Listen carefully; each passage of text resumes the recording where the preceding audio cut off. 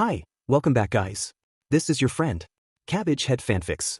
Back with amazing fanfiction.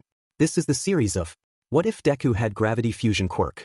Now before starting, please give this video a like and subscribe to the channel if you want more videos like this. Now let's get into the fanfic. Uraraka Ochaco was in shock, her eyes fixed on the monitor in Recovery Girl's observation room. She knew Bakugo was a nightmare to work with, everyone knew it, but to cold clock Deku right in the face when he was clearly trying to strategize? That boy, Recovery Girl growled under her breath. Uraraka's jaw tightened as her fists clenched, her gaze boring into the monitor. Deku, she thought until the camera shook uncontrollably as All Might blasted the pair with an insane amount of force. Anger melted into concern for her friend as he and Bakugo scrambled to take on the symbol of peace. Disorganized, disheveled, and devastated by the power of the number one hero. It was a beatdown. A grim satisfaction flickered through her as she watched All Might put Bakugo in his place, but it was short-lived. Deku was being beaten to a pulp right alongside him. Run, Thed. He clearly won't work with you, get out of there. Uraraka pleaded aloud. That boy can't leave well enough alone in normal circumstances, Recovery Girl replied to the small crowd of 1A students watching the fight. With Bakugo? He has no chance. I just hope All Might doesn't take things too far. Uraraka's stomach turned as she watched Deku take another massive hit from All Might. Part of her was desperate for him to stay down, but she knew it wasn't like her Deku to give up. Her cheeks flushed as an idle thought crossed her mind, bringing Aoyama's words back into her ears. Are you thinking about what Izuku Midoriya would do? Because you like him? Her face burned at the memory, unwilling to name the knot of nerves, fear, and longing coiling in her chest. Her eyes turned back to the screen as a drone camera followed Deku and Bakugo into an alley where they were trying to regroup. She could see the anger and hurt welling in her best friend's eyes as he pleaded with the blonde bombshell to see reason. The room jumped when Bakugo's fist slammed into the wall next to Deku's head. What the hell, Bakugo? Attacking your partner is the opposite of chivalry.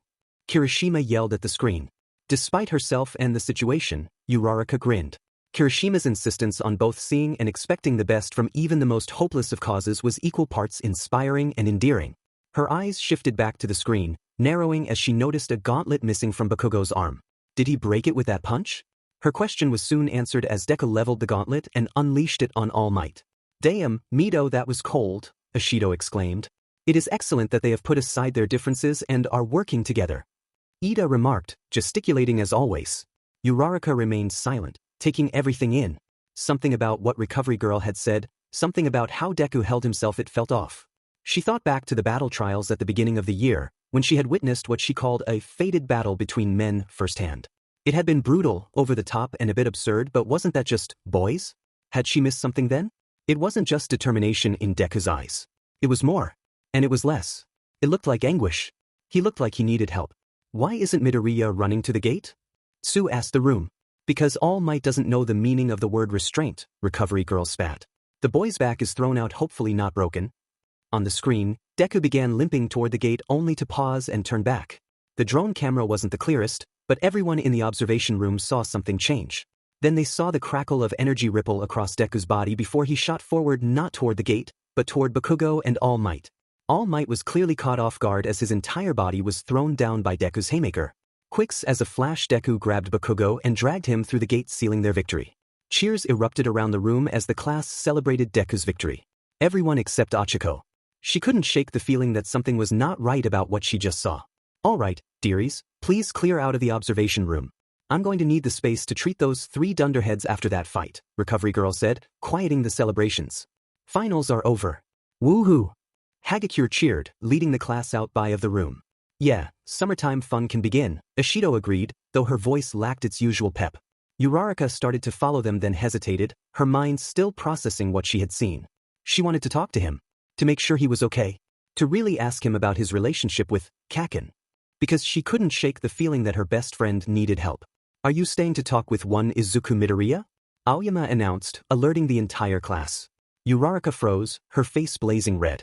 Hey, that's the same face you made before besting 13, Tsu helpfully pointed out.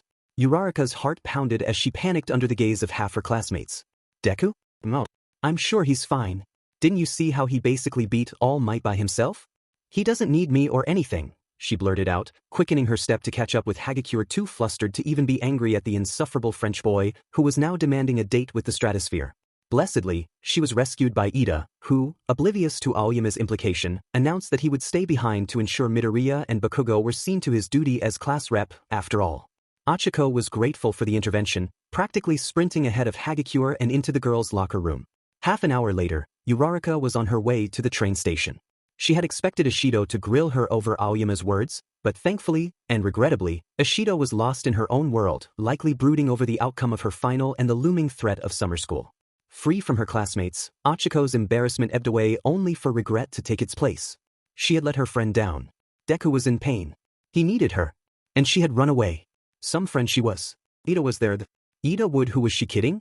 Ida was good at a great many things, but emotional intelligence was not his strong suit. He was just as likely to chastise Deku for hitting Bakugo as he was to recognize what was really going on. Her feet carried her forward, but her mind was trapped in self-recrimination, barely registering the hustle and bustle of the crowd around her. Why did Aoyama's words bother her so much? They were embarrassing, sure, but who cares? How she feels? How dare she let her own embarrassment keep her from helping a friend in need? Wasn't this exactly the lesson she and Deku had learned with Ida? Friends don't leave friends to suffer alone even if they want to. Ochako abruptly veered off course, narrowly avoiding a middle-aged man walking behind her. She bowed quickly in apology before racing back toward Yu, determination blazing in her eyes. Deku needed help. Would he think it was weird? Maybe. But she didn't care. She couldn't do nothing, not when his eyes had looked like that. Like they needed to be saved.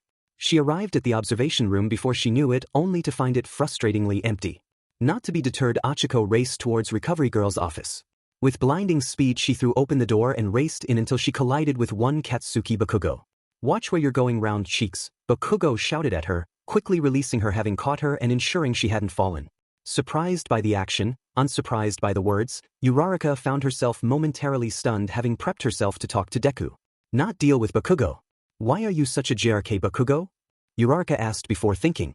"As if I owe you any answers, pink cheeks. The nerd runs away from me after our fight and sends you to fight his battles, unsurprising from that worthless Deku," Bakugo snarled. "That's quite enough, Katsuki Bakugo," Recovery Girl interjected. "As much as I detest All Might's teaching methods, I thought perhaps he may have beat some semblance of humility into you. Clearly you need a few more sessions. Remember our talk, Bakugo. There will be an accounting if I see it again." Whatever," Bakugo breathed, stepping past Uraraka and making his way down the hallway, leaving Uraraka dazed at the exchange. "Izuku has already been released, dearie. He got a ride home from All Might, who apparently felt bad for teaching as hard as he did." Recovery Girl told Uraraka as she stood fixed in the doorway. "Oh, how did you know?" Uraraka asked sheepishly. "Dearie, I've been around the block enough times to know when a girl is in cares for a boy," she replied with a ghost of a smile at her lips. It's not, well, of course I care for Deku, like you said All Might was pretty hard on them. I just wanted to make sure he was okay," Uraraka replied. You said something though, something I just can't shake. You said Deku was hopeless when Bakugo is involved. What did you mean?" Recovery Girl's expression changed. The playful smile turning sad, and she began shaking her head. Just the worries of an old woman, dearie," Recovery Girl offered, leaving Uraraka puzzled. There was something wrong with Deku during the match. He didn't just look flustered or angry at Bakugo, he looked almost ashamed. "I don't know why. I came back to see if he was okay, to talk to him about it. I'm worried about him. We told each other we'd have one another's backs after Hosu, after Ida shut us out. I just think he needs help." The words tumbled out before she could think. Her meeting with Bakugo jumbling with the determination of her return. It was all too much. Recovery Girl looked her over for what felt like ages. A pensive look crossing her face. She felt as if she was being weighed and measured by the diminutive heroine. Shame is a powerful thing, Uraraka. It motivates and crushes, it reveals and conceals, it binds and it breaks us. You and I saw the same thing in Izuku's eyes as his doctor. I see and know a little more. Talk to your friend Uraraka gently, and do not be surprised if he struggles to reveal himself to you. Some wounds are far deeper than broken bones or explosive burns. I wish you all the luck despite wanting to cane him. I rather like Izuku Midoriya. He handles his burden with grace. I'd love to see him not shoulder all of it alone." Yes ma'am, I will," Uraraka replied, not really knowing what else to say to that. "Good, now run along, dearie. I'd like to go home as well." Ochako barely recalled the trip back to her apartment. So many thoughts swirling in her head. Hopping on returned to the station and her apartment. She opened her flip phone for the 20th time, scrolling to his contact. Should I call him? She thought he is probably tired from the fight. Getting blasted with questions over the phone about personal stuff would not be helpful to him. As much as it would do her good to hear his voice, that is not what he needs right now. She opened her apartment and went quickly to her computer, booting it up and opening her WhatsApp. Opening up her DMs, she scrolled to their thread, smiling at the last message he sent her about Mirko's Luna arc and how she could incorporate something similar in her fighting style by activating and deactivating her quirk to compensate for the strength gap between herself and the baddest bunny. Uravity, hey Deku, great job today. How is your back doing? She did not wait long. Deku, thanks Uraraka, but you did way better. I got beat up pretty bad. The back is okay though. Recovery girl is amazing. Uravity, yeah, but you were fighting All Might and Bakugo for about half the time. I don't get why that guy has it out for you. His behavior was horrible. To pass with him as dead weight is so impressive. Deku, yeah, Kaken can be a bit hard to work with sometimes, but I really couldn't have done it without him in the end. Ochaco paused for several moments, trying to understand what Deku was telling her.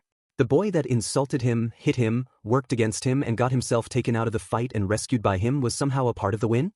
Uravity. Deku, without Kaken we never would have had the firepower to stun All Might. Or distract him. I'm not fast enough on my own even with full cowling to escape him. Really, Kaken was the MVP of the fight even though he was frustrating to work with the whole time. Uravity. Deku, frustrating is Aoyama blurting out distracting stuff during a fight. Frustrating is the grapist leering at your rear every time you turn around. Kaken, hitting you is far beyond frustrating. Deku, we've told Mineta to cut that out so many times, I'm sorry you and the other girls keep having to deal with it.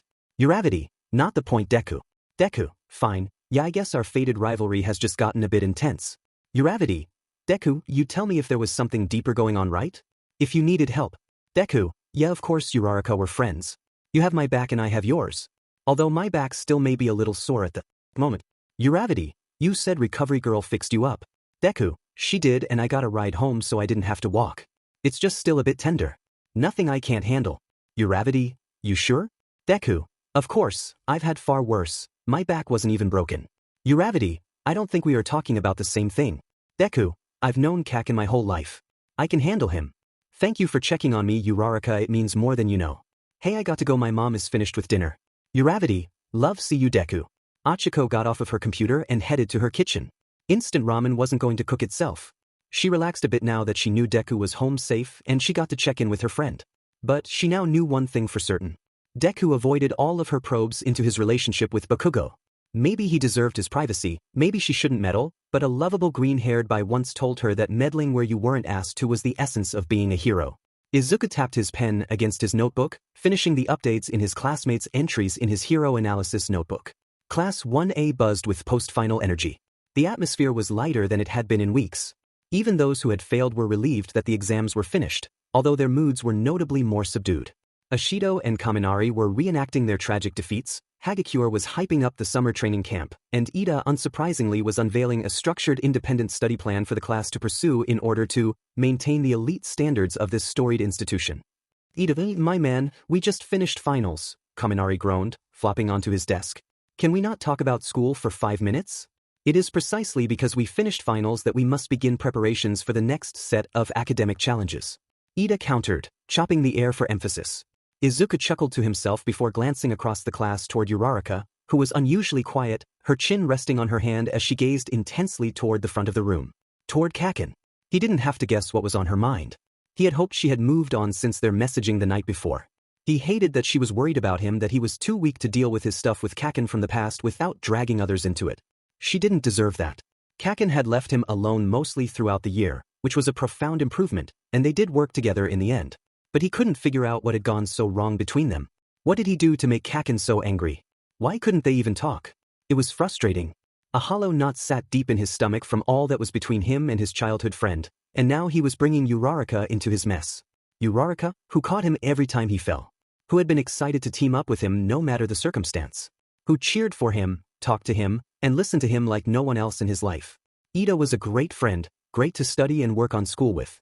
But he could be a bit stuck in his ways. Uraraka, for whatever reason, just liked chatting with him about everything and nothing. She didn't seem turned off by his fanboy nature or his fascination with quirks and heroes. She joined him in a lot of his geeking out, and he'd learned all sorts of useful things about construction and shopping on a budget. Apparently, he was missing out on time-sensitive coupons via the Quickshop app. She was an amazing friend. And in return, he was making her worried about Kaken. He had tried to put her off, to tell her he was okay, because where would he even begin to explain Kaken's behavior? He'd have to tell her about Aldra, his quirklessness, and wouldn't that lead to All Might? He couldn't let All Might down. Or, for that matter, put Uraraka in danger. So you're going to lie to your best friend? He thought accusingly. It was for her own good not to tell her about One for All. She really didn't need to know about it. I'm not lying to her, I'm protecting her. She isn't asking about OFA. She's asking about Kaken. Izuku allowed himself to think before he could stop. I can't tell her about Aldra. I can't lose her too. Aizawa-sensei snapped him from his spiraling thoughts by revealing yet another logical deception. A flash of discontent crossed Izuku's mind as he thought about his sensei. He appreciated the man and knew he was a great hero. But, as Ida had pointed out, he wasn't quite sure if he could trust him. He seemed to waver between protective and vindictive, a confusing combination.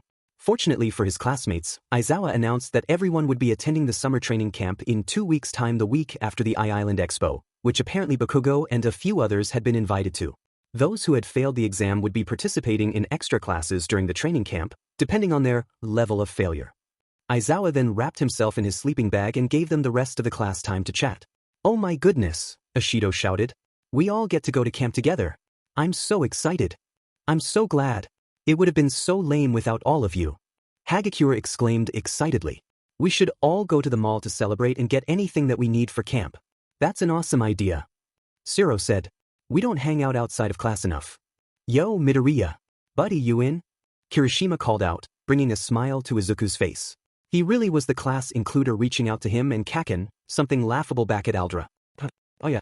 Sounds good," Izuku replied almost without thought. "Sweet. Bakugo and I are gonna check out the sports stores." "What the hell are you talking about, Dead Riot?" Kaken called out. "I was wondering if you were listening. Yeah, you should come to the mall." "It'll be great," Kirishima offered, unfazed and displaying the patience of a saint. "I wasn't listening at all," Kaken growled. "I would love to go on this excursion. As class rep, I will be leading a shopping trip for practical summer necessities," Ida declared. Kirishima rolled his eyes good-naturedly. "Yeah. Anyway, you should come with us, dude." Izuku smiled. "Yeah. That sounds fun." The mall was packed, buzzing with excited shoppers. Izuku adjusted his backpack, falling into step with the others. Soon, however, they were all grouping off and heading in different directions, leaving him alone with Uraraka. A smile crept across his face as she broke the silence. "Deku." "Oh, Uraraka. Didn't go with the others?" "Nope." She smiled, but there was a certain determination in her expression. "Figured I'd stick with you." Izuku blinked. "Guess it's like the sports festival all over again. You stuck with me." "We're going to have to work on that attitude, Deku," Uraraka said with a grin. "What attitude?" he asked, confused. "The one that puts my friend down," Uraraka replied, sending Izuku into a momentary panic. "Your friend? I didn't put anyone down. Or at least I didn't mean to. I suppose I could have by accident. I just really didn't think I did, and if I did, I'm so sorry." Uraraka stared blankly at him as he continued his mutter storm.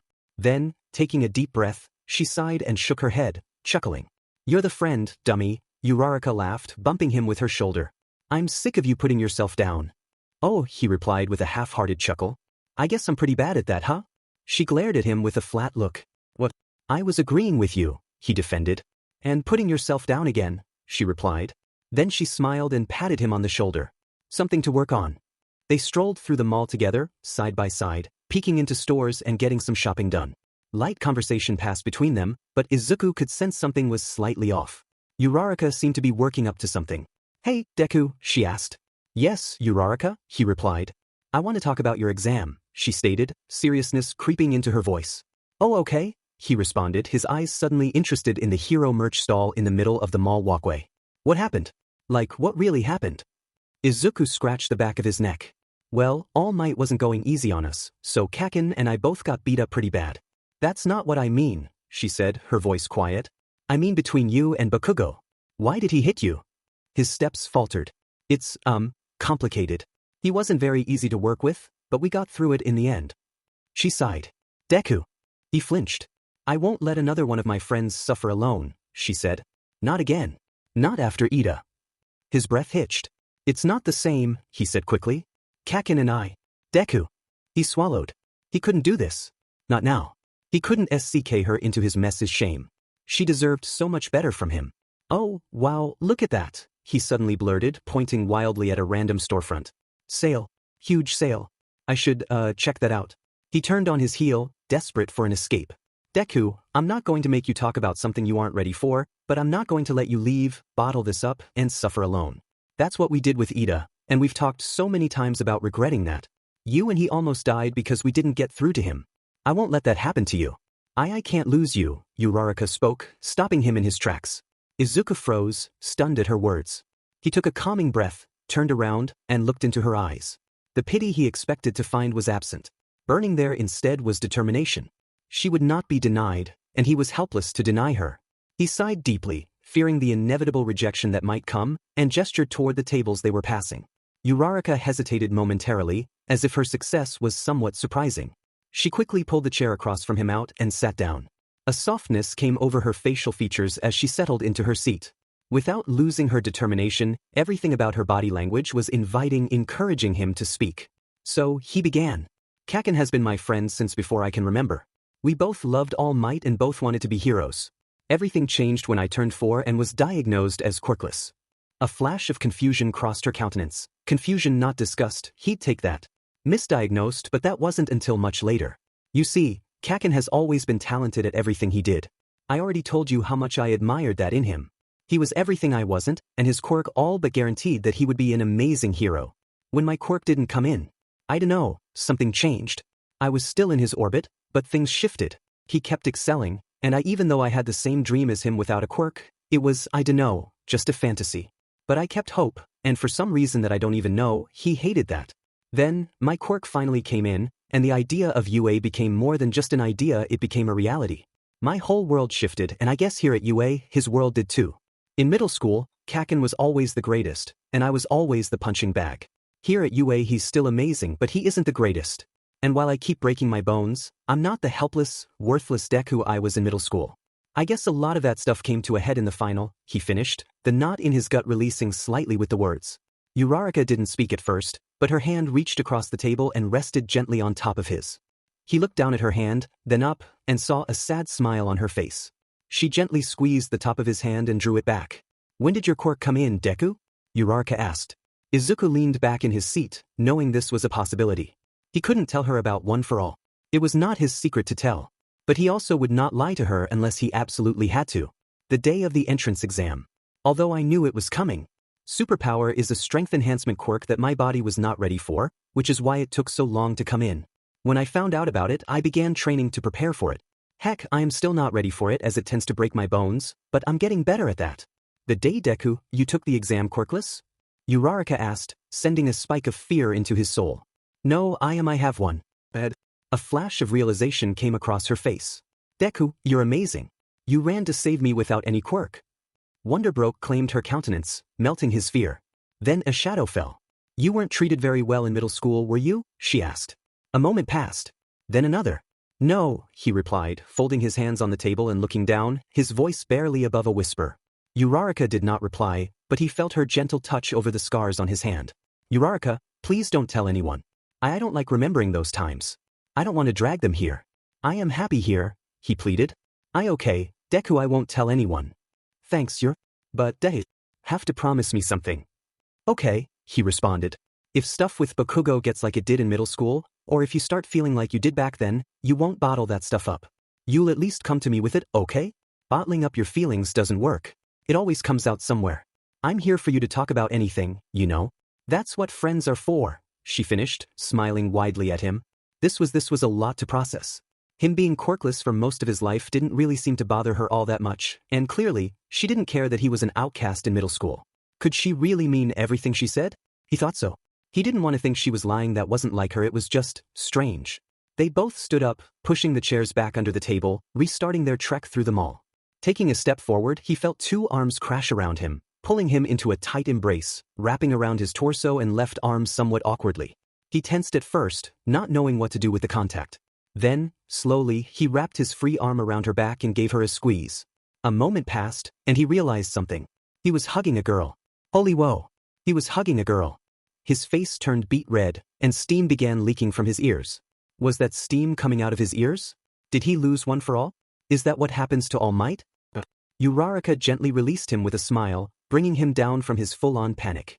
Playing it cool, Izuku pretended his life didn't just flash before his eyes and smiled sheepishly as they continued to walk in step until his phone pinged. Mom. Izuku, sweetie, would you please grab a new walk for me at the mall while you're there? The handle of our old one wore out, and we could really use a new one. Just use the card I gave you. Who texted you, Deku? Oh, it's my mom. She's asking if I could pick something up for her. It's on the other side of the mall. Shoot. I know you still need bug spray. Would you mind splitting up for a bit? I can run and grab it, and then we can meet back here. Oh yeah, sure, Deku, no problem. She smiled, watching him scamper away, pleased with the outcome of their conversation. Whatever was happening between him and Bakugo was not nearly as drastic as what was bubbling within Ida after Stain. It was alarming, yes, she was reeling at the things he had said. He didn't have a quirk until he saved her? Something warm grew within her at that thought, doused cold as she remembered the pain radiating from him as he discussed his time before you. Nevertheless, Kakin was bad for Deku. They may have been friends once, and it seemed clear that Deku hadn't let go of that friendship. But Bakugo was bad news. Talented? Smart? Handsome? Sure. But a pretty paint job couldn't fix a bad foundation, and Bakugo's was warped in all sorts of ways. Ochako was pulled from her thoughts by Aoyama and Ishido waving down from a floor above. Goodness, she hoped they hadn't seen her hug Deku. That was the last thing she needed right now. Some stupid crush she didn't have complicating what her friend needed from her. She shook her head and raced inside the outdoor goods store to find some bug spray. She might ask if they made any that worked on Frenchmen as well. Finding bug spray took Ochako far longer than she thought it would. No variant kept French pests away, much to her chagrin, but there were several types with warning labels about their interactions with mutant-based insect quirks. As one of their 1B classmates had a mantis quirk, she had to read the labels carefully to ensure she wasn't going to end up making a pest of herself by hurting a classmate. With her item secured, she made her way back to the table area where she and Deku had stopped. Her eyes scanned the mall-goers, searching for his mop of green hair. She found it in the center of the hallway next to, who was that with him? Deku was sitting very close to a man in a hood, with an arm wrapped around his neck and fingers underneath his jaw. Her feet moved her toward them before her brain could catch up. Deku? She asked hesitantly. Who is that? Oh, you weren't alone. How annoying, the stranger said menacingly. Nothing, Uraraka. It's fine. Just stay back, Deku pleaded. Alarm gripped her as she searched for what to do. On instinct, she pulled her phone out from her pocket and dialed emergency services, her finger hovering over the call button. You were really helpful, brat. I'll probably end up killing you eventually, but for now, thanks, the stranger said, pushing Deku away and stalking into the crowd. Deku breathed deeply, turned around, and asked, what does all for one want? The hooded man paused before replying. Who knows? But watch yourself and your little girlfriend. Next time, I may not be in the mood to play nice. With that, he stalked off. Deku, should I call the police? That didn't look right, she asked. Yes. That was Tamura Shigaraki from the League of Villains. Her fingerpad mashed the call button. After informing the police, Uraraka raced to his side and gently examined his neck. Deku, are you all right? What happened? It's nothing, Uraraka. I'm fine. I was just walking back, and out of nowhere, a guy threw his arm around me. I thought it was more attention from the sports festival, but soon I realized it was Shigaraki. He had 4 fingers on my neck, so I knew I couldn't do anything without getting dusted. Instinctively, Uraraka moved closer, grabbing his arm as if it would keep him from harm. Fortunately, he just wanted to talk to me. He was really mad about the media's coverage of Stain, and I guess he decided that since I had fought both of them, I could answer his questions. Deku responded, shaking his head. Deku, I am so sorry. I should have gone with you and not left you alone. My goodness, you could have been killed, Uraraka said. It's okay, Uraraka. I was the one who went off alone. It isn't your fault. The rest of the day flew by in a blur. Since she and Deku had both seen Shigaraki, they were taken down to the station and questioned by Detective Tsukachi about everything related to the events of the day. Uraraka called her parents, letting them know she was okay and that there was no need for them to come to Mizudafu, that the police would be giving her a ride back to her apartment, and no, she would be fine sleeping alone. That last part she wasn't completely sure about, but her parents did not need to worry. Uraraka pulled herself up from the chair and followed the officer out of the observation room, back into the main lobby of the police station. She smiled as she saw Deku across the lobby. Making her way over, she noticed 2 men talking beside him. One was Detective Tsukachi, and the other was a tall, skinny man with wild blonde hair, who looked quite familiar, but she couldn't quite place. Uraraka, are you okay? I'm so sorry you got dragged into this whole mess, Deku apologized. I'm fine, Vedette. Besides, if we are going to be heroes, we'll need to get used to making police reports. It's really good practice when you think about it.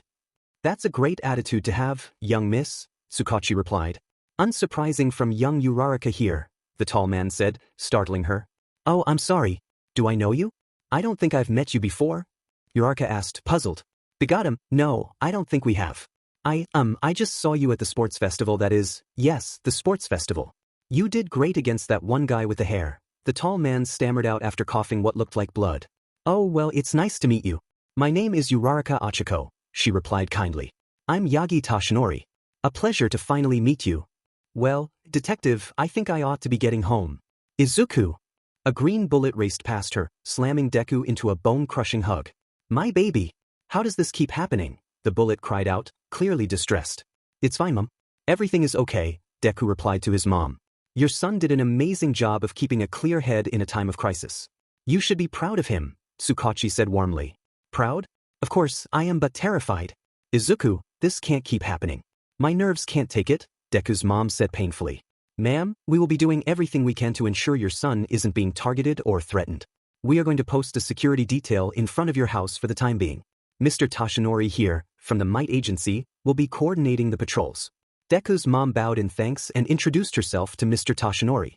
Mrs. Midoriya, this is just a precaution, and we are almost certain that young Midoriya's encounter with Shigaraki was coincidental. But to be safe, we don't want to risk anything. I am All Might's personal secretary, and I will be coordinating with his agency to ensure there is a protective perimeter around your home for the next few weeks while our investigation is ongoing. Mr. Yagi, what about Uraraka? Deku jumped in. Shigaraki saw her. What if he goes after her? She lives in a student apartment. I wouldn't want anything to happen to her. Tashinori scratched his chin. She should be safe at the training camp, but between now and then, it wouldn't be a bad idea to keep an eye on her too. How did he know I'd be at the training camp? Uraraka thought. Young ma'am, will you be attending the Island Expo? Mr. Yagi asked. Actually yes. One of my classmates invited me, Uraraka responded. No way. Really? That's so cool, Uraraka. Deku broke in, forgetting the circumstances. You should be safe there. When will you leave? Mr. Tashinori asked again. Yamamo said we would leave tomorrow, so I should be okay, Uraraka replied. Izuku, is this the Uraraka you've told me so much about? Inko Midoriya interjected, turning Deku beet red.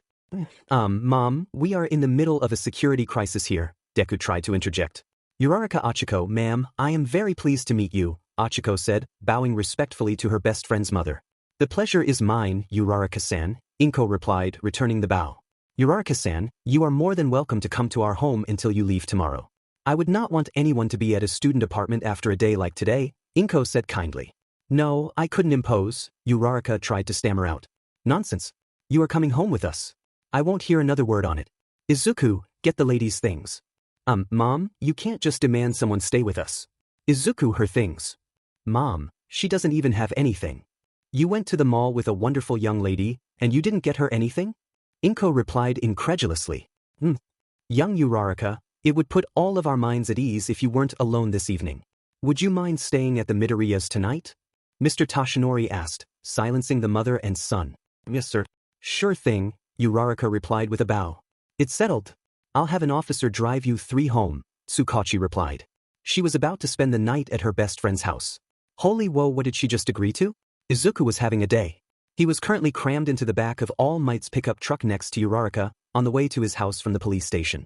His mother sat in the front seat while his mentor drove the 3 of them to his house to drop them off. To stay the night. The 3 of them. Himself, his mother, and Uraraka-san. A very pretty girl who was his best friend. It had been a really nice time with Uraraka and the rest of the class. Of course, that had turned into a bit of a heavy conversation he hadn't planned for. But surprisingly, it hadn't been terrible. Then things got bad. Not only did Shigaraki get the drop on him, but he did it without Izuku noticing anything at all, a real Deku move. Fortunately, he had kept his head during the conversation and learned a bit about the league. But he had put Uraraka-san in danger. Amazing hero that she was, she had smoothly called the police. But because he hadn't been paying attention to his surroundings, Shigaraki had spotted her. Now, she was possibly a target. And so, she had been forced to come home with him. Worthless Deku, he muttered to himself. Hey, Deku, are you alright? Uraraka gently asked, lightly pressing her shoulder against his. Yeah, I'm fine. Just frustrated I dragged you into this mess, he responded. You didn't drag me into anything. My parents are super grateful your mom is letting me stay with you. If anything, I'm sorry to be imposing, Uraraka replied. I'll have none of that. It's absolutely nothing, dear. Izuku has spoken so highly of his friends at UA, it's a treat that I finally get to meet one of them, his mom said from the front seat. In fact, it's such a shame I haven't gotten to meet any of them sooner. Mom, you know we're all really busy with hero training, he responded defensively. Training is all you seem to ever do, sweetie. I know you're excited, but there's more to life than just being a hero, right, Mr. Tashinori? his mother said. Pointedly. Yes, young man. Training is very important, but a balanced life is good too, All Might said stiffly. Mrs. Midoriya, where is the exit? 2 blocks away on your left, his mother replied. Izuku shook his head, not enjoying the turn of the conversation. I know, Ma. I'm sorry she got dragged into my mess, but I'm glad you get to meet Uraraka-san. She's going to be an incredible hero and is a really good friend. Deku-kun is too kind. He'll be a far better hero than me. There's no one in our class who works harder or is more dedicated than him. It's something I really admire, Uraraka said quickly. An unfamiliar feeling enveloped Izuku in a warm embrace, a beautiful yearning, so palpable it was almost suffocating. His breath hitched as he processed her words. That is so sweet, Uraraka-chan, Inko replied, sparing her son from having to respond. You can drop us off here, Mr. Yagi, she finished. The 3 of them got out of the car, All Might locking eyes with Izuku, his gaze filled with care and concern. Then, his eyes flicked to Uraraka-san. When he looked back, was that a wink? Izuku stared back blankly, baffled at the expression, to which All Might rolled his eyes. Izuku started to say something when. Izuku, get out of Mr. Yagi's truck. You're blocking traffic, his mother said. We wouldn't want that, young man, All Might added with a smirk. Mrs. Midoriya, if possible, please stay home until tomorrow so I can coordinate All Might's agency response to ensure there are regular patrols in this area. I do not think you are in danger, but I don't want to take any risks. I will send someone to collect Uraraka tomorrow to get her to the airport. What time is your flight, young ma'am? Oh, I think we're supposed to be at Yamamo's house around 10 a.m. tomorrow, Uraraka replied. Of course I'll have someone here at 9 a.m. to make sure you arrive on time, Toshinori responded. Thank you, sir. I don't think it's necessary, but it'll certainly put my parents at ease. They were a bit on the fence about Island, and knowing the Might Agency will be getting me there, my mom will feel much better. No problem, young Uraraka. I'm happy to help, Toshinori replied. A puzzled look of surprise touched Uraraka's face. Yes, thank you, Mr. Toshinori, for all of your help. This has been so horrible with my Izuku in danger. It feels better knowing you'll be looking out for us. His mother added. All Might bowed slightly while gripping the steering wheel, then pulled away, leaving the 3 of them to walk toward the Midoriya residence. Izuku led the way to the apartment, followed by Uraraka-san, with his mother in tow. As he climbed the stairs, the situation slowly dawned on him. His best girlfriend, no. Friend who was a girl, no, honestly, just his best friend, but yes, she was indeed female, was about to spend the night at his house. With him. And his mom. Holy woe. I can't let her see my room, he mumbled in horror. Uraraka Ochaco was having a day. What had started as a fun trip to the mall and a helpful, albeit concerning, conversation with Deku, which, honestly, she needed to think more about, had turned into a nightmare. For the 3rd time since meeting him, she had almost seen her best friend die. If she was being honest, she was incredibly thankful the police had insisted she not go home alone for the night. She wouldn't have slept well if at all. Deku's mom was so kind to offer her a place to stay, and tomorrow, she would get to go to Island. That was exciting, sure, but as much as she wanted to focus on that, she still felt oddly unsettled by the car ride to the Midoriya house. Yagi-san felt familiar. She couldn't recall ever seeing the man before, but for some reason, she felt like she knew him. Maybe she'd ask Deku about it later. They'd have plenty of time, right? A slight blush warmed her cheeks as she walked up the stairs toward Deku's apartment. She was excited to see his home. It had been a while since she had actually been to a friend's house. Yamamo's estate didn't count. Sure, it had been fun to study there, but the experience had felt surreal, like being in a museum. With Deku, this felt different. This felt like home. When Deku's mother opened the door, she waved her inside. After removing her shoes, Ochako slid her feet into the house slippers Midoriya-san offered her. She bowed politely before stepping in. The apartment was modest, though larger than the student apartment she had been living in this semester, and filled with photos of their little family. Izuku, give Uraraka-chan a tour and show her to the washroom. I'll fetch her some clothes to change into for the evening. Uraraka-chan, you must want to wash the stress of the day off. We can go to your apartment tomorrow morning to get your things for the trip. Thank you so much, Midoriya-san. You're too kind. She turned to Deku, who offered her a small smile. Her heart fluttered as she moved toward him, happy to see this part of his life. Your home is so nice, Deku, she said, smiling as she sidled up to him. It's not much, but I'm thankful, Deku replied. This is the living area, he said, gesturing to the open space and kitchen. My mom does most of the cooking, but sometimes I help out, he added, scratching the back of his head. Down this hallway are the bedrooms, and at the end is our washroom. I can show you now if you'd like. As they walked, they passed an All Might-themed nameplate marked Izuku. Uraraka grinned mischievously. Deku, I'm pretty sure your mom asked you to give me a tour before taking me to the washroom. She smirked, folding her hands behind her back. Deku's eyes widened as he instinctively moved between her and his bedroom door. Whatcha doing, Deku? Got something to hide in there? She teased, her smile widening as she realized his embarrassment. No, definitely not. I don't know, it's probably messy and stuff. Deku was visibly flustered. She took a step forward. Then another. Deku stepped back. Then another. Soon, his back was pressed against his door. Ochako reached for the handle. He quickly moved his hand to block her. She reached up with her other hand, and suddenly, their hands were locked together in a light-hearted standoff. Her eyes twinkled with mischief as she leaned in ever so slightly. Come on, Death. I won't judge, she teased. Izuku gulped, his cheeks burning. It's not that exciting. Just a normal room, really. Before he could finish, his mother called from the living room. Izuku, stop being rude and just show the poor girl your room. Defeated, Izuku sighed and let his hand fall away from hers. With a nervous glance at Uraraka, he slowly turned the handle and pushed the door open. Ochako stepped inside, her eyes immediately widening. Oh wow, she breathed. Stepping into Izuku's room was like walking into an All Might museum. Posters, figurines, and notebooks filled with scrawled notes everywhere she looked. There was something All Might related. The bed was neatly made, but his desk was cluttered with a mix of training schedules, hero analysis, and a few scattered textbooks. Ochako giggled. This is amazing. I don't know what I was expecting, but this is so you. Izuku scratched the back of his head, shifting awkwardly.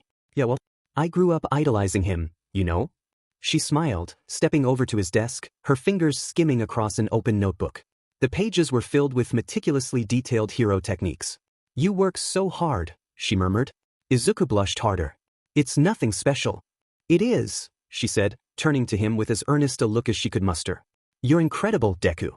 He opened his mouth to respond, but no words came out. Just then, his mother's voice interrupted the moment. Ochako, the bath is ready for you. Oh, thank you, Midoriya-san. Ochako called back, turning to leave. She paused in the doorway and grinned. I'm gonna see if I can find some embarrassing childhood pictures later. Izuku groaned. Please don't. It's been so long since we had a guest over for dinner, Midoriya-san said cheerfully, setting a plate in front of Ochako. I hope you like it. It looks delicious. Thank you so much, Midoriya-san. Ochako beamed. After a quick word of thanks, the three dug into their meals. The first bite was heavenly. Lunch Rush might have been a master chef, but there was something special about a home-cooked meal, something Ochako hadn't realized she had been missing since leaving home. Her heart warmed as she took another bite. Uraraka-chan, how have you enjoyed your time at UA? It's been incredible. I've met wonderful people who push me to be my best, and honestly, I love it, villain stuff excluded, I suppose. A shadow crossed Midoriya-san's face at the end of her sentence. It's terrible what you kids have faced. I'm so happy Izuku gets to live his dream, but ever since he got his quirk, it seems like he comes home injured or threatened far too often. I know. I hate when Deku-kun gets hurt, but without him, our class wouldn't be the same even now. He's saved so many people already, and we're only first years, Ochako responded. Uraraka-san, I really haven't done all that much, Deku mumbled. Ochako shot him a flat look. Deku, remember what we talked about? I'm not putting myself down, Deku defended quickly. Deku. Midoriya-san chuckled. Oh, I like her, Izuku. Then, turning to Ochako, she added, but forgive me, Uraraka-san, why do you call Izuku by that nickname Katsuki gave him? Mom, I told you it's my hero name, Deku groaned. I actually called him that by mistake on our first day, thinking it was a cute nickname, Ochako explained, cutting him off. It sounded like Deku to me, you can do it. And that's who he is, through and through. Deku blinked, his expression softening. She changed it. His voice was quiet. I wouldn't be a hero without her. Ochiko's face burned as her heart soared. For a moment, Aoyama's words echoed faintly in her mind. But she pushed them aside. I'm sure he's been a hero his whole life, Midoriya-san said gently. Ochako looked up to see tears in Midoriya-san's eyes. Like mother, like son, she thought. Midoriya-san opened her mouth, hesitated, then smiled instead. You're absolutely right, Uraraka-chan. And I have the pictures to prove it. Wait, hold on just a second, Deku started. But he was promptly ignored. Deku settled into bed after one of the longest and strangest days of his life. It had started and ended with Uraraka-san. Logically, his mind should have been consumed by the run-in with Shigaraki. That should have been the only thing dominating his thoughts. But for some reason, all he could think about was watching Uraraka and his mom on the couch, laughing over baby pictures. The torrent of anxious thoughts faded against the sight of their smiles. No longer did he feel crippling fear or regret over Uraraka's exposure to Shigaraki. All that remained was resolve. Whatever his motives were, whatever All for One was after, whatever came his way, he would protect those he loved. A phone call is here. Izuku scrambled to silence his phone as it shattered the silence of the night. Hello, he whispered. Young Midoriya, I'm sorry for calling so late. I have 2 things to ask, then I'll let you get back to hosting your classmate, All Might said, his tone carrying a hint of a wry smile. Okay, Izuku responded. First, I have an extra ticket to the I-Island Expo and would like you to accompany me. Do you think your mother would allow it? Izuku nearly shot up in bed. Oh my goodness, are you serious? Of course. I'm sure she'd let me. Can I tell her it's you inviting me? Yes, I suppose you'd have to, All Might admitted.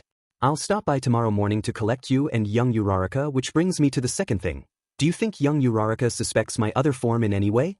Izuku hesitated. We didn't talk about it, but I don't think so. Good. Glad to hear it, All Might replied. Izuku hesitated before asking, All Might, would it be so bad if she did know? The line went silent for a moment. Young man, I know being my successor has been challenging, and you've exceeded all of my expectations. But you know the fewer people who know the secret, the better. Especially with him on the move. Izuku swallowed. I know, All Might. I just don't know if lying to the people who support me is the right thing to do. All Might sighed. One for all, and its secrets belong to you now. I will support you no matter what you decide. But for now, I suggest caution. Let's talk more on the way to I-Island. His tone left no room for argument. Okay. Looking forward to it. Izuku hung up and stared at the ceiling, ending his day in a vain attempt to sleep. Izuku was moving, but he wasn't sure. How fast? He had no clue. For how long? Hours? Minutes? Days? Time had no meaning. He simply moved with a deep, unshakable purpose. He had to get to where? He didn't know. But he knew one thing for certain: if he stopped moving, disaster would. So he pressed on through the thick forest. His breath came in ragged gasps, his muscles burned, but he couldn't stop. Then, up ahead a clearing. He redoubled his pace, desperate to reach it. If he could just move a little faster. He burst into the clearing, his heart pounding, and froze. A haze of black mist swirled around a collapsed body. No! His scream tore through the silence as the world faded to black. A single, booming word echoed as he lost consciousness. 9. Izuku jolted awake, his breath shaky and uneven. Young Midoriya, are you all right? His mentor's familiar voice pulled him back to reality. He turned to see All Might watching him with concern. The memories of his morning rushed back. Convincing his mom to let him attend I-Island. Packing at lightning speed. Going with Uraraka to pick up her things, including a very pretty dress, of all things. Dropping her off at Yaoyorozu's house. Then finally traveling to an executive airport and boarding the plane. Disoriented, Izuku took a deep breath, his nightmare already beginning to fade. Yeah, All Might. I'm fine. Sorry, I've just had some strange dreams lately. All Might studied him for a moment before asking, how long? Izuku hesitated. I dunno. Not too long, he deflected. All Might frowned. Young man, nightmares are not uncommon for heroes. It can get lonely if you bottle everything up. You can talk to me if you need to. Izuku hesitated before asking, do you ever get lonely, All Might? The moment the words left his mouth, he saw a shadow cross his mentor's face. I'm so sorry, All Might sensei. I shouldn't have asked. Izuku blurted. All Might blinked in surprise. What? No, young man. There's nothing to apologize for. You're my successor, you can ask me anything. Your question just caught me off guard. He paused, then smiled softly. I've been thinking about how much I'm looking forward to seeing my friend, Dave. Do you mean David Shield, the famous inventor? Izuku brightened. Yeah, that's Dave. All Might chuckled. We've known each other for ages. I'd say he's my closest friend. So, he's who you talk to about stuff? Izuku asked cautiously. All Might opened his mouth, then closed it. A pained look flickered in his eyes. Something like that, he finally said. Does he know about your quirk? Izuku pressed. All Might's smile returned. I don't have a quirk, young man. Not anymore. Izuku frowned. But, one for all. Is your quirk? All Might said firmly. And it's complicated. The answer is no, Dave doesn't know about our quirk. I guess I didn't want to drag him into the mess with All for One. I didn't really want anyone involved in that. To my shame, I dragged you into it. Izuku's chest tightened at his words. He understood. He did. But, part of him hoped. Uraraka's face flashed in his mind. Since the day before, he couldn't stop thinking about her. He wished desperately that he didn't have to hide things from her. She was just so. Uraraka. He wanted to be honest with her. But if All Might, the greatest hero of all time, had to stay silent to protect his friends, then how could Izuku risk her safety? Young man, what's troubling you? All Might's voice was kind, pulling him from his thoughts. Izuku shook his head. It's nothing, sir. Thank you again for bringing me to the island. I've read all about it. I never dreamed I'd actually get to go. All Might grinned. It's really something.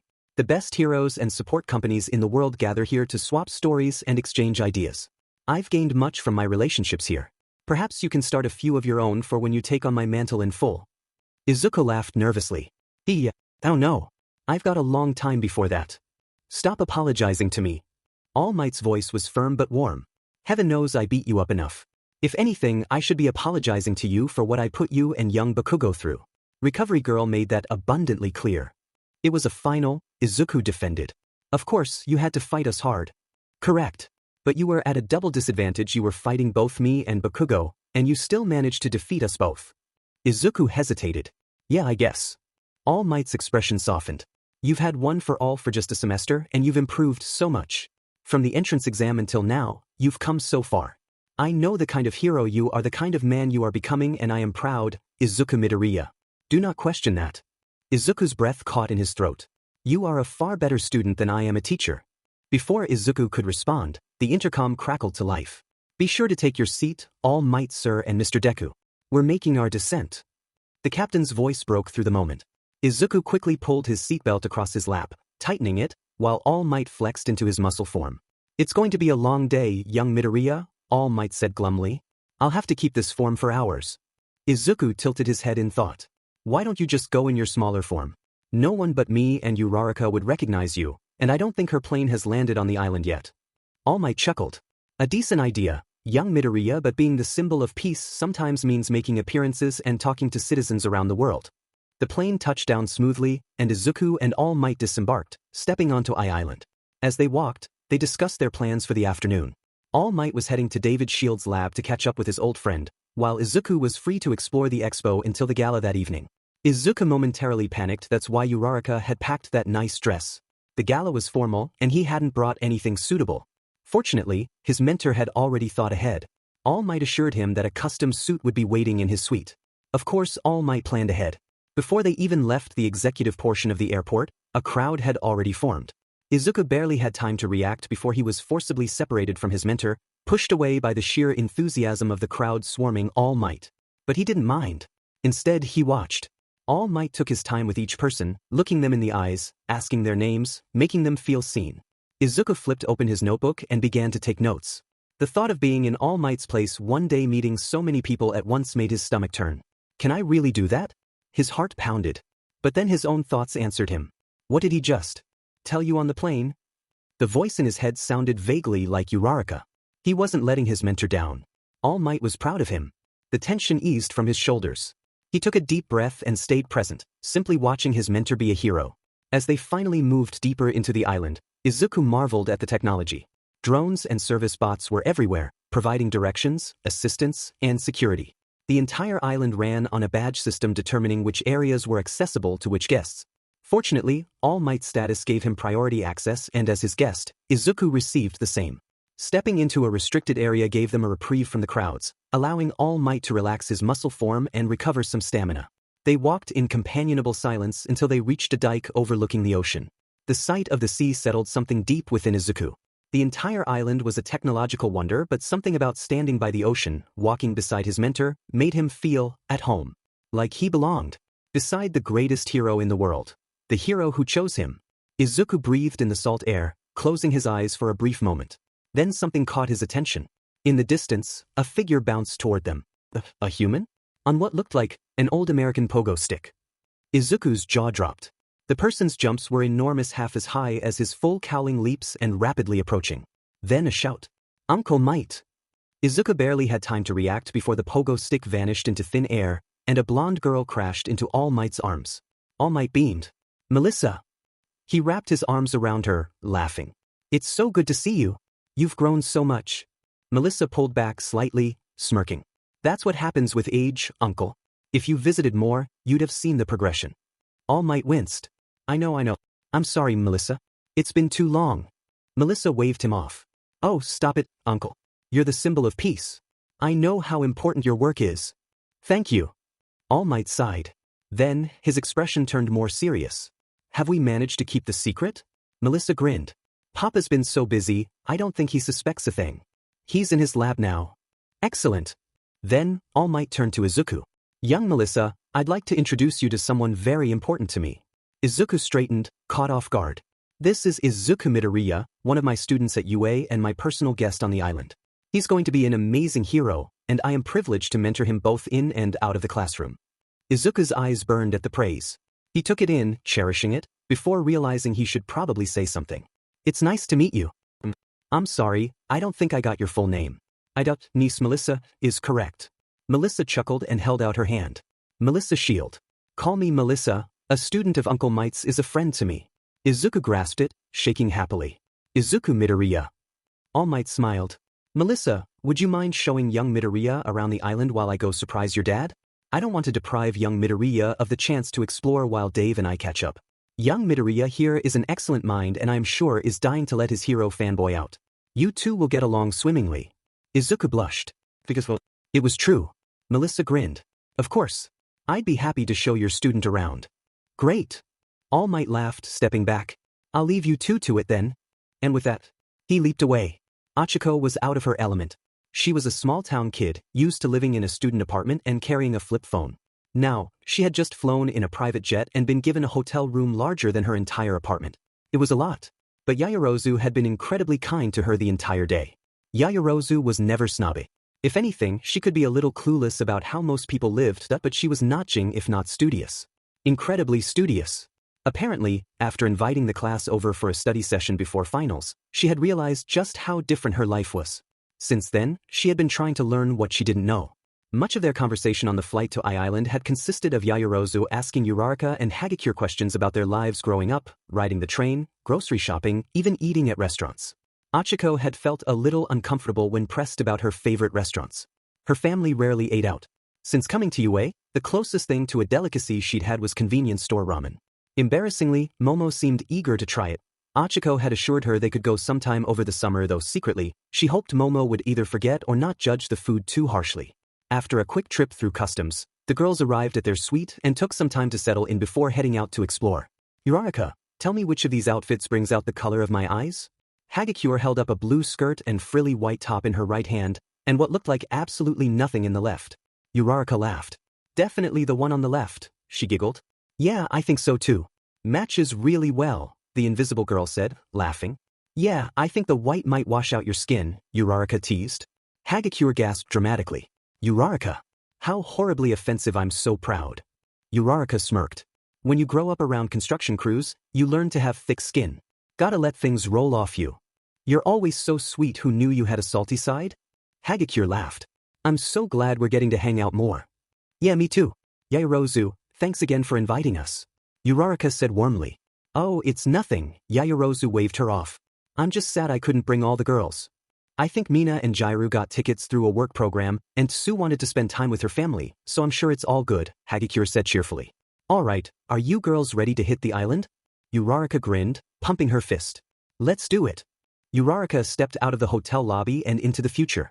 Flanked by Yaoyorozu and Hagakure, she felt strolled through the streets of a technological wonderland.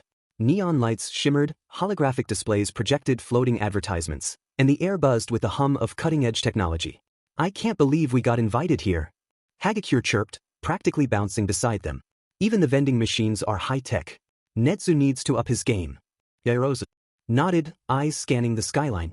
Indeed, the advancements here are astonishing. It's an honor to witness such innovation firsthand. Uraraka grinned at their excitement. Yeah, I just hope we don't get lost. This place is huge. They wandered together for a while, Yaoyorozu studying each exhibit with interest, while Hagakure frolicked through the island at ease. Uraraka relaxed, feeling more at home in the girl's presence, the earlier tension melting away. Until the trio rounded a corner. Her breath hitched. A familiar green-haired boy stood near a sleek, futuristic-looking terminal. Deku? Her heart did a little flip. She had been so happy for him when he told her that All Might invited him to the expo. She had felt guilty knowing just how much he would enjoy this place, while she originally wasn't sure she would be able to come. But she hadn't expected to run into him deep in conversation with a beautiful blonde girl. The girl had a bright, friendly smile and golden hair tied in a loose ponytail. She was holding a sleek tablet, showing something to Izuku, who was leaning in, completely engrossed. His eyes were wide with curiosity, focused entirely on what she was saying. Uraraka's steps faltered. Who's that? Hagakure noticed her hesitation. Oh, Midoriya's here too. And who's that girl?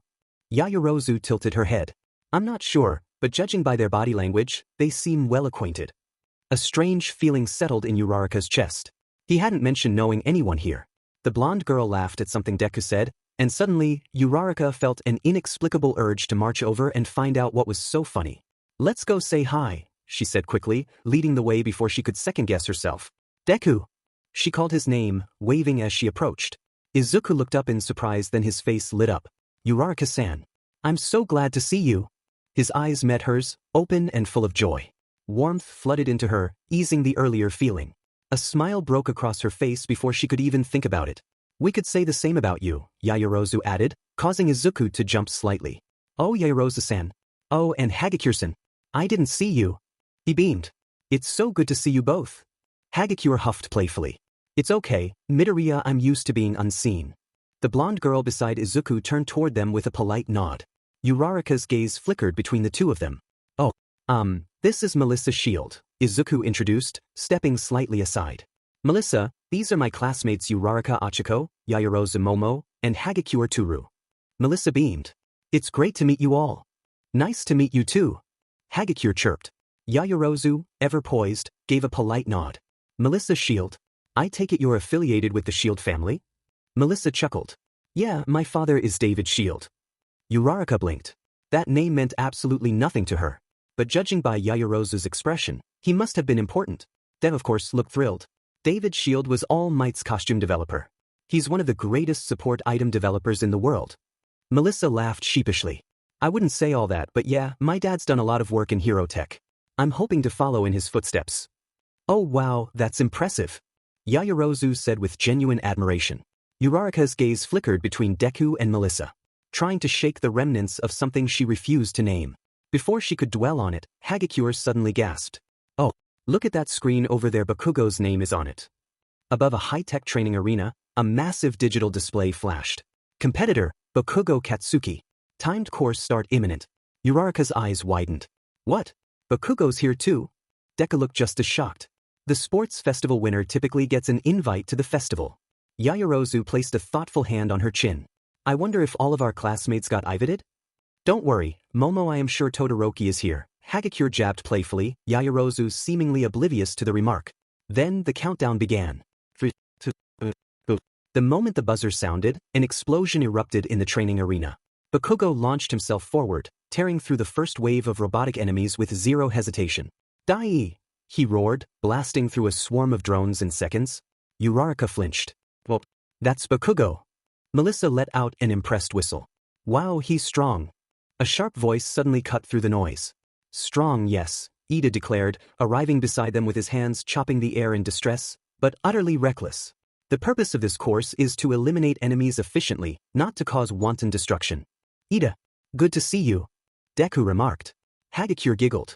Yeah, but Bakugo's strategy is working, isn't it? Bakugo continued his relentless rampage, blasting from target to target with unmatched aggression. Every time a new wave of enemies appeared, they were immediately engulfed in explosions before they could even react. The leaderboard flashed he was obliterating the record pace. Wow, Yaoyorozu murmured. He's even faster than I expected. Of course he is, Izuku muttered, his gaze locked on the screen. His hands clenched as he analyzed every movement. He's using his explosions to reposition midair so he never loses momentum. That means he's never on the ground long enough for the enemies to counterattack. Uraraka watched Izuku. His eyes shone with pure admiration, that familiar analytical spark burning bright. She understood Bakugo's skill was undeniable, but today, something felt off balance. The course continued, Bakugo decimating each challenge. He launched forward at full speed, explosions propelling him like a missile. Dai Biastudi! Bakugo roared at no one in particular. With one final, deafening boom, the last of the targets were obliterated and Bakugo crossed the finish line. New record time. The crowd erupted into cheers. Ida buried his face in his hands. This was not the intended strategy. Bakugo stomped out of the arena, arms crossed, scowling. That was too easy. Uraraka clapped along with the others. Melissa smiled. Your class is full of amazing people. Uraraka exhaled, finally letting herself relax. Yeah, I guess we are. But then she noticed Izuku. Something was off. His usual eager spark was dimmed by uncertainty. One hand rubbed the back of his neck, while the other clenched at his side. His gaze flickered first to Bakugo, still basking in his victory, then down at the ground. Uraraka felt a pang of concern. He'd seen this look before. Deku practically vibrated with anxious energy whenever he doubted himself. His shoulders slightly hunched, his lips pressed together like he was swallowing words he wanted to say. And then she realized. Before anyone else could notice Deku's hesitation, Uraraka weaved her way through the forming crowd toward him. The air buzzed with excitement. Kirishima was laughing, slapping Bakugo on the back, while others looked on, quietly impressed. The commotion made it easy for her to slip beside Deku. She reached out, gently touching his elbow. "Deku, you should totally go smash the course," she said, putting extra emphasis on his idol's favorite word. Deku blinked in surprise at her touch, green eyes wide behind the scatter of freckles on his cheeks. "Uraraka?" he stammered softly. She let her hand fall and turned to face him fully. Up close, she could see the tension in his posture, the way he shifted on his feet, his gaze flickering toward Bakugo before dropping away. Something was holding him back. For a moment, Deku didn't respond. His fingers fidgeted with the fabric of his green hero costume, opening and closing as if debating whether to say something. Uraraka waited patiently, offering him a small, encouraging nod. Finally, he exhaled. "It's nothing big," he murmured, though the strain in his voice said otherwise. "It's just, Kaken set that record. I don't know if I should go next. I don't want to." He bit down on the rest of the sentence, eyes darting away. But Uraraka understood. She followed his gaze to where Bakugo stood, soaking in the attention of a small crowd of admirers. His pride radiated off him as he basked in his new record, shoulders squared, expression all but daring someone to challenge him. It clicked. Deku wasn't afraid of failing. He was afraid of winning. "You don't want to steal his thunder." Uraraka's voice was soft but certain. Deku's eyes flicked back to hers. "I don't know if I can," he admitted. "But after the final, even trying might set him off. I don't want to deal with all that." Uraraka's stomach twisted at the mention of the final. The way Bakugo reacted after losing, the way he lashed out at Deku, at himself. Her jaw tightened. Enough of that. She rolled her eyes, frustration creeping into her tone. "His ego isn't your burden to bear, Deku." Her voice was flooded with determination. "You saved him in the final, and you can beat him in this course. He'll just have to grow up and deal with it." Deku's breath caught for a second, as if her words had struck something deep. His fingers slowly uncurled from the tight fist at his side. Uraraka pressed on. "I've watched how hard you've worked." Memories flashed through her mind. Deku shattering his arms at the sports festival to pull Todoroki back from his own doubts, the endless hours of recovery and training to master his quirk, the fierce concentration in his eyes when he practiced new moves. Every day you push yourself to be better. Think about where you were at the start of the year and where you are now. A faint blush rose on Deku's cheeks, and for a brief second, she thought she saw the glint of a tear in his eye. His posture, once hunched with uncertainty, straightened slightly. And then she realized he wasn't looking at Bakugo anymore. His full attention was on her. Uraraka offered him her brightest smile, one filled with confidence in him. "You always tell me you want to save people and keep moving forward, right?" She met his gaze, unwavering. "You can't worry about what Bakugo will think. The ones who really care about you, your friends, like me, we want to see you push yourself and shine." The words left her lips before she could second-guess them. Her heart pounded. For a moment, silence stretched between them, broken only by the distant chatter of their classmates. Deku stared at her. The uncertainty that had clouded his face faded, replaced by something steady, shining. His lips parted, and he let out a breath he'd been holding. "Uraraka," he began softly, then cleared his throat. His green eyes searched hers for a moment longer, and then, the last remnants of doubt melted away. He squared his shoulders, standing taller. A small, genuine smile tugged at his lips. He turned to face the training course. The shift in him was palpable.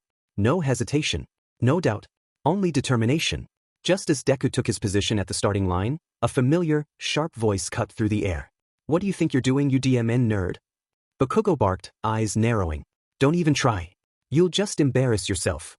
Uraraka's temper flared, but before she could snap, Kirishima beat her to it. "Chill out, Bakugo. Geez man, you really are too much sometimes." Deku didn't even react. He simply focused forward, rolling his shoulders, fingers flexing at his sides.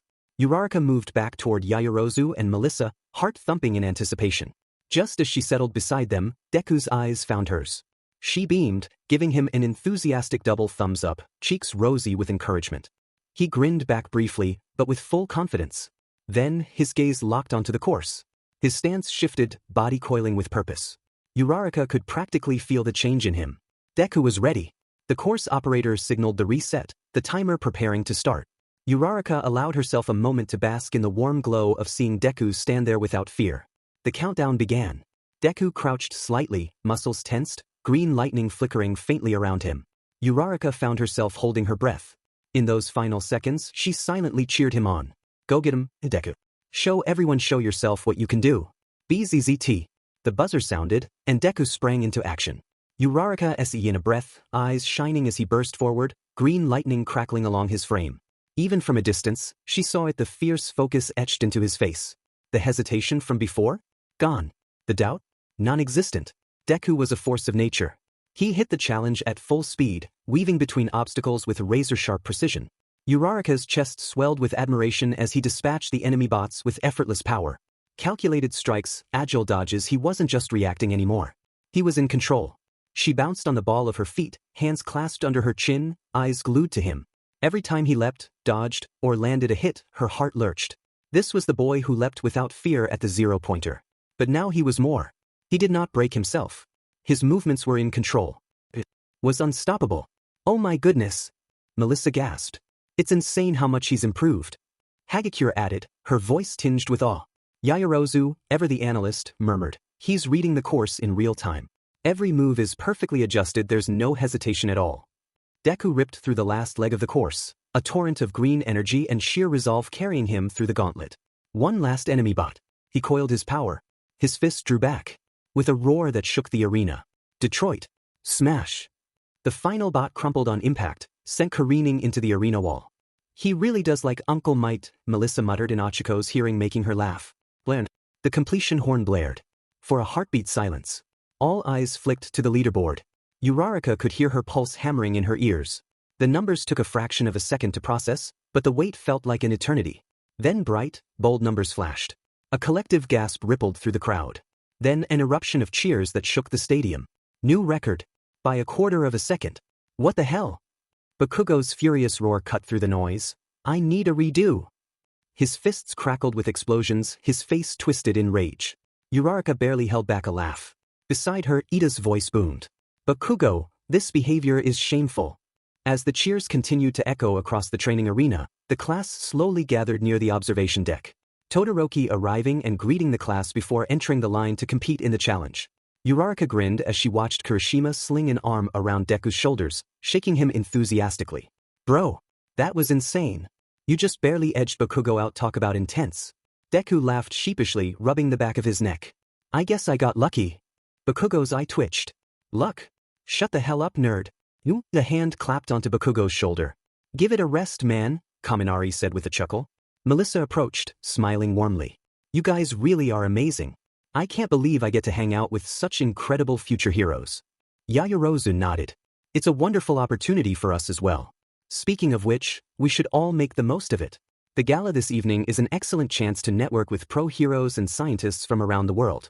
Ida straightened, pushing up his glasses with a sharp nod. Precisely. Formal events such as this require punctuality and preparation. We should all meet at precisely 6 p.m. sharp in the main lobby. Kirishima grinned. Vigil. We get it, no being late.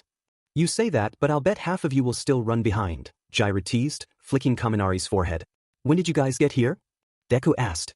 Got let off on break, wanted to see what all of the commotion was about. Kaminari replied, rubbing his forehead. Hagakure clapped her hands together.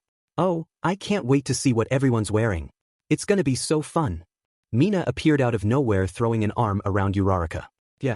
And, Ochaco, you gotta wear something cute. Maybe something that'll catch a certain someone's eye, she teased with a mischievous wiggle of her brows. Uraraka's face turned a deep shade of red. Mina. Deku, standing nearby, looked over curiously. Nothing. Uraraka blurted, flailing slightly as Mina giggled. Yaoyorozu smiled graciously. Then it settled. We'll meet at 6 p.m. sharp for the gala. As the group continued chatting, Uraraka let her gaze drift to Deku. He was still glowing from his victory, his green eyes bright with excitement. She smiled through her embarrassment. She did bring a nice dress. Izuku Midoriya never gave too much thought to clothes. He'd wear his UA uniform at school, and outside of that he'd wear a simple letter T and shorts or pants with his signature red sneakers. He wasn't married to a particular look, But he wasn't very into style either. He didn't think his mentor was either until he saw what was waiting for him in his hotel room. Sleek black sport coat with a clean white shirt with just a hint of a pattern on the collar. A thin black tie with a sleek aged gold All Might themed tie clip. The problem was the shoes.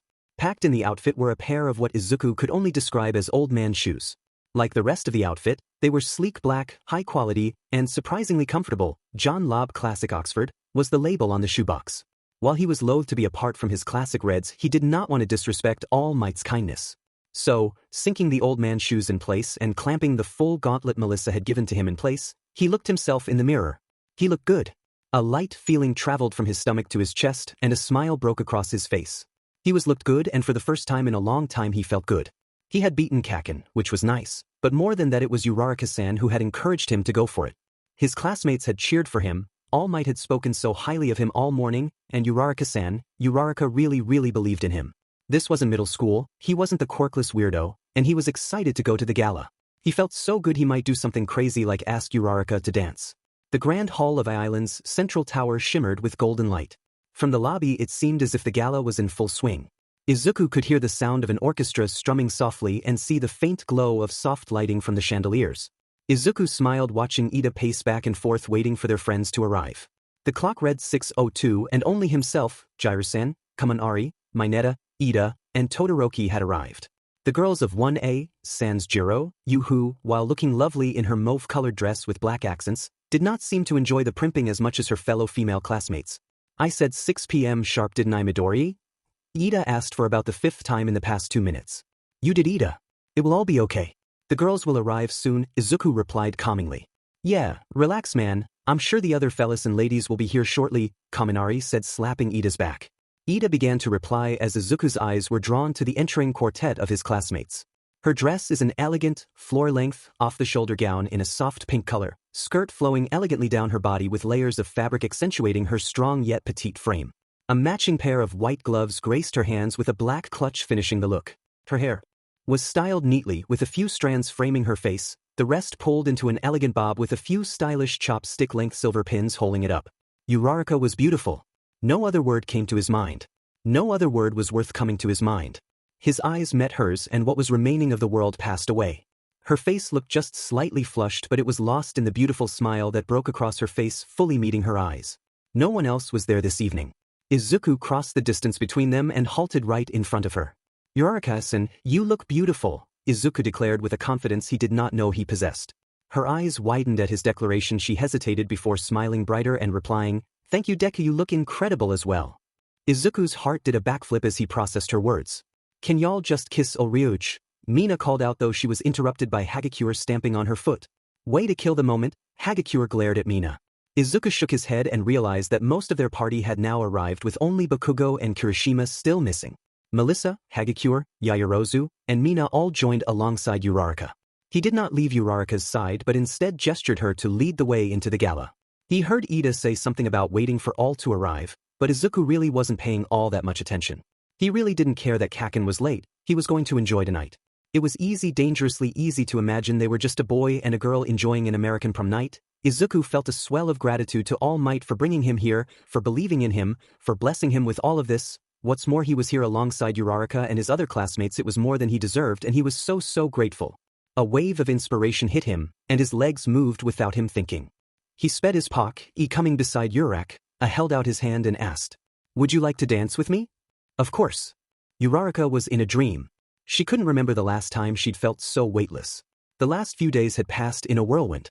From the final exams to the encounter with Shigaraki, to the night spent with the Midoriyas, to now holding Deku's outstretched hand and being led to the dance floor. Dancing with Deku felt surprisingly natural. Sure, they stumbled a couple of times, and once his shoe accidentally scuffed hers. But each time, they just laughed and kept going. She refused to think beyond this moment. Deku had called her beautiful, she felt beautiful. Her best friend, earnest and kind, guided her through some fancy dance neither of them knew the right steps to and none of them cared.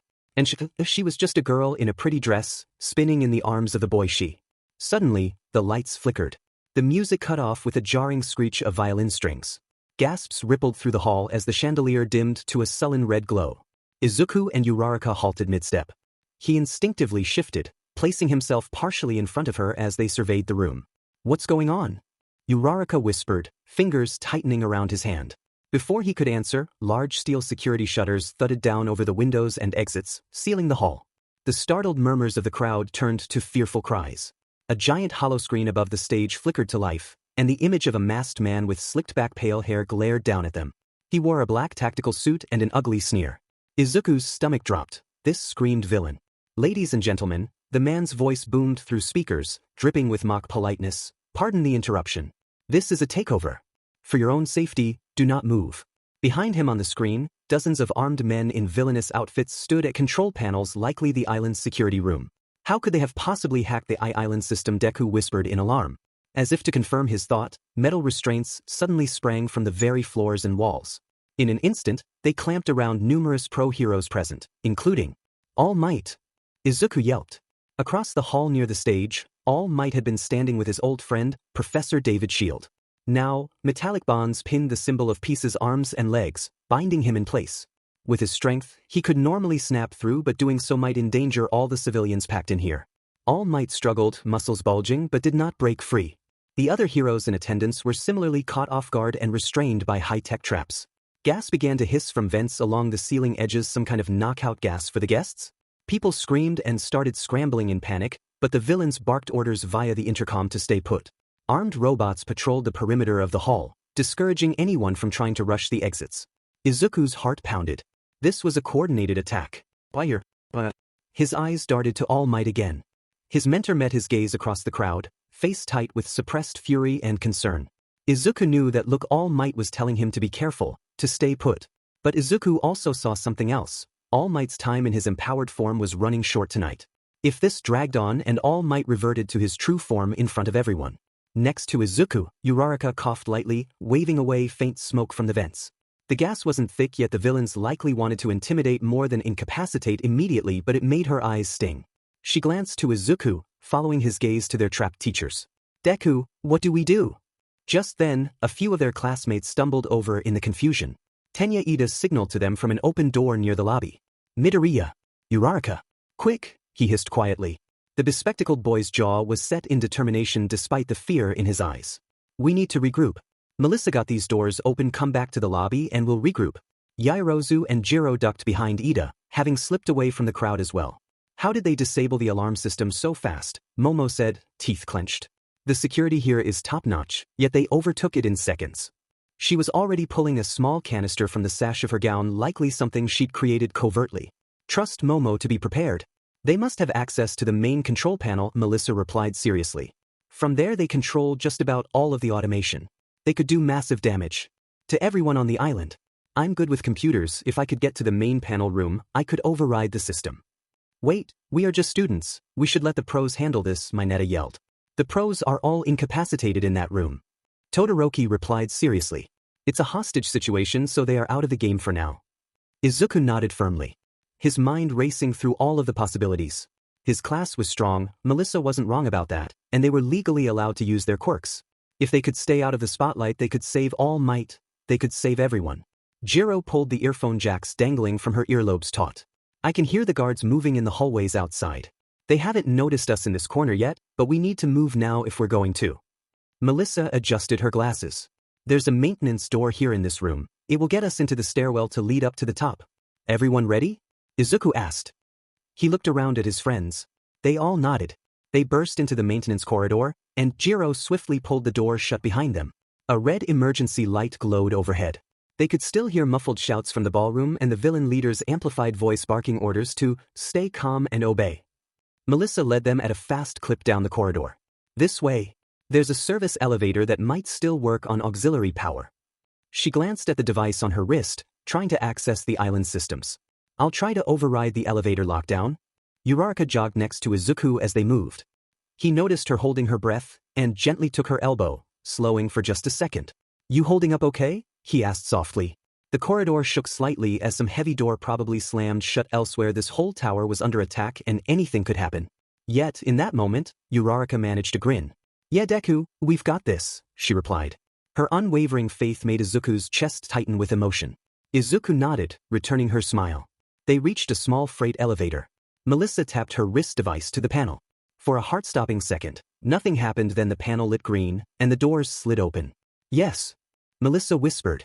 It's on emergency mode, but I think I can get it to take us up to the 130th floor, just below the main control room. Good work, Ida praised quietly. The group piled into the elevator. As the doors closed, Izuku found himself squeezed shoulder to shoulder with Uraraka at the back. Despite everything, he felt a tiny flutter in his stomach at the closeness. Her presence was comforting. His hand brushed against hers, and she gave his fingers a quick squeeze.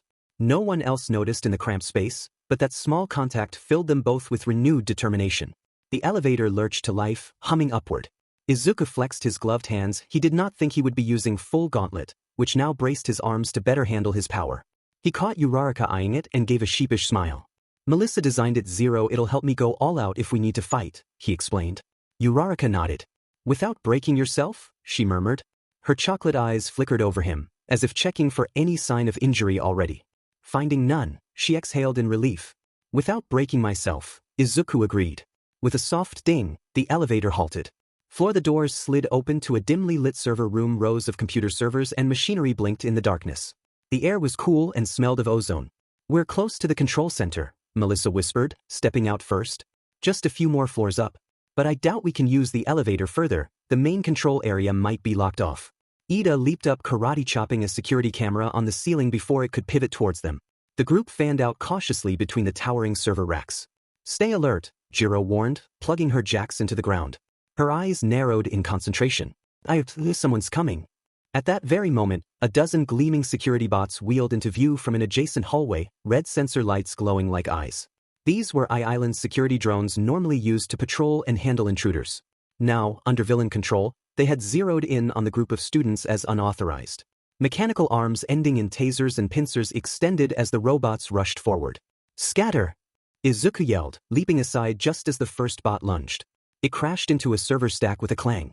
2 more charged from the left. Ida revved his engines and delivered a fearsome kick, ramming his foot straight through one machine and shattering it into sparking pieces. The remaining robots immediately adjusted tactics, encircling the group with surprising coordination. Momo reacted quickly, pulling a long metal staff from the folds of her elegant gown. She must have created it earlier in preparation.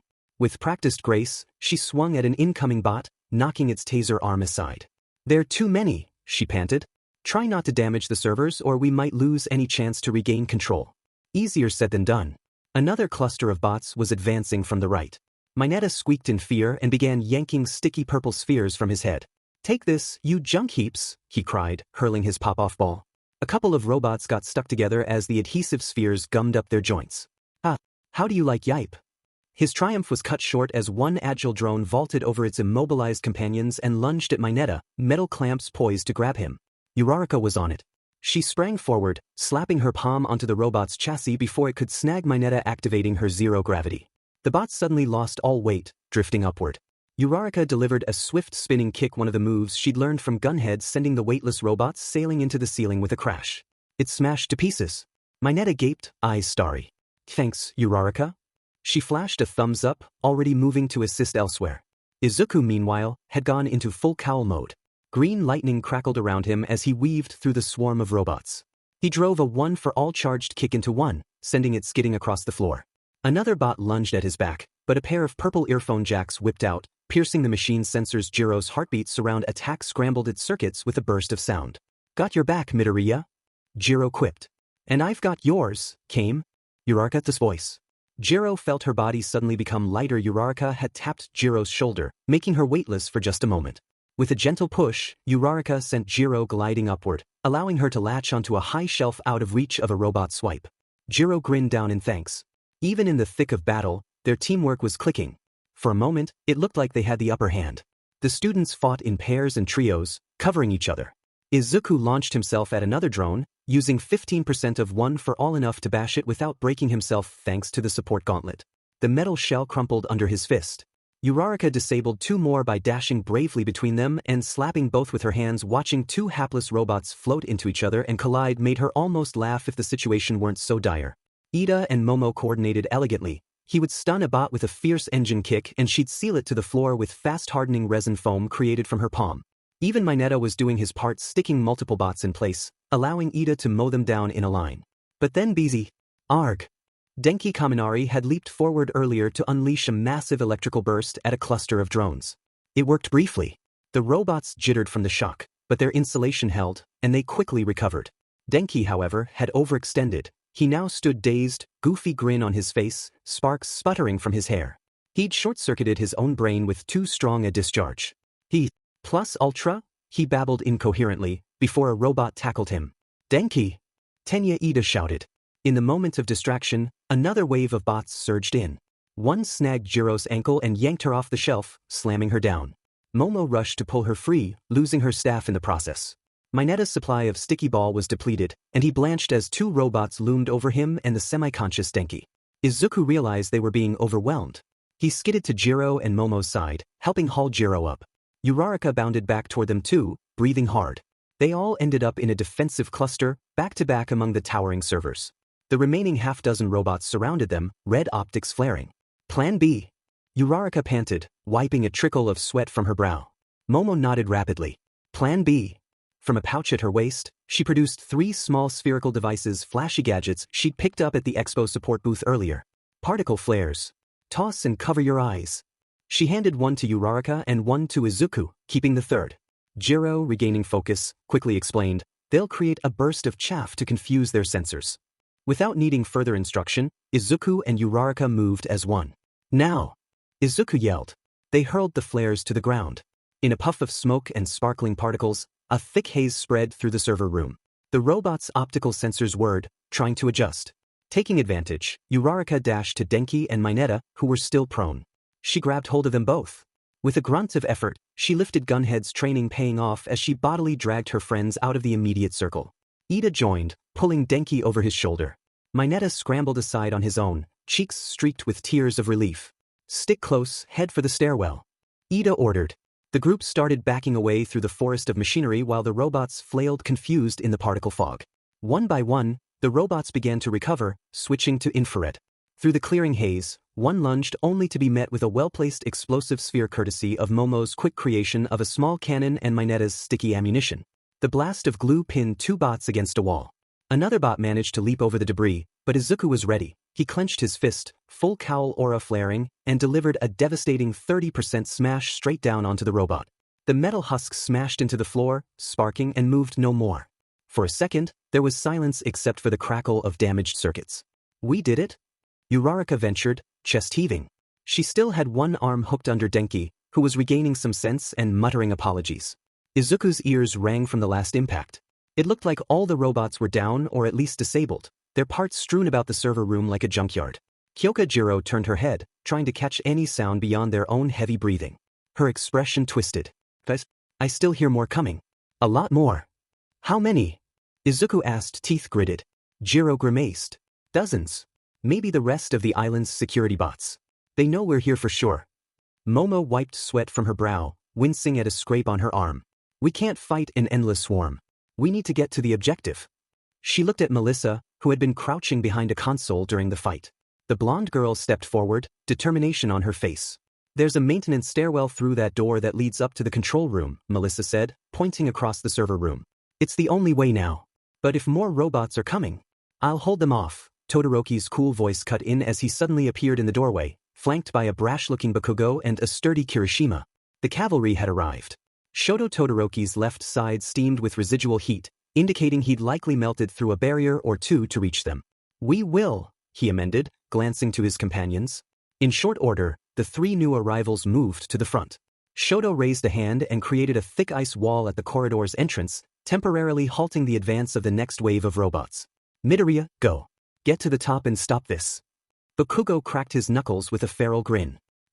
Taking all the fun fights for yourself, Deku? Not happening. But I'll blast these tin cans to hell first, then I'm coming for that boss upstairs too.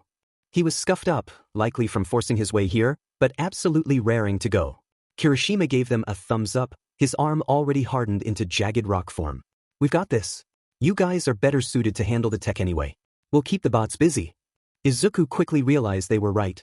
Time was running, and someone had to reach the top floor now. All Might and the other hostages needed them to disable the system immediately. Izuku turned to his team. I'll go on ahead with Melissa. He met Uraraka's gaze, not wanting to ask her to charge further into danger, but before he could say, anything, she stepped forward. I'm coming too, Uraraka stated, resolute.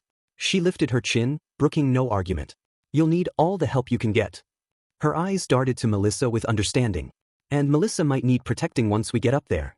Izuku opened his mouth to protest, then closed it. He trusted her. He gave a curt nod. All right, the three of us then. Relief flickered in Uraraka's smile. Ida put a firm hand on Izuku's shoulder. Plus ultra, my friend.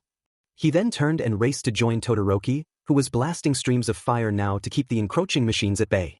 Momo, Jiro, Mineta, and the others lined up alongside them, ready to support the defensive effort.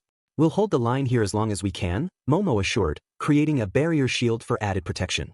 Now go. Izuku hesitated a split second, guilt biting at him for leaving his friends to fight. But a gentle touch grazed his hand. Uraraka again, her eyes soft yet steady. They'll be okay, she said quietly, reading the worry on his face. Let's finish this. Let's go. With Melissa in tow, Izuku and Uraraka sprinted towards the stairwell door. Behind them, Todoroki's ice crunched and Bakugo's explosions boomed as the next wave of robots clashed with their friends. Uraraka bit her lip, forcing herself not to turn back and worry. Trust them just like Deku trusts me. The emergency stairwell was narrow and wound upward dizzyingly. They climbed flight after flight, legs burning with effort. Melissa, not as physically trained as the hero students, was gasping for breath, but she pushed on without complaint, determination etched on her face. Izuku considered carrying her on his back with one for all to speed things up, but the stairs were too confined for sudden leaps. Instead, Uraraka helped by touching Melissa, lightly removing just enough gravity to make her lighter on her feet. Melissa blinked in surprise as she suddenly felt like a feather. Thank you, she huffed to Uraraka, who managed an encouraging grin even as sweat matted her forehead. Finally, they reached a reinforced door marked Authorized Personnel Only, Main Control. It was half open, jammed by some earlier scuffle perhaps. Izuku cautiously peeked through the gap. Beyond was an expansive room lined with monitors and high-tech equipment. And standing in the center of it, facing a massive, sealed vault door, was Professor David Shield and his assistant Sam. They appeared to be alone, frantically working on the vault's keypad. Dad? Melissa whispered behind Izuku, eyes widening at the sight of her father. Relief and confusion warred on her face. He looked unharmed. But what was he doing? David's Shield was punching in codes on the vault while Sam held a briefcase-shaped device. Neither looked like hostages. In fact, David's face was set in steely focus. The large main screen above them displayed the I-Island security status, still locked down. The villain leader with the metal mask was nowhere to be seen here. Perhaps he was elsewhere at the moment. Izuku gently pushed the door further open, and the three crept into the control room, staying low behind some consoles. They were close enough now to overhear David and Sam talking in urgent, hushed voices. Almost there, David muttered, wiping sweat off his brow. This device is too important to be locked away. All Might needs it. He entered a final code, and with a heavy clunk, the vault door cracked open. Sam exhaled in excitement and pulled the vault open the rest of the way. Inside, on a pedestal, was a small metallic case. Sam rushed to grab it, bringing it out and handing it to David. Why were they doing? Papa, Melissa whispered and started to move forward. Izuku held her back. Wait, we don't know what is going on. Izuku whispered. In the center of the room, oblivious to the new arrivals, Professor Shield opened the metallic case. Inside glowed a complex device with multiple antennae. David let out a shaky breath of mixed triumph and regret. This is it. This will save him, he whispered, almost to himself. Sam grinned nervously. We actually pulled it off, he chuckled, pushing his glasses up. Once All Might's power is back to full, everything will be like it was. The top heroes will be unbeatable again. Izuku's chest constricted. This was for All Might? Was he in on this? No, that can't be. All Might would never endanger lives like this. Before any of them could move or reveal themselves, a slow clap echoed from the far end of the control room. Well done, Professor, came a familiar sneering voice. The masked villain leader stepped out of the shadows flanked by two armed thugs. They must have entered from a side elevator while David and Sam were preoccupied. His cold gaze fixed on the device in Dave's hands. Thank you for doing the hard part for us. David spun around, startled. Wolfram? We had a deal. This attack was supposed to be just a ruse. No one was supposed to really get hurt, he protested, clutching the device to his chest. Wolfram chuckled darkly as he and his goons advanced. And you played your part perfectly. But I'm afraid plans have changed. He snapped his fingers. One of his men lunged and grabbed Sam. The other pressed a gun to David's temple. David froze, his eyes darting in horror. What are you doing? David cried. Sam struggled in the thug's grip, panicking. Boss, what? Sam stammered, But he was cut off as Wolfram aimed a small pistol and, without hesitation, bang, shot Sam in the shoulder. Sam crumpled with a cry, blood seeping through his suit. Melissa let out a muffled scream at the sight of Sam falling. Uraraka grabbed the girl, pulling her close and clapping a hand gently over her mouth before she could blow their cover. Tears spilled down Melissa's cheeks as she stared, terrified for her father. Uraraka's own heart hammered. This was far beyond what any of them expected. She felt Izuku's hand find hers and squeeze tightly, grounding her. They exchanged a silent, urgent look. "We have to act now." I said. Plans changed, Wolfram hissed, stepping over the whimpering Sam and toward David. "Did you really think I'd hand that gadget back to you after all this? The moment you reached out to the underworld for help, you made a deal with the devil, Professor." He sneered, grabbing David's lapel. "Now be a good boy and hand over that device." David's face crumpled in despair and betrayal. His free hand clenched into a fist. "No, I won't let you. That device could destabilize society if misused." Wolfram struck David hard across the face with the butt of his gun, knocking his glasses askew. David stumbled, and the villain ripped the briefcase device from his hands. "That's the point, old man." Wolfram laughed, triumphant. From behind the console, Izuku felt anger boiling up. Enough was enough. He looked to Uraraka and Melissa, whispering, "I'll lead that guy away. Uraraka, you and Melissa override the security system and check on Professor Shield." Uraraka frowned fiercely, whispering back, "I'm not leaving you alone with him. I won't engage him head-on, just distract. But Melissa needs to get her dad and Sam clear, and we our friends are fighting below. We need those bots," Izuku reasoned. "Uraraka, you can protect Melissa while she works." Melissa nodded, wiping her tears, trying to steel herself. I can guide Dad to cover when you make a move." Uraraka pressed her lips together but relented with a terse nod. "Izuku," Uraraka said, grabbing his full attention. "Come back to me." Izuku counted down with his fingers. 3, 2, 1. He sprang up from behind the console, dashing forward. "Stop right there," he shouted, drawing every eye in the room. The villains gaped in surprise at the sudden appearance of a green-clad teenager. Where had he come from? "It's one of the UA kids," one thug barked, raising his weapon. But Izuku was already moving in a blur. He had no intention of giving them clear targets. Using 5% full cowl, he zigzagged, forcing the gunman to whirl clumsily to track him. One fired a shot that whizzed past Izuku's ear, but in the next heartbeat Izuku closed the distance and smash. He delivered a sweeping kick that sent the gun flying from the thug's hand. Wolfram snarled in surprise. "You little pest," he activated his quirk. With a metallic groan, strips of metal from the floor plating ripped up, coiling toward Izuku. So, he was a metal manipulator. Izuku vaulted backward to avoid the tendrils of steel, heart pounding. He needed to keep Wolfram busy. Meanwhile, under the cover of Izuku's bold distraction, Uraraka and Melissa darted from their hiding spot on the opposite side. Uraraka rushed to David Shield, who was staggering back from Wolfram's blow. "Professor Shield, come with us," she urged, grabbing his arm. David's eyes widened as he recognized Uraraka, one of All Might's students. He was too stunned to argue as she pulled him away from the brawl. Melissa was right behind her, immediately taking her father's hand. "Dad!" Melissa cried softly, her voice thick with emotion and relief as she steadied him. David looked at his daughter, horror and shame flooding his features. "And Melissa? Oh God, what how?" he choked out, but Melissa shook her head, tears flying. "Not now. We have to get you safe." Uraraka noticed Sam writhing on the ground, clutching his bleeding shoulder. She grimaced she couldn't carry him and help the Shields at the same time. Professor Shield seemed to notice too, guilt flashing in his eyes as he looked at his injured colleague. Before they could formulate a way to drag Sam out, one of the remaining thugs spotted their movement. "Boss, more brats," he yelled, aiming his weapon at the group escaping. Uraraka's blood ran cold as she saw him finger the trigger, gun pointed right at Melissa and David's backs. She had seconds to act. Without hesitation, Uraraka flung herself between the gunman and the father-daughter duo. Crack!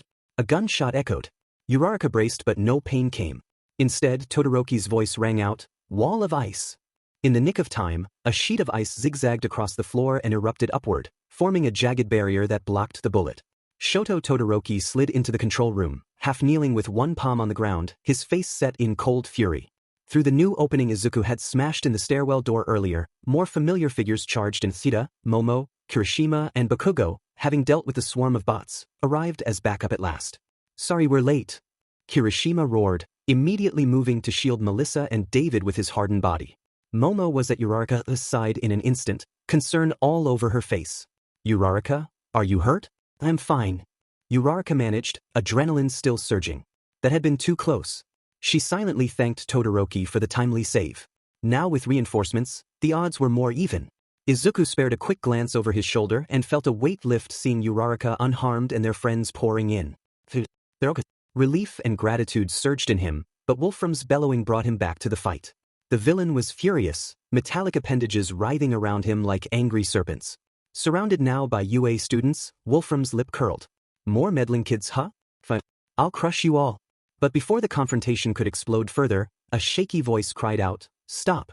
It was David. He had stepped forward from behind Kirishima's shield, pushing his way in front of the students despite Melissa's attempt to hold him back. The older man's face was streaked with despair. He held up his hands as if surrendering to the truth. This is all my fault," he said hoarsely. "Izuku, kid, stand down. I can't let anyone else get hurt because of me." "No. Dad, what are you saying?" Melissa whispered, voice cracking. She looked between her father and the students, desperate for this to not be real. "I'm so sorry, sweetheart," David rasped, anguish in every word. "I only wanted to help All Might. I never meant for it to go this far." Izuku stepped up next to Uraraka, his freckled face shadowed by hurt and resolve. Uraraka moved with him, their shoulders brushing. He could feel her steady presence bolstering him in this moment of betrayal. Izuku swallowed hard, looking at David's shield, the man he had admired now revealed as the instigator of tonight's nightmare. "Professor," Izuku began, voice low and hurt, "we would have helped you. All Might would have helped you. Why didn't you trust us?" David bowed his head, shame and regret etched in his features. He had an answer but not one that could justify this. Uraraka placed a hand on Izuku's arm gently. He realized he was shaking with emotion, anger, sadness, sympathy all at once. Uraraka's eyes glistened too, but she looked at him with calm understanding.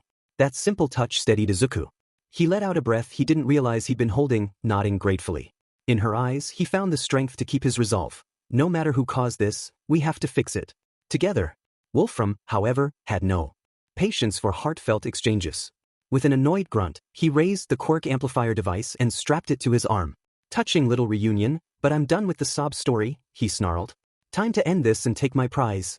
As the villain activated the device with a sinister hum and power began surging around him, Izuku and Uraraka tightened their stances side by side.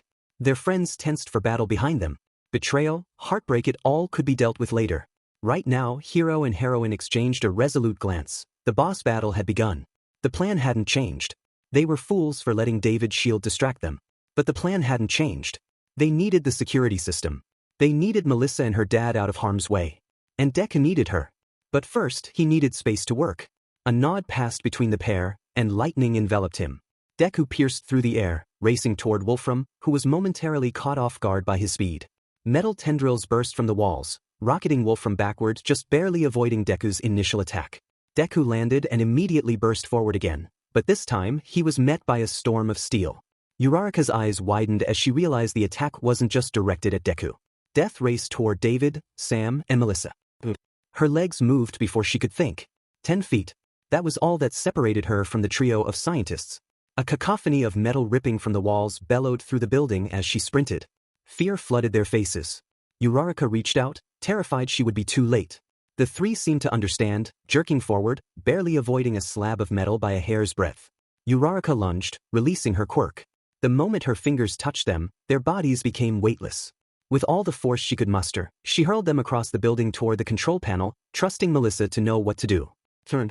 Round cheeks, get down." Bakugo's roar cut through the chaos. Instinct. She threw herself to the floor just as Bakugo blasted over her, obliterating the tendril of metal that had been aimed at her head.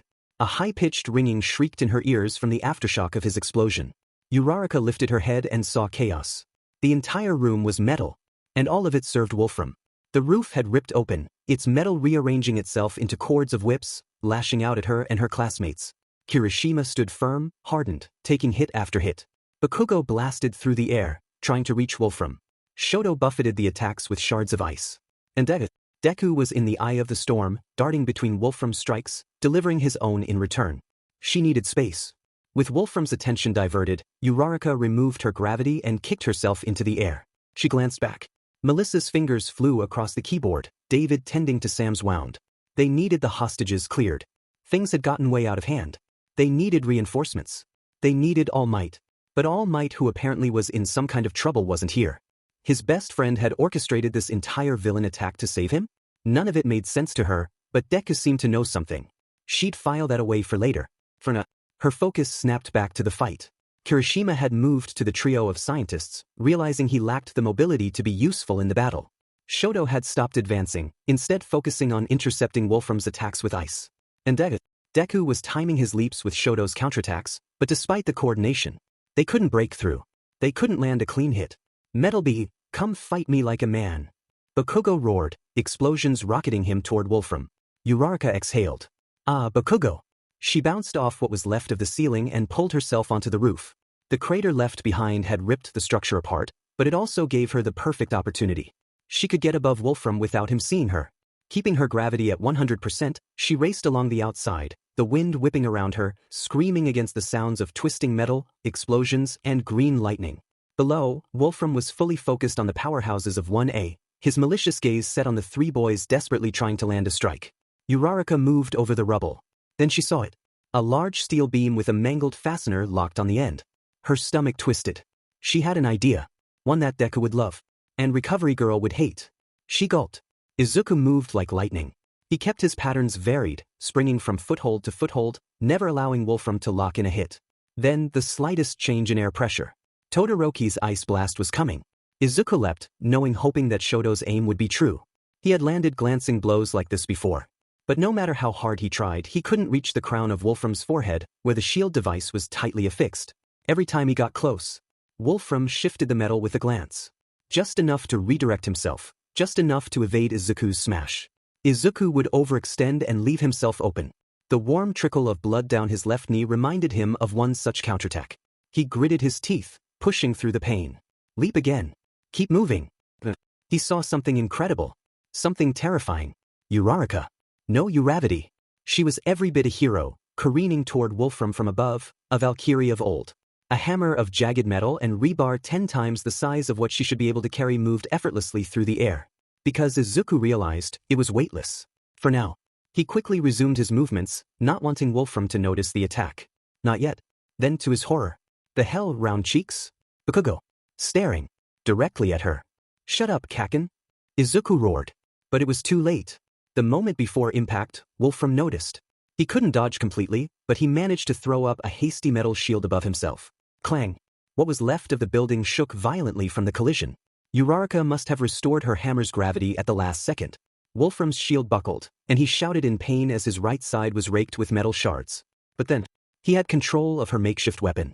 Uraraka, having dropped her payload, removed her gravity again and kicked away from the now enraged Discount Magneto. Izuku's stomach dropped. She was a sitting duck. You little beach. Wolfram roared, sending a flurry of metal shrapnel toward her. Izuku moved without thinking. Charging one for all up to at least 15%, he became a blur, springing toward Uraraka. The metal reached her just as he did. His arms wrapped around her, his momentum carrying them both through the open roof.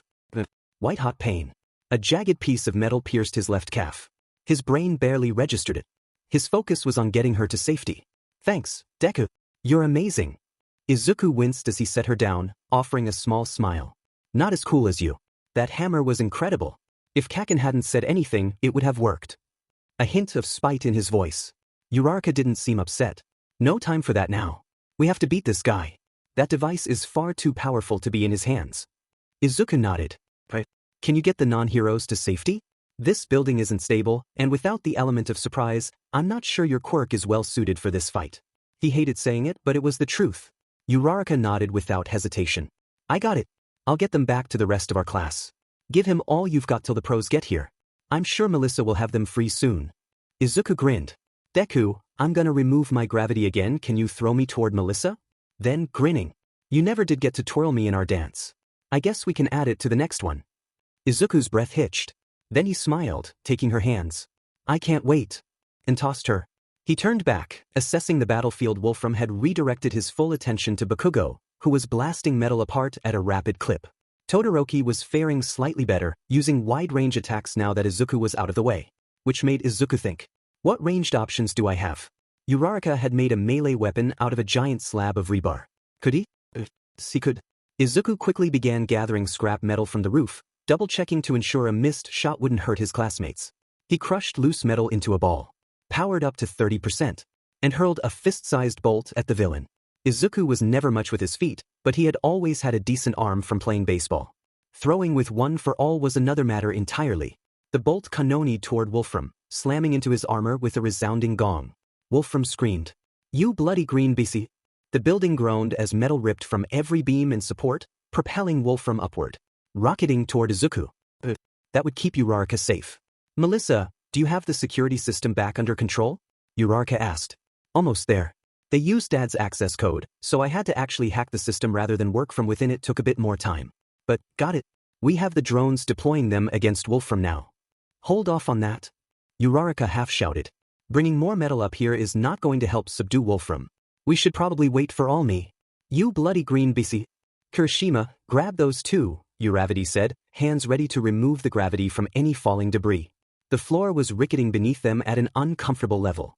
The area of their building was collapsing, debris blocking their way back to the stairwell.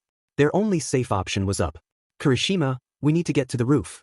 "This room may collapse," Uraraka said, quickly removing all of their gravity. With a push, she began floating all of them away from the computer mainframes and toward the shattered circular rooftop. "Don't leave without us." Minetta's voice broke through, causing Uraraka to turn back. The remainder of their classmates were entering the shattered laboratory, presumably free from the security drones. "I'll come back and bring y'all up," Uravity shouted down. "We can help Deku together." "I'll get them up, don't worry," Shoto assured her. In no time, the rescue squad was on the roof, eyes drinking in the scene. Deku, unleashed, fighting the titanic form of Wolfram. A low hum built into a crackling roar around the villain. Metal debris from the shattered laboratory floor rose into the air, swirling around him in a deadly orbit. Uravity saw Deku tighten his stance. The wind whipped at his hair and torn sleeves as green lightning crackled faintly around his limbs. Across from them, Wolfram bared his teeth in a cruel grin. The device on his arm glowed, feeding energy into his quirk. Twisted strips of steel snaked and writhed around him like angry serpents, growing thicker by the second. "You kids should have stayed down," he growled, eyes wild with the high of newfound power. With a snarl, Wolfram moved his arms forward and the metal serpents lunged. "Ida, look out!" Momo yelled as one metal tendril snapped toward the group. Ida reacted instantly, engine calves bursting to life as he grabbed Momo and dashed clear. Another iron coil slammed down where they'd stood, cratering the roof. Shoto swept his hand up, acting an ice wall to intercept two more metallic whips before they could impale anyone. The ice shattered under the impact, shards exploding outward. Deku shielded his face with an arm. "We need to disable that device, now." He darted forward, angling to hit Wolfram head-on with a full cowl surge. The moment he moved, two steel cables twisted into his path, cutting him off. Deku skidded to a halt, narrowly avoiding a lashing strike that gouged the concrete at his feet. Bakugo was already on the offensive nearby, blasting himself into the air with explosive palms. "Out of my way!" Bakugo snarled, aiming a huge stun grenade blast at the villain. The concussive blast hit one of Wolfram's metal appendages, blowing it to pieces, but more strips of steel immediately rose to take its place. Wolfram barely flinched, laughing darkly. Until another laugh began to drown him out. "Never fear, students. I am here." The number one hero burst onto the rooftop in a blur of golden light. His fist connected with one of the larger metal tendrils encircling Wolfram, shattering it into splinters. Landing in a crouch, All Might interposed himself in front of his students, a broad shield of muscle. All Might threw a quick glance over his shoulder at his students. His eyes met Izuku's and he smiled. "Young Midoriya, you tore my suit," All Might declared. Izuku scratched his head and smiled. How could he not? All Might had arrived. Wolfram recovered from his surprise with a scowl. He flexed his quirk, and the ring of floating metal around him expanded outward like a lethal halo. Baring his teeth, the villain's arm trembled as he poured more power into his quirk. Slowly, ominously, the torn metal pieces drawn from the tower's infrastructure began coalescing into a gigantic mechanized mass around Wolfram, a crude metal giant forming at his command.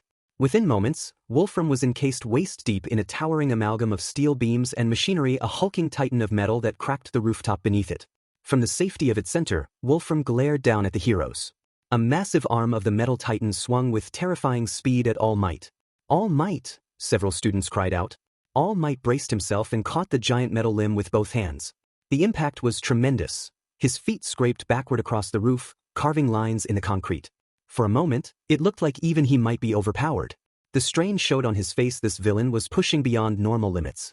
But with a mighty roar, All Might halted the metal fist's advance.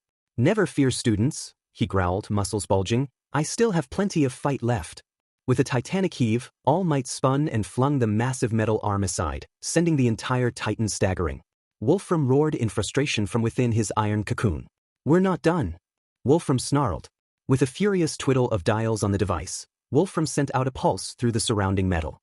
Suddenly, the scattered fragments quivered then shot outward in all directions like shrapnel. Look out! Ida shouted. Deadly shards and beams hurtled toward the students. Momo hastily pulled creation pads from her belt, forming a large metal shield that she and Jiro ducked behind. Shoto raised another ice wall. Deku grabbed Ochaco's waist and leapt back with full cowl, narrowly avoiding a spear of rebar that impaled the spot where they just stood. For a few chaotic seconds, the rooftop became a storm of slicing metal debris. When the dust cleared, remarkably, no one was gravely injured but the battlefield had shifted. The class regrouped in a wider circle around Wolfram, with All Might now on the opposite side of the villain, partially separated from the students by heaps of twisted steel. All Might had taken a few smaller hits, scratches marred his forearms, and a trickle of blood dripped from a cut on his brow, but he remained steadfast. Wolfram's frustration mounted. Surrounded by meddling heroes on all sides, his eyes darted. A reckless idea took shape. Let's see you survive this, he barked. The villain raised both hands high and with them, a huge section of the rooftop. Steel support beams, concrete chunks, and wiring ripped free from the tower under his amplified quirk. The entire structure trembled. Suddenly, the ground lurched beneath the students' feet. Wolfram had torn out a massive piece of the very roof they stood on.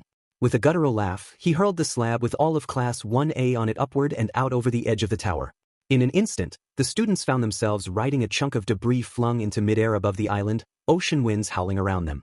A collective scream rose. We're falling!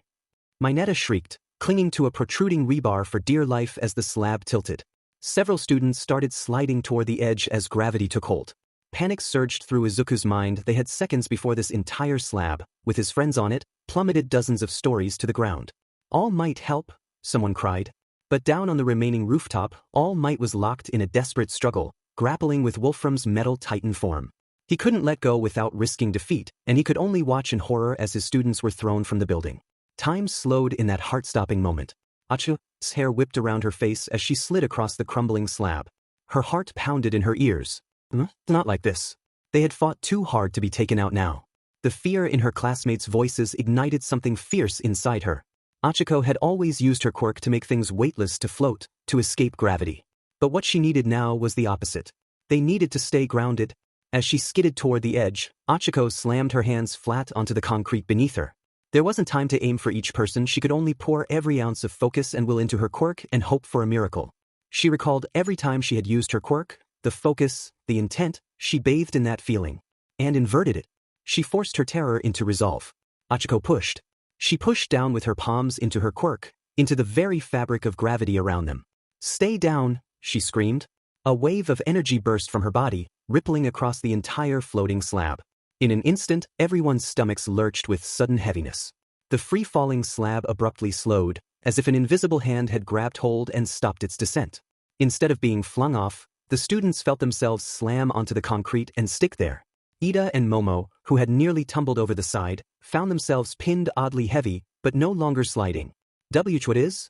Momo's eyes widened. She was pressed flat, along with Jiro and Mineta, all of them held down by a sudden surge in gravity. Bakugo, who had been mid-air trying to blast toward the main roof, was pulled back onto the slab like a magnet.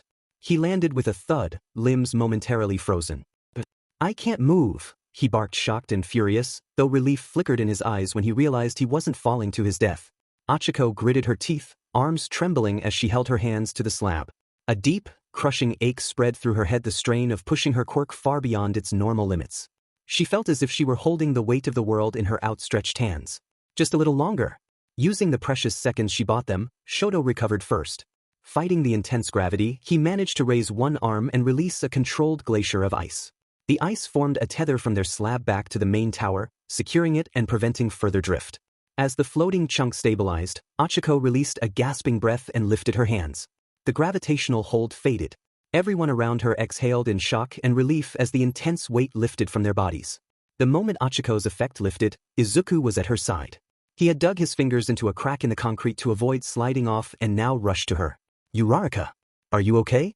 He panted, eyes wide with concern. Ochaco swayed on her knees, dizzy from the sudden exertion. I'm fine, she managed, though sweat beaded on her forehead. In truth, she felt drained but also triumphant. She had stopped there. She'd done it. Uraraka's friends gaped at her in astonishment. That was amazing, Uraraka! Momo exclaimed. Increased gravity? Since when can you do that? Ochako gave a shaky, bewildered laugh. Since just now, I guess. She was just as surprised. But there was no time to celebrate. The fight wasn't over. With Shoto SS ice bridge and her own gravity surge, the student's slab was now wedged against the main rooftop. Kirishima and Momo quickly helped pull the others back onto solid ground. All Might, seeing his students safe, allowed himself a brief smile of relief. But Wolfram was far from finished. You little brats, he howled, furious that his plan to throw them off had failed. With a furious push of his quirk, he sent the entire metal titan charging at All Might, intending to finish the job by brute force. The enormous mass barreled forward, the whole tower groaning under its weight. All Might stood his ground, drawing back a fist. He mustered as much power as he could, but Izuku could see the strain in his mentor's face. He's almost at his limit. Izuku realized with a pang. All Might had already used so much energy tonight. If this dragged on, his hero form might not hold. Izuku's fists clenched. I have to help him, I have to end this now. There wasn't a shred of doubt in his tone. All Might caught Izuku's eye and instantly understood. In a flash, the teacher and student moved in sync. All Might launched himself at the Titan's center, throwing a flurry of punches to crack open the metal shell protecting Wolfram. Steel shattered under his blows, creating an opening. Inside, Wolfram raised his arms to defend, eyes wide at the ferocity of the assault. Can't win, he screamed, though now his voice carried a tinge of desperation. Izuku darted through the chaos, leaping onto a chunk of debris as a stepping stone and propelling himself high into the air above Wolfram. The night air rushed past him. Below, through the gap All Might had punched, he saw Wolfram's real body inside the metal contraption. This is at the moment to strike. One for all surged within him, electricity crackling brighter across his limbs. 5%, 8%, 20%. He pushed far beyond his normal safe limit. His muscles strained, burning with power. Just one hit. One final smash. At 100%. If we can hit him together, Wolfram will fall. You can do this, he thought, and once again the voice was Uraraka's. Izuku's heart thundered with resolve. He reached the apex of his jump and began to plummet, drawing back his fist. He channeled one for all, full cowl 100% into his right arm. Green lightning exploded around him in a furious aura. Full gauntlet shattering in the process. The air pressure from his head punch alone cracked the remaining glass in the control room. Wolfram, he shouted, voice echoing like a war cry. The villain looked up, pupils shrinking at the sight of the human comet bearing down on him. Detroit! Izuku roared, fist crashing forward. At the perfect moment, All Might withdrew from the gap and, with a final burst of strength, delivered his own punch from the opposite side. Smash! Izuku's fist collided with Wolfram's chest just as All Might's connected from behind. The impact was colossal, like a cannon blast at point-blank range. A shockwave rippled outward, blasting away the last of the metal tendrils in a radial burst. The entire floating titan structure exploded into a storm of glittering steel fragments. For a breathless moment, Wolfram hung in midair exposed, unsupported, eyes bulging in disbelief and pain. Then, with a rattling gasp, he collapsed onto the cracked concrete. The quirk amplifier shattered. Wolfram groaned, trying and failing to rise. It was clear, he was finished. Izuku landed in a crouch nearby, one fist still pressed to the ground from the follow-through of his smash. Dust swirled around him. Wolfram lay unconscious in the debris. All Might stood tall on the other side, arms still extended from his punch. A stunned silence fell across the rooftop. Then a cheer. Izuku smiled. They had won. The fight had been difficult, the hardest he'd ever faced, but they had won. And Izuku felt good.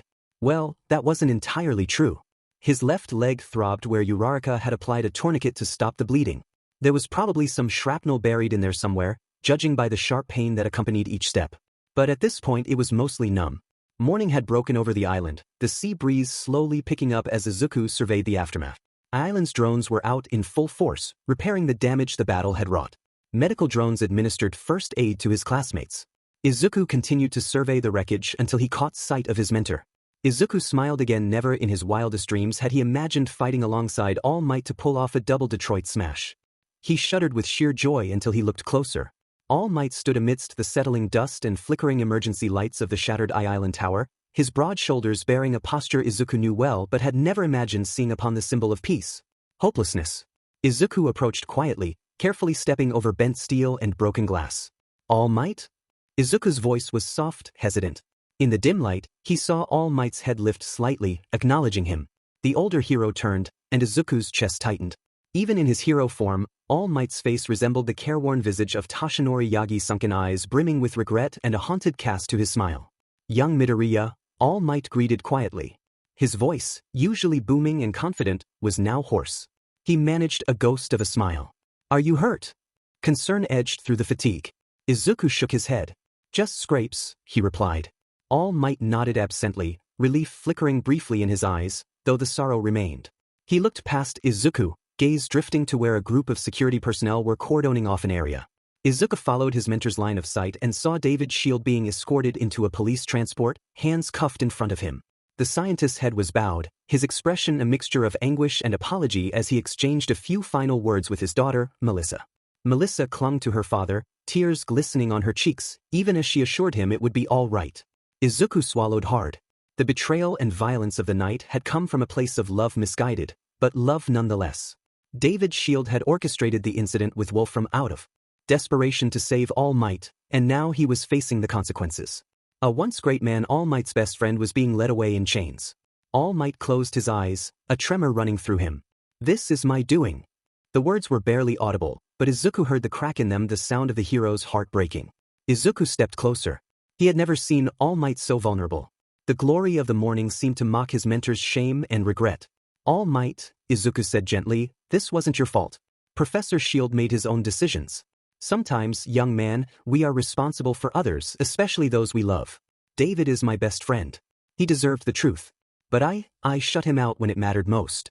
All Might's hands clenched into fists at his sides. I thought I was sparing him pain by hiding my declining power. I thought, by not telling him about One for All, I was protecting him. Instead, I pushed him to this. He gestured weakly at the devastation around them, the shattered ceiling, the scorched walls. A bitter laugh escaped his lips, and Izuku could see tears gathering in his mentor's eyes. Some protection. I failed him, my boy. They fell into a somber silence. Izuku's heart broke for his hero. He slowly reached out and placed a comforting hand on All Might's forearm. Then his eyes found Melissa's from across the ruins, and the full weight of what All Might's secrets had caused crashed over him. David's shield had hired what he believed were fake villains to secure a device meant to save All Might from losing his quirk. The quirk Izuku had been given. A fact that David's shield did not know. A series of entirely avoidable events had there been just one conversation about the origins of their quirk. Hadn't David earned his friend's trust?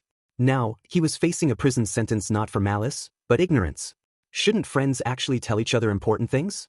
Deku, I'm not going to bottle this up and let you suffer alone. Uraraka's words from the mall rang clearly in his ears. He thought of the moments they had shared together. It's your quirk, my boy. All Might's words from the plane echoed. She needed to know. He needed to tell her. But what about her safety? A vision flashed through his mind of Uraraka descending upon Wolfram like an ancient fury, wielding her hammer and dealing devastating blows. She was not defenseless.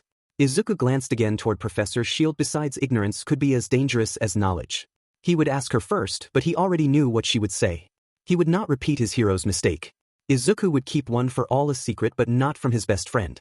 All Might, I think I want to tell Uraraka-san about One for All, Izuku said with quiet firmness. His mentor studied him seriously for a moment, then nodded. It is your quirk, my boy, but, just be sure, I do not want to insult you, Izuku, but I have to ask. This is more than just the feelings you have for her, correct? Izuku was too tired to panic over his mentor's observation. I don't. Yes sir, it is. She's my best friend. She has been there for me, supporting me throughout the entire year. She's never asked anything of me, she's just always been there, holding me up. All Might, I hate lying to her. Shigaraki has already targeted me, and he saw Uraraka-san with me. Her ignorance is dangerous too.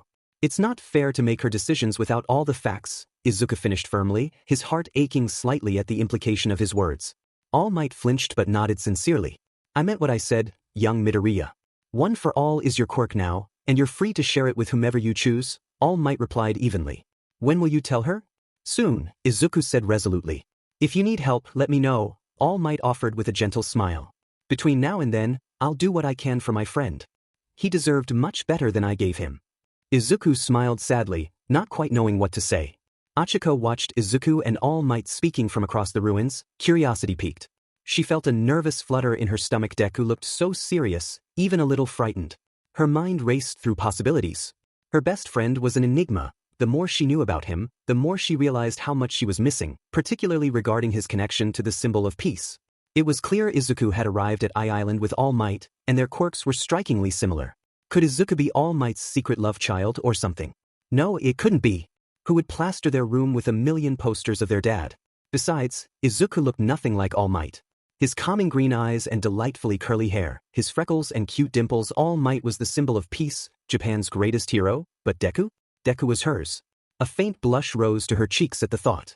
The French bastard was right, Uraraka admitted ruefully. There was no denying it any longer. She liked Deku. He was kind, determined, faithful, and earnest. She had described him as plain when they first met, but she was wrong. He was brilliant. When he set his mind to something, nothing could stop him. The only thing she couldn't understand was why someone as brilliant as Deku saw himself as so ordinary. His quirk was incredible, he was clever, and he came from a good family. How did he oscillate between unshakable determination and unreasonable self-doubt? She had thought the answer lay in Bakugo, his childhood friend. Recovery Girl's words echoed in her memory. Growing up in Bakugo's shadow had to have been hard for Izuku. But why had Deku stayed? Why endure that treatment repeatedly? He was sweet, talented, surely plenty of people would have wanted to be his friend? It was puzzling, but she would not press him, he would tell her in his own time.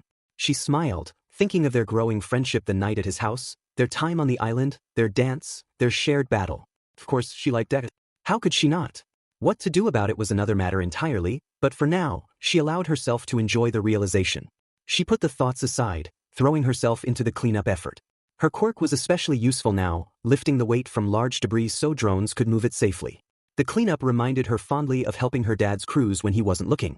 She reveled in the memories as she activated her quirk, once again moving a large, twisted clunk of metal from its place. Behind saw Melissa softly crying. Her heart tightened and she moved towards her new friend.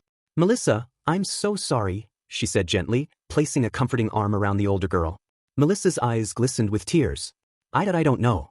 I can't believe he would. I know he only wanted to help All Might. It'll be all right. I don't know how, but it will. She's right, Izuku said, joining them. Uraraka's heart leapt at seeing him. You were amazing, Melissa, Izuku continued. Getting the system back online despite everything you were going through. And the full gauntlets saved my life. There's no way I could have survived without reaching 20% power. Sorry, I broke them, he finished, scratching his head sheepishly. Melissa looked stunned. 20%? Midoriya, the full gauntlets could handle Uncle Might's full power at least 3 times. They shouldn't break at just 20%. No offense. Oh, you're right. I must have been mistaken, heat of battle and all, Izuku stammered quickly. A frown creased Uraraka's brow at Izuku's statement. He was not boastful, curious. She shook the thought away. Midoriya, what did you say your quirk was again? It's similar to Uncle Might's, right? Maybe I can run some tests and design something for you. Oh, yeah, that'd be awesome. But I don't think it's that similar. He's All Might after all, and I'm just a kid. Deku, Uraraka cut in sharply, giving him a pointed look. I'm not putting myself down, Izuku hastily responded. I'm just. Silence passed between the trio. Deku, you still with us? Uraraka asked. Oh no, did I mumble all that? Izuku asked, horrified. For once, no, Uraraka laughed.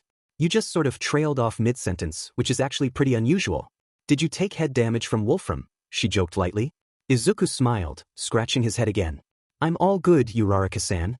Ochako, she corrected seriously. Not exactly sure why this was the moment she was telling him this, loved that he was so formal and respectful with everyone, she valued his sense of propriety and respect, but she wanted him to know her, to not be afraid, to let her in. Urara. Call me Ochako. You're my best friend, you're the best dance partner I've ever had. Call me Ochako, she said earnestly. Izuku stared blankly at his best friend, not exactly computing her words. Okay, you two are way too cute, Melissa interrupted with a watery chuckle. I will require an invite to the wedding. Ah, Melissa. Sorry, I almost forgot you were there. Izuku stammered, embarrassed. We should really help with cleanup, huh? It's fine, Melissa reassured them, smiling warmly. You save the island. Let the drones handle the rest. You two cuties hang out. I think I need to work alone for a while and sort out my thoughts. She said sadly. But thank you for this little cute moment, it helped. Both Izuku and Ochako blushed furiously, not meeting each other's eyes at first. Eventually, they exchanged a smile and left Melissa to her work. Izuku and Ochako walked side by side toward a quieter edge of the rooftop, away from the thick of the cleanup. Izuku's heart pounded nervously in his chest. He glanced sideways at Ochako. She seemed relaxed, though tired. She smiled softly, her eyes reflecting the warmth of the rising sun. Urara Ochako, Izuku corrected himself, the name still new and thrilling to say aloud. I have something I need to. Deku, have you seen a medbot? How are your injuries? Ochako interrupted, her voice filled with concern. The worry in her warm brown eyes eclipsed his pain. He shook his head, flexing his arm to hopefully distract her and himself from the pain in his leg. See? All good. That might have been a slight exaggeration, but he couldn't put this off any longer now that he had his courage. She needed to know. She gave him a flat look, glancing pointedly toward his leg. Izuku looked sheepish, and though she appeared unimpressed, she let it go. A silence settled between them, gentle but charged with unspoken feelings. Ochako bit her lip, offering him a tentative smile. You ran off so quickly after I wrapped up your leg. I'm glad you're here. I was afraid you might have passed out somewhere. Izuku rubbed the back of his neck guiltily. Sorry. I should have told you I was checking on All Might. At this, her expression softened further. Is he doing okay? She asked gently. I mean, physically he seemed fine after the fight, but I know a lot happened with his friend. Her tone was compassionate, inviting Izuku to share without pressing. Izuku felt warmth flood him again. Her intuition and empathy never ceased to amaze him. He's shaken, but he'll be all right. Izuku glanced toward the tower they'd fought in, barely making out All Might's solitary silhouette against the dawn. Tonight was hard on him. It was hard on everyone, Ochako murmured, stepping slightly closer. Her hand hovered near Izuku's arm as if wanting to comfort him but uncertain if she should. But for All Might, finding out his friend betrayed everyone to help him, that must have been terrible. She frowned. I don't really understand why Mr. Shield did all that. Something about All Might losing his power? I only heard bits and pieces, but... She shook her head lightly. Sorry, it's none of my business. I'm just glad everyone's safe now. Izuku's heart drummed louder in his chest. It is your business, Ochako, he said quietly, meeting her gaze. His voice trembled slightly, but he pressed on. If you want it to be. What happened tonight, you have every right to know. He managed a small, reassuring smile. Actually, I wanted to talk to you about that. About what Professor Shield said about All Might. He took a deep breath and added before fear could stall him, and about me. Ochako blinked, sensing his seriousness. About you? She echoed, concern creeping back into her eyes. She moved closer, worry evident on her face. Deku, what's going on? He glanced around. Although they were apart from the main crowd, medics hurried past in the distance, and repair crews were nearby. Not exactly private. Could we go somewhere quieter? Izuku asked, hands beginning to tremble with anticipation. He hid them by crossing his arms tightly. I promise I'll explain everything. I'd rather fewer ears over here. Ochako immediately nodded, gently taking his hand from his chest. Of course. Come on, we'll find a spot. Izuku's breath caught as her fingers intertwined with his, warm and steady despite the grime and dried blood. He couldn't help noticing how naturally their hands fit together. They had held hands before in the chaos of combat, but never like this, never so deliberately. Izuku felt gravity lessen as Ochako gestured toward the ground. He smiled, lifted her into his arms, and leaped, trusting she would float them down safely. He reveled in the wind whipping past, recalling the last time he fell from such a height. Ochako had saved him then, and she would save him again now. They landed softly at the island's edge, overlooking the ocean. Although the island was artificial and lacked natural coves, imported sand created the illusion. Izuku thought of Dagobah, where his journey had truly begun, as Ochako guided him toward the water. At this early hour, the area was deserted. They sat down together in the sand, the morning sun warming the chill in the air, bathing them in its warmth. For a moment, both teens paused. Despite everything, nature's calm was humbling. The sea stretched out infinitely, sparkling and serene, belying the violence of the evening and the chaos of their lives. Ochako released Izuku's hand and turned to face him. Her cheeks were tinged pink by the dawn, eyes round and steady. Falling together is much easier than timing a slap while you're hurtling toward the ground, she joked softly. I'll remember that next time you're trapped under rubble, Izuku retorted playfully, surprising himself with his confidence. Hey, she giggled, and Izuku joined her in laughter, then sobered quickly as his stomach twisted again. She studied his face, sensing his anxiety. What do you need to tell me? How to begin? He had rehearsed this moment countless times, yet now words failed him. Izuku inhaled deeply. First, I need to say thank you. Her eyebrows rose in surprise. For tonight. You were amazing. You saved Melissa, her dad, everyone. Without you, we wouldn't have had a chance. He paused, trying to convey his sincerity. When you dropped that hammer on Wolfram, that was incredible. Ochako blushed modestly. I'm just sorry you had to save me again after. Don't, Izuku interrupted firmly. Don't put my friend down, he grinned. We had each other's backs. We won. Ochako chuckled softly, shaking her head. A breeze carried the sea's salty air between them. Izuku cleared his throat, forcing himself onward. Ochako, you've done so much for me more than you know. These past few days, you've chased after me, built me up, caught me when I fell, and I feel terrible because I haven't been completely honest with you. Deku? She asked, puzzled. I haven't lied to you, but I also haven't been completely honest.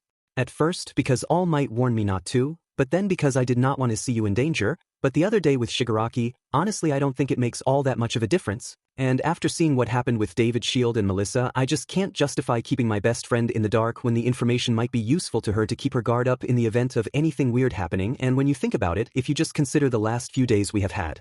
Quite a lot of weird happening, Izuku said, speeding into a mutter storm. Whoa, slow down, Ochako said kindly, placing a reassuring hand on his arm. Ochako, I want to tell you everything. I don't want to keep secrets from you. But if I do, there's a chance the League or some other group could threaten you or God forbid even your family. I don't think it's likely, but I'd totally understand if you needed to distance yourself from me for their safety. Deku, I'm not going anywhere, Ochako said confidently. I want to know you, and I accept whatever risks come with it. We're going to be heroes, we can keep our families safe, she finished with a determined fist pump. Izuku nodded, taking a deep breath. He knew she wouldn't reject him for being quirkless. It was impossible for Ochako to do that, but knowing it and knowing it were entirely different. His lips moved before he could think. Ochako, I was born quirkless. I met All Might one day after school when he saved me from a sludge villain. In the aftermath, I found out he had been severely wounded by a terrifying villain named All for One, who we now know is behind the League of Villains, but at the time we thought he was gone. All Might thought he was nearing the end of his career and couldn't continue much longer. So, he decided to pass his quirk on to me and train me as his successor. Ochiko's mouth was slightly ajar at the series of revelations. She processed, then asked, All Might gave you his quirk? How does that even work? It's an incredibly rare quirk, probably one of a kind. I've called it superpower, but that's actually not exactly how it works. It is a stockpiling quirk fused with a transferring quirk that made something totally singular called One for All. It's a sacred torch passed along the generations. Each user strengthens the power and passes it along, all in service of fighting a villain called All for One. You asked Shigaraki about him, Ochako exclaimed. And you said All Might thought him defeated? Yes, Izuku said seriously, of course, you picked up on that. Yes, All Might thought he had defeated him. He has the most powerful quirk in the world. He can give and take quirks at will. All Might defeated him 6 years ago but was gravely wounded. It began his search for a successor. He was sure the evil was gone, but somehow the villain remained. All Might has assured me he will defeat him before his quirk fully departs. But I am now a part of this story. I have to prepare for the eventuality of fighting a villain who All Might could not fully defeat. The sea breeze gently filled the silence between them. No wonder push yourself, break yourself, Deku, that's so much. I am so sorry you've had to carry this weight, you said. Recovery girl knows. Deku, does your mom know? Or have you really been walking all alone? A stab of shame pierced his insides. A decade of love, pain, fear, and grief between them. His dad leaving. His trouble at school. His mother's constant support and worry. She had endured enough from him, he could not worry her more. He looked back at the ocean, head drooping. She doesn't know yet, he managed softly. Warm arms encircled him as Ochako embraced him, burying her face into the crook of his neck. Her hug spoke volumes: comfort, support, relief. In a moment, months of tension released. Izuku held her tightly, feeling a burden lift that he hadn't even realized he carried. He held her, but she was carrying him, wordlessly saddling the burden of One for All without hesitation. Time drifted by as they continued their conversation. Izuku shared more about their year, his quirk's progress, and some struggles of growing up quirkless. Ochako listened, blessedly not pressing him further. Though their embrace ended, their hands remained intertwined, occasionally squeezing in silent understanding. After a quiet pause, Ochako sighed softly. Tonight was nothing like I expected, she chuckled lightly. I thought my biggest worry would be someone stepping on my feet at the gala. Oh no, did I step on your feet? Izuku asked, suddenly panicked. No, Deku, she laughed. You were perfect and your suit was awesome, though it didn't seem quite right without your usual red kicks. I know. But All Might bought me those nice shoes, I felt like I should wear them, Izuku admitted sheepishly. Probably for the best, Ochako teased. Hey, you defeated a supervillain in them and a tux. That's pretty impressive. Yeah, but you dropped a gravity hammer on him wearing heels and a ball gown. That's way cooler. Cocktail dress, Ochako corrected quickly. Huh. Izuku looked confused. It was a cocktail dress, not a ball gown. Ball gowns are floor length. Cocktail dresses are shorter and more versatile. Oh, I didn't know you were into fashion, Izuku said, intrigued.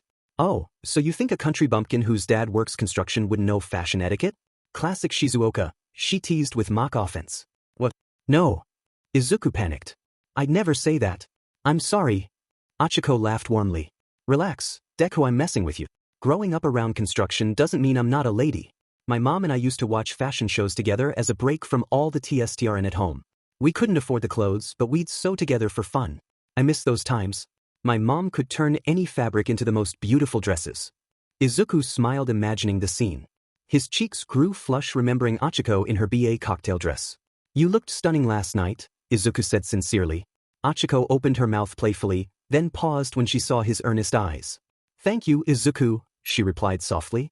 You're welcome, Ochako. They stared at the ocean a bit longer before dusting the sand off themselves and making their way back to the island. Their hands did not come back together on the walk back, and neither commented. A moment they shared and would perhaps reflect on later, but for now both were too tired to be embarrassed. Returning to the heart of the island, Ochako joined Yaoyorozu, and Izuku found all might as they made their way back to Japan. TUA to the next stage of hero training. Izuku for the first time in a long time felt completely and utterly weightless. Himiko Toga traced her finger along the rim of her empty glass, deep red droplets dripping slowly down the inside of her glass. Stale beer and cigarette smoke assaulted her nose. Stale and sour. It was quiet. Too quiet. Her mind drifted, searching for something sweet to latch onto. Unlike the bitter wine she had finished. It was a beautiful crimson color but was nothing like her sweet Saito. Her legs swung lazily from the bar stool as she hummed a soft, cheery tune, an old lullaby, maybe. The words were long gone, so she made up her own. Roses are red and violets are blue, my fangs are sharp and they let me love you, she whispered, giggling. The words swirled together on her tongue. Ah, how she loved her fangs. Not only were they super cute, they let her show her love for everyone. Bringing out their beautiful blood. Their precious life, allowing her to share everything with them. Her chest fluttered just thinking about it. She hadn't truly loved someone since Saito, Mr. Staney not allowing her to fully love someone to the end. But Mr. Shiggy did not care so long as the silly police didn't find her. Oh, she couldn't wait to love someone like Saito. To drink deeply of their love and share everything with someone. But not just anyone, she wasn't some floozy. She wanted to love someone she loved. Everyone knows that love is good. She sighed, leaning forward on the counter and resting her chin in her palm. The wood beneath her elbows felt sticky. Mr. Kurojiri really needs to wipe the place down. She glanced over to the tall, misty bartender polishing a glass with his usual calm, polite air. His face was hidden behind swirls of purple fog. She wondered why he didn't have a mouth. Or what it would look like. Probably something grim and burying, she announced to no one in particular, twirling a knife on the countertop out of habit. Her voice echoed faintly in the empty bar. Well, not entirely empty. Mr. Twicey was humming off-key somewhere behind her, probably fiddling with the old radio. Magna had stepped outside for a smoke, or a call, who knew? Compressy might have been upstairs, and Mr. Spinner, who knew? Probably polishing his ridiculous sword again. Dobby was off brooding in some dark corner, or doing something weird with that horrible-smelling hair dye he used. Toga? Toga was so bored. All she had were her itsy-bitsy twisty painful thoughts. She hated those, not cute at all, people judging her for how she loved. Mother and father ashamed of her. Ashamed of her love, her being her essence. Another memory rose unbidden, the pain and horror on Sato's face as she flashed her blade. Her love, horrified. No, he loved her, she became him. Thud. The knife slammed into the counter, dull light shimmering off of the exposed metal. She quickly called to mind his bright smile staring back at her in the mirror after her transformation. The motion and memory worked, calming her mind. She thought again of the spring of her arm and the resistance of the knife giving in as it sunk into flesh. The blade wet, red, alive. A shiver of delight danced down her spine, washing those pesky thoughts away. She looked at her knife jutting from the counter. Her golden eyes staring intently at itself. Excited, hungry, cute, she grinned. Hello, me, she whispered playfully, pulling the knife from the counter and sticking out her tongue at the reflection. The distorted image mirrored her, making her grin appear wide and slashed, almost comically grotesque. She giggled. How fitting, everyone knew she had the cutest smile. What's with the stabby stab, Toga? A voice interrupted her reverie. It was Twicey, teasing of course. She swiveled around on the bar stool, still grinning.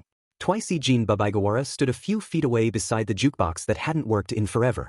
He wore his full bodysuit, the black mask with white crisscrosses hiding his face.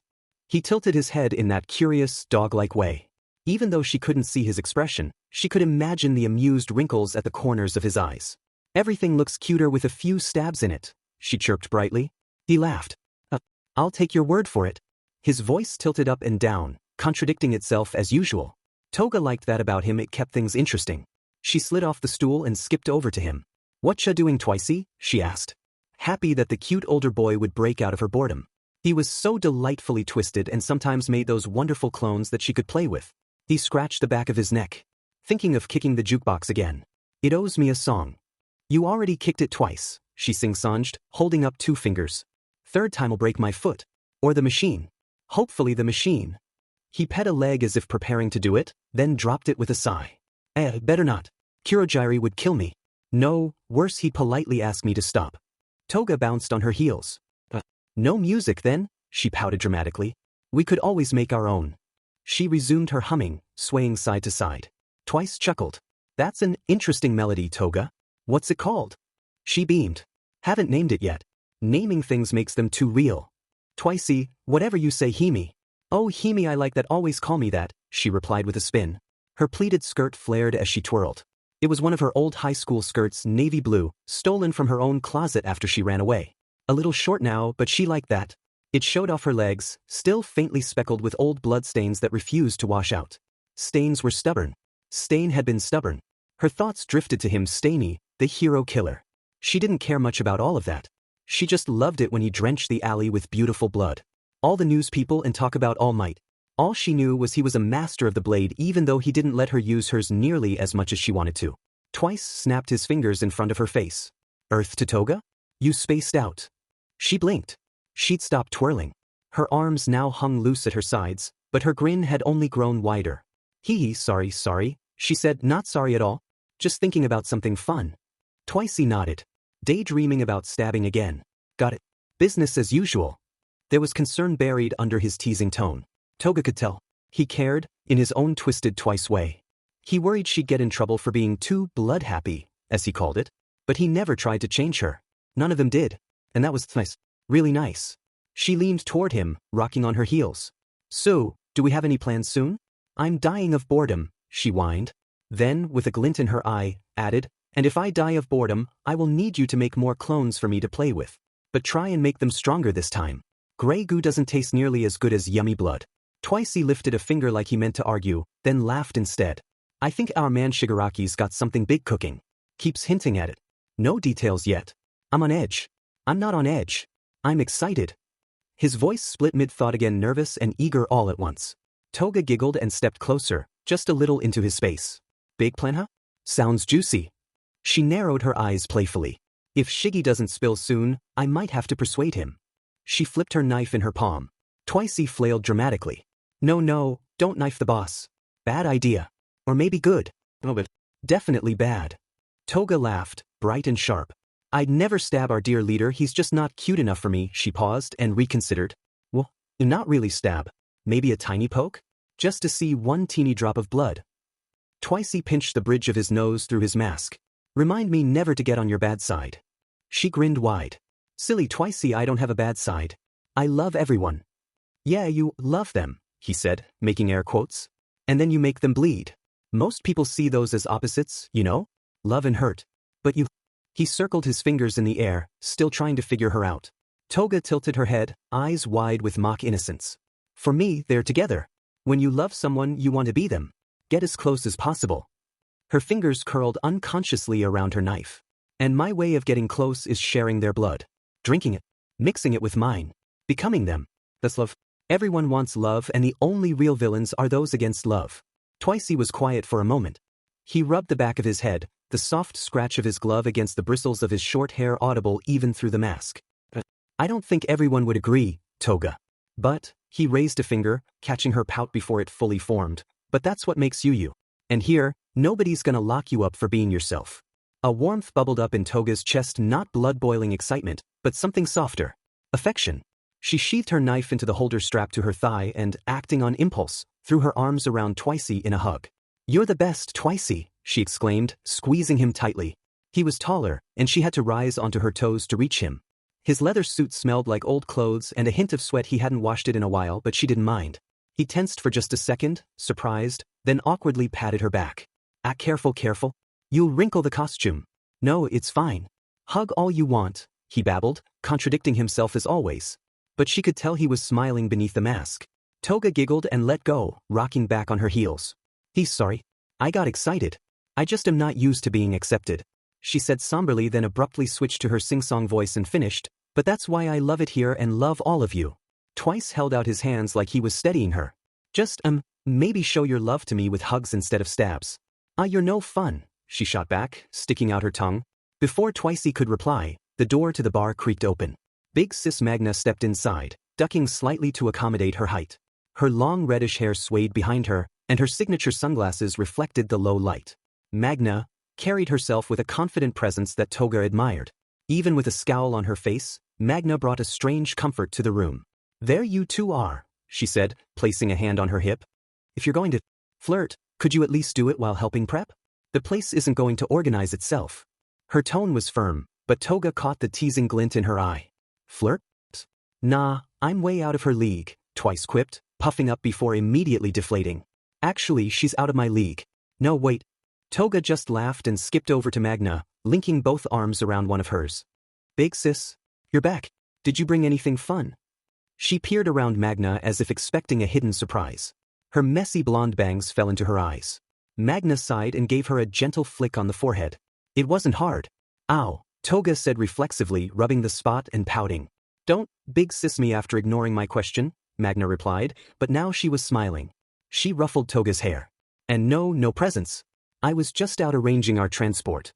Transport? Toga echoed, eyes lighting up. That single word confirmed that something was happening. Something big. Magna nodded, glancing at both Toga and Twice. Yeah. Shigaraki wants us all gathered. He's ready to spill the details about his next mission. We need to be ready to move when the signal comes. Twice pumped a fist. Yes. Field trip time. Wait, terrible, dangerous field trip. Might die. But woo, field trip. Toga's heart sped up not with fear, but with exhilaration. No more sitting around. A mission meant action. And action usually meant fresh blood. She bounced on the ball of her feet. Magna chuckled. Calm down, girl. You don't even know what it is yet. I know it'll be fun, Toga replied, practically vibrating with excitement. Come on then, both of you. Upstairs. The rest are waiting. Toga let go of Magna's arm and gave a playful salute. Aye, big sis. The three of them made their way toward the creaky staircase at the back of the bar. Twicey muttering to himself on the way up. At the top of the stairs, Magna pushed open a door. Shigaraki's impatient voice filtered through, taking too long. Where are they? Magna entered first, followed closely by Toga and Twice. Right here, boss. Cool your jets, she replied. Inside, the rest of the League of Villains had already gathered around a battered table. Shigaraki stood at its head, fingers drumming irritably. Mr. Kurojiri loomed behind him in silence, yellow eyes glowing in the fog. Dabi leaned against the wall, looking bored. Spinny sat with his tail twitching, fiddling with a serrated blade. Compressi tipped his hat in greeting. Toga slid into a chair between Twicey and Big Sis. She liked being in the middle of them. Finally, Shiggy grumbled. His red eyes narrowed. One hand hovered near his neck, lightly scratching at the irritated skin. Now that everyone's here, I can brief you on our next move. Kurojiri nodded and stepped aside. Shigaraki's voice dropped to a low, menacing tone. We've obtained intel on UA High School's first-year training camp. The brats will be isolated in a wooded area. No urban surveillance. Minimal pro-hero presence. In other words, it's perfect. At the mention of UA, Toga perked up. Her pulse quickened. She remembered their sports festival, all the cutie pie students with their glittering quirks. Especially one green-haired boy who kept breaking his bones to win. So cute she shivered near joy. Shigaraki continued. Our goal is twofold, spread fear and chaos, and retrieve a specific target from Class 1A. The room buzzed with energy. Magna raised an eyebrow. Kidnapping then? Shigaraki nodded. Our benefactor wants one of them alive. The rest are distractions. Except for that green-haired brat Midoriya, kill him if you get the chance. Tamura Shigaraki, the master, did not permit this as he has other plans. Kurojiri started. Master says I can destroy what I hate and I hate that kid. Maybe kill that girl he was with at the mall too if he escapes. Shiggy said casually. The greenie who kept breaking all of those bones and bleeding everywhere. I love him, I don't want to kill him yet, but I do want to become him, Toga said smiling. Shiggy looked at her for a moment and then shrugged. Toga smiled. Her golden eyes still sparkling with anticipation. Shigaraki continued, addressing everyone now. Details on the target will be given to whoever ends up in a position to grab him. The rest of you focus on raising hell. He gestured to those gathered around the table. You will form the Vanguard Action Squad. Each of you has proven yourselves useful enough to entrust with this mission. Toga felt a swell of pride and straightened up, grinning from ear to ear. They hadn't been with the League long, but already she was useful. Himiko, why are you such a useless freak? A discordant voice raged from deep in her mind. No, not true. Not true, she thought, the melody returning to her thoughts. Shigaraki pressed on. We attack at night when they're tired and off guard. Kurogyri will warp you to a location near the camp so you won't trigger any early alarms. From there, you move in and do what you do best, wreak havoc. Split them up, break their spirits, and capture our target in the confusion. A murmur of eager approval swept through the group. Toga glanced around at her comrades and saw the anticipation in their faces except for Dabi, who merely looked mildly less bored. Spinner practically quivered with fanatic glee, muttering about purging false heroes in Stain's name. Magna cracked her knuckles with a smirk, clearly ready to give the kids a brutal wake-up call. Twice nodded rapidly, whispering to himself, this is great, it's insane, but great. Even Dabi managed a thin, cruel grin as he mentioned how much he'd get to burn. And Toga? Her eyes were shining. She could already picture the beautiful chaos-terrified little heroes in training, scrambling while the League tore through their camp like a living nightmare. Her blood sang at the thought. Shigaraki raised his voice, cutting through the murmurs. I don't care about your personal reasons or grudges, just get it done. Tear things apart, but leave our prize alive. Compress, you'll handle securing them once located. Mr. Compressi tipped his hat. Understood. They shall vanish without a trace, as if by magic. Then Shigaraki's gaze locked onto Toga, perhaps recalling her earlier outburst. Toga! She sat up straight, flashing her sweetest smile. Yes, boss? Any special job for me? She asked lightly. He exhaled sharply. Try and get blood from as many kids as you can. It might be useful for infiltration later on. A delighted giggle escaped her lips. Can I drink some of it? Too. Shigaraki looked back at her. I don't care what you do, just keep some for later. Yay! Himiko responded happily. Meeting adjourned, Shigaraki finished, waving a hand. Our mission will be a few days from now. Be ready to move on a moment's notice. With that, he turned and strode from the room, Kurogyri close behind. The rest of the group rose from their seats, the air buzzing with energy. People began filtering out to prepare. Dabi slipped away in silence, likely to brood or resupply. Spinner chattered excitedly to Compress about potential targets, something about that dark shadow kid. Compress listened politely as they exited together. Magna stretched, letting out a grunt of satisfaction. All right, you heard him, Magna said to Twice and Toga, who lingered at the table. Prep time. Everyone meet back here before launch. She clapped Twice on the shoulder and gave Toga a quick pat on the head. As she moved toward the door, she added, I'll go double-check our equipment stash. Twice and Toga exchanged a glance as the others disappeared. Toga could barely sit still, her legs bouncing beneath the table. The moment Magna left the room, Toga sprang up and plopped herself into Shigaraki's recently vacated chair, propping her feet on the table. Ugh, a few days is too long. I'm too excited to wait that long, she groaned dramatically. Twice chuckled as he stood. I know. It's like waiting for a holiday when you're a kid. Try to use that energy for something useful, maybe? Pack your things? Sharpen your knives? Toga sighed and slid her boots off the table. Fian. But it's more fun to complain. She gave him a playful pout before breaking into a grin. Magna reappeared in the doorway, folding her arms and trying to look stern. Delayed gratification, Toga. You can unleash all you want when the time comes. Till then, focus. Toga twisted in the chair and threw up her arms. I know. I'm just bursting. Magna's expression softened as she stepped back into the room. I get it. We all joined this crew to let loose and be ourselves. But don't burn out before the real show starts. Twice nodded. Save the bloodlust for the battlefield, he added with a shrug. Toga hopped out of the chair and stood before them, her two favorite people in the league. They got her. They kept her grounded. She took a deep breath and nodded. You're right. I can behave, for now. Magna grinned and slung an arm around her shoulders. That's our girl. Trust me, the payoff will be worth it. Toga raised her free hand like she was holding a glass. To us, the League of Villains living and loving on our own terms.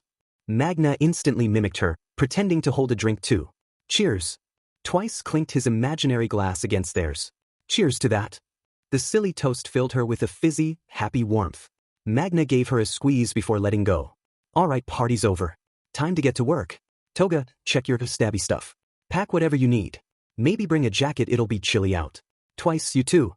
Roger that, Twice said, giving a casual salute. Yes, mem, Toga chirped, mimicking him with a goofy salute of her own. With their orders clear, They exited the meeting room. The narrow hallway creaked beneath their steps. At the top of the stairs, Magna veered towards storage, while Toga and Twice descended to retrieve their gear. In the privacy of her small room, Toga finally exhaled. Her cheeks actually ached from grinning. She felt electric. Focus, Toga. Time to pack. She opened her worn dresser and gathered her beloved tools. A half-dozen gleaming knives, polished to perfection, a bundle of sharp syringes, and empty vials for collecting blood. Her utility belt went on first. Knives slid into their sheaths. Syringes and vials found homes in zippered pouches. Next came her favorite cardigan, a deep maroon thing with oversized pockets. Cozy, practical, perfect for hiding blood and tools. It fits snugly over her sailor-style uniform. Pinned to the wall above her dresser was a collage of newspaper clippings and UA student photos. She traced a finger over a green-haired boy's face, grinning. If everything went well, she'd have a much more personal souvenir soon. She spun once in front of a cracked shard of mirror. Her reflection smiled back, a schoolgirl in a cozy sweater, eyes glowing with anticipation and a grin full of menace. Then another memory flashed unbidden to her mind. A kind boy reaching out to her, innocent eyes filled with concerned, beautiful green eyes.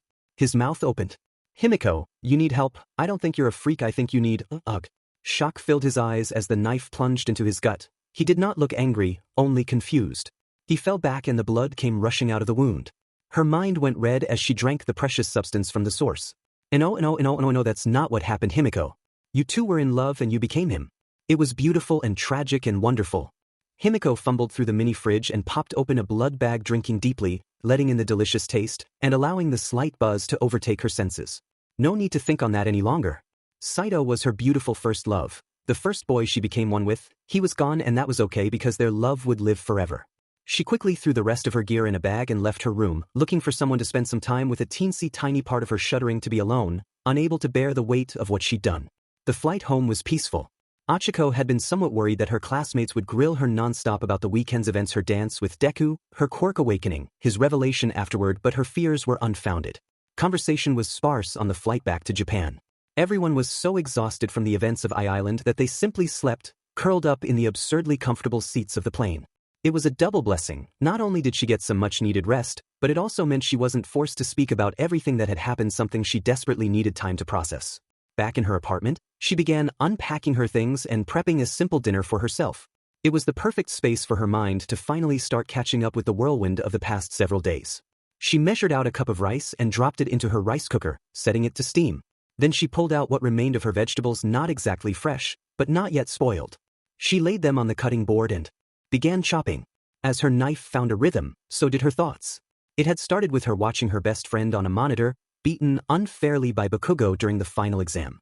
Then came his incredible stand against All Might. Then their ill-fated trip to the mall, where she'd learned more about Izuku's past, his late blooming, the complicated, tangled history with Bakugo. Even in her mind, she spat the name. And then the island. She had thought the gala would be the memory that stayed with her, but after everything else, it barely registered. They had fought an A-rank supervillain, as a class, and held their own. She had inverted her quirk, actually increased gravity, or maybe shifted the plane of it. She still wasn't sure. She hadn't dared try to use the power again since saving her classmates. Mr. Aizawa had drilled it into her from day one. Powerful quirks needed DSPLN and precision. No testing in casual environments. Then, after all of that, Izuku had confessed. Not in that way, but he had told her perhaps the best-kept secret in Japan. She began to season the last of her chicken thighs and place them in a skillet with some oil.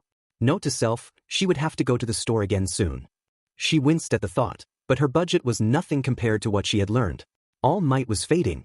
The symbol of peace was human and was wounded in more ways than one, but beyond that he had chosen Izuku Midoriya to be his successor. Not just in name, but to inherit his incredible power. This critical piece of information realigned all of the information she had about Izuku, and it all fell into place. All Might's choice made perfect sense to her. All Might had seen the same thing in Izuku that she did. A beautiful soul with an unshakable will. But the revelation worried her. Deku wasn't just training to be a hero, he was carrying the weight of a nation's expectations, and he was doing it a decade behind his peers in practical quirk development.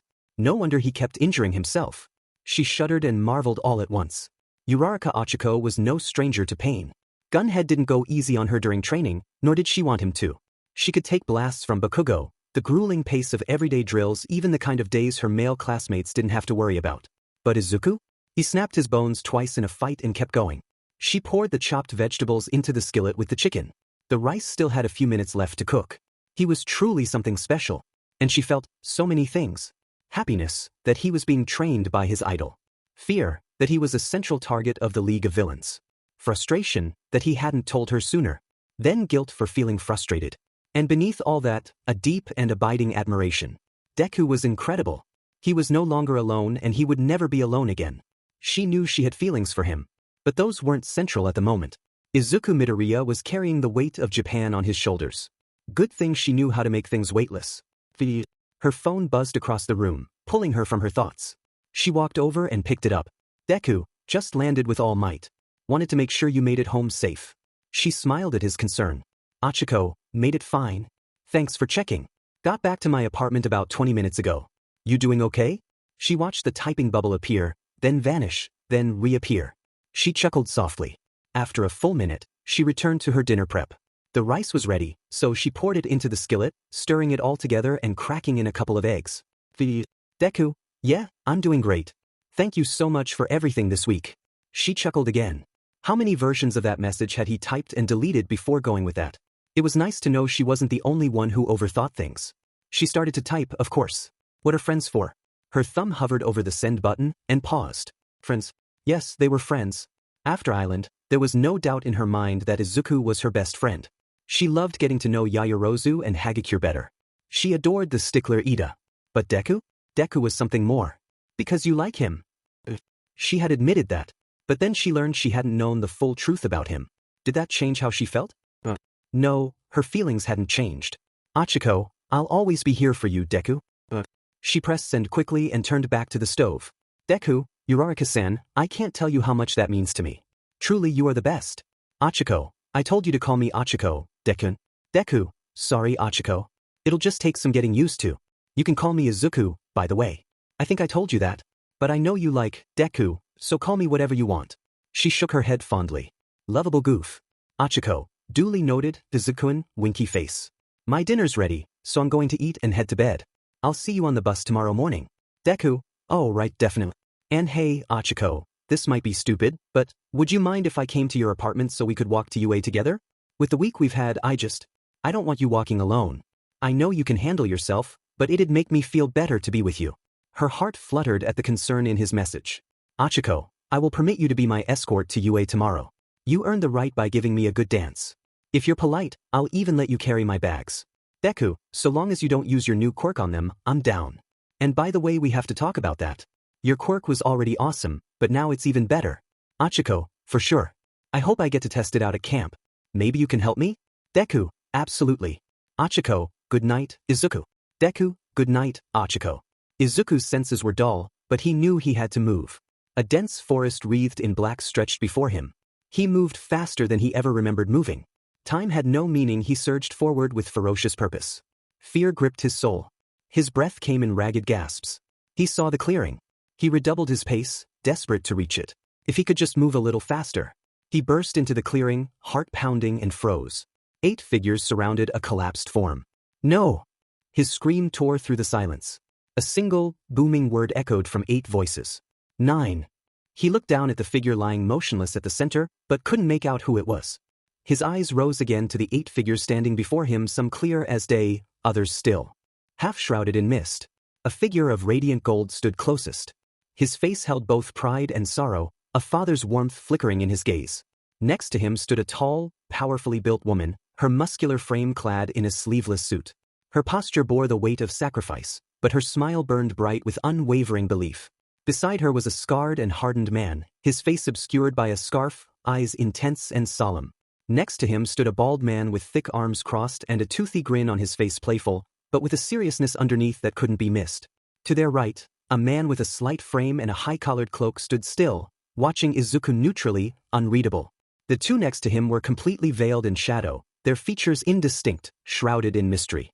Finally, at the far end, stood a man who was clearly old and frail, yet somehow seemed the youngest of them all. Sorrow, wisdom, and hope radiated from his face. He looked down solemnly at the collapsed figure, then turned and stepped away from the others, approaching Izuku. Child, he said in a gentle, echoing voice, you have come so far. You have further yet still to go. The turmoil inside of you must calm before you can speak in this place. But you will be the one who completes our task. You are not alone. We are with you. Izuku awoke, gasping for air, disoriented by the dream. A draft moved through his room, letting in the cool night air. His window was shattered. Instantly he sat upright, heart pounding, scanning the room for any sign of a threat. None was found. Slowly he looked down at his hands. Had he activated his quirk in his sleep? What was going on? Who were those people? One of them looked so much like All Might. And the last one, that man, those kind eyes, who was he? Had he seen them before? He remembered the sports festival. When Shinso had brainwashed him. He had seen them then too. 8 of them. What had they said to him? 9. Were they the past users of One for All? And the collapsed figure, who was that? He breathed deeply, now fully awake despite the late hour. Izuku, honey, are you okay? His mother called from the hallway, appearing in the doorway in her nightgown. Mom? Yeah, I'm so sorry, Izuku said quickly. I think I used my quirk in my sleep. I think I broke the window. His mother crossed the room and wrapped him in a hug. It's okay, honey. You're safe. It's okay. The warmth of her embrace delighted and wounded him. He felt her tears falling onto his cheek. Izuku held her tightly. Mom, I'm okay. It was just an accident. You don't have to worry. His mother sniffled and pulled back slightly, brushing hair from his forehead. Izuku's sweetheart. It's a mother's job to worry. And you've been through so much. Come on, let me make you some tea. He let himself be led to the couch as she moved into the kitchen, her motions practiced, steady. The guilt gnawed at him. He had kept so much from her for so long. He needed to do better by her. But how could he tell her now? Wouldn't that just worry her more? Would she try to stop him from chasing his dream? His thoughts drifted to a memory burned into his heart. Asking his mom if he could still be a hero despite what the doctor said. Her devastated face. Her arms wrapped around him. Her apology instead of encouragement. His mother placed a cup before him and took her own in her hand. Silence sat between them. Her expression was not panicked, just deeply, endlessly concerned. Not interrogating. Loving. Waiting. And something inside him eased. This was his mother. The one who had never left. The one who had loved him before you, before One for All, before being quirkless. The one who had loved him even when he had stopped loving himself. Tears flooded his eyes and words poured out. I'm so sorry, Mom. I'm sorry I've worried you so much. I'm sorry, it's just been so much. So exciting. So wonderful. But so hard and scary. I'm living my dream. My dream. And I can't let it go, even though I know it's dangerous and it's only going to get more dangerous. But I'm getting stronger. I can do this. I can be a hero. Not just a hero, a great hero. Please, Mom, please understand. Please believe in me. The tears flowed freely now, his voice cracking with the weight of everything he had carried. He couldn't tell her about One for All. But without realizing it, he could share his heart. She set her cup down and enveloped him in her arms. She held him as he released his fear and pain and guilt. I love you, Izuku, she whispered gently. I'm so proud of you. Her voice grew stronger. I'm terrified for you. But I see the man you are becoming. And I will not keep you from your dream. You've always been a hero, Izuku. You are my hero. But I'm still your mother. I'll always be here for you no matter how old you are or how strong you become. He took a deep breath and composed himself. When he looked up, she was smiling at him with a strength and love that left him speechless. Mom, he said quietly, I haven't been very good about letting you know what's going on in my life. I want to do better. She smiled, brushing his cheek. Izuku, honey, I understand. You're a teenager, it kind of comes with the territory. Izuku chuckled, wiping his eyes. After training camp, he said, maybe we can go out to dinner? I'll tell you about the whole year. Everything I can. I'd love that, honey. She kissed his temple. Now you need to get back to bed. You've got to be at UA in 3 hours. Oh right, shoot. And I'm walking Ochako to UA tomorrow, so I'd better get at least a little sleep. Ochako, she said with a sly smile. Izuku, we'll definitely have to talk after training camp. He blushed furiously, gave her another hug, and returned to his room. And despite everything, he fell into the best hour of rest he'd had in years. Ochako smiled as the knock came to her door. She grabbed her keys and bag, then stepped out of her apartment. Deku was waiting at the door, a soft smile gracing his lips as she opened it. Good morning, Uraraka Ochaco. Thanks again for letting me walk with you, Deku said. Deku, it's kind of you to get up so early to walk with me, she responded earnestly. You ready to go? He asked. I'm so excited. Training camp is going to be so fun, Ochako said brightly. They spoke little on the walk to UA. Neither of them felt the need to break the stillness of the early morning. Ochako reveled in the quiet normality of it all. After a week full of state secrets and supervillains, walking side by side with her best friend was a comfort. She noticed Deku scanning the sparse crowd at the train station, his eyes sharp, looking for possible threats, but he didn't seem overly anxious. His instinct to protect made her smile even more. Perhaps she should feel afraid, now that she knew about All for One and the League of Villains, but this morning she felt only gratitude. Gratitude that someone like Izuku Midoriya cared so deeply about her safety. 2 large tour buses waited at the UA barrier. Aizawa-sensei stood in front of one. Vlad King stood in front of the other, both beckoning students to load their bags underneath and board. Uraraka, Midoriya, Aizawa greeted them with a nod. Their teacher looked more awake than usual, which was strange, considering the sun hadn't even fully risen. Maybe he really was nocturnal. Deku motioned for her to go ahead of him. She smiled at the gesture and stepped up to board. She waved to Ida, who unsurprisingly was seated at the front of the bus, smiling brightly and already wide awake. Good morning, Uraraka-san, Midoriya. I'm pleased that both of you value punctuality, he said with a firm nod. Good morning, Ida, they responded in unison. Ochako moved a few rows back and took a window seat. She turned and saw a slight uncertainty on Deku's face. Join me, she offered, patting the seat beside her. Are you sure? I'm sure Azui will. Sit down, Deku, she said firmly. He quickly complied. The bus continued to fill as their classmates filed in, most of them sleepy and quiet. Ochako glanced sideways at Izuku. His hands were folded neatly in his lap, a light blush already dusting his cheeks. She couldn't help but smile. They had sat together before, but after everything that happened on Island, things felt different. They were closer than ever. Shoulder to shoulder, knees nearly brushing. But more than physical closeness, it felt like a chasm had been crossed. She was the only one in their class who truly knew what he carried. Suddenly, Hagakure leaned across the aisle with a barely contained giggle. Oh, you sitting together, huh? Ochako blinked. Huh. You two are so cute, Mina chimed in from the seat behind them, grinning over the headrest. Couples retreat to the mountains? Ochako rolled her eyes but smiled. Mina and Hagakure teased everyone. She glanced at Izuku, whose face had gone full cherry tomato. Deku stammered, clearly unsure how to respond. Smooth, Midoriya, Kaminari laughed from the back. Quit making a commotion, Ida scolded. These two were prompt in arrival and should be applauded for it. I'll let him be, Siro said, chuckling.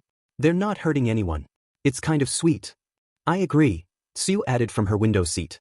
They get along well. Why not sit together? Bakugo muttered something crude from the very back, but it was lost in the chatter. Ochako shifted slightly, brushing against Izuku's arm. He didn't pull away. He always got so flustered with things like this, even harmless teasing. Given what Bakugo had put him through in the past, no wonder he shied away from attention. Now everyone was staring at him like he had done something wrong just for sitting with a girl. She leaned toward him, voice soft. Hey, you okay? He nodded quickly. Why, totally fine. Sorry for causing problems. I can move if you want me to. Of course not, Deku. People are just having fun, she said gently. You don't have to be embarrassed. He looked at her, green eyes wide and sincere. Thanks, Uraraka. Then, almost in a whisper, he added, I like sitting with you. She smiled, warmth blooming in her chest. Me too. Their conversation faded into the hum of the engine and the occasional bursts of laughter. As the city gave way to winding forest roads, Ochako leaned her head against the window, watching the trees blur by. The steady rhythm of the ride lulled some students into naps, while others chatted quietly.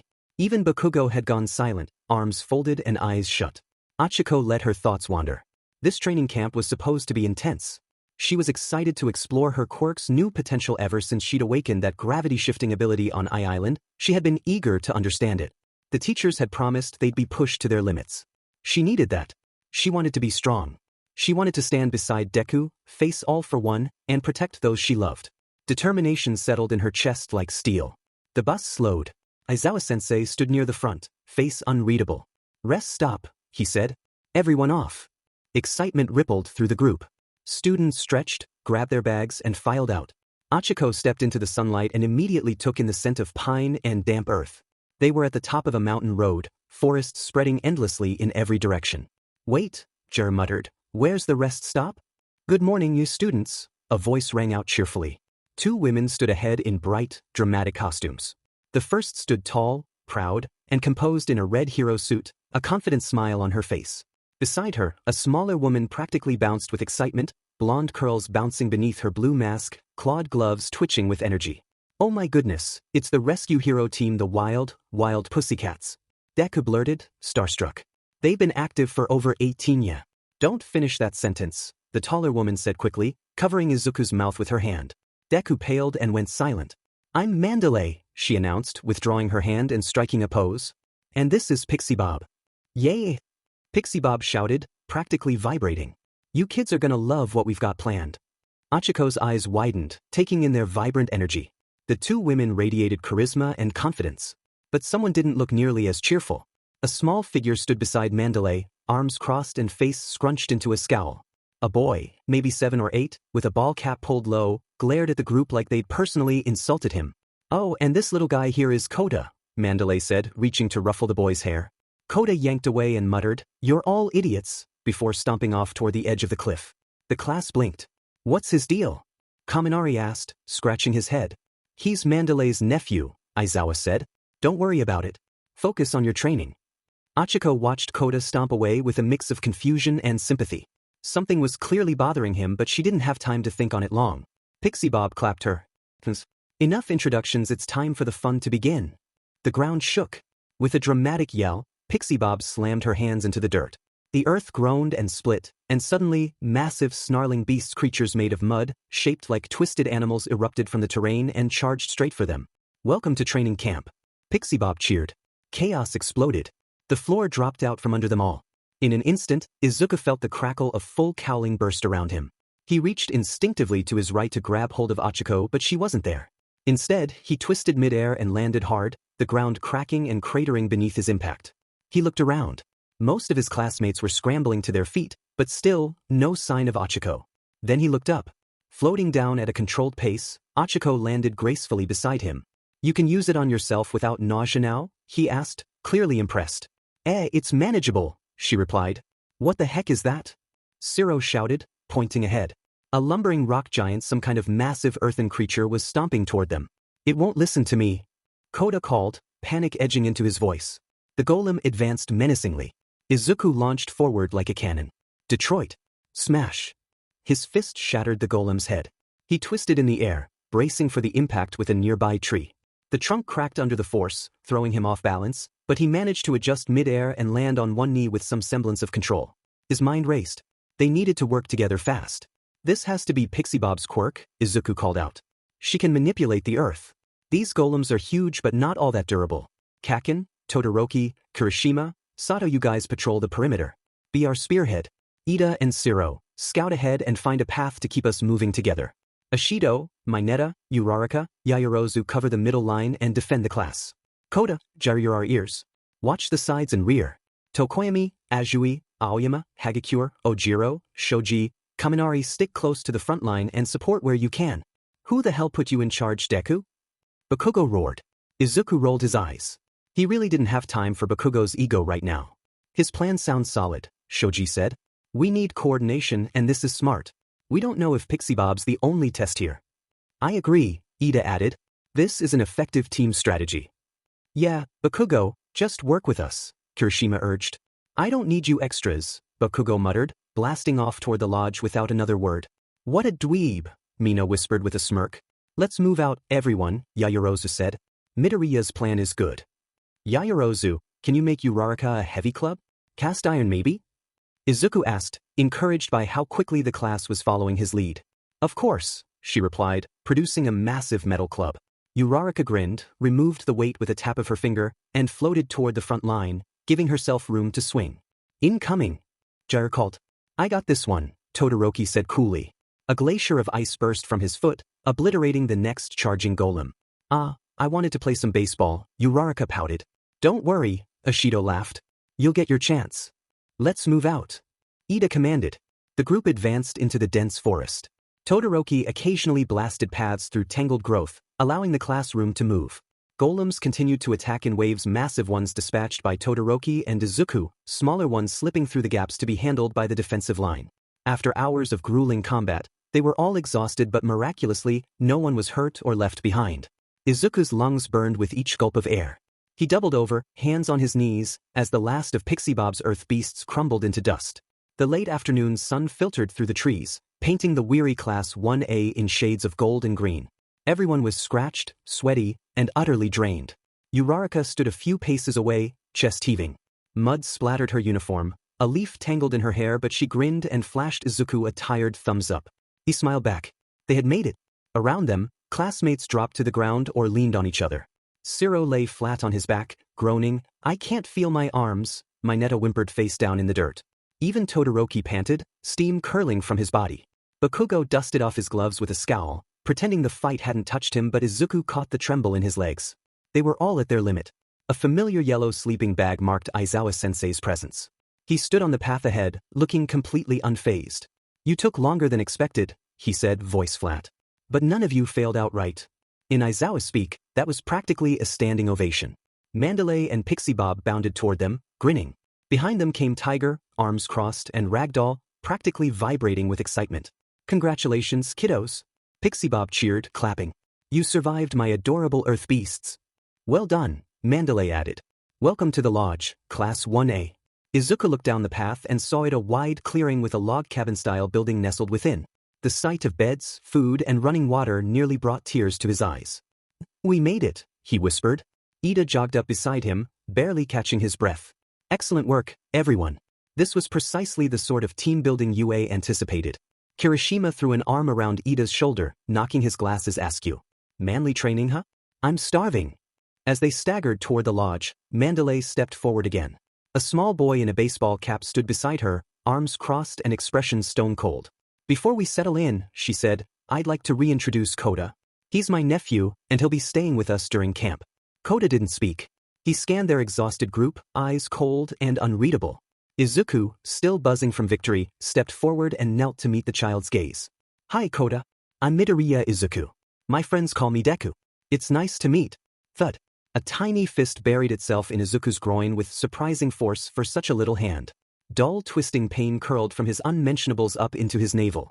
Izuku's vision went white as he wheezed and collapsed onto all fours, his introduction cut off by a strangled squeak. The class erupted in gasps.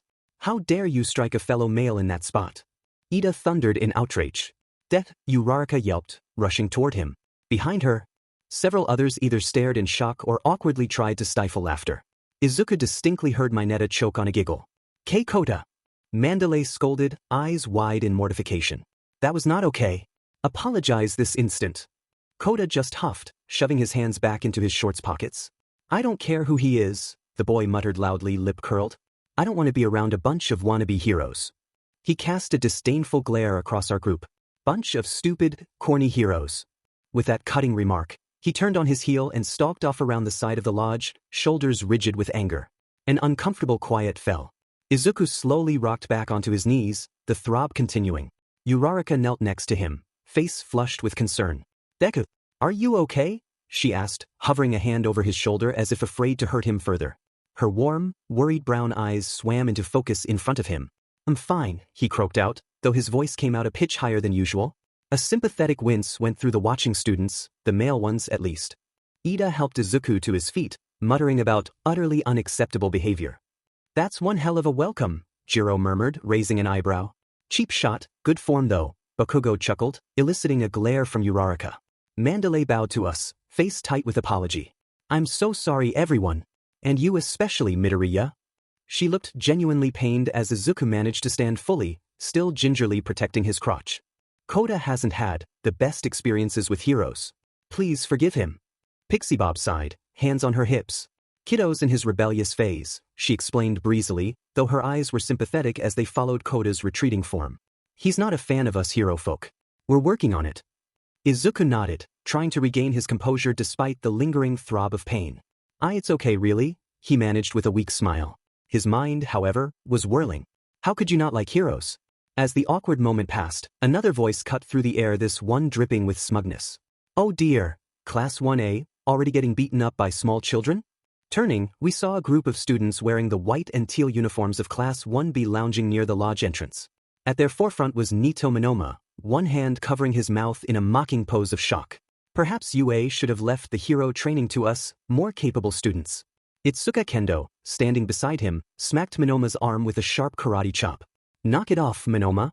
She gave us an apologetic wave. "Welcome guys. Glad you made it in one piece."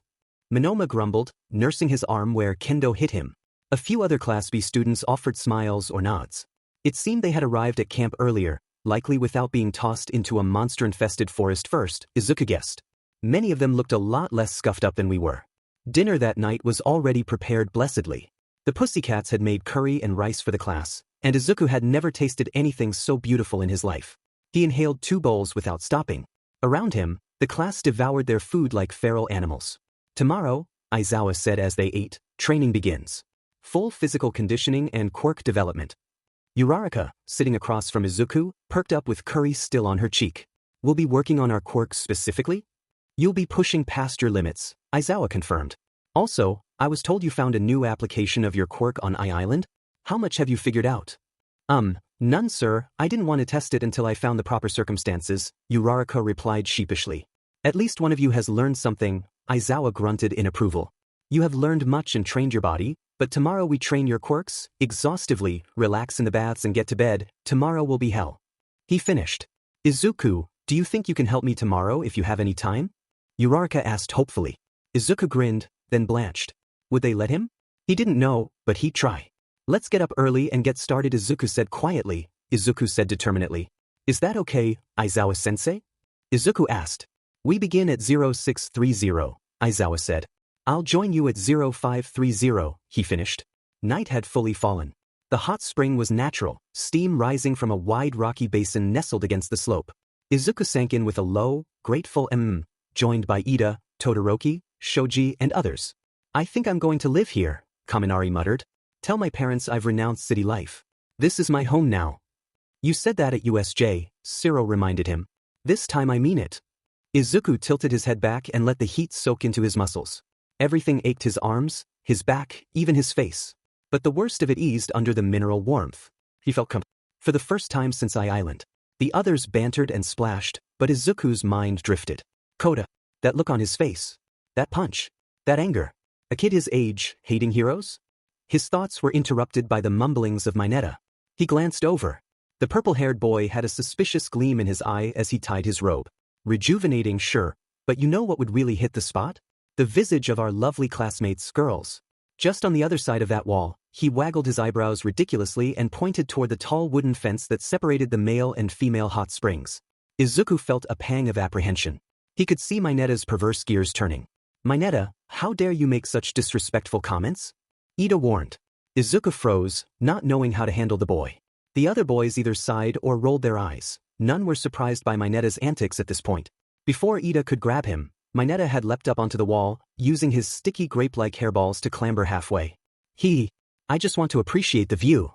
It's hero training observational skills, he justified shamelessly, trying to haul himself up for a peek. Mineta, get down. Izuku hissed, scrambling after him. He knew this wasn't right. A deep wave of protectiveness for Oka, his female classmates, overcoming his freeze. Suddenly, a small shape popped up at the top of the wall. Wham! Gaia! Mineta's yelp rang out as a child's foot in a blue sandal, struck him square in the forehead. The perverted boy was launched backward off the fence like a rubber ball, his tiny form sailing through the air. Izuku barely leapt aside as Mineta crashed onto the stone floor of the changing area with a pitiful thud, spirals in his eyes. Koda? Izuku looked up in astonishment. Sure enough, perched on the fence was Koda, one hand still outstretched from shoving Mineta, his face twisted in disgust. Serves you right, you gross geezer, he shouted down at the semi-conscious Mineta. From the far side of the fence came startled squeals. The girls must have heard the commotion. Izuku's stomach dropped as he realized Koda was still up there and he was now looking down into the girls' bath from his vantage point. Time seemed to slow for a heartbeat.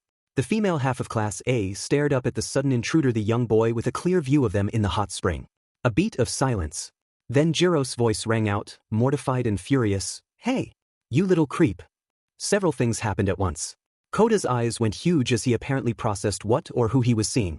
His entire face turned beet red, blood bursting from his nose in a dramatic spray. Ich! With a short, high-pitched cry of panic, he teetered and lost his balance on the fence railing. He's falling, someone shouted. Izuku didn't think, his body moved on instinct. Green lightning crackled around him as he kicked off from the ground with one for all, full cowling. In a blink, he was at the base of the wall just as Koda tumbled over it. Izuku braced himself and caught the boy securely in his arms before Koda could hit the ground. The impact drove Izuku back a step, but he managed to stay upright, quickly readjusting his towel and cradling Koda against his chest. Koda was in a daze from the fall and the shock of what he'd seen. The poor kid's eyes were swirly and closed. He looked utterly dazed. It's okay, Koda, I got you, Izuku said calmly. The boy murmured incoherently. Izuku let out a breath of relief, powering down full cowling. That was too close. Gotcha, he murmured, adjusting his hold on the unconscious boy. On the other side of the fence, the girls were in an uproar, voices overlapping. What happened? Was that Koda? Mineta, you perv.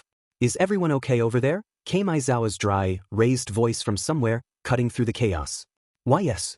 Uraraka replied from the other side after a moment. We're fine, sensei. Izuku breathed out, shoulders relaxing. The crisis was averted somewhat. He looked down at Koda, who was more or less unresponsive in his arms, aside from a faint groan. Poor kid. Even when he tried to do a good deed, fate found a way to punish him. The door to the changing area banged open and Mandalay rushed in, wearing a robe and looking alarmed. I heard screaming. Koda! She spotted the boy in Izuku's hold and hurried over, worry etched on her face. He fell off the wall, he explained, keeping it simple. No need to go into all the details. Mandalay hovered over Koda, checking him quickly. He's dazed, she said with a sigh. But no injuries, thank goodness. She dabbed at the sweat on his brow with her sleeve gently. Then she looked to Izuku with gratitude. Midoriya, thank you for catching him. Izuku rubbed the back of his head, a bit bashful. Of course, I'm just glad he's okay. Behind them, Pixie Bob and Tiger had arrived at the scene as well, likely drawn by the ruckus. Pixie Bob clapped a hand to her forehead in exasperation. That boy. Honestly, what are we going to do with him? Despite her tone, she looked relieved that he wasn't badly hurt. Tiger crossed his arms, giving a stern nod.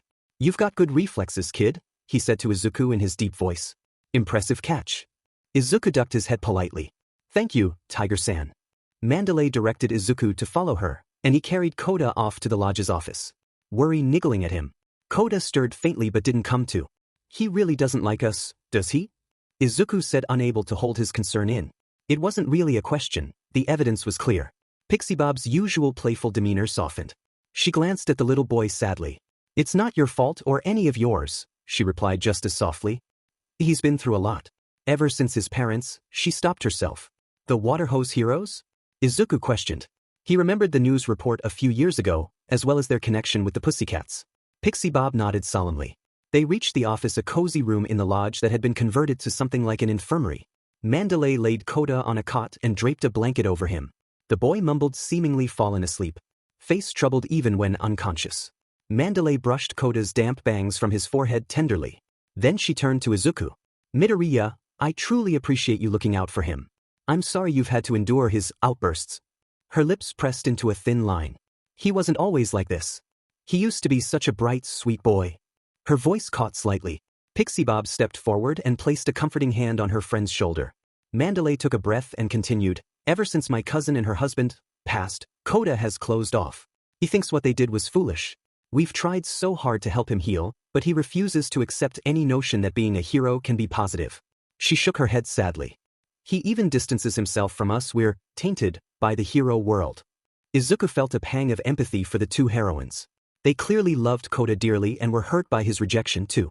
It may not even be about you all, Izuku said. It might be that he doesn't want to feel that pain again, so he pushes everything away. Mandalay gave him a watery smile. You're perceptive, Midoriya. And kind. Not many kids your age would bother trying to understand. She glanced at Koda. Izuku nodded solemnly. I know a bit about self-isolation. Mandalay walked over and, to Izuku's surprise, pulled him into a brief hug. Pixie Bob nodded enthusiastically. Your concern means so much to you, Dores. Izuku rubbed the back of his neck, flustered by the praise. I'm just doing what I'd want someone to do for me, he mumbled. Mandalay's smile grew, and Pixie Bob gave a thumbs up. Spoken like a true hero, Pixie Bob said. Tiger, who had been silent by the door, chimed in with a serious nod. You've got a good heart, Bo. Why? Aizawa-sensei arrived then, peeking into the office with his usual tired look. Is Koda settled? He asked Mandalay. She nodded. He'll be fine, just resting. Good. Aizawa turned his attention to Izuku. His expression was inscrutable, but Izuku thought he saw a glimmer of something like pride in his teacher's eyes. Midoriya, good work? Izuku straightened. Of course, sensei. He felt a warm flush from the commendation. All right, Aizawa yawned, scratching the back of his head. Lights out soon. You all start bright and early tomorrow. With that and a final glance at Koda, he departed to wrangle the rest of the class into bedtime. Izuku left the office shortly after, gently closing the door on the sleeping boy and the hero team watching over him. As he made his way to the room where the boys were bunking, his mind swirled with thoughts. Koda's anguish replayed in Izuku's head. I wonder what All Might would do? All Might always knew how to inspire. Izuku wanted to do the same. Koda was a hurt little kid. If there was even a chance Izuku could help ease his pain, he was determined to keep trying. Izuku changed in the hot springs back room and made his way back to the bunkhouse, a towel still slung around his neck. Most of his classmates were already inside, winding down. A few muffled voices filtered through the walls, laughter, the creak of floorboards, Kaminari loudly arguing about video games. But outside the air was still, peaceful. And there, leaning against the railing under the moonlight, stood Ochaco. Her hair was damp from the bath and tied loosely at the base of her neck. She wore pajama shorts and a simple t-shirt, her arms crossed over the wooden beam, gazing out into the woods. Izuku stopped. For a second he almost turned back. Something about the moment felt personal, like walking into someone else's dream. But then she turned and caught sight of him, and her expression softened into a quiet smile. A crescent moon hung above, casting silvery light over the clearing. Ochaco led Izuku a short distance away from the lodge, where the soft glow from the windows wouldn't reach them. They stopped by an old wooden fence bordering the property, beneath a tree strung with faint fairy lights. Once hidden in the shadows, Ochaco turned to face Izuku. Sorry, she whispered, a playful lilt in her voice. I know we're getting up early tomorrow, but I wanted to talk to you. In the faint moonlight, her brown eyes searched his. Izuku felt a flutter in his chest, standing here alone with Ochaco under the stars. It's okay, he whispered back. What's up, Ochaco? She smiled, but a distant shout of laughter from the lodge, probably Class B boys horsing around, made her flinch. She gestured for Izuku to sit with her on a low section of the fence, away from the noise. He followed, the wood cool beneath him as they sat side by side in the hush of night. Ochaco took a steadying breath, twiddling her fingers nervously. I want to hear about Koda. I can see you're hurting for the kid, but before that, I have something kind of awkward to discuss. Is that okay? Izuku's heart rate picked up, unsure of what was coming. Of course, Ochaco. Whatever you need. She took another breath, then dove in. Why don't you guys stop my Netta? She asked, a flash of anger in her voice. Hot, bubbling shame crawled over Izuku. He knew it was a problem. He thought about whether it was his place to tell Mineta what to do, but that was a weak excuse. You had no problem taking charge with the golems earlier, he reminded himself. Uraraka, I'm so sorry. You're right. Ida tried to stop him, but I should have done more. He bowed deeply. I won't let it slide again. Thanks, Deku, you don't have to bow. I know you didn't do anything wrong. It's just, he really makes us girls uncomfortable. We don't want to make a big deal out of it because it feels like it feeds into his little fantasies. We were hoping the boys would have our backs. We figured Kirishima, with all his chivalry, would step up. Izuku felt like an idiot. He should have done more. I'll take care of it, Ochaco. You can count on me. Thanks, Deku. She smiled, then added, but I didn't just want to talk about Mineta. Tell me about Koda. Izuku exhaled, thinking of the boy. Physically he's fine. But he's hurting. He lost his parents to a villain, and now he's surrounded by heroes. His heart's just guarded. Ochaco lowered her gaze, clasping her hands tightly in her lap. I can't even imagine how he feels, she whispered, voice thick with empathy. Izuku nodded. Yeah, I think he's built a wall around himself. It's easier to push people away. They sat in quiet reflection. Fireflies blinked around the bushes, a gentle breeze rustled the treetops. Izuku could hear Ochaco's steady breathing, see the slight rise and fall of her shoulders. It makes me think, Ochaco said softly, if we're not careful, if we fail or get hurt, it's our loved ones who pay the price. Izuku felt a pang of guilt. How many times had he thrown himself into danger without thinking of those who cared about him? His mind drifted to his mother and their conversation the night before. You're right, he said quietly. Being a hero is dangerous. I've always known that, but Koda really drives it home. Ochaco hugged herself, as if warding off a chill. Back at the sports festival, when I fought Bakugo, my parents were so worried. I laughed it off because I wanted to prove myself. But, thinking about Koda's parents, she swallowed hard, I wonder how my mom and dad would feel if something happened to me. Izuku's heart clenched. A flash of that collapsed figure in his dream haunted him. I won't let that happen, he blurted, sharper than he intended. His hand moved instinctively over hers, squeezing gently. Nothing's going to happen to you. I won't let it. Ochaco blinked at the sudden contact but didn't pull away. Instead, she turned her palm and intertwined her fingers with his. Izuku's breath caught, his heart pounding in his chest, each second stretching into eternity. You can't promise that, Deku, she said softly, a bittersweet smile on her lips. We can't control everything. We can only do our best. Izuku opened his mouth to protest, but she continued, eyes locked on his. But, thank you. It means a lot knowing you want to protect me. And while I don't have one for all, I'll do everything I can to protect you too. Her thumb brushed the back of his hand, sending a thrill up his arm. Izuku, I really care about you. Her words hung between them, heavy and warm. Izuku's face flushed, but no words came. He simply held her hand, savoring the moment, the warmth of her skin, the sincerity in her eyes. Ochako looked down shyly. I admire so much about you. Your determination, your kindness, how you always help others. Like with Koda. You're something special, Izuku. I don't know how to respond, he admitted. But Ochako, you're amazing too. Your strength, your heart, everything you've done for me. I don't know what I'd do without you. Her eyes widened slightly, and she squeezed his hand again. For the first time, Izuku truly saw her not just as a friend or classmate, but as someone who had become irreplaceable to him. His heart thumped loudly in his ears. Was he falling for her? The realization was simultaneously startling and obvious. Perhaps he'd been falling for a while. Ever since he tripped on that first day. Izuku's breath caught in his throat. He could feel the warmth of her body so close to his, could see the tiny freckles on her cheeks in the moonlight. His heart pounded with emotion. Uraraka, he murmured. He wasn't even sure what he wanted to say. Thank you, I need you, you mean so much to me. All thoughts swirled together. He settled on gently placing his free hand over their joined ones, enclosing her fingers between both of his. He hoped she could feel what he struggled to voice. They sat like that for a moment, the night quiet around them. Ochiko's eyes glistened, perhaps with unshed tears of emotion, but she was smiling an open, genuine smile that made Izuku feel like he could float.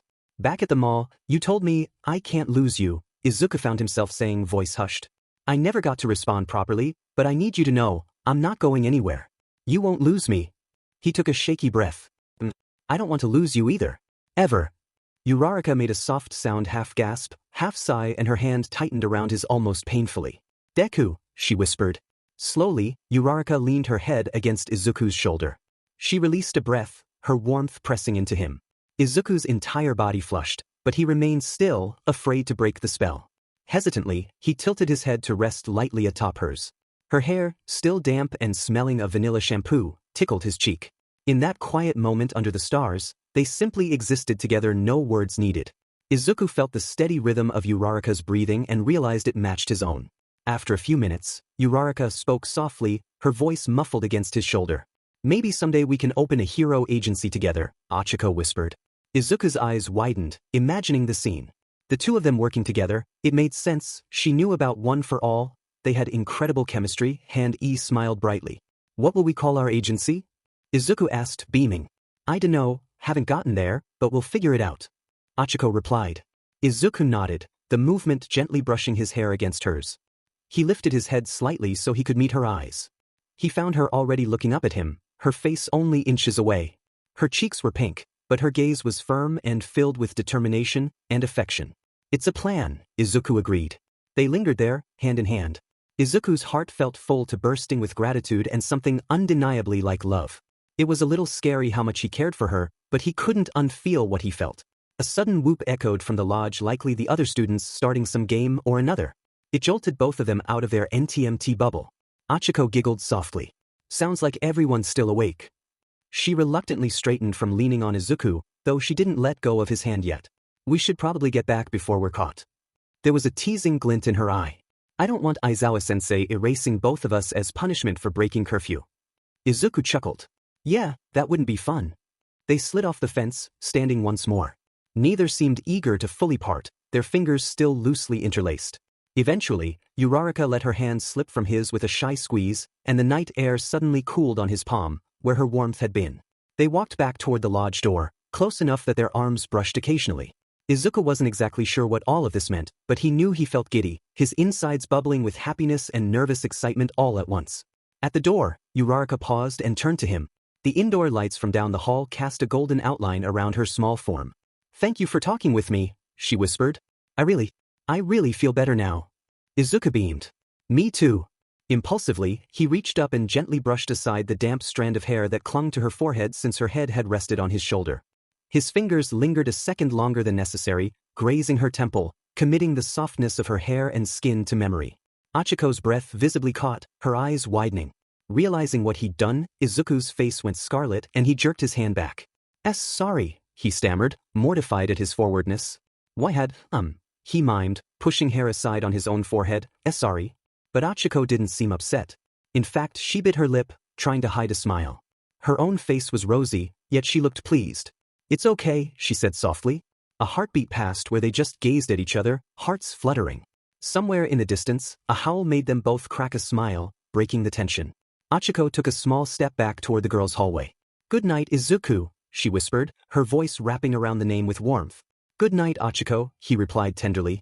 She gave him one last bright look, something shining and hopeful in her eyes, then turned and tiptoed off to her room, disappearing behind the door with a soft click.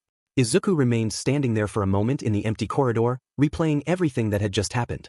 He felt like he could fly or run 100 laps or maybe just melt into a puddle of joy.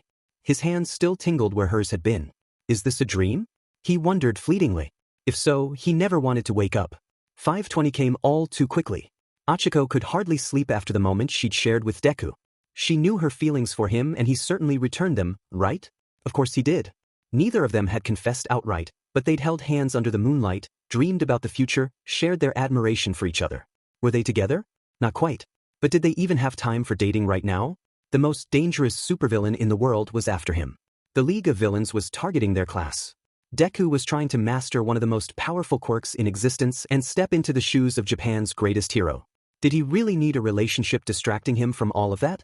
Was she selfish for wanting a bit of him all to herself? A subtle doubt crept in, dimming the profound joy that had radiated from her heart since parting ways with the green-haired boy the night before.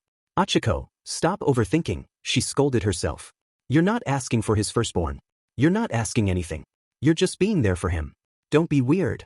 Shaking herself from her thoughts and the sleep from her eyes, she quickly pulled on her gym clothes and stepped out into the crisp morning air. Where, of course, Deku was already waiting for her. 2 mornings in a row, starting the day with him. She could get used to that. Good morning, Ochako, Deku said smoothly, her name now flowing effortlessly off his lips. Good morning, Izuku, she replied softly. When others were around, he was Deku, and she was Uraraka. But together, alone? She smiled, warmth lingering from the night before. Are we going to test this quirk or make eyes at each other? Aizawa deadpanned, causing them both to jump. Test the quirk, sir. Ochako answered quickly, flushing. Good. Now tell me what happened on the island, Aizawa ordered. Well, sir, the villain Wolfram was A rank. When he used a quirk enhancer, he probably pushed into S rank. He could manipulate metal and that island was basically made of it. At one point, the platform we were standing on detached and started to fall. I couldn't make everyone weightless in time, and I couldn't make the platform weightless either, it would have just shot downward. I didn't really think. I just knew the platform couldn't fall. I put my hands on it, and something clicked. It felt like twisting my normal quirk. I focused and willed the platform to connect back. It did, and apparently, everyone on it got heavier. I think I increased gravity or maybe shifted its direction. I'm not exactly sure. She looked to her right, seeing Deku scribbling furiously in his notebook. Do you think you could do it again? Aizawa asked. I can try, she responded. Sir, Izuku asked hesitantly. Yes, Midoriya, Aizawa replied. I think we should try to run a few tests to see exactly what this application is. We know she can remove items' gravity. She has developed the capacity to even reduce rather than remove gravity using 5-finger contact.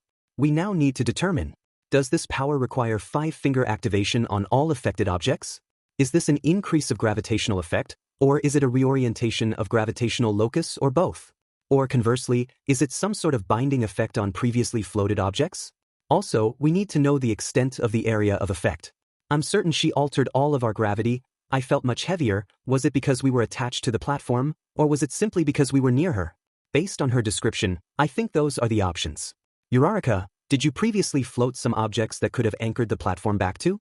I didn't look close enough to see. Aizawa stared at him, mildly gobsmacked, before turning to Ochako.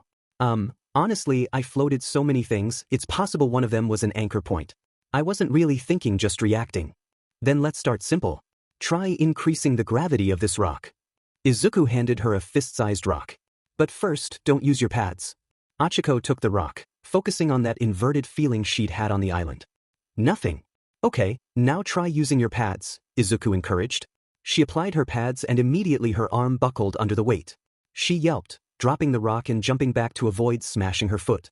Midoriya, warn her next time. Uraraka, think before you quirk, Aizawa chimed in. Sorry, Uraraka. Izuku apologized sheepishly. I wasn't thinking either. But hey, it worked. That's super useful. Alright, Now reverse the effect and pick the rock back up, Izawa instructed. She did, releasing it with her 10-finger contact. Now, try making that rock fall toward me, Izuku suggested. Midoriya, Izawa warned. I meant toward that tree. Izuku corrected quickly. Ochako smiled and focused, willing the rock toward the tree. Nothing. Okay, float that rock, then take the second one and try anchoring it with the first. She did as instructed. Both rocks floated, but no movement. Try using just your palms, Izuku suggested. You may not need full contact. Ochako focused hard, channeling that same desperation from before. Whoosh! The second rock shot from her hand and smacked into the floating one near Izuku's head, making him leap back. Amazing! You can increase gravity, mark objects, and direct others toward them. Ochako, there are so many applications you could develop targeted attacks, defensive measures, it's incredible. Izuku rattled off excitedly. Izawa raised an eyebrow. Problem child, how long have you been analyzing quirks? Since I was 4, Izuku admitted, rubbing the back of his head. You're good at it, Izawa remarked. Uraraka, keep working. I'll bring the rest of the class out soon. Ochako's mind raced.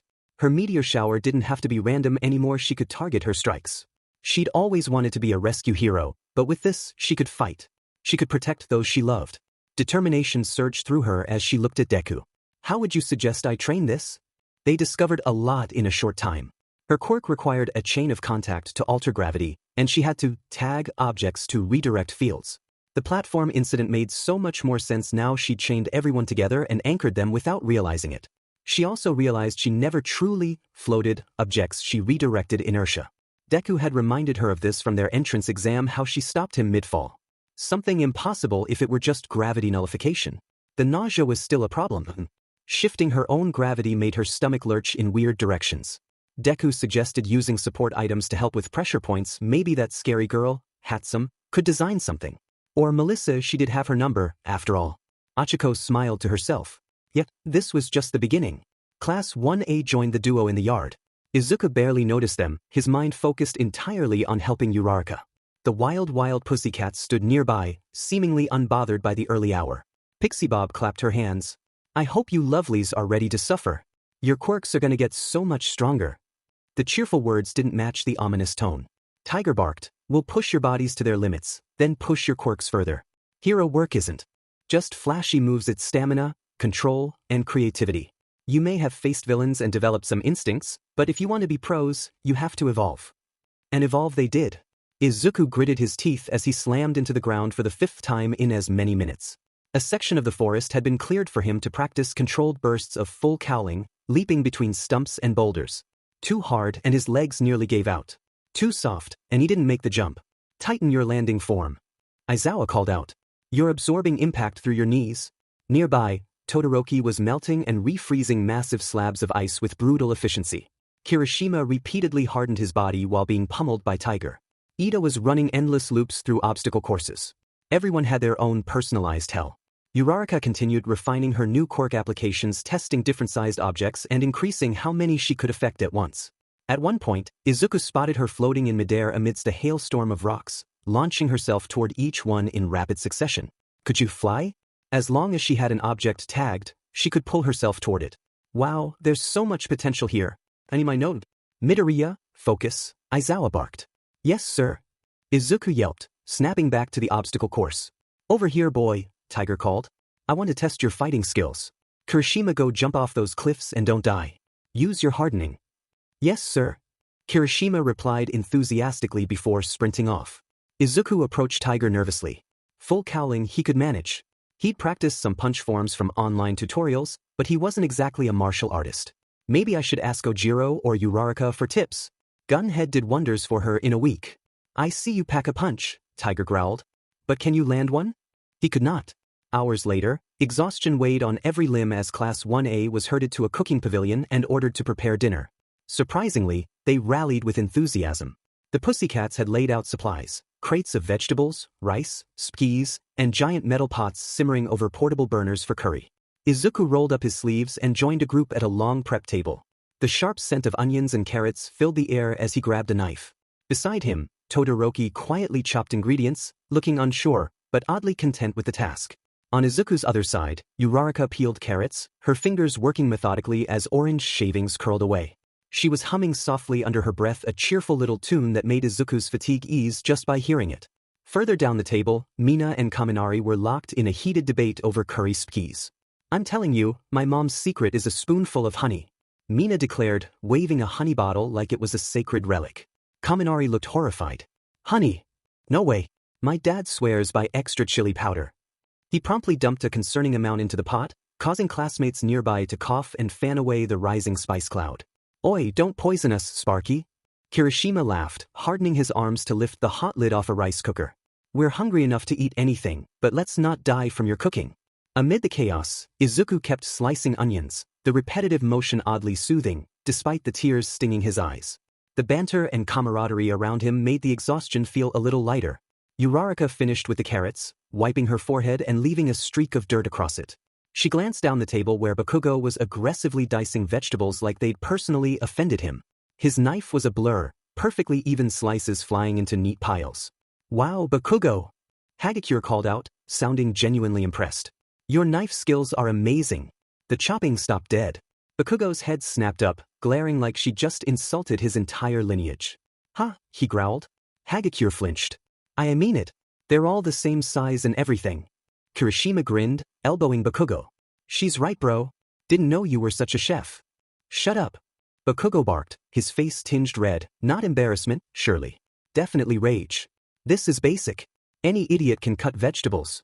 Uraraka rolled her eyes and muttered, How did you deal with this your whole life? Heavy drinking and occasional self-harm, Izuku deadpanned.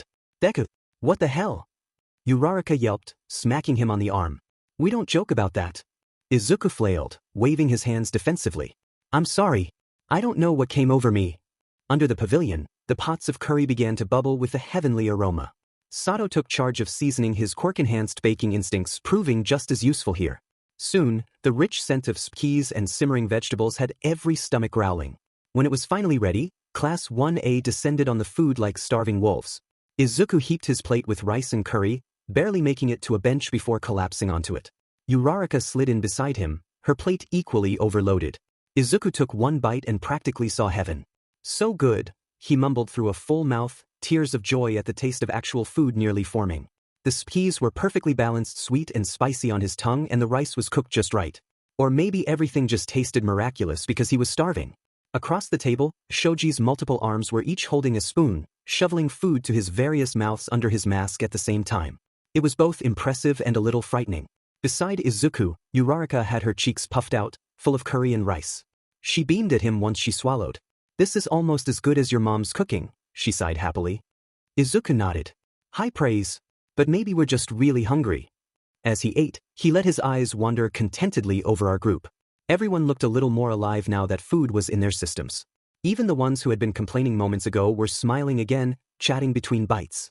Aizawa and the Pussycats looked on from the sidelines. Tiger was lecturing a few of the more complacent Class B students about something probably that they'd be training just as hard starting tomorrow. A small figure caught Izuku's eye. He watched as Kota stomped away. His brow furrowed. Is he not eating with us? He hasn't had the best experiences with heroes. The memory of Kota's punch lingered far less than the memory of his eyes, dark, wounded, angry. Uraraka noticed Izuku's sudden distraction. She paused in bringing a spoonful of curry to her lips. Deku? Everything okay? He hesitated, then spoke quietly so only she could hear under the chatter around them. It's just Kota. He's all alone. Izuku tilted his head towards the lodge. I feel kind of bad that he's not joining us. He must be hungry too. Uraraka followed his gaze. Her expression grew sympathetic. He looked pretty upset earlier. Resolve hardened, Izuku stood up from the table, wiping his mouth with the back of his hand. I'll be right back, he said to Uraraka. She looked at him curiously as he grabbed an extra plate and heaped a generous portion of curry and rice onto it. Are you? He nodded. I'm going to bring this to Kota. I doubt he's eaten. A tender smile curved Uraraka's lips. Her eyes shone with admiration that made Izuku's cheeks warm. You're really sweet, you know that? She said softly. Izuku fumbled for a response, his tongue suddenly tied, so he just gave a quick shake of his head and a humble shrug. It's nothing. I'll be back. Balancing the extra plate, he stepped away from the table. Uraraka watched him go, her expression gentle and encouraging. Izuku headed around the side of the lodge into the twilight, following the direction he'd seen Kota stomp off. The sounds of dinner faded behind him. Ahead, the forest was growing dark and quiet. Koda, he called softly. No answer. He carefully walked up a rocky path that led toward a higher outcrop overlooking the camp. Sure enough, after a few minutes, he spotted a small silhouette against the purple-orange sky. Koda was sitting on the edge of a cliff beside a tall pine tree, knees pulled up to his chest, back turned toward the camp below. He must have a clear view of us from here, watching from afar. Izuku's footsteps scuffed on the rocks as he approached. Koda's shoulders tensed. He half-turned to see who was coming, then immediately scowled when he recognized Izuku. What do you want? Koda's tone was sullen and defensive. Even in the dimming light, Izuku could see the boy's face set in a deep frown. Izuku raised his free hand in a placating gesture. In the other hand, he carefully held out the plate of curry. I brought you some dinner, he said gently. It's curry and we all helped make it. I thought you might be hungry. Koda's eyes flicked to the plate, lingering for a second on the warm curry and fluffy rice. But then he turned his head away sharply. I'm not hungry, he snapped, though his small voice wavered just a bit. Izuku stepped closer, placing the plate on a flat section of rock a safe distance from Koda. The savory aroma wafted between them. It's here if you change your mind, he said. He didn't try to force it into Koda's hands. Some instinct told him that would only annoy the boy more. Instead, he eased himself down to sit on the ground a couple of feet away, careful to keep some space. He drew his knees up and looked out at the view Koda had been watching. In the valley below, the lights of the lodge glowed warmly. Faint laughter and chatter echoed up from his classmates enjoying their meal. Above, the first stars blinked into existence in the darkening sky. It was peaceful up here, removed from the merriment. For a while, Koda didn't speak. Izuku let the quiet sit between them, hoping Koda might feel less threatened. The boy's eyes stayed fixed stubbornly forward, but his hunched posture and clenched fists gave away his tension. Koda glanced at him, confusion crossing his features at Izuku's continued presence. Encouraged, Izuku continued, keeping his voice gentle. I know you don't really want us here. And I know you don't like heroes. He treaded carefully at those words, watching Koda's face scrunch up in irritation. I'm really sorry, Koda. That did it. Koda surged to his feet, whirling on Izuku with anger blazing in his eyes. You don't know anything, he shouted. Don't act like you understand. His small hands balled into shaking fists at his sides. In the twilight, tears glinted at the corners of his eyes, though none fell. Izuku got to his feet as well, instinctively putting his hands out in a calming gesture. You're right. I don't understand completely, he conceded, heart aching at the raw hurt in the boy's voice. But I do know a little about how it feels to be hurt and alone. Koda's nostrils flared. He swiped an arm across his eyes angrily, refusing to let the tears escape. I bet Auntie told you everything, huh? About my mom and dad. His voice cracked on the last word. Izuku hesitated.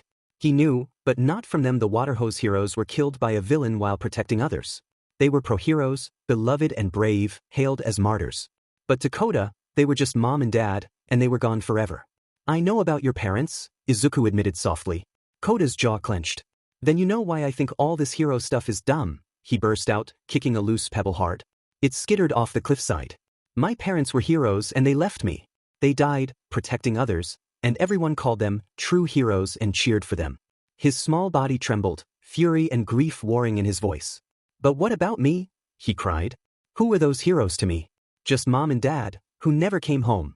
I hate heroes and I hate villains. All of it just took them away. Izuku's eyes stung.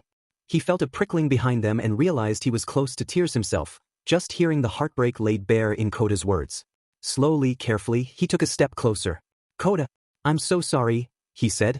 The simple words felt inadequate, but he poured sincerity into them. Koda turned his back to Izuku, arms wrapped around himself defensively. Don't say you're sorry. It doesn't change anything. The sunset had bled out into a deep blue night, stars appearing in full force overhead. The boy in front of Izuku looked very small under that sky. Izuku swallowed, searching for the right thing to say. He recalled something his mom told him. The worst thing to a grieving person is nothing, the second worst is the wrong thing. It made a little more sense to him now. You know, when I was younger, I used to feel kind of like you, Izuku began quietly. Not exactly the same, but I was really angry at the way things were. Koda glanced over his shoulder, skepticism on his tear-streaked face. What do you have to be angry about? Izuku tried a tiny smile. When I was 4, I found out he paused, considering how to phrase it, that I didn't have a quirk. I was one of the only kids in my school who was quirkless. He inhaled the cool evening air, remembering the pain of that realization, the crushing disappointment. All I ever wanted was to be a hero like All Might. But reality said I couldn't. That it was impossible. Koda had turned halfway, watching Izuku intently now in the darkness. He didn't interrupt. I was so upset, Izuku continued softly. The old ache bubbled up in his chest at the memory of crying in his mother's arms in front of the computer. I felt like the world was unfair and cruel. Why would everyone else get powers and not me? It felt like a stupid, broken world and I hated it. His voice dropped. I hated myself for not being good enough, and I hated that no hero could change that. Not even All Might. He looked at Koda, whose expression had shifted from anger to something more curious and uncertain. Izuku offered a sad smile. There was this little boy who kept praying every night that he'd wake up with a quirk. He refused to accept things. But it never happened. I was angry for a long time. But at some point, I knew that I had to keep a smile on my face and do what I could. So I tried to be a hero in my own small way at school with my MO family. The bitterness was killing me. I was drinking poison and waiting for everyone else to die. Koda sniffed, wiping his nose on his sleeve. That story is stupid, he mumbled, but the edge in his voice had dulled. Being quirkless and losing your parents isn't the same. Besides, you have a stupid quirk. It's not the same, Izuku agreed. I'm not saying it is. You got dealt a rotten hand and nothing I say can make it better. But you can overcome it. He took another step nearer, now just an arm's length from Koda. The plate of curry sat forgotten on the rock, steam long gone. Koda looked up at Izuku, eyes shining in the starlight.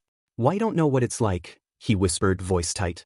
Watching everyone laugh and smile about heroes, while he bit his lip hard, suppressing a sob. Izuku's heart squeezed. Without overthinking it, he gently reached out and rested a hand on Koda's small shoulder. Koda flinched but didn't pull away completely. You're right, I can't truly know, Izuku said. But I do know your parents loved you. They became heroes to protect people like you and they died saving others.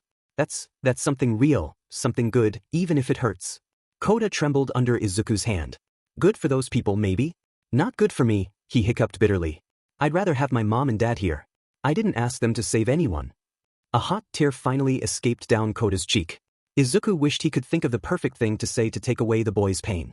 But he knew from experience there were no magic words to fix grief. Koda scrubbed angrily at his tear-streaked face. He was listening even as he fought not to. Izuku continued, voice gentle but firm. I still want to be a hero. Not because I want glory, or because I don't care if I get hurt. I want to be a hero so I can save people. So maybe no little kid has to cry because no one was there to save their mom or dad. A lump rose in Izuku's throat.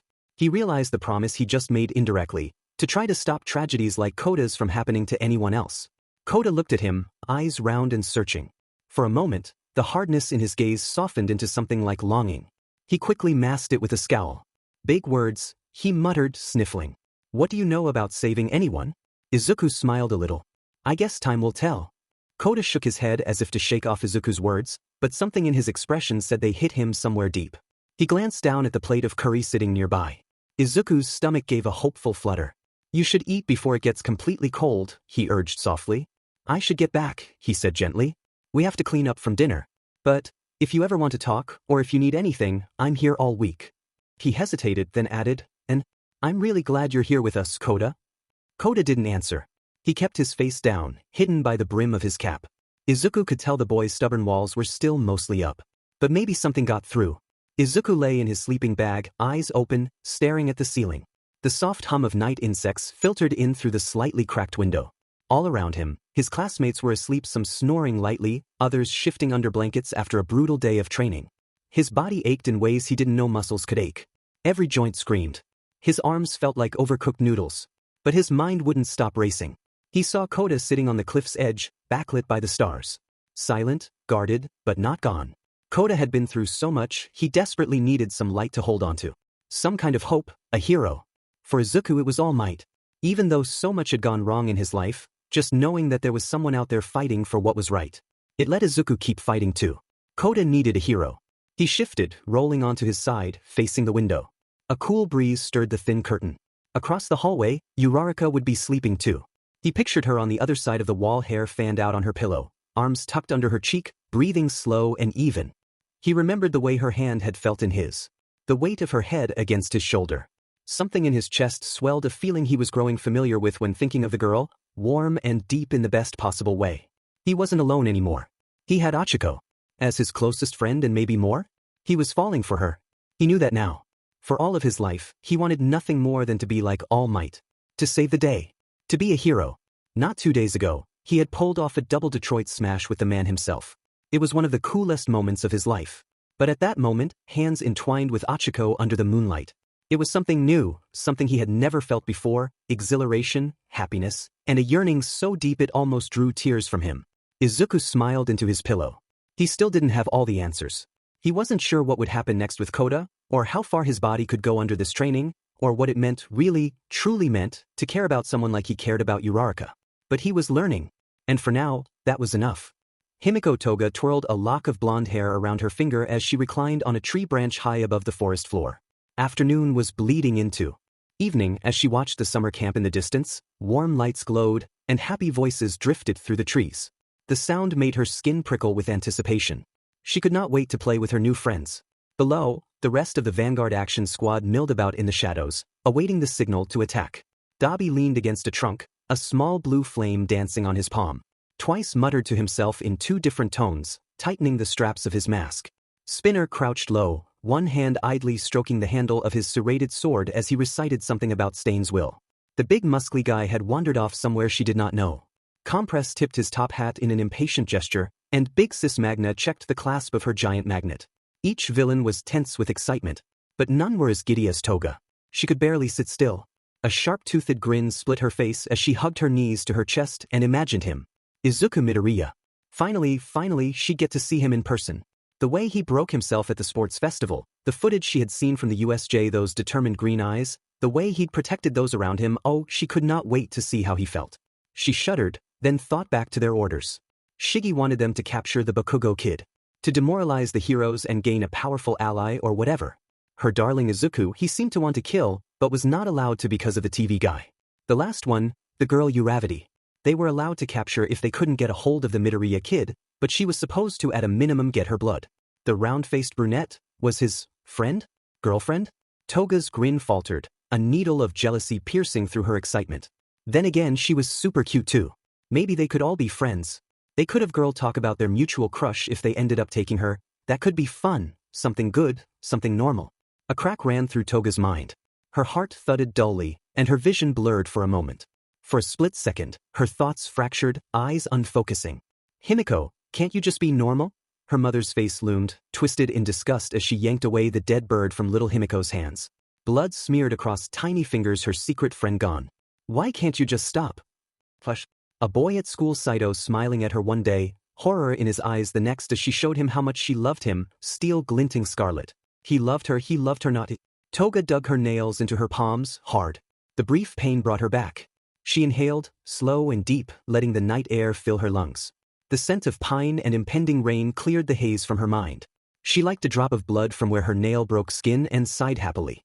Focus on the sweet stuff, Himi. Down below, Dabi was gathering everyone's attention with a sharp whistle. Listen up.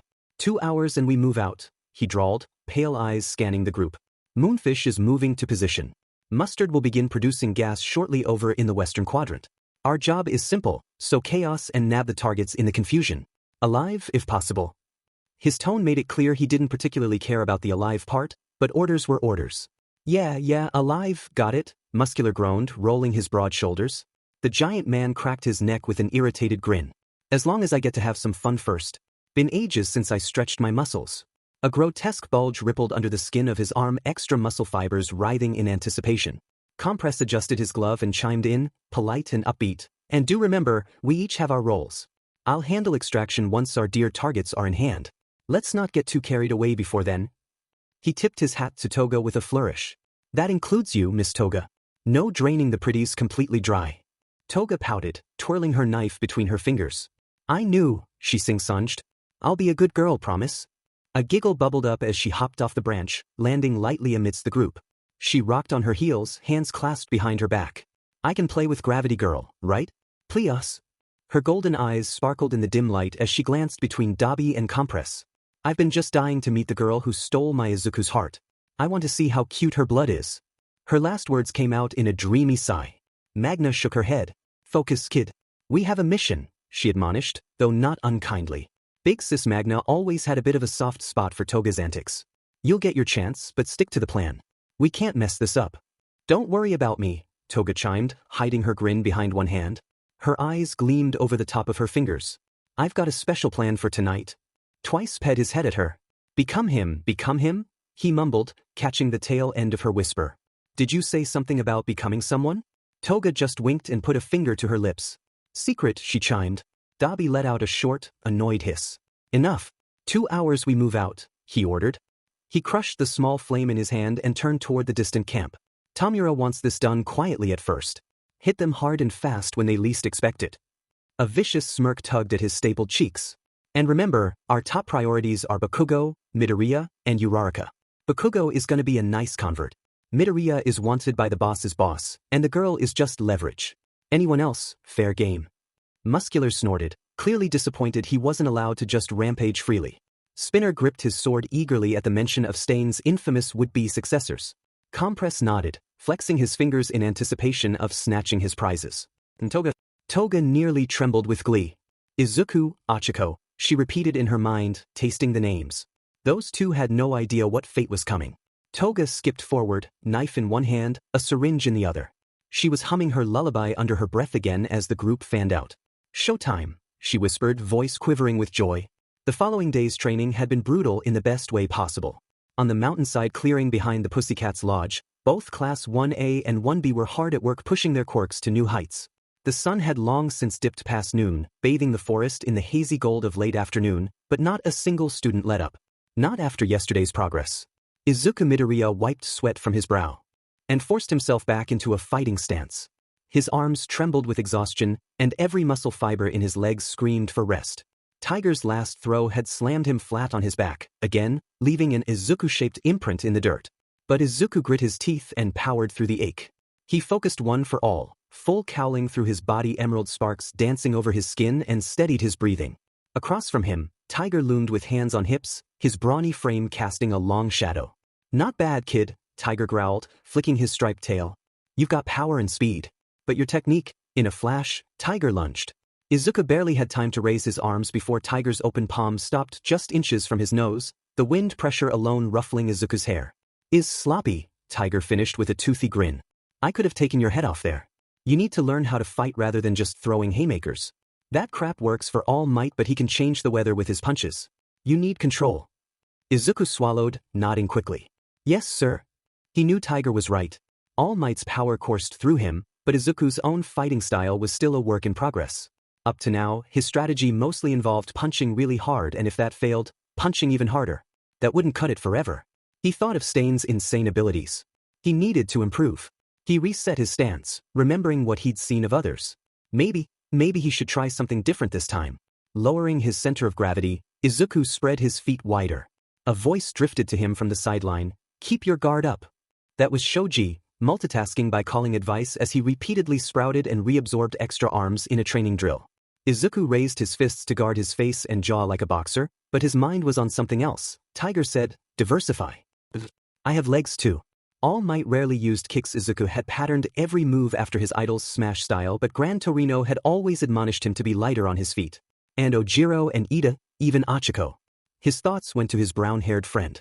During her internship at Gunhead's agency, she'd picked up some martial arts. Lately, Ochako had even offered him pointers, demonstrating how a well-placed judo flip or roundhouse kick could complement his raw strength. Maybe it's time I really listened. Tiger came at him again, a blur of orange stripes. Think fast. This time, Izuku didn't attempt a straightforward block. At the last second, he ducked under Tiger's sweeping arm and shot his right leg out in a low kick aimed at Tiger's side. It connected, startling the pro hero enough that Tiger actually slid back a step in the dirt. A surprised light flashed in Tiger's eyes. Before Izuku could feel too proud, Tiger's massive hand clamped around his ankle like a vice. Better, Tiger rumbled, approval in his tone. Then with almost casual ease, Tiger spun and yanked, leveraging Izuku's own kick to hoist him off the ground. Wah! Izuku yelped as the world flipped. The next thing he knew, he was airborne, arcing toward the ground. He barely managed to twist and take the fall on his side rather than headfirst. Even so, he hit the earth with a thud, dust flying up around him. His vision swam. That throw would have broken a lesser person, but full cowling had thankfully reinforced his body against the worst of it. Tiger laughed, a booming sound. You've got good instincts, boy. A kick's a fine start. But careful, any move can be turned against you. Use that momentum wisely. He offered a striped hand down to Izuku. Gratefully, Izuku grabbed it and let Tiger haul him upright. Everything hurt, but there was a grin on Izuku's face. That was the first time he'd landed even a glancing hit on Tiger all afternoon. A few meters away, Ochako Uraraka paused in her own training to watch the exchange. Despite the dirt smeared on her cheeks and the sweat matting her bangs to her forehead, she managed a bright smile and cupped her hands around her mouth. "Looking good, Deku. Keep it up," she cheered. Her voice had a warm lilt that found Izuku even amidst the cacophony of training noises. "Thanks," he called. Even exhausted, he mustered extra energy, drawing on her encouragement. He looked over at Ochako, who had a constellation of rocks, logs, and other debris all caught in a strange gravitational dance. She had both hands outstretched, fingers splayed as she manipulated multiple objects in her zero-gravity field. At her feet lay a mini pile of vomit, testament to how far she'd been pushing past her usual nausea threshold. Despite that, her eyes were alight with determination. Izuku watched as Ochako released her quirk on one of the larger boulders. Immediately, she slammed her palm down on it again with a firm five-fingered touch. The boulder, which had been weightless a second before, plummeted straight to the ground with a forceful crunch, as if suddenly twice its normal weight. A burst of pride bloomed in Izuku's chest. She's getting better by the hour.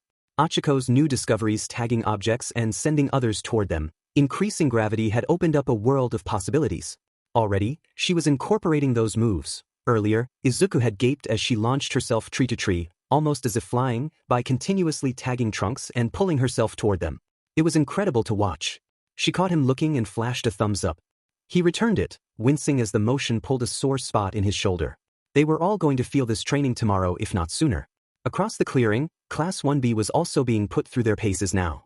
This morning Tiger had gleefully informed Class B that their vacation was over and it was time to join the Hell training. Itsuka Kendo's big fists were currently pulverizing one of Pixie Bob's earthen beasts into clay, her face set in fierce concentration. Tetsu had coated himself in steel and was trading punches with Eijiro Kirishima, who whooped with delight every time their metal-hard fists clanged off each other's bodies. Even the more support-oriented students like Komori and Kuwaro were training. In the shade, Yui Kodai practiced resizing boulders as Reiko Yanagi levitated them with ghostly waves of her hand. The entire field was a patchwork of individualized training sessions, some overseen by the wild pussycats, others by Aizawa-sensei. And always, Aizawa's sharp eyes missed nothing. "Enough hand-holding, back to work." Aizawa's dry voice rang out. Across the din, he strode through the chaos, looking somehow both completely disheveled and utterly authoritative. The scarf around his neck writhed as he gestured. "You've got an hour of daylight left. Don't waste it." Izuku, catching his breath, noticed Aizawa stop near Ochako to observe her progress. Ochako had lifted 3 logs and was methodically spinning them in orbit around a central rock, sweat beading on her temple as she fine-tuned the control. The logs accelerated suddenly toward the rock in the center, her meteor shower, move in miniature, and all 4 pieces collided with a whack before dropping. Ochako staggered briefly, the exertion evident, but she broke into a satisfied smile. Aizawa raised an eyebrow, clearly impressed behind his perpetual sleepy expression. Izuku heard him advise, "You're improving quickly, Uraraka. Increase the distance." Now hit a moving target. In response, Pixie Bob gleefully animated another mud beast a ways off, letting it scurry as Ochako prepared her next volley of stone projectiles. Izuku turned back to Tiger. "Again?" he asked, wiping the grit from his chin. He bounced lightly on his toes, trying to ignore how much his legs wanted to give out. Tiger chuckled. "That fighting spirit good. But we'll try something different. We've hammered your form, now let's test your situational awareness." He crooked a finger and beckoned another student over. "Yo, Poltergeist. Come here a sec." From Class B's side, a pale girl with long black hair floated over, literally floated, as if the air carried her. She hovered a foot off the ground in a seated meditative pose. "Yes, sensei?" she asked calmly, adjusting her glasses. Tiger pointed at Izuku. "Give Midoriya here some moving targets. A few big rocks in random trajectories. We're testing his reflexes and creativity." The girl nodded once. Without a word, she lifted a hand, and several hefty stones around the perimeter of the clearing rose into the air. Izuku heard a soft grunt as she flung them toward him one after another, telekinetic force sending the rocks whipping in unpredictable arcs. Izuku's pulse quickened. He centered himself, feeling the hum of one for all in his calves, and moved. The first rock hurtled in, he ducked under it. The second came from the right, he jumped, twisting to avoid it by inches. A third, directly overhead, Izuku planted a hand and kicked upward with both legs, shattering the stone apart with the soles of his feet in an improvised double kick. He landed in a crouch. "That's 3, where's the 4th? He pivoted, searching, and saw Tiger grinning broadly just a moment before something slammed into Izuku's back and knocked him flat on his face. The 4th rock. He hadn't sensed the girl sending one from behind. Oof, Izuku groaned, spitting dirt. Well, he'd found it, with his spine. Tiger approached, offering a hand again. Don't forget your blind spots, he admonished, but he was clearly pleased. Not bad at all. You react faster than most. And you took that hit and stayed conscious bonus points. The girl gave a faint smile from where she drifted. Apologies, Midoriya. Sensei did say random trajectories. Izuku coughed and pushed himself up, accepting Tiger's hand gratefully. No, it's fine. That was great practice, thank you, he managed, albeit wincing. He definitely felt a bruise forming between his shoulder blades. As Tiger dismissed Psycho and clapped a heavy hand on Izuku's shoulder, eliciting another pained wheeze, a horn sounded from the lodge. Dinner time at last. A chorus of relieved cheers and tired laughter rose from the clearing. Momo Yaoyorozu dropped the armful of metal rods she'd been practicing creation with and nearly collapsed to her knees, exhausted. Yuga Oyama turned off his belly laser, striking a flamboyant, if wobbly, pose as Ida helped him walk. All around, students gathered up their things and began limping or trudging back to the mess hall.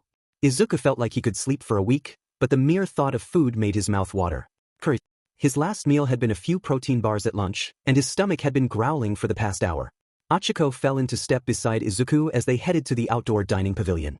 She was breathing hard, cheeks flushed from exertion, but her expression was bright. Deku, that was amazing back there, she said, nudging him lightly. Who knew you could kick? And you were like, she mimed a quick dodge, then a kick, her bob swaying. Whoosh, pow, very cool. He chuckled bashfully, rubbing the back of his head, which made him wince at a sore spot. I got lucky. Tiger-san wasn't going easy on me. Ochako grinned mischievously. If you want any pointers on gunhead martial arts, I'm your girl. No offense, Deku, but those kicks could use some polish, she said playfully. Izuku fell into an exaggerated bow. I would be honored, sensei, he said, eliciting a laugh from the girl, who put on a dramatic air and replied. You have much to learn, my young kohai, but stick with me and I will teach you the way of the fighter. Young? For your information, I am wait, what day is it? Izuku asked, laughing. July 15th, Uraraka replied. I'm 16 years old, he said in mock outrage. 16? No, when's your birthday? Uraraka asked. Izuku looked down, realizing what he had just said. Today, actually. I forgot about it. Did you? Uraraka exploded. Why didn't you tell me? Izuku scratched his head. Honestly, with everything going on, I just forgot, he replied. First of all, fair, it's been an insane week, but when we get back from training camp, I'm getting you a gift and we are going out for dinner, Ochako said, exasperated. I'd really like that, he said sincerely. It's a date, she said, smiling. As they reached the pavilion, the rich aroma of skis wafted out to greet them. Large pots of curry bubbled on portable burners, and stacks of rice steamed invitingly. The students wasted no time soon enough. Everyone was ladling hearty portions onto plates. Dinner was a delightful experience for all of them. Mina Ashido was animatedly recounting some training mishap, waving her spoon around and nearly flicking curry at a drowsy Hantashiro. Tenya Ida lectured a positively comatose Mineta about something or other. Mineta's face was planted on the table, the tiny pervert too tired to even make a comment about being lectured by Momo, who sat across from him. Even Bakugo, sitting a few tables away, was too focused on shoveling food into his mouth to yell at anyone, though he did glare. Daggers when Kaminari joked about him having a curry beard of sauce around his mouth. Izuku smiled, taking it all in. He couldn't remember having this good of a birthday in years. Night settled over the training camp, moonlight barely piercing through the thick canopy of trees. An uneasy excitement buzzed among classes 1A and 1B as they gathered outside the lodge after dinner. Mandalay, Pixie Bob, Ragdoll, and Tiger stood at the front with playful grins. Pixie Bob clapped her hands to get everyone's attention. All right, kittens, who's ready for a test of courage? She announced energetically. A few students cheered, though the forest beyond them loomed dark and ominous. Ochako felt a slight chill on her neck as she gazed at the treeline. Tsu gave a small ribbit of anticipation. Mandalay stepped forward, holding a clipboard. We'll split you into pairs. Class 1B will start as the scarers hiding in the forest, and Class 1A will be the courage testers. Afterward, we swap. The class that scares more students wins. Her tone was cheerful, but the rules barely registered in Ochiko's mind. She was too busy eyeing the yawning darkness between the trees. Tezawa-sensei appeared and interrupted before the pairings were finalized. In his usual tired drawl, he said, one more thing. Some of you still owe me extra lessons from the exams. He singled out 5 groaning students from Class 1A, Mina, Kaminari, Kirishima, Sato, and Siro. You 5, and, he glanced at Vlad King, who nodded and nudged one of the Class 1B students forward, and Minoma from 1B, remedial lessons. Now. Amid protests, Aizawa dragged the remedial group away by their collars. Ah man, we don't get to play.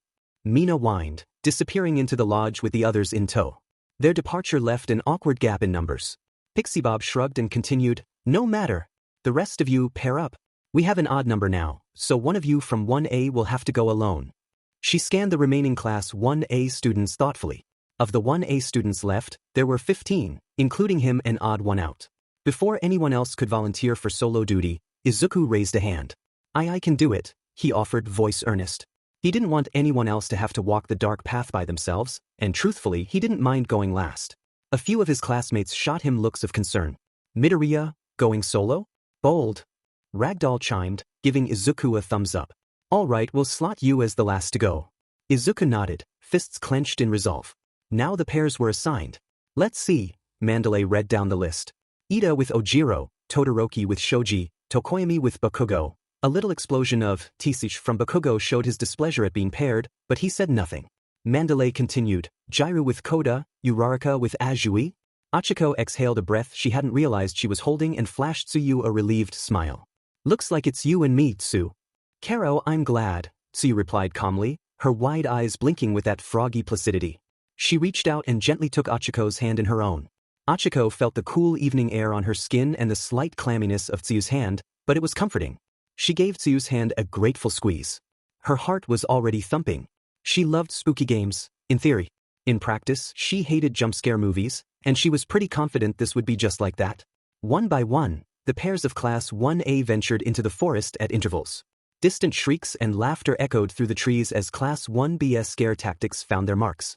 Some of the 1A students returned flushed with adrenaline, either boasting about how they totally didn't scream or laughing at how badly they did. Each pair carried a small glowing token proof they had retrieved their name card from deep in the woods. Before long, it was Ochako and Tsuyu's turn, the fifth pair to go. Ochako stepped up to the forest's edge with Tsu by her side. The air that wafted out from between the trees was cooler and smelled of earth and moss. In the distance, fireflies blinked like tiny embers. Go on, girls. Your cards are along path C. Mandalay pointed to one of the branching trails marked by faint glow sticks. You have 15 minutes. Don't stray off the path. Yes, Mandalay, they chimed. Ochako mustered a confident wave, and Tsuyu gave a little ribbit of acknowledgement. Then, together, they crossed the threshold into the woods. Almost immediately, the thick foliage swallowed the light from the clearing behind them. Ochako squeezed Tsuyu's hand a little tighter. Twisted shadows stretched across the ground from the moon above, making every boulder or bush look like a crouching figure. The chorus of crickets and distant tree frogs was oddly loud, as if to compensate for the girls' quiet steps. Do you think they'll try to scare us soon? Ochako whispered. Even her hushed voice felt too loud in the stillness. Tsuyu tilted her head, considering. I dunno, Karo. Her tone was serene as ever. The frog-like heroine was in her element in a forest with moist air. As if on cue, a bush to their left rustled suddenly. Ochako yelped and jumped back, nearly activating her quirk in surprise. Tsuyu's arm shot out protectively in front of Ochako. They both stared at the quivering bush. Hello. Ochako called, voice wavering. She steeled herself, cheeks burning at how frightened she sounded. A figure in white burst from the leaves. Boo! It was a Class 1B boy wearing a cheap ghost mask and waving his arms. Ochako shrieked despite herself. Oh my gosh! Ochako gasped, one hand on her pounding heart. The boy lifted his mask, revealing the grinning face of Yosetsu a ways from 1B. He doubled over laughing at Ochako's reaction. You should have seen your face. Aways cackled. Classic. Ochako managed a sheepish laugh as the boy jogged off into the darkness, looking for his next victims. I really screamed, didn't I? She muttered. Tsuyu looked over her shoulder, a tiny, amused smile on her lips. A little Karo. But that was the point. She gently patted Ochako's shoulder and then continued along the faintly glowing path. Ochako blew out a breath, letting the residual jumpiness dissipate. If that was the level of scare they had to face, it wasn't so bad. Sorry, I'm being stupid, Tsuchun, she whispered to Tsuyu. Next time I won't scream. They walked on, leaves crunching softly under their shoes. The path wound deeper under large, old trees whose gnarled branches created spiderweb patterns against the night sky. Every so often, a distant fake scream or laugh from another student would reach them. It was almost peaceful between the scares, with only the croaks of frogs. Ochako's nerves began to settle. She even found herself giggling softly. I bet Monoma would have jumped out quoting how 1B is superior or something if he weren't stuck in remedial, she joked. Tsuyu nodded. He'd probably say our fear was proof of Class A inferiority. Kero. Her imitation of Minoma's haughty tone was subtle but enough to draw a laugh from Ochako. The image of their blonde classmate popping out like a pantomime villain was absurd enough to cut through the tension.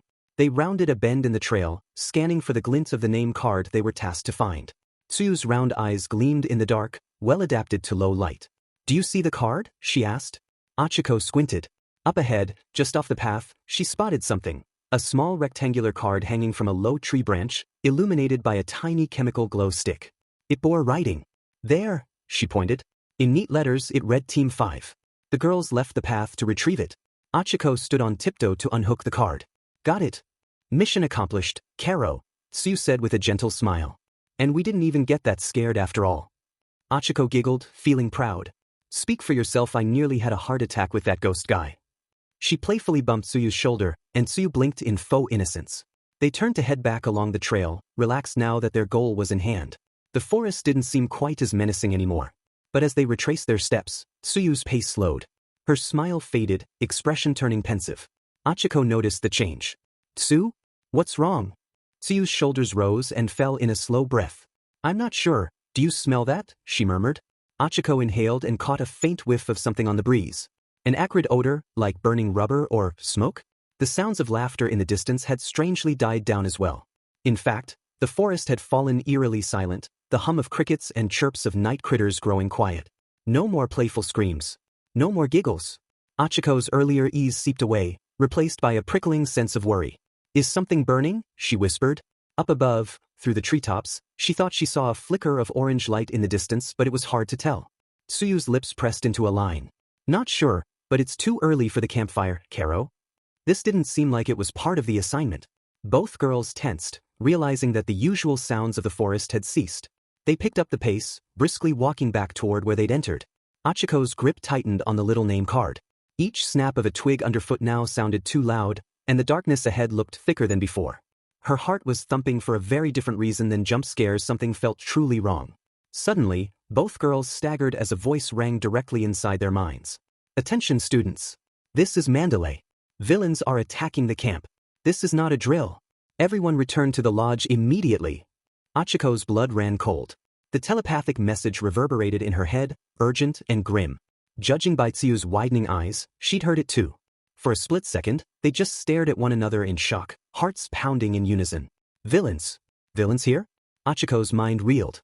Izuku and One for All flashed through her mind. Was he okay? Tsuyu was the first to act.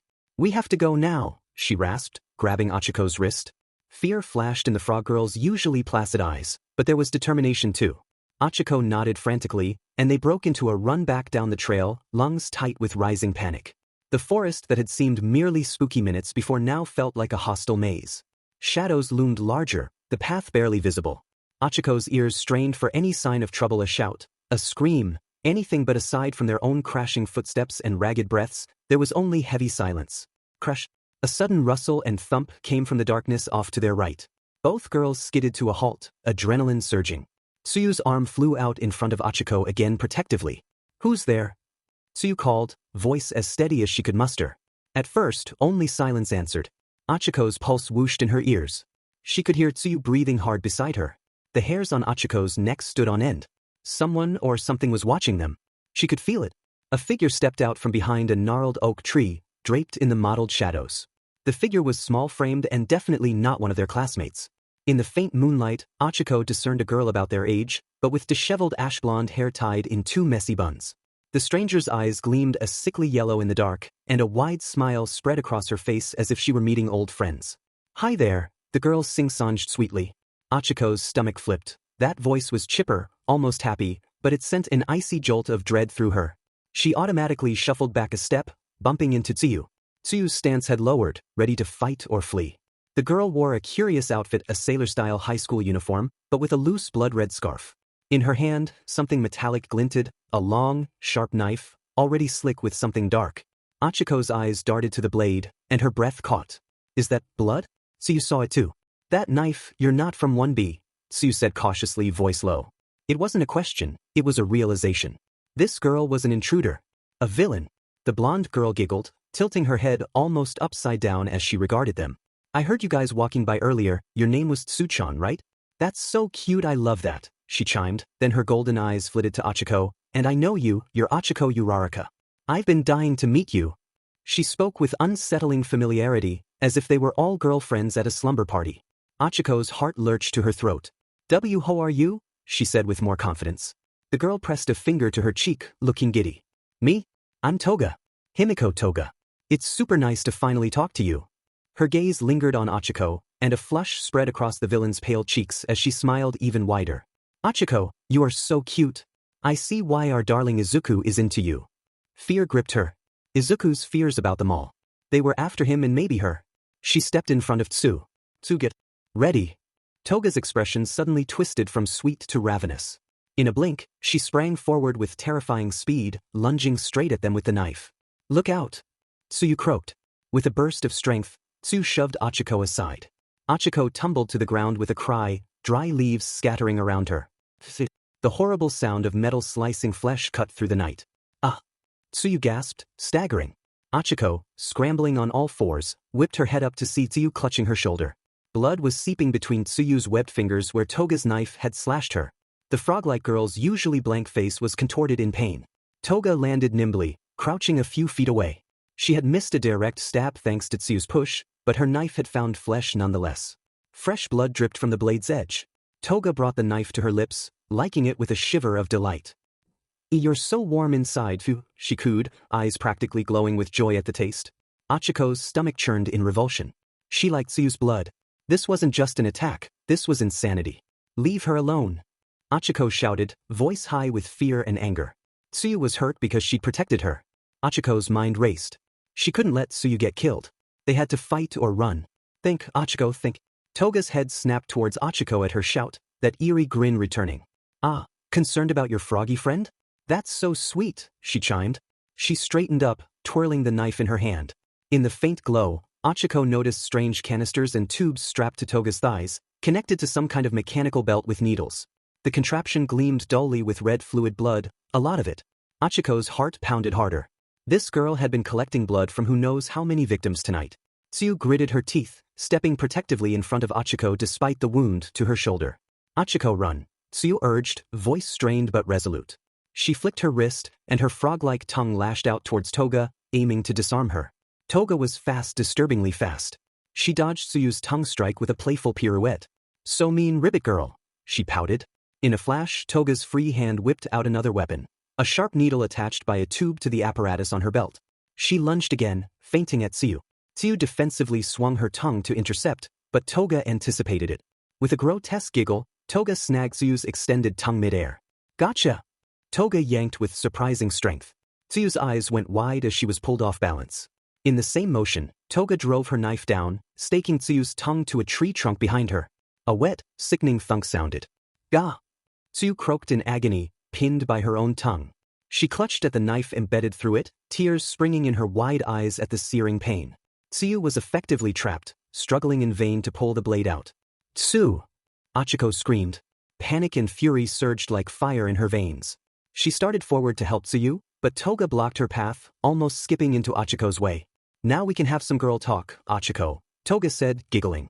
Behind her sweet tone was a lethal intent, like candy-coated poison. Just you and me. Izuku gazed upon the flames and gas in horror. Ochako was in that bedlam.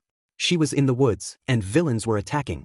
He felt full cowl surge around him as he prepared to launch into the forest when. Midoriya, what are you doing? Mandalay called. Get back to the pavilion.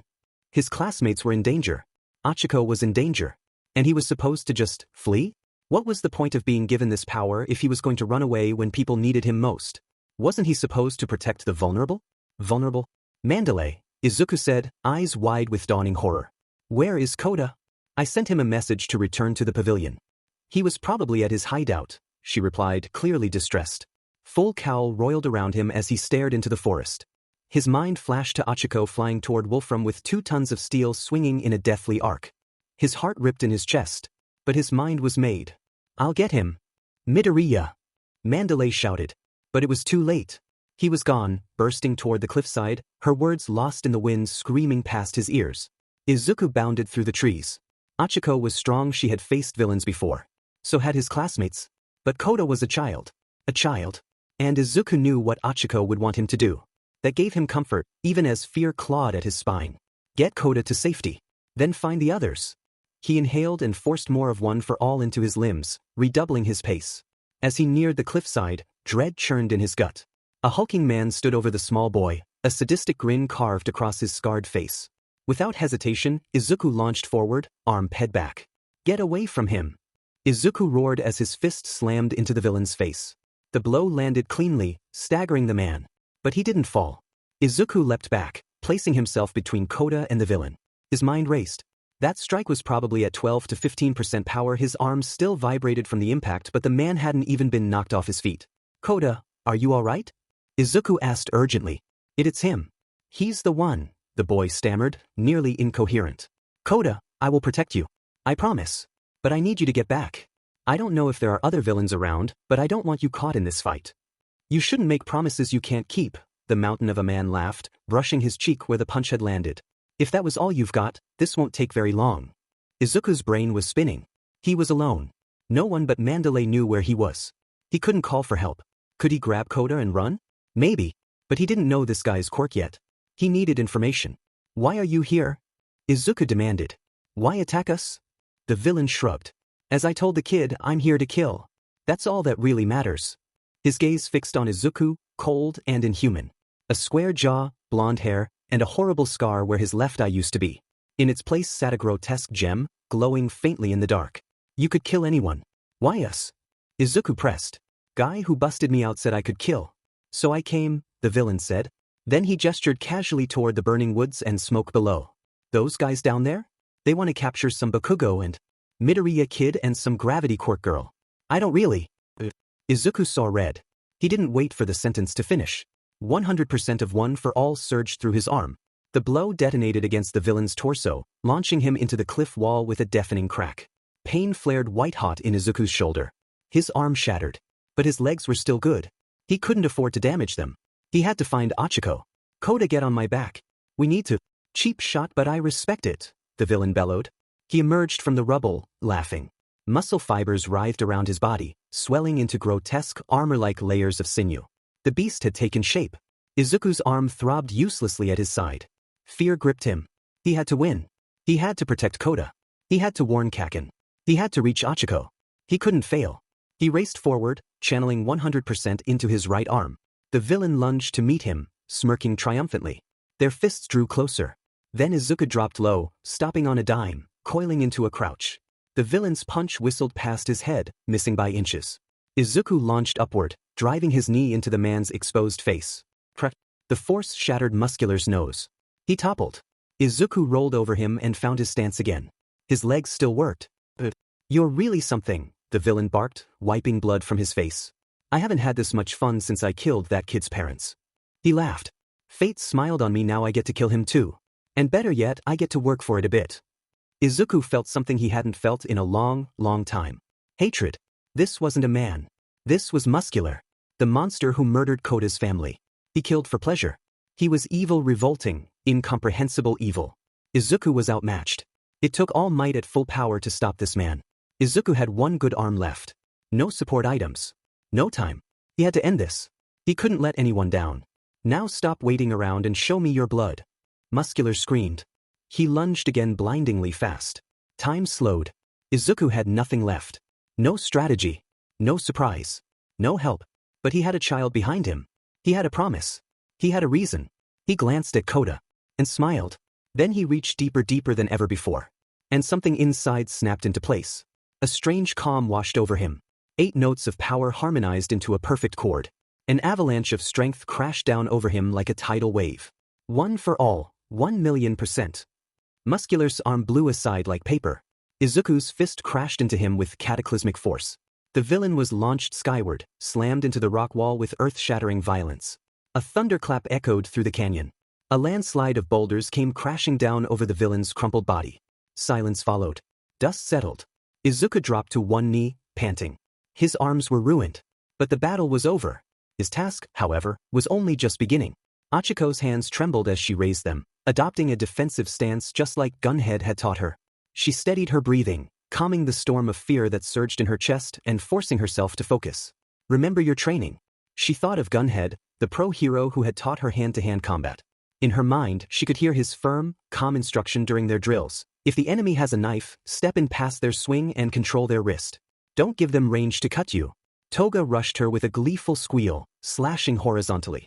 The blade gleamed in the moonlight, aimed straight for Ochaco's midriff.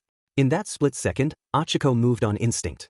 She sidestepped inside the arc of the slash, feeling the whoosh of the blade just miss her ribs.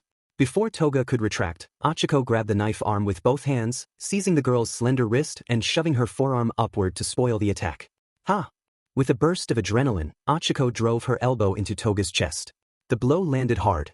Toga grunted, the air knocked from her lungs. Taking the opportunity, Ochaco hooked her foot behind Toga's ankle and swept her legs out from under her. A takedown Gunhead had drilled into her 100 times. In a blur, Toga hit the ground. Leaves exploded outward.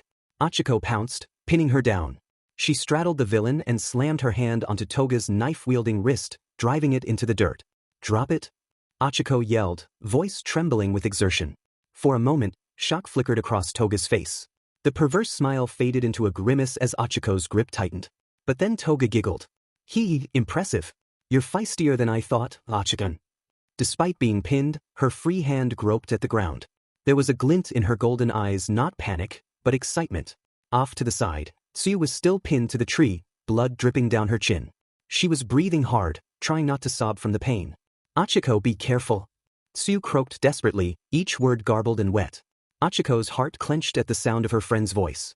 Tsuyu, hurt and helpless, still trying to warn her. She pressed her knee harder into Toga's abdomen to hold her in place.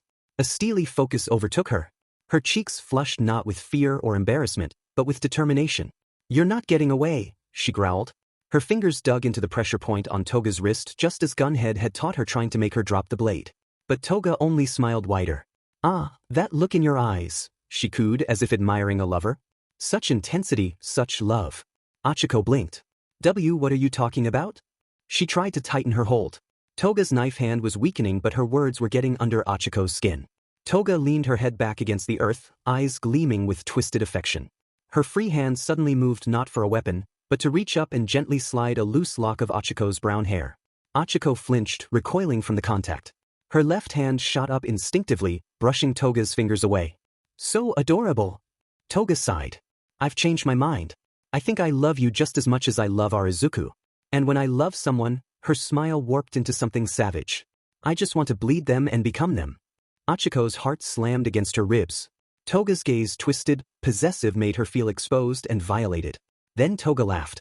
In that split second of distraction, her pinned hand jerked free. With terrifying speed, she snatched a smaller knife from her belt and swiped upward. Ochaco sensed the danger half a second too. The blade arced toward her face. She jerked back, but not in time. A searing sting bloomed under her right eye as the knife slashed her cheek. A thin trickle of blood slid down her face. The shock made her grip falter. In one fluid motion, Toga twisted her body with disturbing agility and threw Ochaco off, reversing their positions. Before Ochaco could recover, Toga slammed her weight down and pinned her. Then came the bite of a needle. Ochaco gasped as Toga plunged a syringe from her belt into her forearm. The girl pressed her whole body over Ochaco's, grinning ecstatically as blood began to siphon through the tube into one of her vials. Revulsion washed over Ochaco. She froze, staring in horror at the sight of her own blood flowing into the container. Then, as quickly as she'd come down, Toga leapt off, springing to her feet and removing the needle with a flick. Ochaco scrambled up, taking a defensive stance, her stomach turning not from her quirk, but from the nauseating invasion. That was fun, Toga sighed, as if they'd shared a nice chat. Still gasping, Ochaco moved between Toga and Tsuyu. Her cheek throbbed, blood warm against her skin. Her arm burned from the puncture. Behind her, Tsuyu had yanked the knife from her tongue with a wet squelch and a cry of pain. Blood gushed from the wound, but Tsuyu ignored it, stumbling to stand behind Ochaco. Ochako-chan, are you okay? Karo! Tsuyu's voice was thick, her speech slurred from the injury. Seeing her free, Toga pouted. She brought the small blade to her lips and liked it delicately. You taste delicious, Ochako-chan, she murmured. I really hope we end up taking you after all. But for now, I need to get my darling. Her eyes flicked toward the direction of the lodge. Through the trees, an orange glow lit the sky flames. Distant shouts and explosions reached their ears. Besides, Toga added with a giggle, I got what I came for. She tapped the blood-filled vial secured at her hip. Ochaco's head spun. Her darling? Izuku. If you want Deku, she spat, you'll have to go through me. Oh, what love. Toga practically sang. I knew we'd be best friends. Ochako took a step forward. Toga stepped back. She twirled her knives with a flourish before sheathing them. We'll have to finish our girl talk another time, she chirped. Then she winked. Stay lovely for me, Ochako. I'll see you soon. With a final spin, she darted into the trees. Ochako moved to follow, but Tsuyu stumbled in front of her, blocking her path. We need to get back to camp, Karo. Tsuyu pleaded. Mandalay's telepathic voice echoed in their minds. All students, evacuate now. Get back to camp. Do not engage the villains. Tsuyu was right. They had to regroup. Ochako wouldn't find Deku by chasing Toga through the forest. Ochako let out a breath she didn't know she'd been holding. Her body trembled from the adrenaline. Ochako-chan, are you okay? Tsuyu asked again, eyes wide with worry. I'm fine, Tsu, Ochako managed, voice hard. She wiped her cheek with her sleeve. Blood smeared across it. A shallow cut. Nothing serious. Her arm stung where the needle had pierced, but it wasn't deep. Just scratches. She tried to smile but it faltered. Tsuyu pulled her into a gentle hug, careful not to press too hard. We're alive. That's what matters, Karo, she whispered, voice thick with pain and relief. Ochako hugged her back. The villain attack still raged elsewhere, but for now, Toga was gone. Tsuyu retrieved the bloody knife she'd yanked from her tongue and leaned heavily on Ochako for support. Every rustle in the trees made Ochako flinch, half expecting Toga to return or another villain to leap from the shadows. The forest had become a war zone. Her mind reeled. Toga's smile. Her words. The vial of blood. She knows about me and Deku? Ochako clenched her fists. I have to find him. Shoto Todoroki skidded behind a large oak, panting, as a blast of searing blue fire scorched past, incinerating shrubs and leaves in its path. Beside him, Katsuki Bakugo cursed loudly, sweat pouring down his brow from both exertion and the intense heat in the air. Damn it! Bakugo snarled. He leaned out and hurled a blast of his own nitroglycerin sweat into the darkness where that fire had come from.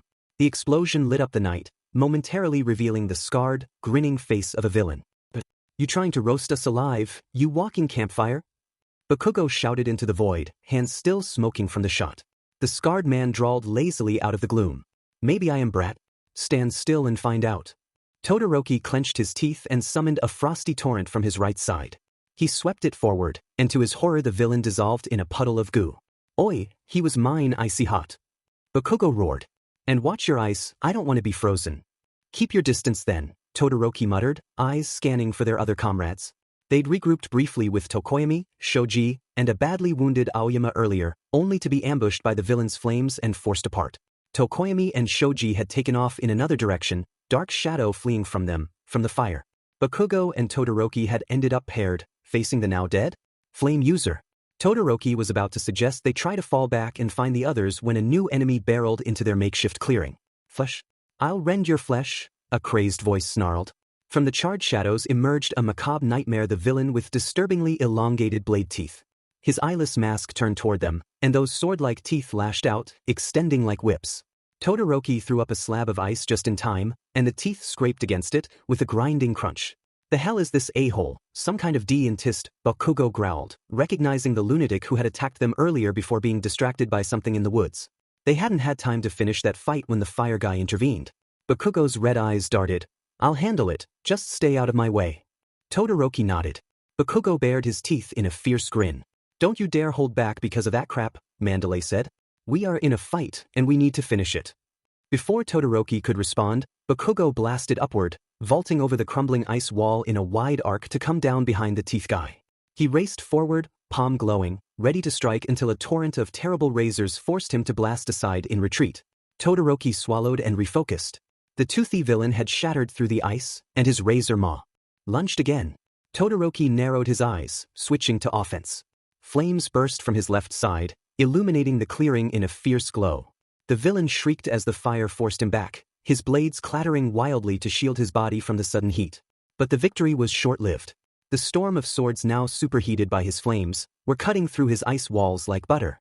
Todoroki was forced to blast himself back with ice to gain distance from the villain, now locked in a deadly dance. One misstep and those fangs would slice him to ribbons.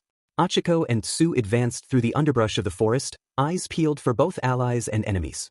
This had to be the League of Villains, that Shigaraki guy. They would be after Izuku. She prayed he was safe. Her thoughts were interrupted as they emerged into a clearing. The sight was awe-inspiring as it was terrifying. A mangled villain with an insane number of cherry red blades protruding from his mouth had Todoroki in a precarious position. He was pinned with his back to a boulder as blade teeth writhed around, trying to close in on him from all sides. Ochaco's mind raced. How could she help? She could not approach the villain and float him. But could she? She grabbed a rock, removed its gravity, and hurled it towards the villain, missing the blades and floating behind. Thankfully for the day's practice, she grabbed another rock and palmed it. Moving forward to get the angle right, she inverted her quirk, increasing the gravity, Y, and launched the projectile towards the first. FW. It wasn't a perfect hit, but her aim was true. The rock collided with the villain's blade teeth, shattering several bits under the impact. Todoroki used the moment to perfection, encasing the villain in ice. Then, Bakugo blasted onto the scene with all the subtlety of a bazooka, hands crackling in anticipation. Two palms faced directly over the dazed villain's mouth before a titanic blast ripped from the boy's hands. Die! Bakugo roared.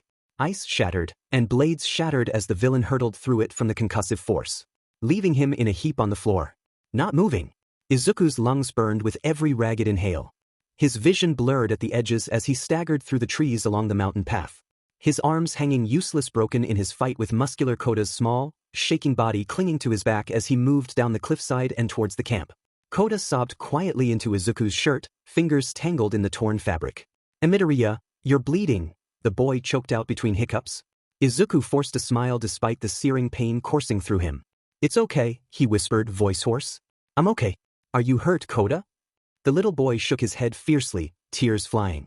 He had been unbelievably brave, but hearing the camp under attack and seeing Izuku dash off afterwards despite his injuries had broken the dam of his emotions.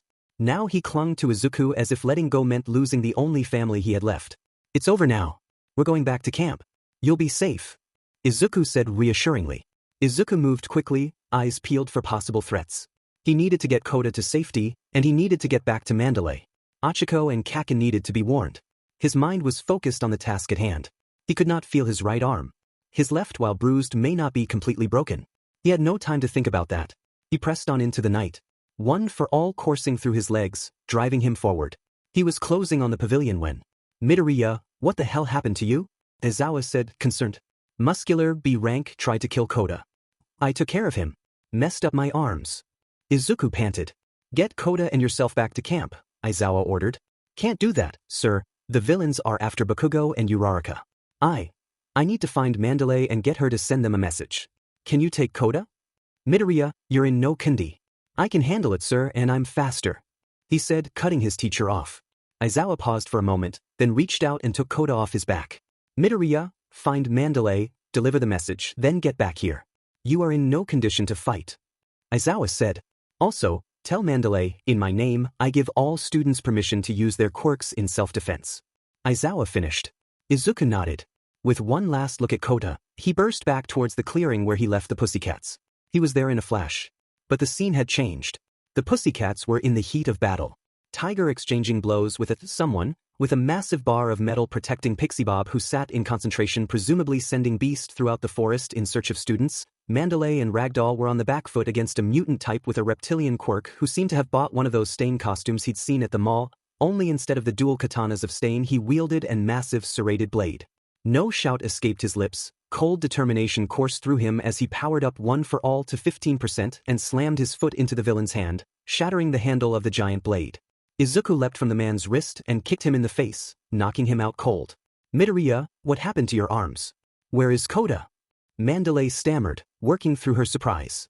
Koda is with Aizawa, safe at camp. Eraserhead told me to tell you to give the students permission to use their quirks to engage with the villains. Also, the villain I stopped, he told me the villains are trying to capture Katsuki Bakugo, Uraraka Ochaco, and me.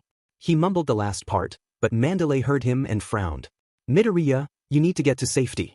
We'll find the other two, Mandalay said. Please just send the message. I can handle mice. Izuku was cut off as a bar of metal came hurtling towards Mandalay. Izuku jumped towards the metal and kicked it off its course.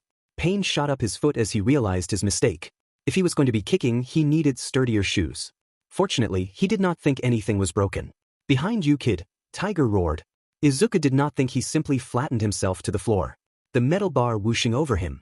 Unable to brace for the ground's impact, he knocked the wind out of himself, pain radiating up both of his arms, but he was undeterred. He needed to find Uraraka. Rolling, Izuku leapt to his feet and looked to Mandalay pleadingly. Students, Eraserhead has given you permission to use your quirks. Engage if necessary but get back to camp. Also, the villains are after Bakugo, Katsuki, Izuku, Midoriya, and Uraraka Ochaco. The three of you return as soon as possible. Ragdoll, please, use search to find them, please, at least tell me they haven't been captured yet? Izuku asked pleadingly, the sound of Tiger fighting with the magnetic villain in the background of their conversation. Okay, Midoriya, but then you have to get back to camp. Ragdoll conceded as she closed her eyes and activated her quirk. As she did, Izuku scanned the forest edge looking for threats. To his horror, 2 more villains identical to the villain they were facing stepped into the clearing, as well as 2 copies of a tall man with patchwork skin scarring his face. Could they use some kind of cloning ability? Izuku stood in front of Mandalay protectively, thinking through his combat options. If these were anything like Ectoplasm's clones, then they were maybe not as durable. Could a finger smash deal with them? He thought back to the pain and scarring of the sports festival and hardened his heart, preparing for the pain. You're Midoriya, huh? Nice of you to come to us, the scared villain said in a bored voice. Pixie, Mandalay, Ragdoll, we need you now, Tiger growled at his teammate. Ragdoll's eyes shot open, and she whispered. Midoriya, Uraraka and Bakugo are safe together with Todoroki and Azui, they are making their way back to camp. Pixie Bob and Tiger leapt between Izuku and the trio of magnetic villains and the 2 scared men. Kid, when this starts, run back to camp, Tiger said. I won't abandon you all, Izuku argued. I wasn't asking, Tiger said. We need to keep you away from them, your martial arts skills are shit as it is, and your 2 best weapons are shattered at your sides. Get your back to camp now. Tiger roared that last bit. Oh, they are going to fight good, one of the scarred villains drawled. Flames erupted from his hands and shot towards the 4 of them. An earthen golem rose to meet them. Izuku's mind was racing. Bakugo and Uraraka were together with Todoroki and Azui. 3 of the strongest in the class. That was good. That meant they hadn't been caught yet unless Mandalay was lying to him in order to get him to comply. He put that aside, hoping it was unlikely. He hated it, but Tiger was right, he was a liability in a fight at the moment he would get in their way here, and they were pros. He should listen to them. Damn it, he had to listen to them. Midoriya, go! Mandalay shouted. Izuku turned and ran back toward the camp center, the sound of the battle behind him haunting his ears. Ochako breathed heavily as she made her way to Bakugo and Todoroki. Mandalay's message rang in her ears. They were after her, Izuku and Bakugo. Why Bakugo? She wondered. With Izuku's connection to All Might and the feud with All for One, it made sense. Her connection with Izuku made sense as well. But what did Bakugo have to do with all of this? Was it because he was Izuku's childhood friend? The villains may not know what that meant to Izuku, so they are simply targeting people associated with him. He had to be okay. Ochako, we need to get you and Bakugo to safety, Karo, Sai riveted in concern, words slurring from the wound she suffered. It doesn't make sense though. Ochako thought aloud as they closed the distance to Todoroki. Why did Toga just run away if I am one of their targets? Do you really want to stick around and find out, Karo? Sayu said flatly. Thank you for the help, Uraraka, Todoroki said earnestly. Did you both hear that message? He asked. Yeah, we were just talking about it, Ochako replied. Bakugo, we need to get you and Uraraka back to camp, Todoroki said simply. I'm fine on my own, icy hot, Bakugo yelled for no reason at all. Ochako frowned internally. Bakugo's arrogance was always frustrating, but ever since the final and finding out more from Deku, the boy just made her blood boil. You should probably talk quieter since the villains are after you, Karo, Sayu said unamused. Let them come, Bakugo said defiantly, though a bit quieter. Where is Midoriya? Todoroki asked. We don't know, hopefully back at camp. Though knowing him, he's probably trying to find us. And make sure we are safe. Ochako added. Round Cheeks is probably right. I hate that about the Dmed nerd. Thinks he's better than everyone else trying to save them. Bakugo said coldly. Ochako saw red. What the hell are you talking about, Bakugo?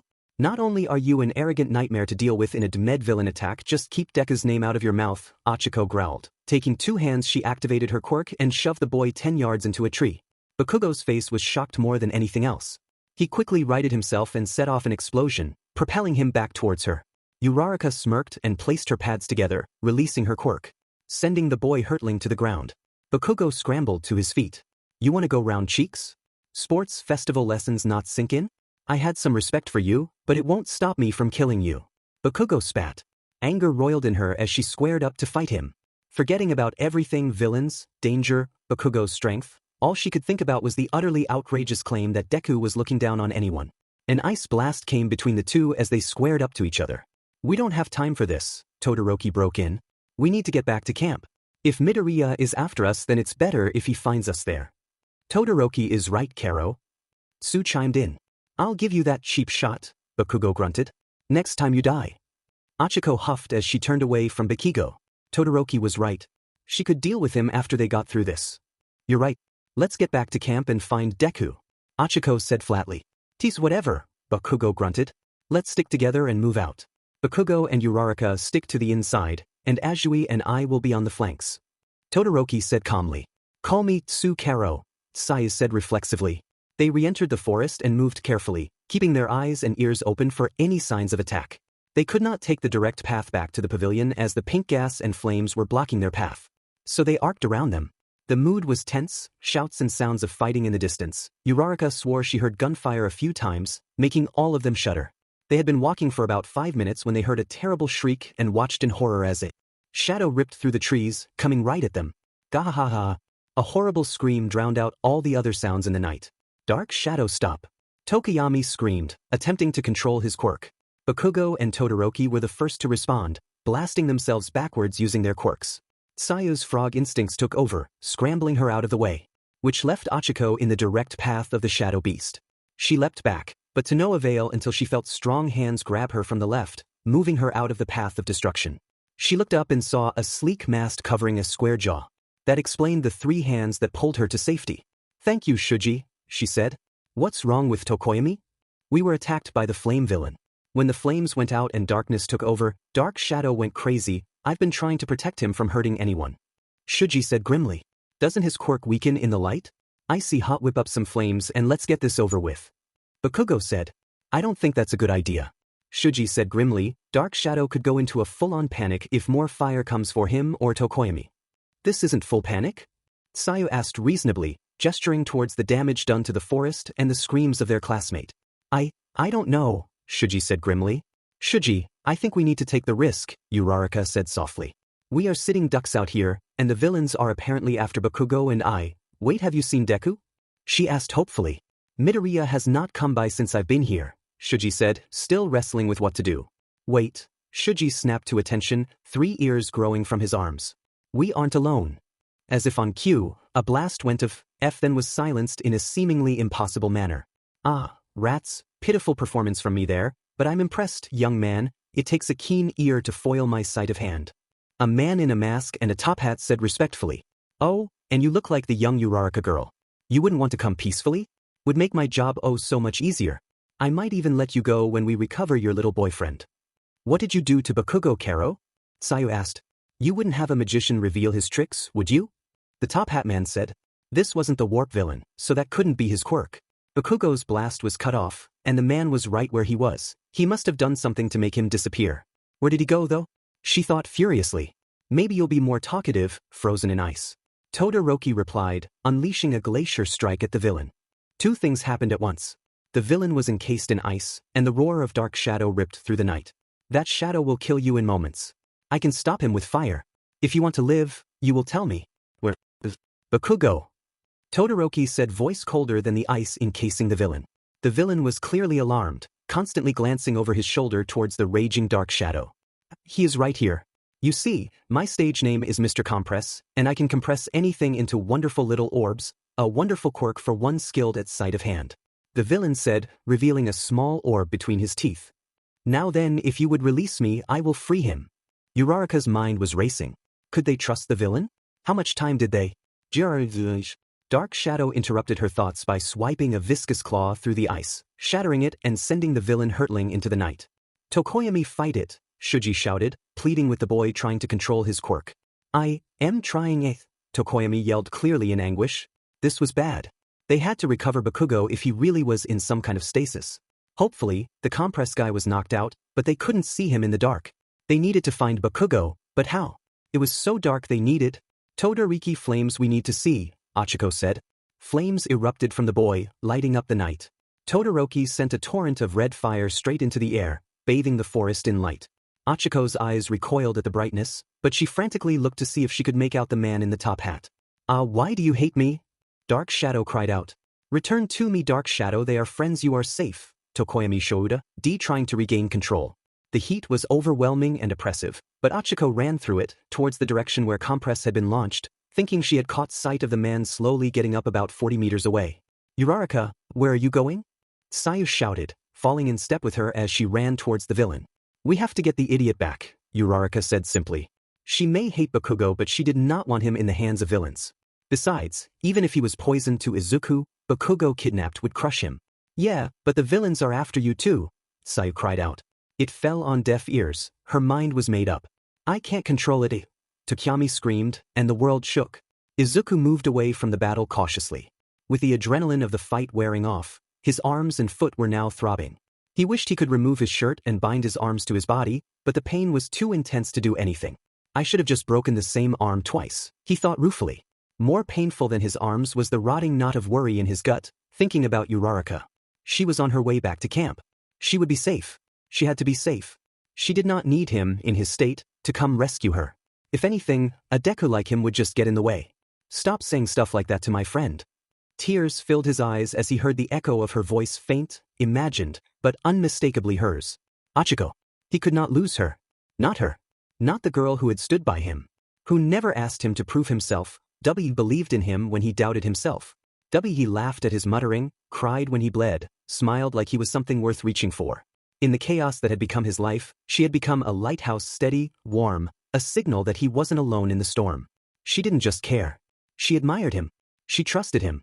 And now, she bore the weight of one for all too, not physically but emotionally, spiritually. She had chosen to stand beside him in its shadow, even without knowing all the cost. And still, she had cared about his birthday. It's a date. The words rang clearer than any battle cry. A promise. A hope. Izuku blinked. Through the tears. His body ached, his arms throbbed, but it was the fear that hollowed him out. Not for himself, but for her. Ochako was out there in the dark, in the fire, in the madness, and he wasn't with her. Couldn't protect her. That reality clawed at him more viciously than any blow he'd ever taken. She had to be okay. She had to. Please, he prayed, fists clenched despite the pain. God, let her be okay. Grarahai. Though distant, the sound tore through the forest like a living thing, raw, wild, inhuman. Izuku froze, every instinct screaming at once. The guttural shriek was followed by the crack and splinter of trees being ripped apart, the ground itself seeming to shudder beneath it. He turned, scanning the tree line, when something brighter than the moon flared to life in the distance. A spiral of flame rose into the sky, angry, vivid, red. Not the cold, malevolent blue of the scarred villain. No, this was familiar. Controlled. Desperate. Todoroki's flames. Izuku's heart pounded against his ribs. Mandalay said, he whispered aloud, her voice ringing in his mind. Midoriya, Uraraka, and Bakugo are safe together with Todoroki and Azui. They are making their way back to camp. But the flames said otherwise. They weren't just moving. They were fighting. They were in trouble. She was in trouble. The thought hit him like a blow to the chest. His legs moved before his mind gave permission. Pain screamed through his broken arms, his battered body threatening to collapse, but he didn't stop. Couldn't stop. Not now. Not with her out there. Ochako. He had to reach her. She had to be okay. He had to see her safe with his own eyes. Please, he begged wordlessly, forcing one for all into his legs as he tore through the forest. Please don't let me be too late. The flames were a beacon. And Izuku ran toward them with everything he had left. He moved. One for all coursing through him, he burst towards the fire with blinding speed. Izuku's senses were dull, but he knew he had to move. He moved faster than he ever remembered moving. Like he was in a dream. Time had no meaning, he surged forward with ferocious purpose. Fear gripped his soul. His breath came in ragged gasps. He saw the clearing. He redoubled his pace, desperate to reach it. If he could just move a little faster. He burst into the clearing, heart pounding, and froze. A collapsed form lay just at the edge of the clearing, slumped, still, familiar. Ochako. Izuku's breath caught as his eyes locked onto her. His heart vaulted into his throat. He ran to her, stumbling slightly on a broken root, his vision swimming from pain and exhaustion. But none of that mattered. She was here. She was right there. A strange pressure flared behind his eyes, a sharp spike of pain splitting through his skull, but he forced it down. His arms, nearly useless, burned with every movement, but he didn't care. He dropped to his knees beside her, trembling hands reaching out. Ochako, he whispered. She lay on her side, curls fallen loose around her face, clothes smudged with ash and blood. His fingers brushed her shoulder, then gently rolled her onto her back. His entire body tensed. She was breathing. And she was smiling. Relief flooded through him like light breaking through storm clouds. He nearly collapsed forward, overwhelmed by the surge of emotion. Ochako, he said again, louder this time. Thank goodness I found you. Are you okay? His voice cracked with urgency, eyes wide, aching for the sound of her voice. Please say something. Her eyes fluttered open. Her gaze found his. And she smiled wider. In your bloodied arms, Izu? She cooed softly. I've never been better. The world stopped. The warmth in her tone didn't match the glint in her eye. Izuku blinked, trying to make sense of the moment. Shunk. A wet, foreign pressure bloomed in his abdomen. Izuku gasped. His head snapped downward. A knife. Its jagged hilt jutted from his stomach, the blade buried deep, and it was her hand wrapped tight around it. His hands trembled. He couldn't breathe. Couldn't move. He looked back up, pleading silently for a mistake. An explanation. He saw something terrifyingly peculiar. Uraraka Ochaco had yellow eyes. Ochaco's head was pounding. One moment, she and Tsu were in hot pursuit of the villain Compress, who had taken Bakugo, and the next, she had been hurled sideways into a tree, hitting her head painfully hard. She couldn't waste time worrying about injuries. Every second she stayed down gave Compress more opportunity to get away with Bakugo. Should she even be chasing Compress, given she was also a target? Probably not. But Toga had let her go, suggesting she wasn't a priority, and she couldn't just abandon Bakugo, no matter how irritating he could be. Scrambling to her feet, Ochako pushed forward after Compress. He was roughly 40 meters ahead, walking with a pronounced limp, a clear sign that Todoroki and Dark Shadow had done significant damage. Glancing to her left, she saw you falling into step beside her, thankfully unharmed from Dark Shadow's earlier rampage. Are you all right, Ochako? Tsu asked. Yeah, Ochako replied, breathing heavily. Do you think he dropped Bakugo? I don't see him looking for a marble, Tsu answered. Then let's hurry before he gets away, Ochako said urgently. Compress was clearly struggling, but still moving quickly enough to pose a challenge. Is this a good idea? Tsu asked cautiously, between breaths. Ochako didn't reply, instead pushing herself to move even faster. She had made her decision. The question now was what she would do once they caught up. Todoroki might join them soon, but she knew they couldn't afford to wait. She strained her eyes ahead, noticing Compress's limp seemed less pronounced now. She had to close the gap quickly. If she could just remove his gravity, they would have him, but could she touch him without being compressed herself? The training camp had improved her abilities significantly, but could she do it? She chided herself for not tagging Compress earlier when Todoroki had frozen him. She needed to start thinking with her expanded quirk. Taking a deep breath, Ochako focused her quirk, suddenly sensing a faint but clear pull towards Compress. Towards Bakugo. Her Quirk. She had tagged Bakugo earlier when she shoved him. Thank goodness she had shoved him. Tsu, jump on my back and hold tight. Ochako said firmly. Karo. Tsu replied uncertainly. Just trust me, I can get us to him, Ochako insisted. Without further hesitation, Tsu leaped onto her back. Ochako immediately cancelled their gravity and concentrated on the pull toward Bakugo. The world shifted, and they were suddenly falling horizontally through the forest, trees blurring past. 40 meters became 20 in moments. Nausea gripped her, but she kept focused, careful to angle her leg correctly. Breaking it was not an option. She saw Compress clearly now, racing toward an open clearing ahead. He wouldn't make it. With perfect precision, Ochako's foot connected solidly with Compress's back. Completely caught off guard, the villain sprawled forward, sending a small marble flying from his mouth. Ochako and Tsu sailed past him, drawn toward the marble as it transformed into their furious classmate. Ochako quickly pressed her hands together, restoring gravity. She felt Tsuyu's full weight return, and they both tumbled to the ground, skidding to a stop before Bakugo. What the hell? Bakugo roared. Bakugo, don't let that guy touch you, he can compress you into a marble. Ochako warned urgently, scrambling to her feet. That was unpleasant, Karo, Tsu said flatly. I thought you were supposed to be the extraction expert, compress, came a gravelly, mocking voice. Well, at least you brought two of them. We can kill the extra. Ochako turned, horror gripping her as three figures emerged from the shadows. A slender man with dark hair and a patchwork face, another masked man in a full-body suit who was fidgeting restlessly, and looming behind them, a nightmare wreathed in purple shadow, the warp villain from the US. Izuku's head was spinning, his thoughts clouded in confusion, but he recognized the familiar place, a clearing shrouded in dark mist. Something important tugged at the edge of his memory, but he couldn't quite grasp it. He focused his gaze on the clearing and saw 8 figures, each faintly illuminated by different colors. One stepped forward, a kindly-looking man with wild white hair, glowing softly with white light. It's good to speak with you, 9. Although I must say, your timing could use some improvement. That's Yagi's doing, he always had a flair for the dramatic, chimed in a strong woman dressed in black and yellow. Izuku tried to speak, but he quickly realized, to his surprise, that he had no mouth. You cannot speak here yet, the man continued gently. Your time to speak will come soon. This way is better, as we have little time. 9. You must not fall into the villain's hands.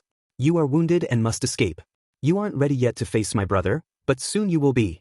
You possess the power to awaken all of our quirks, one of which you already have. You must surpass all of us and finish what began 200 years ago. This is One for All's mission, and it's yours to complete. Questions raced through Izuku's mind. Multiple quirks? These figures, they were previous holders. Memories of past dreams returned vividly: the forest, the running, the figure in the clearing. Ochaco. But it wasn't Ochaco. Ochaco didn't have yellow eyes, didn't call him Aizu, and wouldn't stab him. The memories crashed through him as consciousness retook him. He opened his eyes to the rhythmic throbbing in his abdomen and a heavy pressure in his midsection. He had been stabbed. Gasping, he reached instinctively toward the wound, only to recoil in pain from his broken arms. He was currently slung over the shoulder of a masked villain, carrying him through the forest. His movement alerted the man to his consciousness. Ah, Aizu, glad you're awake, the villain cooed. I had to stop our fun earlier when you passed out, but don't worry, we'll have plenty more fun back at the base, the masked villain said in a chillingly possessive tone. Aizu? That was what Uraraka had called him before stabbing him. Clarity struck him like lightning. It must be a shape-shifting quirk. You must not fall into the villain's hands, echoed the dream's warning. Izuku knew he had to escape, but first. What did you do to Uraraka? Izuku demanded, venom lacing his voice. Oh, Uraraka-chan, we had so much fun together, the villain sang in a sickly sweet voice. Outrage overwhelmed pain and preservation. Without thought, Izuku drove his knee forcefully into the villain's back, sending them both tumbling to the ground. Ah! Izuku cried out as the villain's weight crushed his already broken arms. Fighting to remain conscious, he scrambled desperately but failed. The villain quickly regained control, gripping Izuku's midsection tightly. Aizu, I love it when you scream, but save it for when we're alone, the villain chided, throwing Izuku back over their shoulder. Struggling to regain his breath and overcome the searing pain, Izuku growled weakly. If you hurt her... Oh, don't worry, Aizu. We only played a little, she should be fine, the villain interjected. I will end you, Izuku spat out, anger mixing with unbearable pain. He needed to confirm his friend's safety and find a way to escape. He hadn't yet used One for All. He would save it, but first, maybe he could get information. Where are you taking me? Izuku asked grimly. We're headed to Mr. Warpy. Almost there. Don't worry, no one's allowed to kill you. After TV Man talks to you, we can be alone and have all sorts of fun, the villain said lightly. Who are you? Izuku demanded, disgust evident in his voice. Oh, I'm your biggest fan. My name is Toga Himiko, but you can call me Himi. I know I'm not very cute as a man, and in this mask, it's my friend Jin's body, but you were too heavy otherwise. The villain's tone was unsettlingly cheerful. So Toga Himiko was a shapeshifter. He noted that down. So far, he had met 2 villains, and both were insane. He shuddered thinking of the others. Izuku quickly surveyed his surroundings, listening intently despite his pain. How long had he been unconscious? He heard distant sounds of fire and chaos ahead. If they reached the warp villain, he would be finished. Fighting back self-recrimination, Izuku planned quickly. He needed to break free, find his friends, and get away using One for All, even if it meant further injury. He still had 2 legs to break in as a last resort, but he would be totally out of any fight in that case. His mind raced for ideas, strategies, and plans, coming up with no good ones. Aizu, are you okay? Did you pass out again? Toga asked with a bizarre, twisted concern. Izuku went limp, feigning unconsciousness. Oh well, Toga sighed. I can wake him up later. I won't let mean old Shiggy hurt him. They continued on in the night for a few minutes as the sounds of battle grew louder. Izuku strained to hear any evidence of his classmates, of Ochaco, as if on cue, a familiar voice split the night. Die! Bakugo's furious voice rang out. Oh, looks like we get to have some more fun before leaving. Toga chirped excitedly. Izuku knew this was his chance, drew in a painful breath, preparing himself for the pain that followed. He heard another voice. Tsuyu cried, Ochaco, look out, Kero. There would be no fleeing, his friends needed him. Toga turned slightly, angling away from the battle, presumably to keep the element of surprise. Izuku seized his chance. Instead of kneeing her, he twisted sharply to the side into the turn, channeling One for All briefly through his obliques. He broke free, tumbling and landing unsteadily on his feet, arms hanging uselessly. Agony surged through him, but he forced it aside. Toga lunged again, but he was faster, using 5% of One for All. Izuku leaped over her, narrowly dodging a tree, and burst into the clearing ahead. Ochaco swung the heavy tree trunk she had picked up, creating distance once again from the masked villains attempting to grab her. It felt like they had been fighting for hours. Where were the pussycats? To her right, Bakugo moved like a demon, flying erratically to dodge the blue flames pouring from the scarred villain. Sue lashed out with her injured tongue, striking one of the masked men and turning him into goo. Hey, that's not nice, the other masked villain protested. Kidnapping isn't nice either, Karo, Sue said flatly. Fair point, the masked villain replied, lunging at Sue, who leapt back. Kurogyri, can't you just warp us out of here with these guys? The scarred villain asked. I cannot warp a moving target without possibly doing severe damage, Idabi. The master has forbidden this for now. The warp villain, Kurogyri, replied. Hear that, T-kids, just come quietly or it won't be safe for you, Dabi said coldly, sending another stream of fire towards Bakugo. Do you think we are idiots? Bakugo yelled. What? Yes, compress now, Dabi shouted, the conversation momentarily distracting the students. Ochaco searched to find compress, scanning the clearing as fast as possible. As she turned around, she froze. She had been too focused on the masked villains and Dabi. 3 paces behind her, a gloved hand reached ominously. Compress had snuck up behind her. She couldn't swing the tree trunk fast enough. She braced for capture, her heart sinking until green lightning flashed into her peripheral vision, followed by a devastating kick that sent Mr. Compress flying. Ochaco's heart leaped. Izuku. He was alive, he had come to help her. But no. Oh my god. Her relief turned to horror upon seeing his condition. His clothes were torn, his body covered in cuts and bruises, and his arms were grotesquely broken. His breathing was ragged, and he clearly needed urgent medical attention. How was he still standing? Uraraka, we need to get out of here, Izuku wheezed, his eyes barely able to focus. These villains want the 3 of us. Izuku, you're hurt, Ochaco began moving towards him. You move, you moron. Bakugo roared. A torrent of blue flames surged across the clearing toward them. Ochaco reacted instantly, shoving Izuku with both hands and removing his gravity, sending him safely backward away from the attack. She rolled out of the flames' path herself, heat singing her back. She continued rolling to extinguish any lingering embers before getting to her feet. The flame villain refocused his attack on Bakugo, who propelled himself directly at his assailant. Uraraka, release me! Izuku pleaded, struggling helplessly midair. Pressing her pads together, Ochaco restored Izuku's gravity and turned toward the masked villain rapidly approaching Sue. Azui jump! Todoroki shouted, sending a massive glacier erupting toward the masked villain.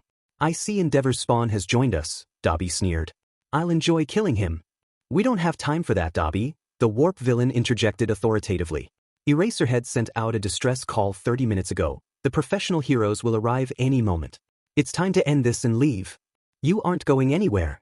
Bakugo roared, setting off explosions that knocked Dabi off his feet and placing himself directly between the villain and Kurogyri. Bakugo, pull back, you idiot, time is on our side. Ochaco yelled. Her words fell on deaf ears.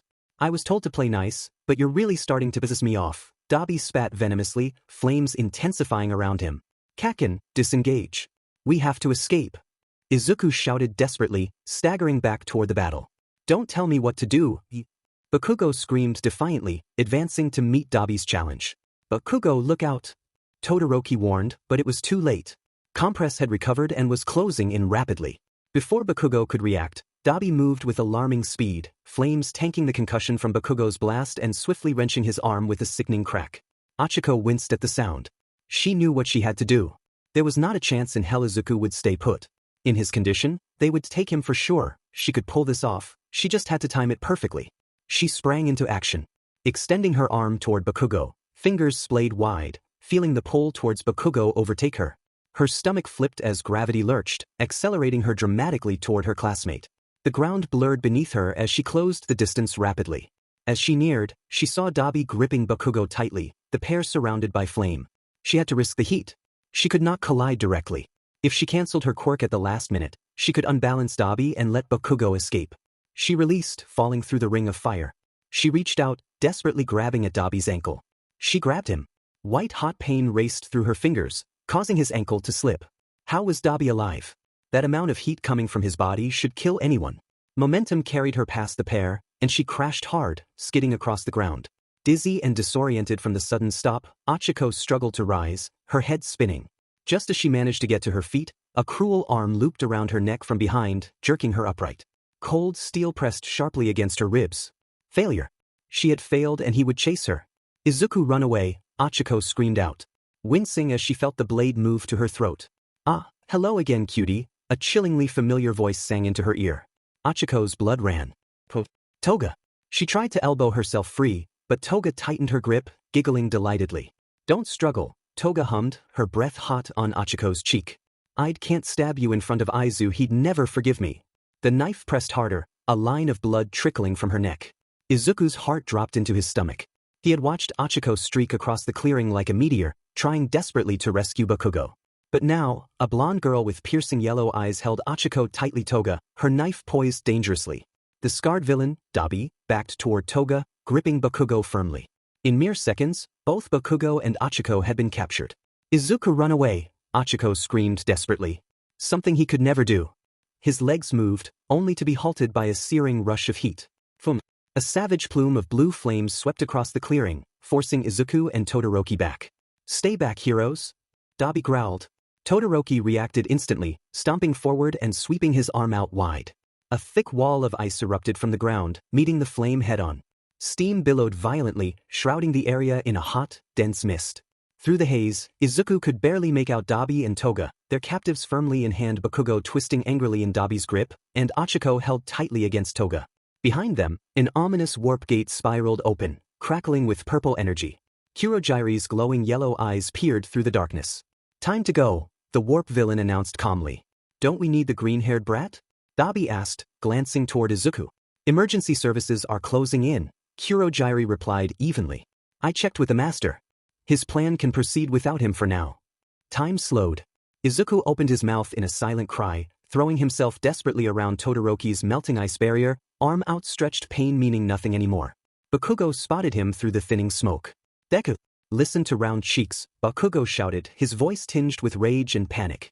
He fought harder, unleashing a fierce blast near Dabi's face, causing the scarred villain to snarl and tighten his grip. Across the chaos, Ochaco locked eyes with Izuku. Her gaze held defiance and fear as she struggled against Toga's grip. "Izuku," she screamed, her voice raw with desperation. She kicked and fought fiercely, but the knife pressed deeper, drawing more blood that made her whimper. Izuku's vision blurred with tears. He was too far away, he couldn't reach them in time. His legs felt like lead, his battered body refusing to move faster. "Oh, please, daughter." Todoroki sprinted to Izuku's side, unleashing a lance of ice toward the villains. It never reached its mark. The warp gate expanded swiftly, absorbing the attack into oblivion. Darkness pooled beneath Dabi and Toga like ink. "Let go of me, you beasts!" Bakugo bellowed furiously, struggling even as the portal rose to engulf him. He met Izuku's anguished eyes, regret flickering briefly. "Deku!" Bakugo's voice was abruptly silenced as the portal closed over him. Ochaco gathered every ounce of strength left, wrenching an arm free and slamming her elbow into Toga's ribs. "Ugh!" Toga gasped, momentarily losing her grip. Ochaco twisted desperately, fingertips reaching futilely toward Izuku. Her lips shaped his name one final time, "Izuku-I." The swirling darkness swept over them, and suddenly the clearing fell silent. Bakugo, Ochaco, and the villains vanished, leaving only charred earth and drifting dust behind. The warp gate shrank quickly, disappearing into nothingness. For a brief, surreal moment, all was quiet. The sizzling remnants of Dabi's flames died down, and Todoroki's ice wall slowly melted, water trickling gently. Izuku stood frozen, arms still extended toward emptiness, his bloodied fingers trembling. They were gone. Completely gone.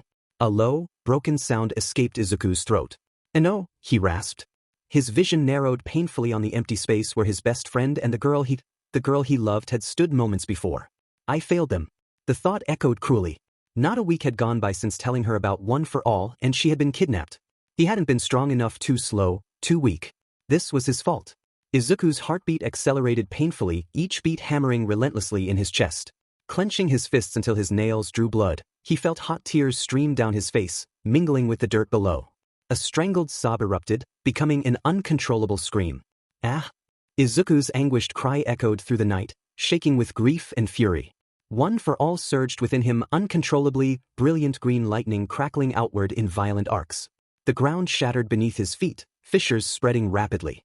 A devastating force exploded from Izuku, obliterating nearby trees and sending debris flying. "Todoroki, get down!" Shoji's urgent voice rang out as he emerged from the woods with Tokoyami close behind. Todoroki barely threw up an ice shield before the shockwave hit, the pressure demolishing surrounding trees as if they were mere twigs. Leaves and splinters whirled furiously around Izuku, who stood at the epicenter, his scream a raw expression of unchecked anguish. The storm eventually subsided, leaving a ring of destruction. Izuku collapsed to his knees, shoulders shaking violently. Blood filled his mouth, fresh cuts from flying debris stinging his skin. None of it mattered. Todoroki's ice wall lay shattered, and Shudo stared at Izuku with awe and concern, unsure how to approach. Shoji and Tokoyami stood back, equally stunned. Exhaustion and blood loss overwhelmed Izuku as his vision blurred again. He tilted his head upward and screamed one last time into the starlit sky, a weaker, heartbroken cry. His sobs echoed softly, tears dripping steadily down his face. Ochako, Kaken, he choked out painfully. They were gone, their absence a crushing weight heavier than anything Ochako could have ever manipulated. Izuku slammed his fist into the dirt, agony radiating from the impact. How did this happen? How had he lost them? Todoroki knelt beside him, placing a steadying hand on his shoulder. Midoriya, Todoroki said urgently, his face pale with worry. We have to get you help.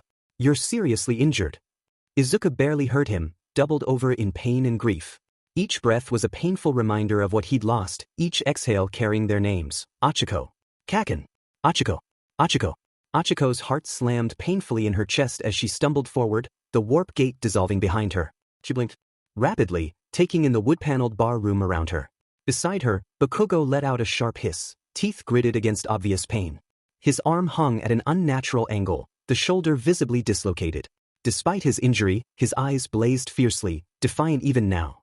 Where the hell is this? Bakugo growled, struggling to remain steady on his feet. His breathing was ragged, each inhale causing him discomfort. Ochako didn't answer, her own gaze flitting anxiously around the bar.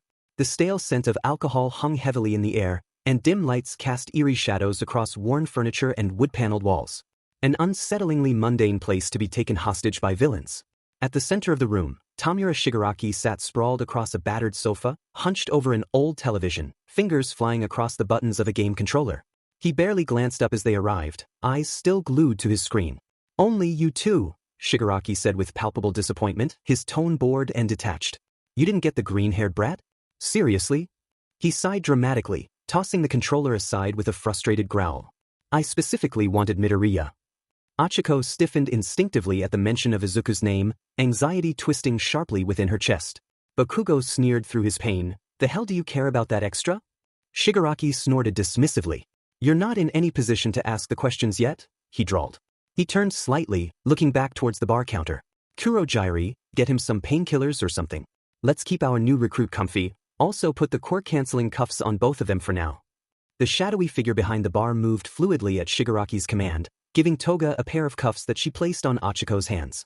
Kurojairi himself placed a glass of water and a small bottle of pills before Bakugo. Please take these, Mr. Bakugo. It will help manage your pain.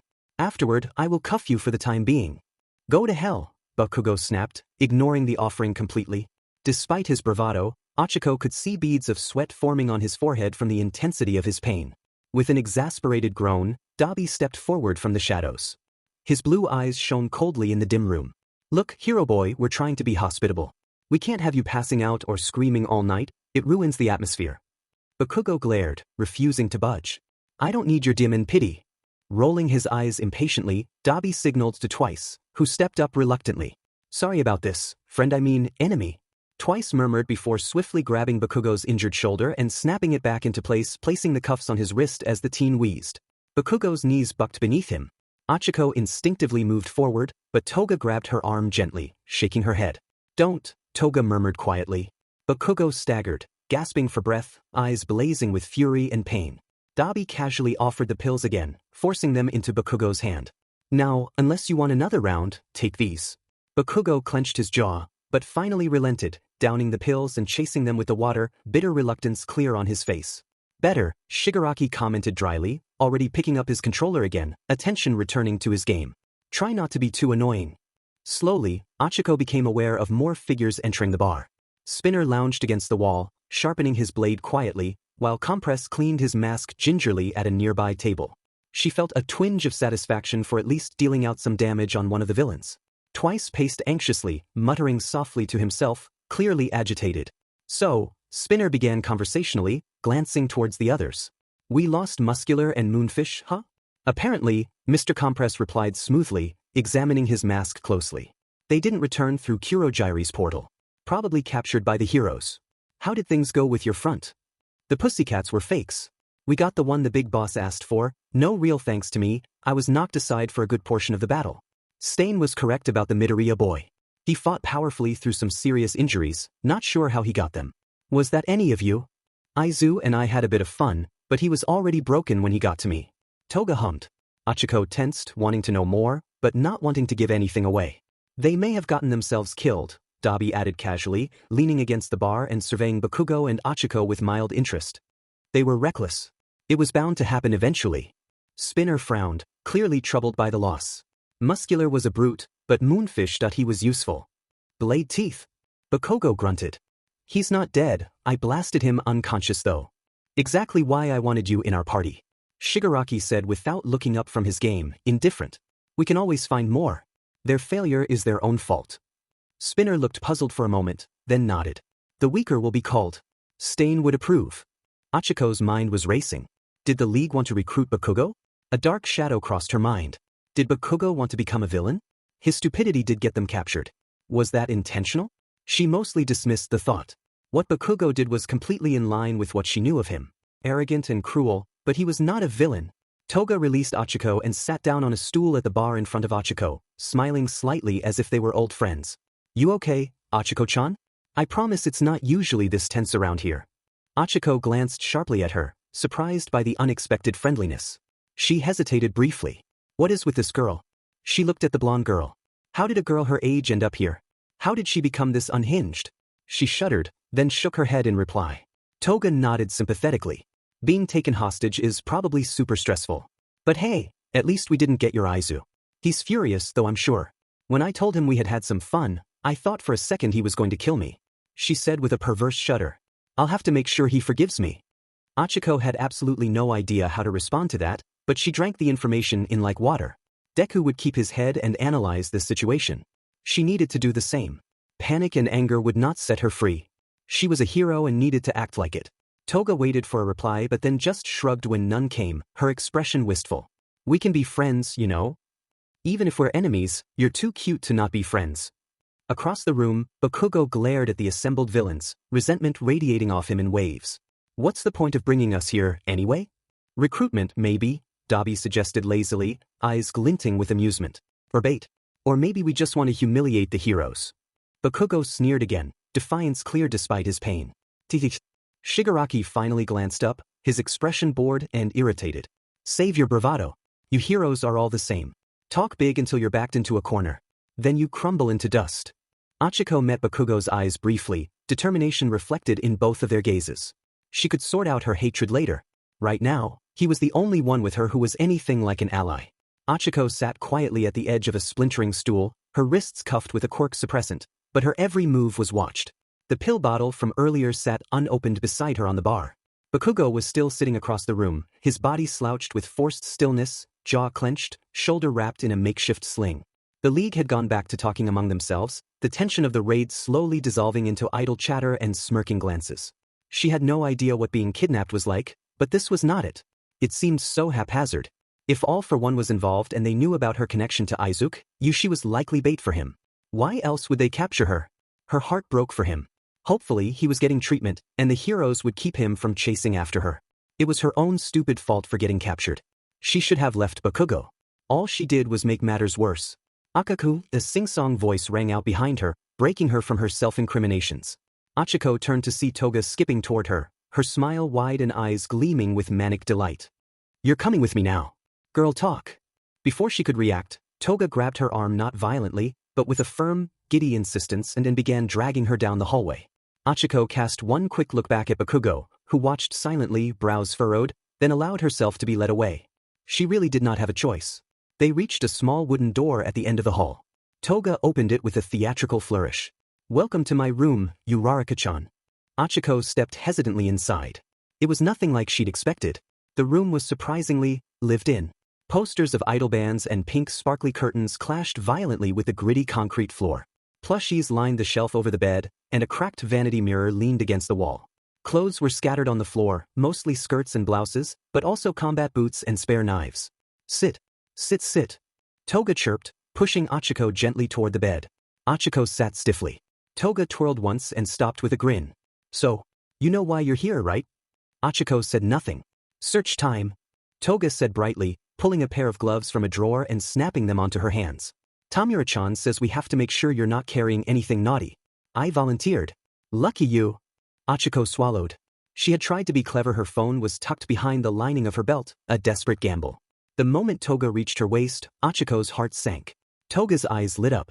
Oh, what's this? She sang, pulling the phone free with a dramatic flourish.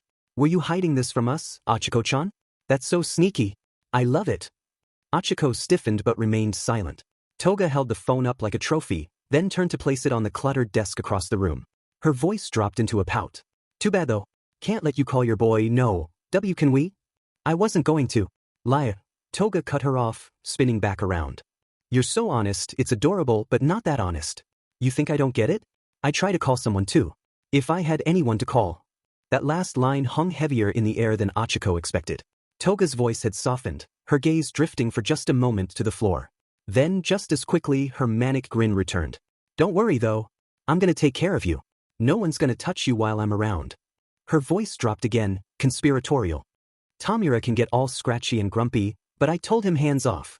Ochako blinked, caught off guard. Why? Toga leaned in close, eyes gleaming. Because I like you, silly. You're fun. You're brave. You're pretty. And you're so full of blood and feelings. It's just fascinating. Ochako leaned subtly away. Thank you. Toga beamed. You're welcome. See, we are becoming friends.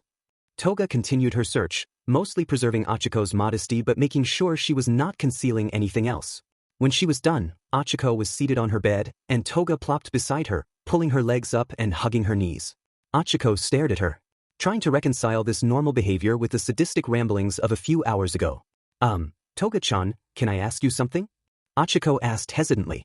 Only if you call me Hime. Toga sang. Okay, Hime, she said nervously. You're acting differently now than before. Why is that? Different? Like not stabbing and stuff? I can get the knives out, and we can play that way if you want. You tasted so good. But, I dunno, I'm not thirsty and I want to get to know you. Also, we aren't supposed to do anything until the TV boss talks to you. Ochako took in the information, and her heart sank. TV boss. So not Shigaraki. It had to be him. So let me tell you about myself, then you can tell me about yourself, she said sweetly, then her face darkened a bit, beginning to pick at the edge of her sleeve. I used to try and be normal. But people get weird when you say you like blood.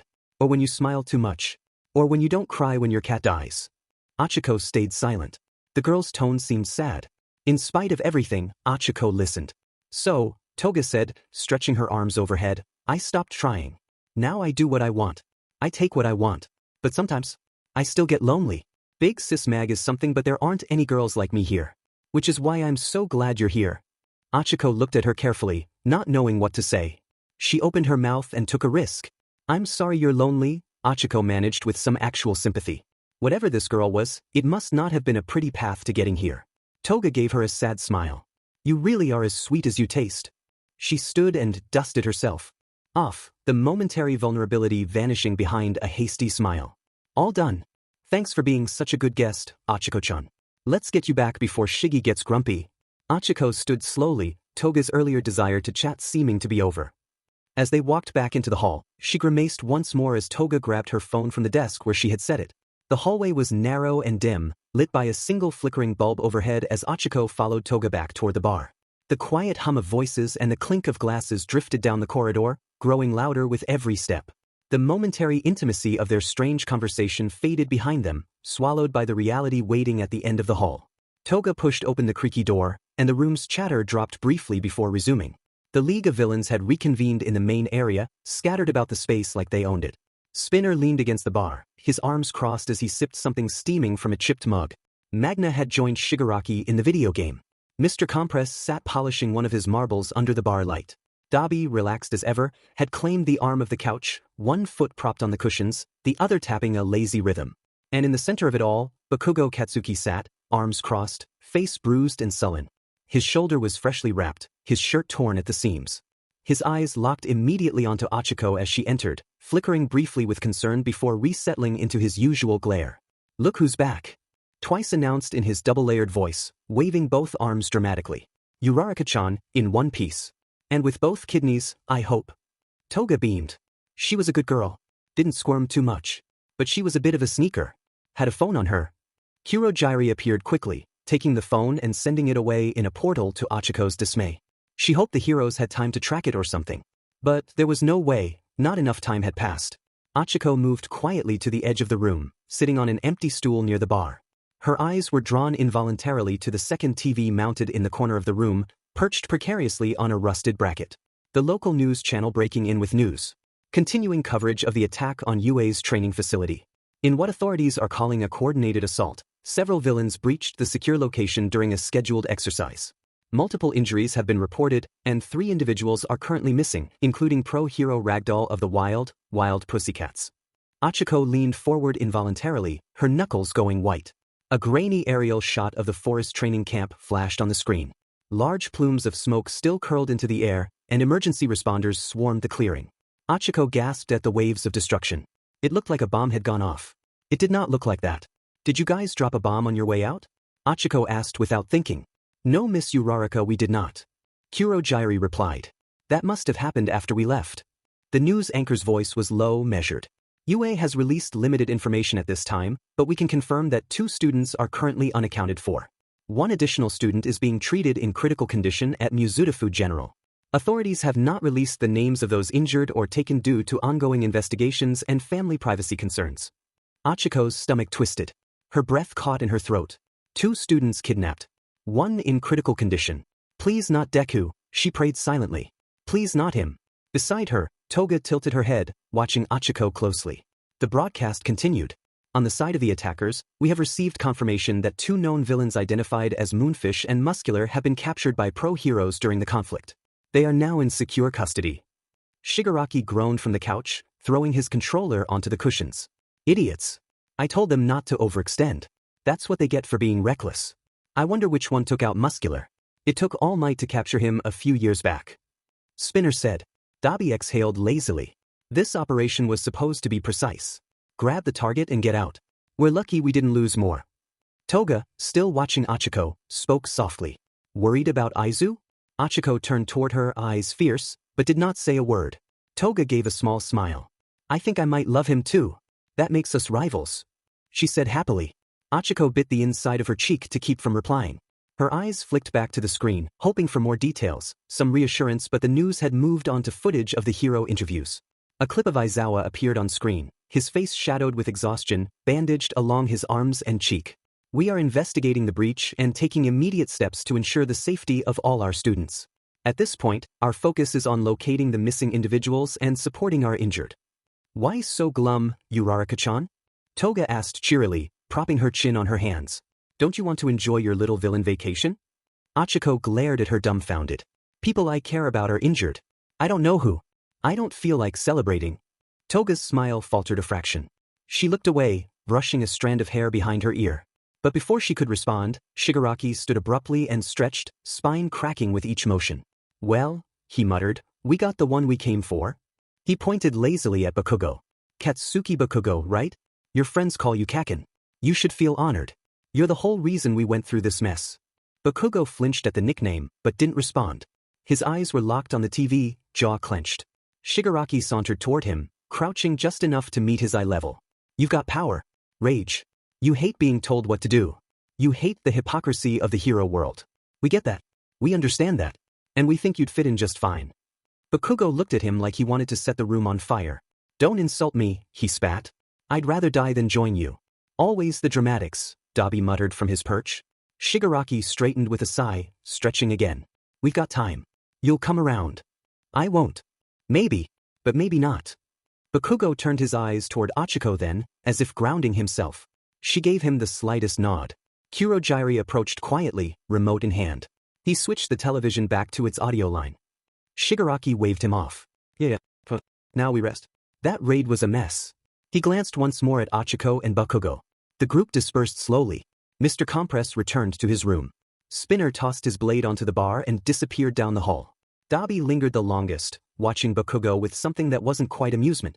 5 of them remained in the bar. Ochaco, Bakugo, Toga, Shigaraki, and Kurogyari. There was a strange silence. Ochaco looked down at her hands, trying to keep her thoughts steady. Izuku had to be the one in critical condition. But he had pulled through before, right? The screen spoke. A voice that could belong to only one person. All for one. The voice, calm and deep, began to speak, modulated but powerful. Good evening, Himiko, my friends, the man said. And greetings to our new guests. The bar fell silent. Even Shigaraki leaned forward. Ochako froze. Tamura, your efforts were successful, and you did not even lose a Nomu this time. Thank the remainder of the Vanguard tomorrow for retrieving Ragdoll for me. I'm most pleased. While the mission was imperfect, it was supremely productive nonetheless. And you got your target, Tamura. I am pleased at your progress. Excellent, excellent. However, I must ask for the privilege of speaking to our other guest, the young woman, and Uraraka. Dear, would you mind popping over for some tea before bed? I assure you I will allow you to sleep afterwards. All for one asked politely. Her heart skipped. Her mouth went dry. Bakugo stood. Leave her the hell out of this. All for one's voice didn't change. Ah, young Bakugo. Perhaps we can chat later. You are an extra asset for Tamura, putting an odd emphasis on Bakugo's favorite epithet.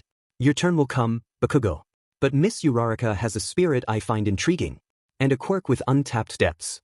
No, Bakugo snapped again. He turned toward Shigaraki. You want to impress your boss? Bring me. You know who I am. You came for me. Don't waste your time on her. Shigaraki didn't even look at him. Quiet kid, master is talking. Kurojairi stepped forward, his voice as smooth and impassive as ever. Miss Uraraka, the master awaits. Please come. The silence that followed felt like it might crush her. She stood. Her knees were shaking, but she stood. Toga touched her wrist briefly. Don't be scared, she said with a small, too soft smile. He always keeps his promises. Ochako didn't answer. She looked once at Bakugo, who still stood as if ready to throw himself in front of her, his fists balled despite the pain. A hint of guilt broke across his face. She gave him the smallest shake of her head. Don't. Then she stepped forward into the mist as Kurojairi opened the warp gate beside her. The shadow swirled around her legs, then climbed to her waist. Her chest felt like stone. Izuku awoke 36 hours after Ochako was taken. He was in a hospital. Bandages crisscrossed his torso. His arms were splinted and suspended in slings, but he could not feel any pain. Perhaps medication? Perhaps a quirk? He did not care. Ochako had been taken. Wires trailed from his chest to a machine on his right. His mouth was dry, throat raw. He sat up, ignoring the strain in his abdomen. A matronly nurse entered, a kind but stern gaze fixing upon him as he stirred.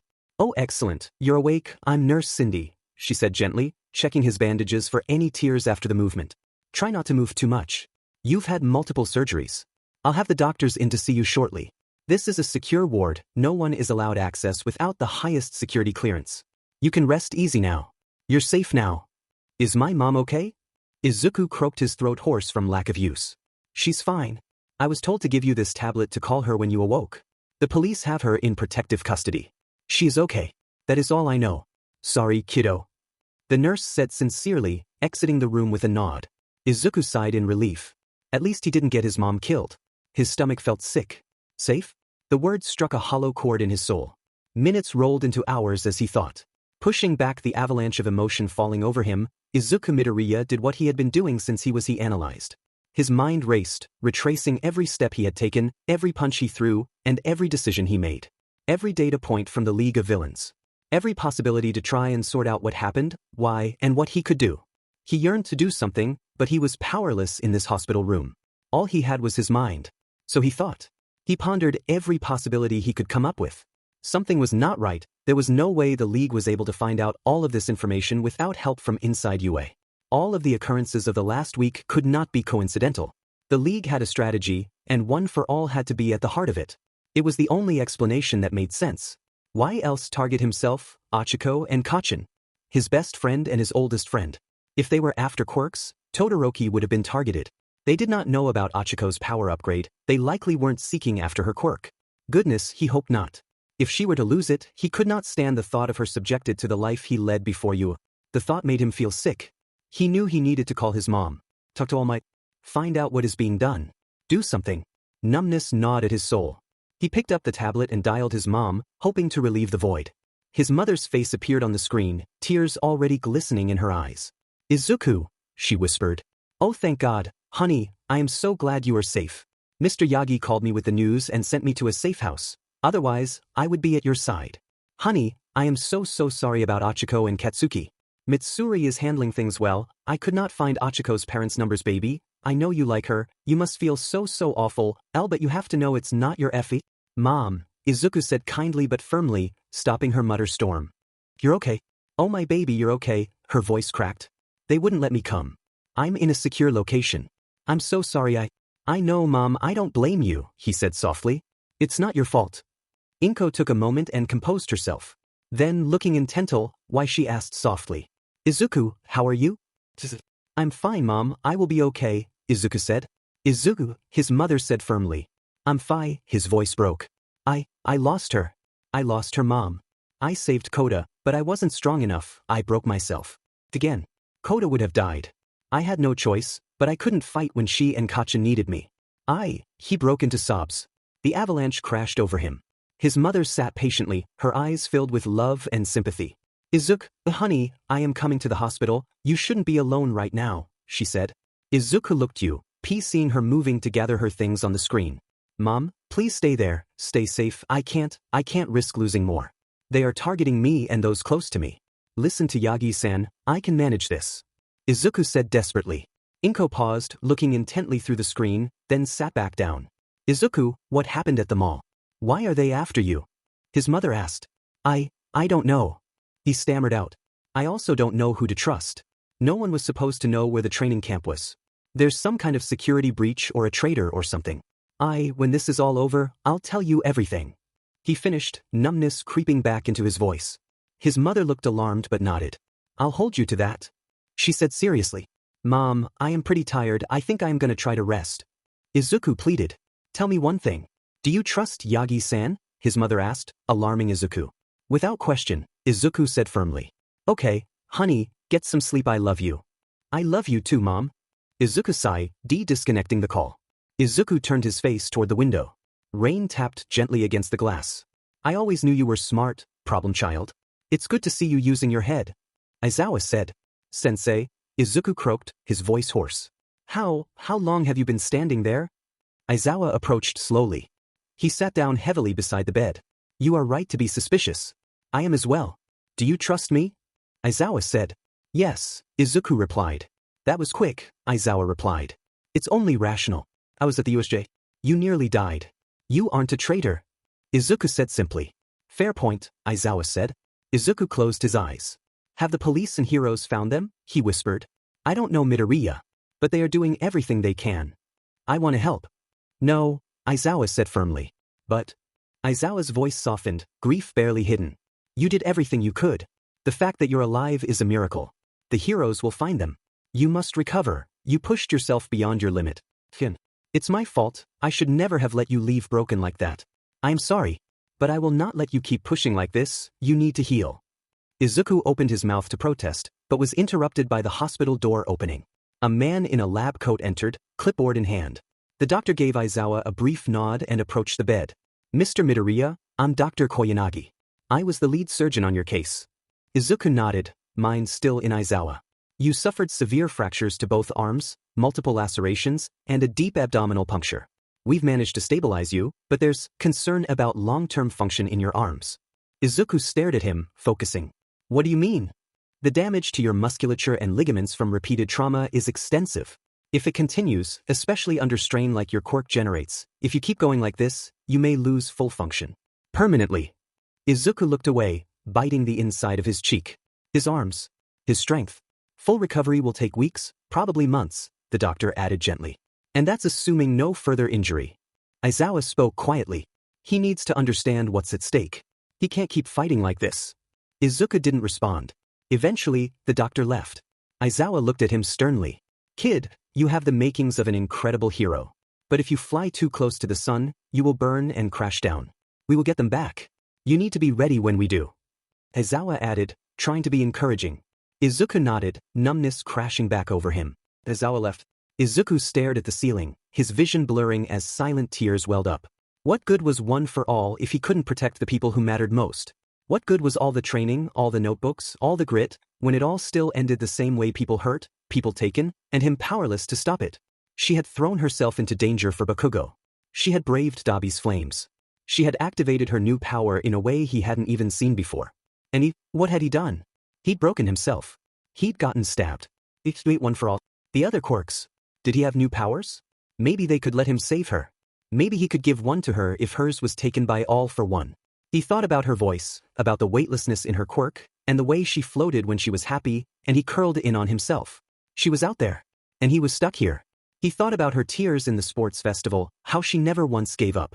About how she reached out to comfort him, even when she was exhausted herself.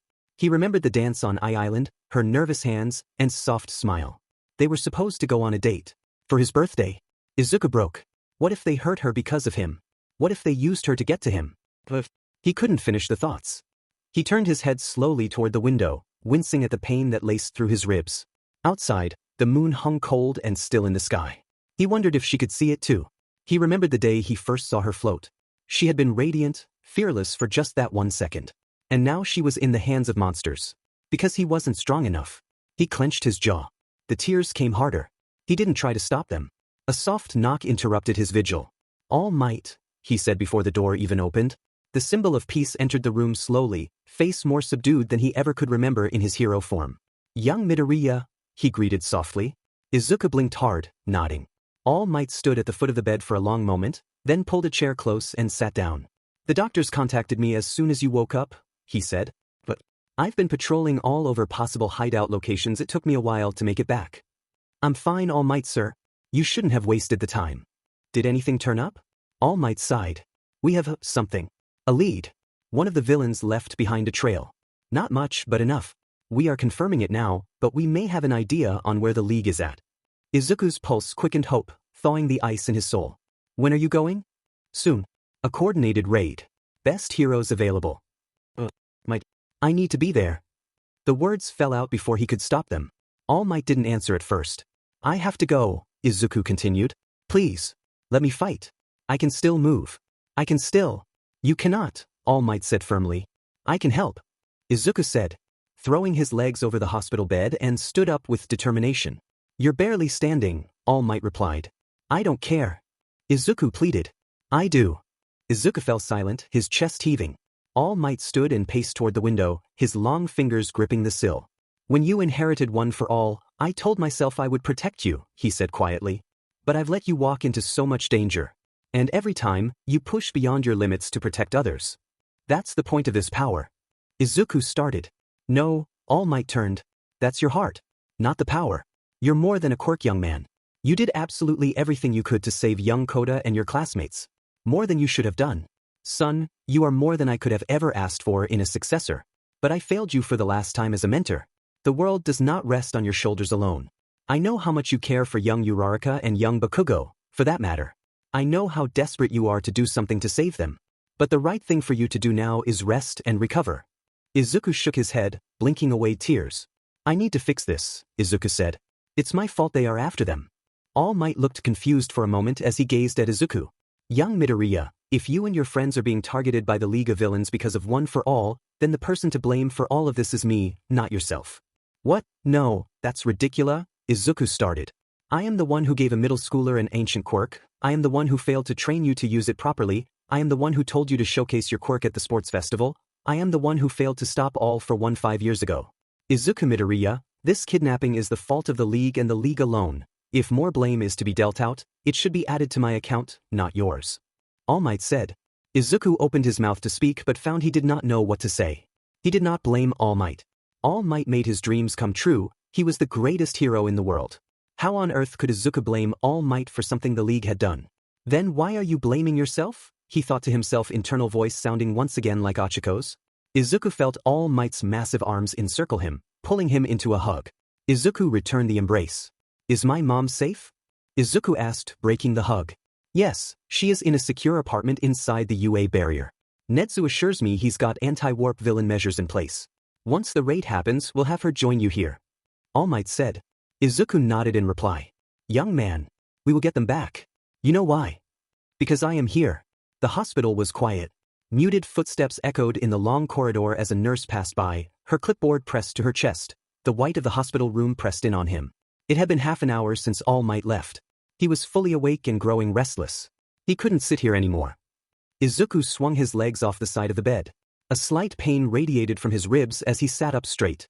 Then, carefully, he pulled on a hoodie left by one of the nurses and began to walk down the corridor toward the hospital common room. His socks padded softly on the tiled floor, and as he turned the corner, he heard voices ahead. The voices were familiar, but the tone was tense. He paused just outside the entrance, peeking in. The common room was a little more alive than he'd expected. The television was off, the windows opened slightly to let in the late spring breeze, and clustered around a central table were familiar faces: Ida, seated with perfect posture, Yaoyorozu, arms folded in her lap, Todoroki, silent and still, Tsuyu, sipping quietly from a bottle of juice, and Kirishima, half standing in the middle of a sentence. They hadn't seen him yet. Izuku stepped forward. Ida was the first to notice, his brows lifting. Midoriya. 5 heads turned. For a moment, there was silence, and then Kirishima grinned widely, relief breaking through his worry. Deku. Man, it's good to see you up, he said, rising to his feet. We didn't think you'd be walking around yet. I couldn't stay in bed, Izuku admitted, his voice hoarse. Had to move. I kept thinking. Of course you were, Yaoyorozu said gently, offering him the seat closest to the couch. Come sit. Carefully. He nodded and shuffled to the couch, lowering himself down with a wince. His body protested every movement, but his eyes were sharp. Did something happen? There was a pause. Todoroki's arms were crossed, his gaze lingering on the far wall. Then Kirishima exhaled. We might have a lead. Izuku's breath hitched. A lead. Kirishima nodded, expression hardening. I couldn't believe it at first. But Yaoyorozu, she managed to tag one of the Nomu during the attack. When she was being dragged off, she created a tracker. Somehow, in the middle of all that, she built a tracker and got it on him. Yaoyorozu's eyes dropped to the table, modest and solemn. The signal is weak, but consistent. It's coming from a building in Kamino Ward. I told the heroes the minute I woke up. For a heartbeat, the room was still. You know where they are? Izuku said, the words almost caught in his throat. Yaoyorozu nodded again. It's not exact, but we've relayed the information. The pros are taking it seriously. Todoroki leaned back. We assume so, but can't say for sure. Aizawa wouldn't tell us much. Did All Might say anything to you? Izuku thought for a moment. Could he trust them? I don't know anything more than you all. He seemed to think they had hope. Izuku said carefully. We can't wait, Kirishima said, his voice breaking the tension. They have Bakugo. And Ochaco. I'm not sitting here doing nothing while the villains have them. Ida straightened. Kirishima, please. Don't be rash. Kirishima spun on him. Rash? What do you want me to do, Ida? Pretend it's all under control? That the pros have everything handled? Just like training camp was safe and under control? You're suggesting we disobey protocol. Again, Ida replied. His voice was even, but the muscles in his jaw twitched. That's not just dangerous, it's reckless. The last time one of us did that, people nearly died. This is about saving our classmates. They're our friends, Ida. You said it yourself, they're part of Class 1A. So why does it feel like everyone's giving up on them? Ida's fists clenched, his mouth open to retort, but said nothing. Tsuyu spoke softly. What makes this different, Kirishima? Her tone was gentle but firm. We care too. But the heroes are moving. Isn't that what we wanted? Kirishima's shoulders dropped. Because I know Bakugo. He wouldn't give in. He's probably fighting tooth and nail right now. And Ochaco, I just think of someone so sweet and strong like her in their hands. I hate it. If there's a chance, any tiny chance we can help. They'd want us to do the smart thing, Tsuyu said, not the reckless one. Todoroki remained silent, glancing between them. I agree with Kirishima. But I also agree with Tsuyu. If we act impulsively, we might make things worse. We don't have time, Kirishima muttered. We don't. Izuku said nothing. He just listened. He watched their faces. The pain etched in Tsuyu's eyes. The desperation behind Kirishima's voice. The stillness in Todoroki that only came when he was barely holding something in. Then Yaoyorozu spoke. I still have the signal, she said softly. I've been checking it every hour. If the pros stall for too long, maybe we can do something. Carefully. Without putting ourselves in direct danger. Everyone turned to her. That's not a plan, Ida said, but his voice had lost its fire. It's a start. We can scope out the location and be on site if we are needed, Todoroki murmured. You in Midoriya? Kirishima asked, hand outstretched. The others were watching. Waiting. Izuku looked at them, his classmates, his comrades. Each of them had risked their lives already, and now they were volunteering to do it again. For Ochaco. For Kaken. For each other. He hadn't said a word. Not because he didn't care, but because he cared too much. Too fiercely. The pressure in his chest was unbearable. He was balancing on the edge of something sharp. All Might would want him to stay behind. Trust the pros. He'd said it earlier, You did enough, young Midoriya. But his heart screamed otherwise. Not again. Not again. He gave a slow nod. Kirishima's eyes lit up with grateful resolve. Awesome. Let's meet in front of the hospital in 3 hours. Rush hour should clear by then. We'll take the train. With that said, it was like a weight had lifted from the room. Azui looked disappointed. Ida was stiff, decidedly disappointed with the plan yet determined, but all were somewhat resigned to the group's actions. His classmates began checking their phones. Yaoyorozu lingered behind, fingers tightening around her tracker app. Todoroki gave Izuku a look of something akin to sympathy, then turned away. He turned toward the window and stared at the lights of the city. His phone buzzed softly. Text message Ochaco Uraraka. His blood froze. It couldn't. But there it was. Her name. Her number. Her contact photo from the sports festival, her smile, bright and determined. He opened it with trembling hands. Come alone, tell no one, we will know. North Street behind the hospital. 2 hours. On the walk through the warp gate and she walks out the other side. You stall, she bleeds. His breath caught. His fingers clenched so tightly around the phone it creaked. The message seared itself into his brain. He reread it, hoping for some hidden trick, some code, but no. It was simple. Brutal. Cold. It was her phone. Her phone. He had no way to know if she was the one who sent it, but it didn't matter. It could be a trap. It was a trap. But if there was even a chance that walking through that gate would keep her alive, could he ignore it? He stared at the screen for a long time. His instincts screamed to go. But so did the voices of everyone who had warned him. All Might. His mother. His friends. If I go alone and something happens to me, then what? He does? He loses one for all? But if he doesn't go, she suffers for it. Izuku stood. He had 2 hours. His mind was made up, but he could not be totally reckless about this. He needed a plan. He schooled his features.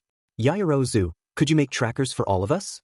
Just in case we get split up somehow, you can have a way to find us. Izuku asked nonchalantly. That's probably a wise precaution, Yaoyorozu said. Sure, I can do that here. She finished making fingernail-sized tracking pins to attach to fabric of some sort. Maybe we can share the location to the group chat like I did back at Hosu? He offered. Wait, won't Sensei find out about that? Kirishima objected. Do you think he seriously checks our group chat? Momo replied. Besides, Midoriya is right, that's a good idea. Fair point, Kirishima answered. Izuku pressed the pin into the underside of his shirt and pressed the activation switch. A tiny green light blinked to life. The one safety net. The group fell back into a light chatter, and Izuku opened his phone. He drafted a message, not too long, not too short. Just enough. All Might. I received a message from Ochaco's number. It says I need to be at a location in 1 hour. Alone. I'm sure they plan on portaling me somewhere from there. They said they'd release Ochaco in exchange for me.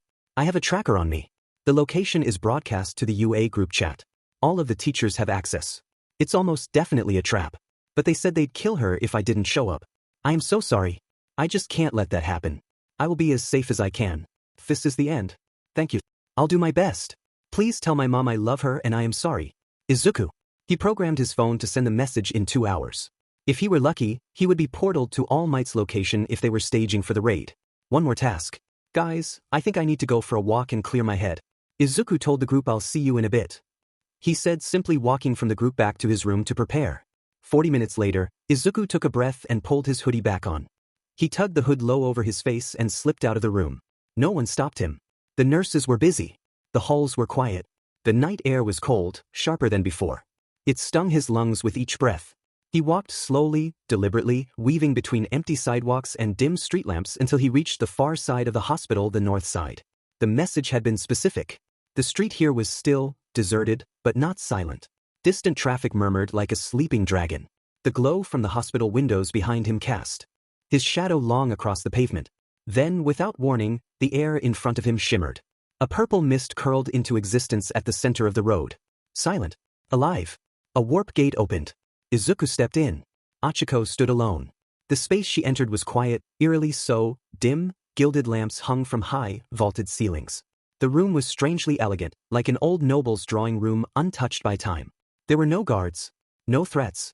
Only a table set for two in the center, with fine china and a still steaming teapot. And across from it sat a man. He sat with perfect posture, his black-suited form still and composed. His face was hidden behind a polished mask of jet and bone, hiding a scared face with no eyes. Angular and ancient, as if sculpted from the void itself. Ochaco felt him watching her. Measuring her. Please, he said softly, gesturing to the seat across from him. Join me. Her heart pounded in her ears. He didn't bark orders or leer like the others. He didn't even raise his voice. But from him came a voice that was more terrifying than anything she had ever heard. All for One didn't need to shout to be dangerous. He simply was. She did not move. The tea curled upward in gentle steam. Her knees shook. But slowly, steadily, Ochako walked forward and took the chair opposite him. "Excellent," he said, his tone genuinely pleased. "It's so rare to have civil conversation anymore. The league means well, but they lack decorum." Silence stretched. He poured 2 cups. Ochako said nothing. All for One continued, as if discussing the weather. "I must apologize, Miss Uraraka. Truly, I bear you no ill will. I honestly hate to inconvenience you, but I'm afraid you are too valuable not to make use of." Ochiko's hand stayed folded in her lap. She cursed herself internally again for getting caught and cursed Bakugo for good measure as well. "So that makes me what, bait?" "Regrettably," he replied. "I would have preferred a less dramatic arrangement. But I have no intention of hurting you. None at all. In fact, so long as your young friend Midoria cooperates, I will ensure your safety personally." Her stomach twisted. So that was it. Deku was in danger, and it was infinitely worse because she was captured. She was leverage. His leverage. He raised his teacup, savoring the scent. "You have nothing to fear from me. Unless, of course, he chooses poorly. Then I have a great deal to fear." She replied the thought of Deku giving her courage. "Ah, yes, I have been paying a good bit of attention to the young man. He does possess an admirable resolve. But we all have our weak points," he said matter-of-factly. "Unfortunately, my dear, I believe you are his." Ochiko's temper flared, but she fought it down and said nothing. "Anger will not get you anywhere. Don't give him any information," she thought furiously to herself. A quiet chuckle echoed from behind the mask. She looked away, jaw clenched. "Your faith in the young man is touching," he continued, "but I truly hope and believe that you're mistaken. While the boy does indeed have a heroic heart, if what Tamura and Toga say is true, he's in love with you. He'll choose you over any foolish notion of the greater good. I am not a religious man, but I do believe many would find that laudable." Her fists tightened in her lap. All for One set his cup down. "You're angry. That means you still have your spirit. I like that. Most break by my mere presence." He folded his gloved hands together. "You remind me of someone I once knew. A young woman who believed she could protect the world with her bare hands. She had a gravity quirk too, though much less refined." She swallowed. "Don't talk like you know me." "I don't," he conceded, "but I see you. More clearly than most." He tapped one long finger on the porcelain. "You're strong. Grounded. You resist fear. You fought ever so valiantly, protecting the hot-headed young man when you should have run. And yet," he tilted his head, "you're also poor." Ochako blinked, caught off guard. "You grew up with nothing. You know what hunger feels like. You've made your choices knowing full well how this society fails the weak. You had every reason to turn against it. And yet you didn't. You fought for it. You still fight for it. That's impressive. Naive, but impressive." She glared at him. "What, are you congratulating me for not becoming a villain?" "Yes." He didn't hesitate. "The truth is, many with your background don't make that same choice. When the system gives them nothing, they are forced to take what they need. I understand that. I respect it." Ochiko's voice was cold. "You mean you exploit it?" All for One laughed. "There is that spirit. No young hero, I offer them opportunity," he replied. "Freedom. A path. Our society, the corrupt politicians and the Hero Commission do nothing but ensure that those with power and resources keep it, caring nothing for those who fall through the cracks. I offer nothing but a chance for those forgotten to make something of themselves." Ochako rolled her eyes, unable to contain her facial expressions, yet she forced herself to remain silent. "Speak your mind, my dear. There is nothing you can say that will make me harm you. I rather enjoy honest conversation, and you have little to do but talk." All for One said in a conciliatory manner. Ochako thought for a moment, then took him at his word. "Your praise, your care, for the downtrodden. It's insulting," she replied. "How so, my dear, and to whom?" he replied with a hint of genuine interest in his voice. "To the poor. To everyone I know who works day and night to make ends meet. You're telling me that my whole family are victims, ticking time bombs who will inevitably lash out because we don't have what others do. You know nothing of the poor. They aren't people to you, who make choices and aren't capable of choosing what is right even when it isn't easy or doesn't pay. I hate the pity from the wealthy, but the opportunities from people like you are worse. You're no different than the politicians who want to use us to stay in power." She finished, her voice shaking. She thought of her father's refusal to cheat in business, to always pay his workers fairly, not cut corners or pay bribes. Was he poor? Certainly, but he was the best man she knew. The mask tilted ever so slightly. "Bravo, Uraraka. I truly meant no offense. I must deny your accusation. Truly, I do only give opportunities. You are young, so I do not expect you to know all of the dark side of society. Would you like to know how many children, quirkless or disabled, are sent into public systems without care? How many of them vanish from records when they can't afford schools that specialize in support? How many honorable businessmen like your father are crushed by larger corporations and left truly destitute without recourse? You're lucky, young miss. You have a good family and support. Imagine what life would be like without that. A knife of fear twisted in her stomach. He knew about her family, but she pressed on. I am blessed. I never denied that. But anyone can do the right thing even when it's hard. He made a thoughtful sound. True enough, but I would expect more empathy from you, young miss. Take young Toga for instance. Imprisoned and beaten by her family simply for having a quirk that scared them. Deprived of blood, a substance that keeps her sane. Then cast aside when she broke and took what she needed from a classmate. You would cast judgment on her? Ochako was taken aback thinking of the blonde girl. Her sadistic grin and terrifying touch. Her twisted sense of love. His words made some sense. That is horrible. I am sorry she went through that, Ochako replied. Ah, but your apology does nothing to fix young Toga's circumstances. All for one replied. And stealing quirks, murder and kidnapping do, Ochako replied. So you did know of me? Ah, I knew you were the right choice. Midoriya must have told you about me. You two really are close. She cursed herself internally. She needed to think before she spoke. She took a deep breath, regaining her composure. You didn't answer my question. Ah yes, my apologies. I am offering Toga, like all of the others, a chance to remake society. To fix what is broken. All for one said. She stared at him. Is that what you think you're doing? Fixing things? No, the word was quiet. I know I am. The calmness in his voice chilled her. Not anger. Not madness. Just conviction. Ancient and certain. She took a slow breath. If you really think you're the answer, why do you need me as a hostage? At that all for one laughed.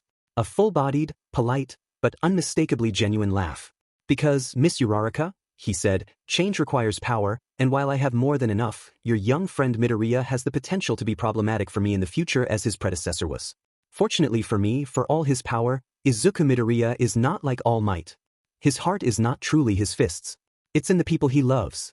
Toshinori Yagi wisely avoided such attachments. All Might would never have given me one for all willingly, but Midoriya? I don't need to defeat him in battle. I only need to force him to choose. Once he does, there will be nothing to stop young Tamura from completing what I started. Ochiko's nails dug into her palms. But don't worry, he added gently. No harm will come to you. So long as he listens. Generous, she muttered. He chuckled again. Do you know, I find your quirk fascinating? She tensed.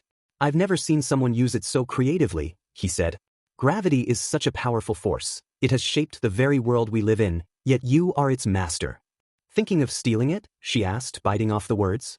Worry not. I have no need for it. Alas, if I place all 5 fingers on an opponent, the fight would already be over. She bit her lip and said nothing. You have nothing to fear from me tonight, he repeated. In fact, I find your presence enjoyable, refreshing, far more interesting than the endless parade of self-righteous heroes I've faced. I'm not here to entertain you, Ochako replied. No, he said, but you're here. And that is enough. My dear, I am sorry to have taken more of your time. You must be exhausted, return, and sleep. You must know escape is impossible and I implore you not to try. Things would be unpleasant if you did. Ochako stood slowly. So we are done? For now, All for one said, rising with her. But take heart, Miss Uraraka. You have already proven yourself exceptional. She didn't thank him. She didn't look back. As the warp gate opened once more beside her, casting violet light across the stone floor, she only said one thing. You don't know him. Izuku. He's desperate to protect me, anyone in danger really. But he won't give you what you want. All for one said nothing. A silence she carried with her. 38 hours later, Toshinori Yagi had not slept in 2 days. Since the moment Netsu had called to inform him of the training camp disaster, he hadn't stopped. Not for food. Not for rest. He had spent every hour patrolling, coordinating with police, and liaising with hero agencies desperately working every lead that might uncover the location of his students. Bakugo and Uraraka. Their names haunted him. The weight of guilt pressed deep into his chest, thick and constant. His mind kept returning to that fight nearly 6 years ago, the battle where he had lost half his abdomen, where he had unleashed everything, to end all for one once and for all. But he had failed. The monster had survived. And now, that same evil had stolen away 2 of the brightest lights in Class 1A. Bakugo and Uraraka. Midoriya's oldest friend. And the girl the boy was so clearly smitten with. Both now in the hands of his greatest enemy, his failure. The same failure that had nearly cost the country its symbol of peace. Toshinori hated telling Midoriya to stay behind. He knew exactly what the boy must have felt: helpless, furious. He had once been in the same position. Carried away by Gran Torino while Nana Shimura went off to die alone. That pain had shaped him, broken him, forged him into the man the world came to know as All Might. And now, that same pain waited for Izuku Midoriya. It would not stand. He would not let it. Yagi shifted into his hero form and strode into the staging area, where a circle of undercover heroes and police were gathered just a block away from the suspected hideout. Their efforts had not been in vain.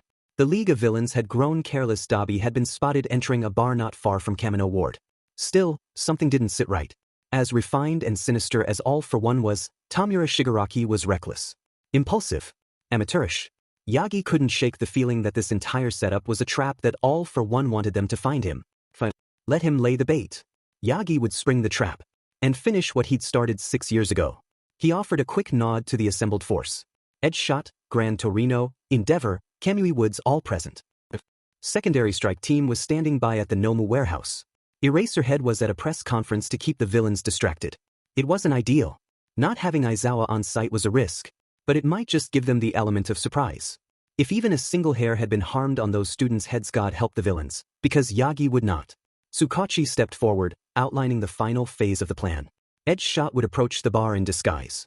The moment anyone showed alarm, he'd move in. Take out Kurogyri. Then the rest would fall in seconds. We go in 10 minutes, Tsukachi confirmed. Toshinori's phone buzzed. He glanced down, not expecting much. Probably an update until he saw the sender. Midoriya Izuku. He opened the message. As he read, the bottom dropped out of his stomach. All Might. I received a message from Ochaco's number. It says I need to be at a location in 1 hour. Alone. I'm sure they plan on portaling me somewhere from there. They said they'd release Ochaco in exchange for me. I have a tracker on me. The location is broadcast to the UA group chat. All of the teachers have access. It's almost definitely a trap. But they said they'd kill her if I didn't show up. I am so sorry. I just can't let that happen. I will be as safe as I can. This is the end. Thank you. I'll do my best. Please tell my mom I love her and I am sorry. Izuku. 1 hour. Was that an hour from when the message had been sent, or an hour from now? Damn it. Damn it. Toshinori tapped out a reply immediately. All Might, Midoriya, do not go. We are about to rescue them. They will be safe. Do not go. No reply. He opened the group chat. Midoriya's location pinged just north of Muzutafa General. He was still nearby. There might still be time to stop him. Then the signal vanished. Toshinori stared at the screen in horror. Seconds later, the signal reappeared. Kamino Ward. No. He spun around, storming toward the command post. Tsukachi, we have to move in. Now. The detective turned, concern etched deeply into his face. Toshinori, what is it? It's the League. They blackmailed Midoriya. He's been warped to the warehouse. They're holding him. I have to go now. Get Endeavor to lead the bar raid. I'm heading for Kamino. No more planning. No more waiting. The symbol of peace was going to war. The darkness receded slowly. Izuku stumbled as he emerged from the warp gate, coughing as cold, dusty air scraped at his throat. His feet hit the concrete. Somewhere deep above him, fluorescent lights buzzed faintly, casting long shadows across cracked floors and rusted girders. Izuku collected himself. He had his tracker, All Might was aware. He needed time. Otherwise, he would be dooming the world. The warehouse was cavernous, silent save for the soft hum of machinery. Rows of fluid-filled cylinders with various monitors coming from them. Izuku shuddered at the thought. He was alone. Until he wasn't. A figure stepped out from the gloom. Black-suited.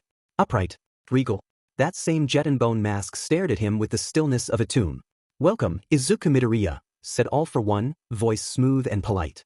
I'm pleased you accepted my invitation. Izuku's chest rose and fell sharply. He looked left. You said you would let her go, he said. His voice cracked but didn't falter. She's safe, Ufo replied without hesitation. You have my word. I rather like that one and have no intention to harm her. Izuku's fists tightened. A beat of silence passed between them. You promised her release. Izuku continued. And I intend to keep that promise. So long as you cooperate. All for One finished with a hint of menace in his tone. Izuku didn't answer. His heart was pounding so hard it made his eardrums throb. But he didn't move. Not yet. He needed time. All for One would not keep his word. Izuku prayed All Might was coming. All for one stepped forward into the glow of a hanging bulb. His gait was unhurried. Civil, the monster of Japan moved like a schoolmaster delivering a lecture.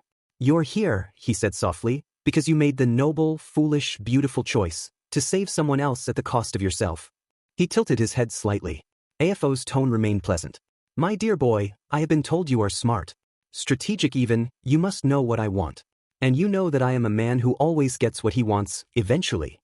He spread his arms slowly. "Let's speak plainly." Izuku stayed still. "There are two paths before you, Midoriya," AFO said. "The first simple and clean.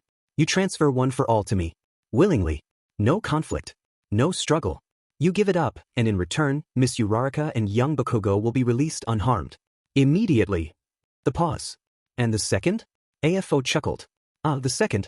The second is unlikely, I admit, but intriguing." He began to circle slowly, the dim lights catching the edge of his suit like a shadow rippling across the room. "You pledge yourself to me. You renounce this broken society, this theater of hypocrisy you call heroism, and take your rightful place. As my heir. My successor." Izuku's blood froze. AFO stopped walking. Tamura was a stepping stone. A useful pupil, but unstable. Impulsive. Your generation demands something different. Something brighter. His voice lowered to a whisper. "You could be my final legacy, Midoriya. Not a pawn. A prince." Izuku stared at him, stunned. "What would lead you to believe that I would ever wish to help you destroy society? You want peace. Safety. A world where children aren't crushed under the weight of power they don't understand. Where the world is not dominated by the Quirked and the Quirkless. So do I. You could help build it. Not destroy it, shape it." Izuku was taken aback. Was he serious? Did he ever think that Izuku would serve as the pupil of the man who did more evil than any other alive? The man who maimed his hero? Izuku paused, trying to compose himself. He had felt his phone vibrate several times. All Might must have gotten his message. He had to stall. His mentor would arrive soon. He needed to keep him talking till then. "What do you know of the quirked and quirkless? Of society? Of what it's like to live without power? You have the single most powerful quirk in existence." Izuku asked. True my boy, true, I have always been blessed with power. But I watched as my brother wasted away without. I cared deeply for his struggle. I have seen the depths of horror the downtrodden in society are forced into. But you, Midoriya, you have lived it, have you not? Think about it. As my successor, you would be able to shape the future alongside me, perhaps even constrain me and lead me into making decisions that would benefit everyone. You must know the symbol of peace is fading. Chaos lurks around the corner. We could ensure that the underworld stays pacified. We could replace the Wicked Hero Commission with something better. Release Uraraka and Bakugo, and I'll consider it, Izuku said, keeping his voice steady. I am afraid I cannot yet. You see, I hold all the pieces here. If I let them go, I know that that noble heart of yours would rather die than give me what is mine. So I will not. He raised a gloved hand. Two options. Surrender the quirk. Or surrender the world you knew. Either way, your friends walk free. You walk free. And if I don't? A beat of silence. Then AFO said quietly, they die. Quickly. I am no SDST. But I will not kill you. I will make you live with the knowledge that you are at fault for their death. Izuku took a breath. The room was so quiet he could hear the faint electric buzz of his own adrenaline. He walked to a steel table near the wall. Place two objects atop it. A quirk-suppressing collar. And an empty syringe with a hypodermic needle. You can choose the method, he said. Transfer the quirk by drawing some blood. Or become my heir. You will wear the collar to ensure your compliance until you prove totally trustworthy. Izuku felt his throat constrict. He thought of All Might. Of Grand Torino. Of Kaken. Of his mother. Of Ochaco. Her laughter. Her sweet smile and chocolate eyes. Her voice, steady even when she was terrified. Her determination fighting Bakugo at the sports festival, fighting Wolfram on Island. Fighting to save Bakugo 2 days ago. She would not give in, she would not want him to give in. Izuku loved her. He knew that now. But would he do anything to protect her? Would he DMN the world to save one soul? Could he live with that? Could she? His heart twisted within him. She would never want him to give in. She would never forgive him. Dekire sounds like, you can do it. He closed his eyes for one heartbeat too. All Might had to be close. Izuku met AFO's gaze, fear and fire consuming brimming from his emerald eyes. He made his choice. I'm not giving you anything. All for one didn't move. Pity. He sighed softly. A tragic waste. Kurojairi, bring Uraraka. Silence. Kurojairi. All for one asked, a hint of alarm in his tone. A sharp pain flashed in Izuku's skull, demanding he move. And then the warehouse wall exploded. A hurricane of wind blew through the warehouse, obliterating the glass inside, blowing anything not bolted down into the wall. Izuku dodged the rebar that slammed into the place he was standing. He looked back momentarily to see his salvation. In strode a towering figure of gold and fire, his face etched in wrath. An aura of menace flowed from the symbol of peace. His eyes burned cold, fixed squarely on his enemy. 3 words came from his mouth. "This ends tonight." The bar was dim, lit by a sickly orange glow from a single overhanging bulb. Dust floated in the air, drifting in slow circles as if even the grime didn't want to settle here. Ochako sat motionless in a booth against the far wall, her mind sick with worry for Izuku. Her chest tightened painfully. He would never abandon her, not even for his own sake. That realization twisted in her gut, warmth warring bitterly with nausea. How could she have been so stupid? How could she let herself get captured? She glanced at Bakugo across the room, and a coil of anger twisted in her chest. Bakugo sat tied to a sturdy metal chair, his arms wrenched behind the backrest. He hadn't said much. They'd been there now for what, 2 days? It seemed like their captors genuinely wanted Bakugo to join them. Thankfully, his incivility extended to the villains too. A small comfort, but right now, she'd take it. The League of Villains milled about lazily, each seemingly preoccupied with their own business. Dabi leaned against the bar, arms crossed, his ever-burning eyes flickering with disinterest. Mr. Compress amused himself with his spheres. Twice mumbled in the corner. Spinner sat cross-legged on the floor, fiddling with a broken television remote. Magna spoke with Twice in hushed tones by the window, while Toga sat on the floor just 5 feet from Ochako, casually humming and drawing hearts on the cracked wood with what looked like chalk. It wasn't chalk. Toga looked up and gave her a pout. "You don't talk much, do you? You and Izuku make such a weird couple." "He's all," she mimicked Izuku's frantic muttering with a rapid wiggle of her fingers, "and you're all tight-lipped and noble. It's adorable." Ochiko's hands trembled. She didn't lift her head. If she did, she might scream. "Back off, freak," Bakugo spat. Toga flinched ever so slightly, but quickly masked it with laughter. "You're a cranky one," she sing-songed. Ochako looked at Toga again, thinking of her conversation with all for one, the smile, the laughter, the madness. Was it truly a facade? She shoved the thought aside. She had to find a way out of this, otherwise, Deku would end up dead. And it would be her fault.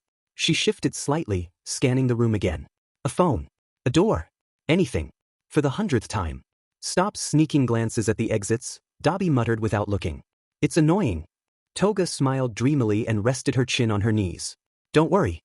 If he cooperates, you'll be out of here by morning. All safe and sound. Though," she grinned, "I kind of hope he doesn't. I'd like to keep you a little longer." Ochako didn't answer. She turned her head toward Bakugo. Their eyes met. His eyes were bloodshot, rimmed with pain and fury. Hers, she hoped, were steady. "Don't do anything stupid," she thought at him. "Don't make it worse." As if reading her mind, he scowled deeper and looked away. The front door creaked. Everyone turned. It was Tamura Shigaraki and Kurojairi. Shigaraki looked bored. His hands were shoved in his coat pockets, his gait loose and slow. As he entered, flakes of dust sloughed from his cloak. "How's the mood?" he asked no one in particular. "Peachy," Dabi muttered. Shigaraki walked past them, pausing only briefly to glance at Bakugo and Ochako. He snorted. "No news from the boss yet," he said. But Kurojairi here just warped the brat. At that, everyone straightened slightly. Toga's eyes sparkled. "Izuku?" Shigaraki nodded, scratching at his neck. "He went through the gate a few minutes ago. We'll know soon if he decides to play." "Nice." Bakugo let out a dry, humorless laugh. "You really think he's gonna join you losers?"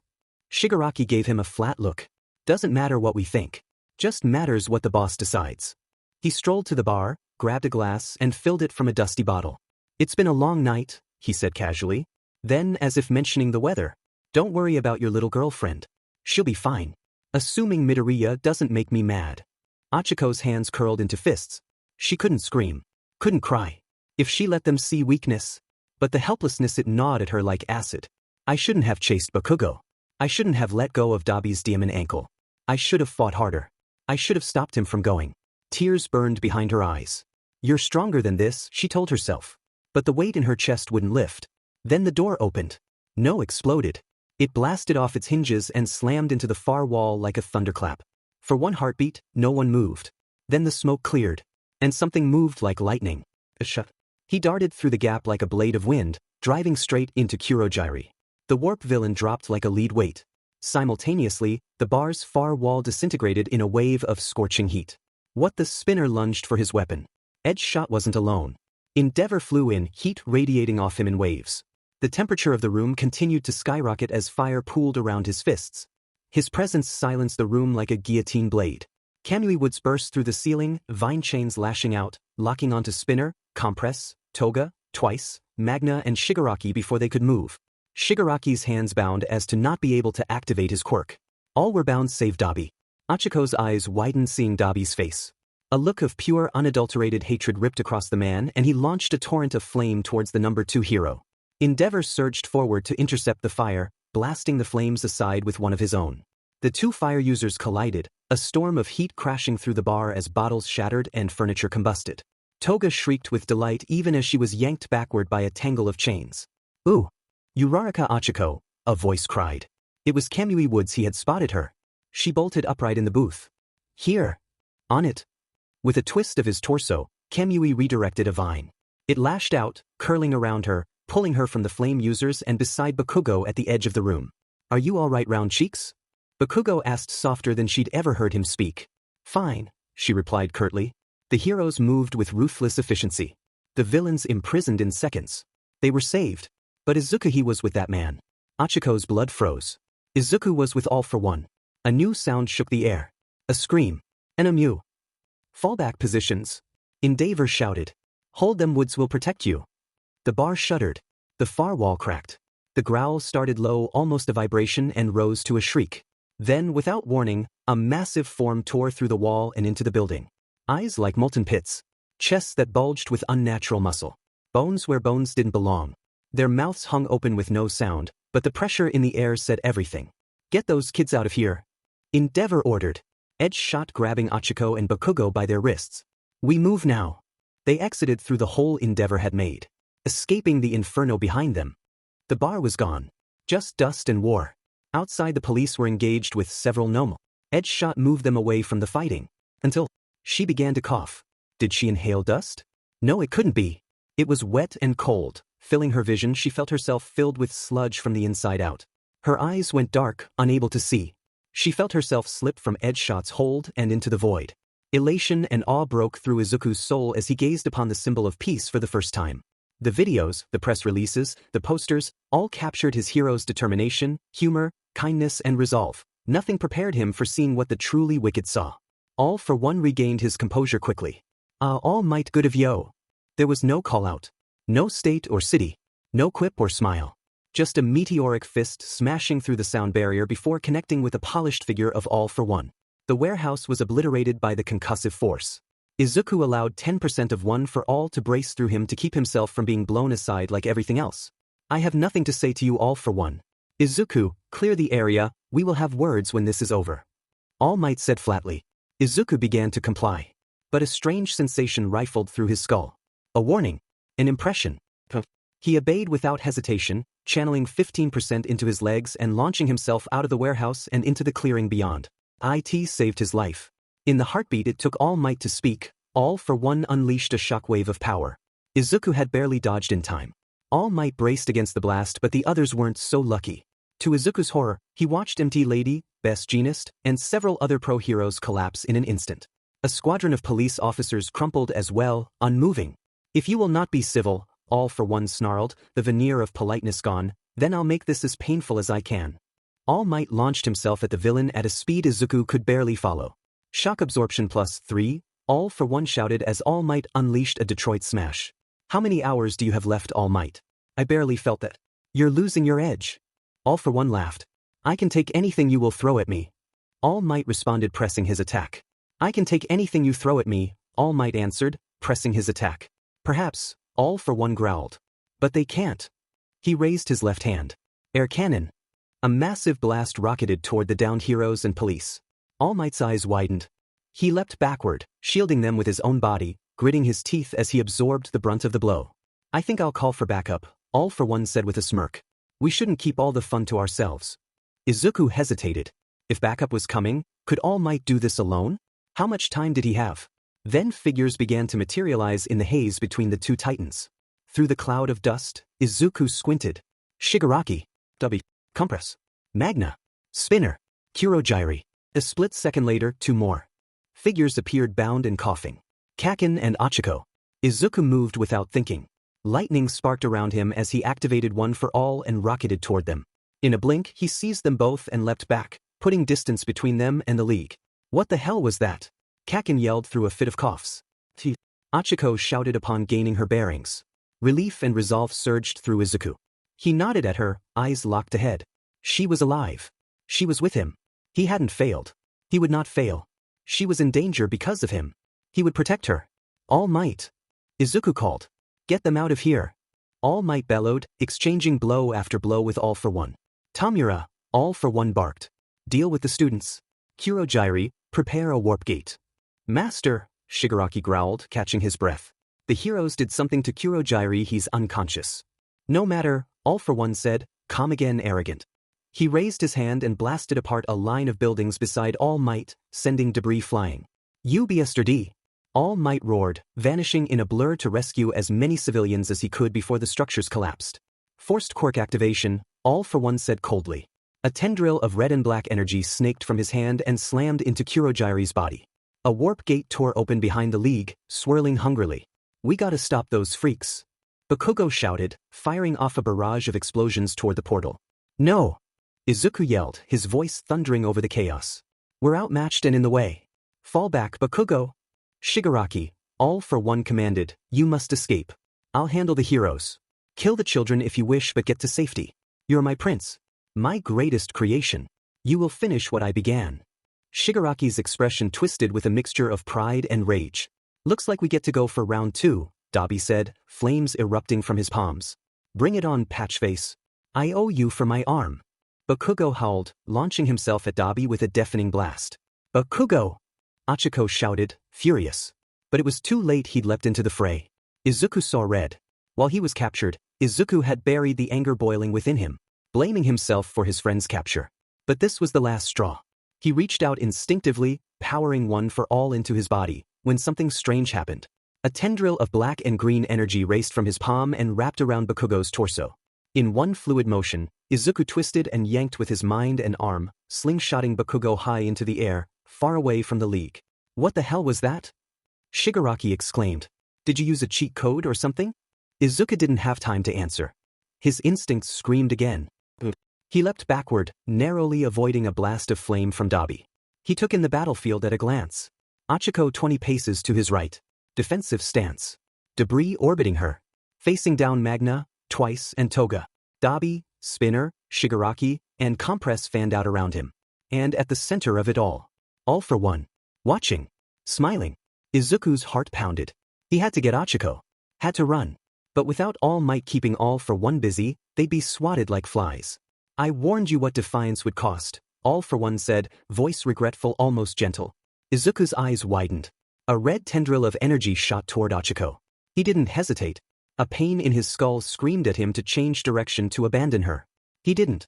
He sprinted, pouring everything into his legs. Green lightning sparked around him. The tendril slammed into him square in the head. The world went dark. Izuku's eyes snapped open, finding himself once more within the ethereal void he'd come to recognize. But this time, the foggy darkness was pierced by a malevolent presence pulsing red and black, like a sickness seeping into the soul of One for All. You are not welcome here, brother. This power will never be yours, said the white-haired figure, his voice calm but firm. I made it and I will reclaim it, the malevolent voice roared, shaking the void with raw hatred. You have no power here. Begone. With a wave of his hand, the first sent a shockwave of white light crashing into the darkness. The scream that followed was guttural, inhuman, full of fury and pain. The first turned to Izuku, his expression softening. We are so proud of you, Izuku Midoriya, ninth wielder of One for All. He stepped closer, voice full of warmth and gravity. You faced my brother far too soon, and yet you stood your ground like a true hero. You've shown courage. The willingness to sacrifice everything. To do what is right no matter the cost. We're proud of you, young man. And we are all behind you. Izuku's breath caught. The praise filled him with a warmth he hadn't realized he needed. But even now, anxiety churned beneath the surface, overriding the comfort. I need to get back, he said urgently. Ochako is in danger. The first nodded. My brother will take a moment to recover, we shall use it wisely. He gestured gently. You've already felt it, haven't you? 2 new quirks stirring inside you. Danger Sense and Black Whip. They're yours to wield. But they are only the first of many. All of the vestiges of One for All are now fully behind you. There will be more. Izuku nodded shakily, taking in the words, but impatience flared in his chest. I understand. But I need to get back now. Ochako could. We are aware, the first said, stepping forward. His gaze met Izuku's and held it, steady and strong. And we won't keep you long. But you must understand this. Mastering our quirks will take time. Practice. Control. You must remain calm and focused no matter how dire the situation. Izuku swallowed hard, nodding. I will. Good. The first smiled gently. Remember, you are never alone. We are with you. Our strength, our quirks, they are yours now. Trust yourself. He raised his hand, preparing to send Izuku back. When you awaken, trust your instincts. Protect your friends. Get Ochako and yourself to safety. The world began to ripple and shift around Izuku, light swallowing the void. Wait, he called out. Will I see you again? The first nodded. Yes. We will speak again soon. Until then, stand strong, Midoriya Izuku. With a jolt, Izuku returned to consciousness. Air rushed into his lungs. The chaos of Kamino Ward surrounded him again, the roar of battle, the crack of powers colliding, the smoke and dust choking the air. But now, everything was sharper, clear. His danger sense flared, warning him instinctively of incoming threats. Ochako. His eyes locked on her instantly. She was struggling to hold off Toga and Magna, her eyes wide with exhaustion, debris swirling protectively around her. Nearby, Twice was preparing more clones. Fury surged in Izuku's chest. Green lightning erupted around him, crackling like a storm breaking free. He moved. In a blur, he tore through the clones, sending Toga flying with a blast of One for All. He seized Magna with precise force, hurling her backward non-lethally but with enough strength to keep her down. Landing beside Ochako, he braced, his stance wide. Izuku, she gasped, her voice trembling with relief. Her eyes brimmed with awe. You're okay. I'm fine, he said quickly. But we have to get out of here. All Might needs to fight at full strength. This isn't our battle to win. Ochako nodded fiercely, ready. I'm right with you. As if on cue, All Might exploded back into the fight, slamming a titanic blow into All for One and sending the villains skidding backward. In an instant, the symbol of peace leapt to Izuku and Ochako's side, shielding them with his towering frame. The villains hesitated. None dared move. Izuku, where's Bakugo? All Might shouted, already turning back to face his foe. He escaped. We're right behind him, Izuku said, grabbing Ochako's hand and preparing to flee. You can do this, All Might. Izuku's voice was filled with absolute belief. All Might glanced at him. In that moment, his expression softened just for a second. The nod they exchanged said everything. I'll see you soon. Izuku wrapped one arm tightly around Ochako's waist, crouched low, and launched them both to safety. Ochako's ears rang with the fading echoes of destruction. One moment, she and Izuku were hurtling through the smoky night sky away from the battlefield. The next, they crashed down onto a cracked asphalt lot several blocks from ground zero of the Kamino incident. Izuku landed first, legs absorbing the impact with a burst of emerald sparks before he pulled her close, twisting to shield her as they tumbled. Ochako reacted on instinct. Her fingers found his arm and released. Gravity vanished for an instant, slowing their roll until they settled onto the ground with a gentle thud. For a long breath, neither moved. Ochako lay half on Izuku's chest, heart pounding at a frenetic pace. The distant booms of All Might's fight with All for One still rattled through the ground, each tremor a reminder that it wasn't over yet. Izuku's arms remained wrapped around her protectively, and she could feel the rapid rise and fall of his ribcage. They were both gasping for air, adrenaline and exhaustion warring within them. Are you okay? Izuku managed, voice hoarse.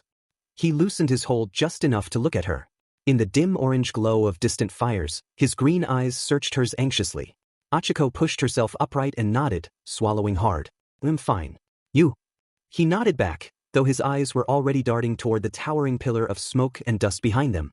A fierce orange glow lit the horizon where All Might still battled. Sirens wailed from all directions as police and paramedics swarmed the area, drawn by the cataclysm at Kamino Ward. We have to, Ochako started, trying to rise. Her legs wobbled at the motion. She hadn't realized how drained she was, every muscle ached, and the adrenaline that had carried her through the last hour was rapidly ebbing, leaving weakness in its wake. Izuku caught her elbow to steady her. Easy, he cautioned. His own voice was strained. Up close, Ochako noticed the bruise forming on his temple and the way he winced as he got to his feet. He'd taken that hit meant for her. He jumped in front of All for One's attack for me. The memory made her chest tighten. Before she could protest, Izuku slipped an arm around her waist to support her, and Ochako gratefully leaned into him. Together, they straightened and took in their surroundings. They had landed in a mostly empty street a few blocks away from the Nomu warehouse site. Chunks of concrete and shattered glass littered the road, and a few nearby buildings bore broken windows from the shockwaves. In the distance, the air reverberated with one last thunderous boom that sent a cloud of debris billowing upward. Ochaco's breath caught. That blast felt different final. The ground settled into an eerie silence after, save for the crackle of distant fires. There were no more blows being exchanged. She couldn't hear All Might's mighty shouts or the villain's snarls. Instead, new sounds took over, cheering. Faint at first, then growing voices shouting in triumph. Izuku's hand gripped her arm. Did he? He didn't finish the question, almost as if afraid to hope. Before she could respond, a squad car screeched around the corner toward them, red and blue lights flashing. A police officer leapt out, followed by a paramedic, both of them looking shocked to find two students out here alone. That's them. Over here.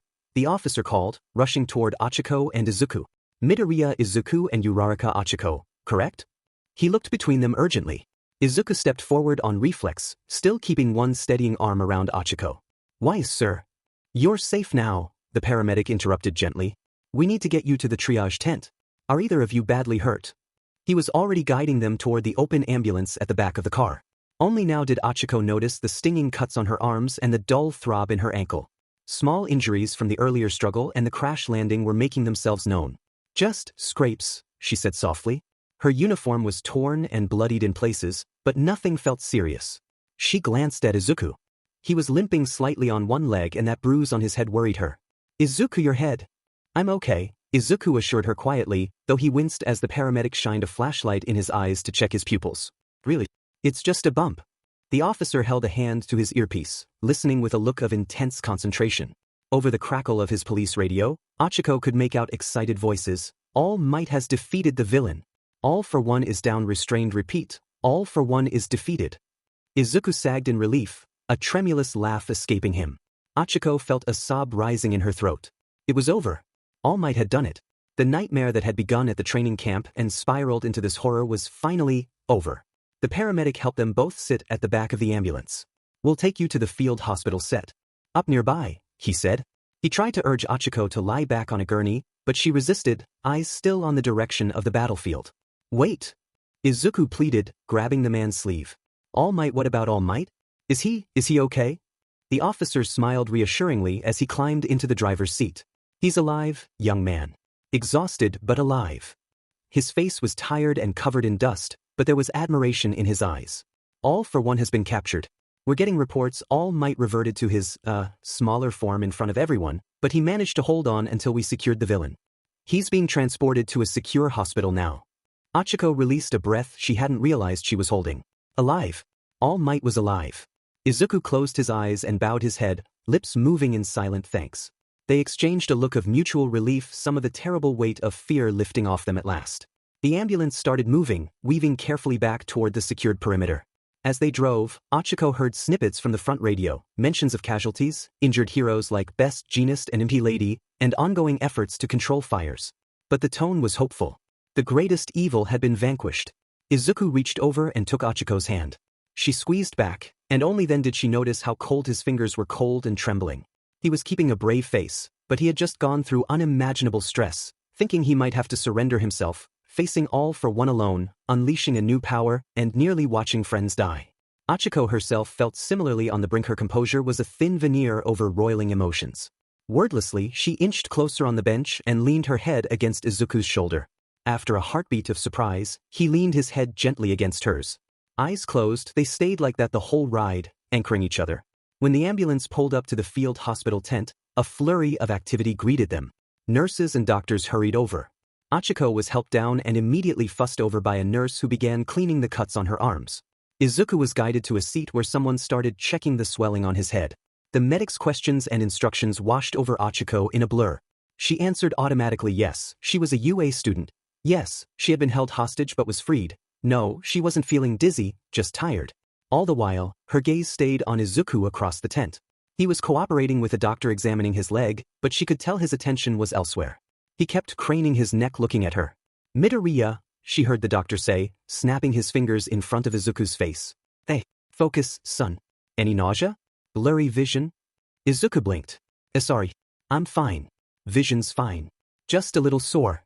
Ochako gave him a small wave from where she sat, and he managed a weak smile in return. She shivered. The night air on her torn clothes suddenly felt colder. Or perhaps it was the adrenaline crash.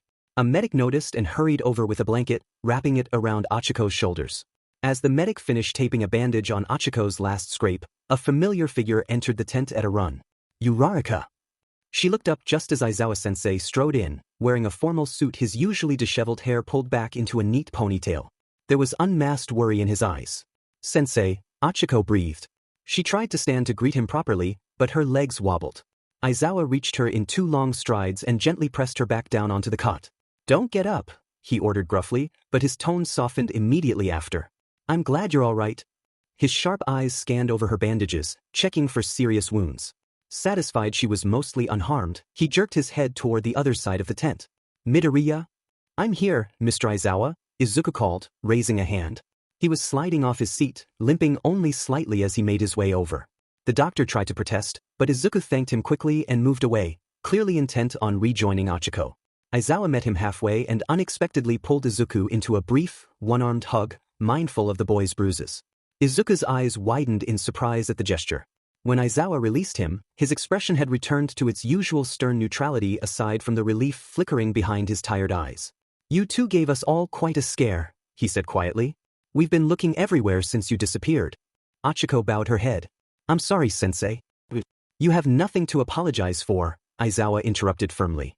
His jaw tightened as if he was holding back stronger emotion. "Villains attacked and took you. None of that is your fault." He turned to Izuku, raising an eyebrow. "As for you, you walked willingly into an obvious trap." Izuku lowered his eyes. "I know," he murmured. "I'm sorry. I couldn't let them kill her." The thought. Aizawa raised a hand, stopping him. "I'm not here to scold you, problem child. Frankly," he sighed, "I'd have done the same in your shoes." He gave Izuku a tired, crooked smile. "Still, you're both going to have to give official statements later. Tsukachi's orders. But that can wait. Right now, let's get you back to UA and looked after properly." "Back to UA?" Ochako repeated. The idea of moving from this chaotic makeshift clinic to the comfort of campus was appealing, but she hadn't expected it so soon. Aizawa nodded. "Principal Nedzu thought you'd be more comfortable and secure in familiar surroundings.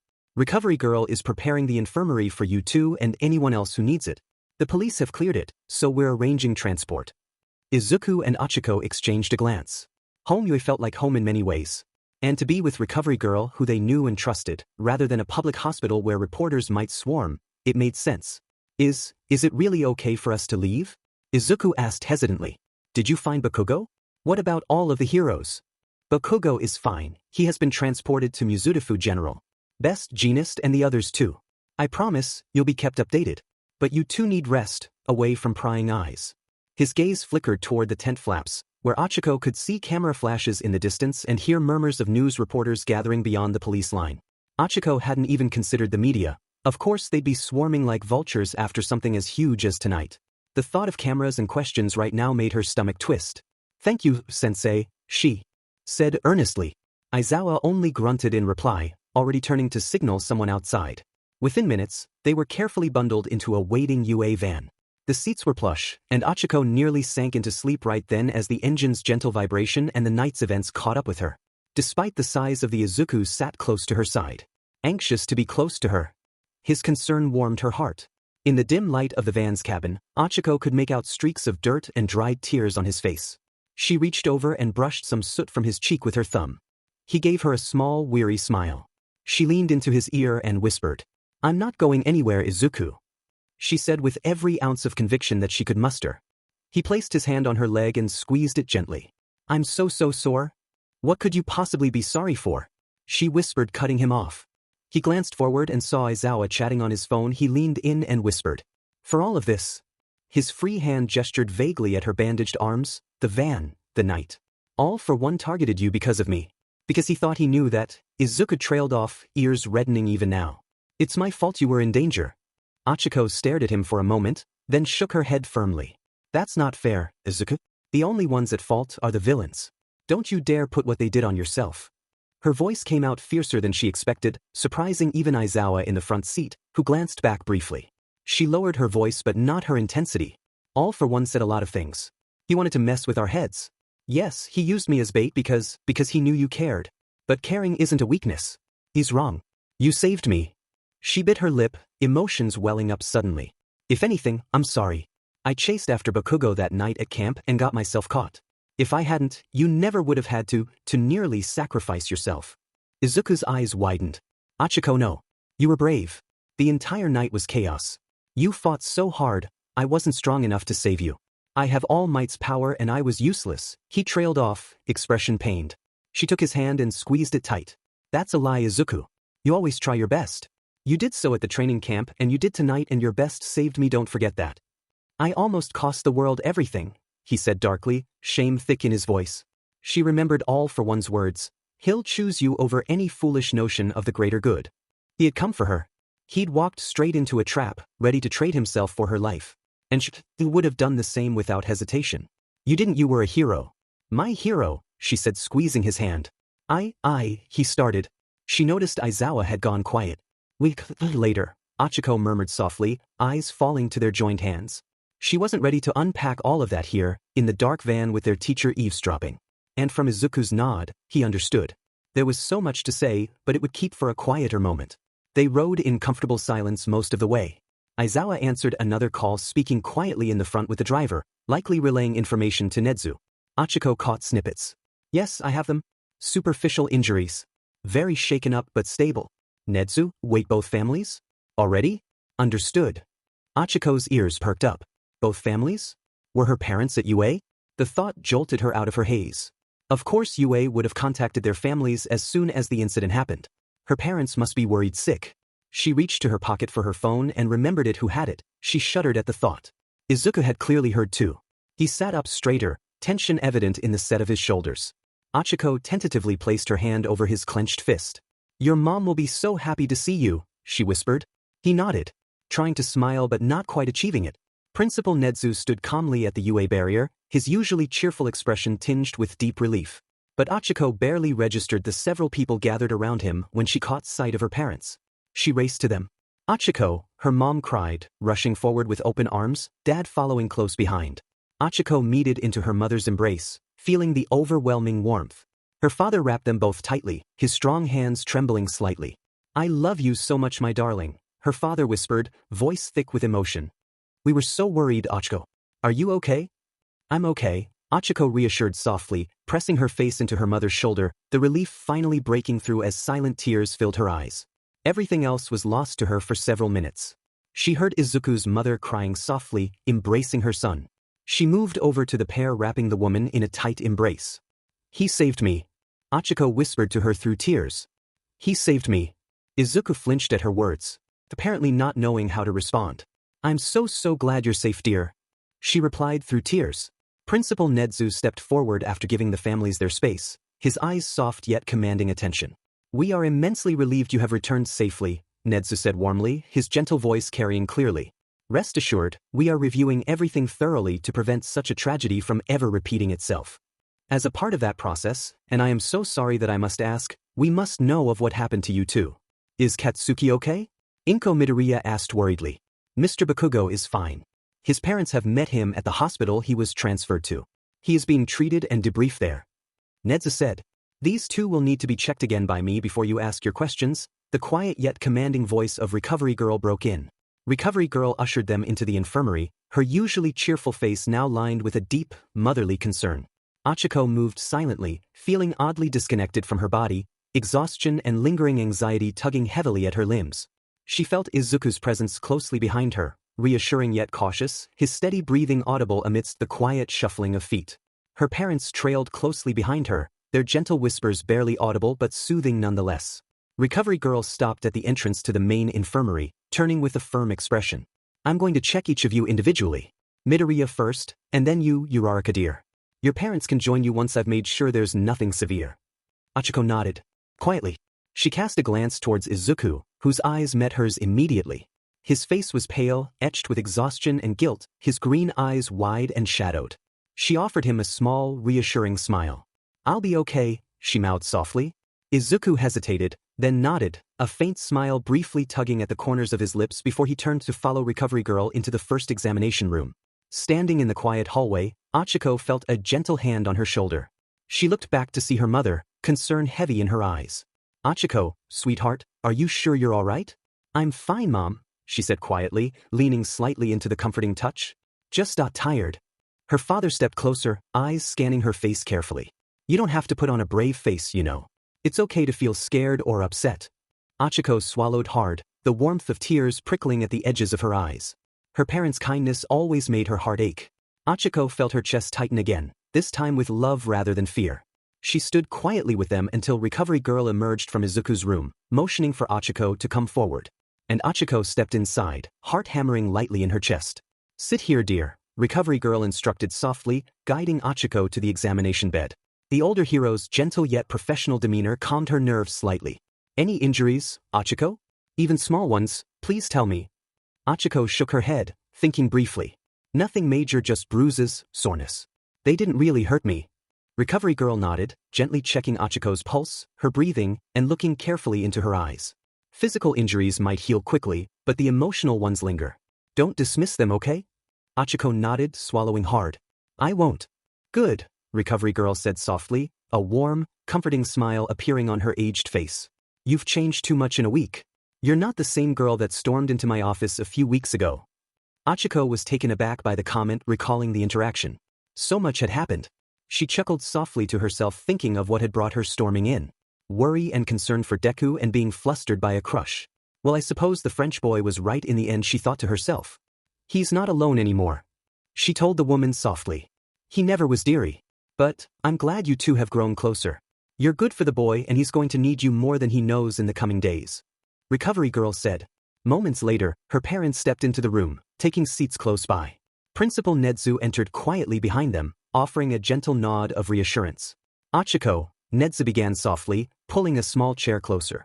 I'm truly sorry to have to do this now, but we need to know what happened. Can you recount your experience? Ochako took a deep breath, glancing at her parents' supportive faces before she began. Her voice trembled slightly at first, recounting the training camp, Bakugo's reckless pursuit, and her own capture by the villains. She described her interaction with the League as best she could. Toga taking her phone, her interactions with the League and particularly her conversation with All for One carefully, the memory sending chills down her spine even as she forced herself to remain steady. He used me. He used me to get to Deku. He knew about you guys, she said, gesturing to her parents. I'm so sorry I put you guys in danger. Ochako said, breaking down. Her father reached out, gripping her hand tightly. You've done nothing wrong, sweetheart. We will be okay. All Might One. He's heading to Tartarus now. Ochako nodded weakly, voice firming slightly as she continued. He would have killed me if Izuku had not come. We will do absolutely everything in our power to ensure all of you remain safe, Nedzu said softly. Please remember that. None of this was your fault. Izuku sat stiffly on the edge of the infirmary bed, his eyes trained firmly on his own clasped hands. The room felt unnaturally quiet, punctuated only by the soft hum of medical monitors and the distant murmurs of heroes and students moving about UA's campus. Beside him, his mother clutched his hand tightly, her grip trembling with suppressed anxiety. Across from them, Principal Nedzu sat on a small stool, his expression calm yet deeply contemplative. Midoriya, Nedzu began gently, his voice soft yet carrying the unmistakable weight of authority, I understand this has been incredibly difficult for you. But for us to help you and to ensure everyone's safety moving forward, we must know exactly what happened. How did you end up in Kamino ward when you were not even discharged from the hospital? Izuku glanced at his mother, meeting her eyes briefly before quickly looking away, a pang of guilt cutting through him. He had known this moment would come, yet the reality of it felt overwhelming. His stomach twisted as he struggled to find the words. Memories surged through him, vivid and raw, the terror in Ochako's voice, the cruel calmness of All for One, the overwhelming need to act. Take your time, Midoriya, Nedzu urged patiently, his small paws folded gently on the table, eyes wide and attentive. Izuku drew a deep breath, steadying himself. The room felt too quiet, oppressive. His mother squeezed his hand tighter, her face pale but determined. It started when I got the message, he began hesitantly. It came from Uraraka's number. It said if I didn't come alone within an hour, they would, his voice broke slightly, and he swallowed hard. They said they would kill her. Inko Midoriya gasped softly, her hand covering her mouth. Izuku couldn't meet her eyes, guilt gnawing at his chest. I knew it was a trap, he continued quietly, his eyes fixed on the tabletop. There was no doubt about that. But I also knew I couldn't risk ignoring it. If something had happened to her because of me, I wouldn't have been able to live with that. His mother reached out again, gently cupping his cheek. Izuku, Why would they specifically target you? I don't understand. What do you have that they want? Izuku hesitated, his breath catching painfully in his chest. He glanced pleadingly at Nedzu, silently begging for guidance. The principal met his gaze evenly, understanding dawning clearly behind those intelligent eyes. Midoriya, perhaps it's time, Nedzu said gently. She deserves to know. You can trust her. Izuku swallowed thickly, his heart hammering. He had hidden this truth from his mother for so long, not to deceive her, but to protect her. But now, the truth was unavoidable. If he withheld it, she might misunderstand the severity of the situation. He had no choice. Mom, Izuku began shakily, turning fully towards her. There's something I haven't told you. I was planning to tell you when I got back from training camp after our talk. I swear. She blinked rapidly, confusion mixing with worry in her eyes. Izuku, what is it? Taking another steadying breath, Izuku squared his shoulders, gathering the courage he desperately needed. The reason the villains wanted me, specifically the reason they kidnapped Bakugo and Uraraka, it's because of my quirk. Your quirk? She echoed, perplexed. But honey, I know your quirk. It's not mine, Izuku interjected quietly, eyes downcast. It was given to me. Inko's brow furrowed deeply, her voice trembling slightly. Given to you? Izuku, what do you mean? Izuku exhaled slowly, the weight of the secret finally leaving his shoulders.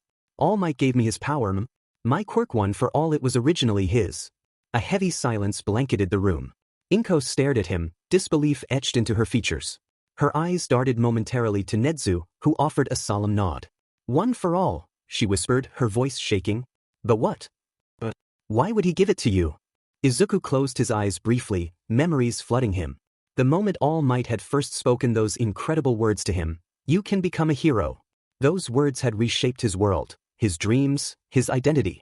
Because he chose me to succeed him, he wanted me to be the next symbol of peace. He was severely injured in a battle with All for One where he thought he had killed the man. His power has been fading, Izuku said. But he was wrong. But the villains found out. All for One, the villain behind all this, he wanted to steal One for All. The only power that could possibly stop him. That's why they targeted me. They knew I would come if they threatened the people I care about. Inko's eyes filled with tears, her expression shifting from shock to anguish. Izuku, why didn't you tell me? This is so dangerous. Did All Might understand what he was asking of you? Izuku recoiled. Didn't he know All for One was still alive? He thought he had time to train me. He cares about me. But it was my choice, Mom. He didn't force it on me. I wanted this. I wanted to be a hero who could protect everyone, no matter the cost. His mother's gaze softened slightly, pride mingling with her fear and anger. Izuku, I love you, but you are so young. This responsibility, it's too heavy. He smiled faintly, sadness coloring the edges of his lips. Maybe, but it's mine now, and I can't turn away from it. Not when people I love are in danger. His mother fell silent, processing what he had said. Nedzu cleared his throat softly, bringing their attention back. Midoriya, when you received the message, what was your plan? Did you inform anyone? I did, Izuku answered quickly, regaining some composure. I sent a message to All Might. I made sure everyone knew my location. I knew it was risky, but I hoped if I could stall long enough, All Might or the other heroes would find me.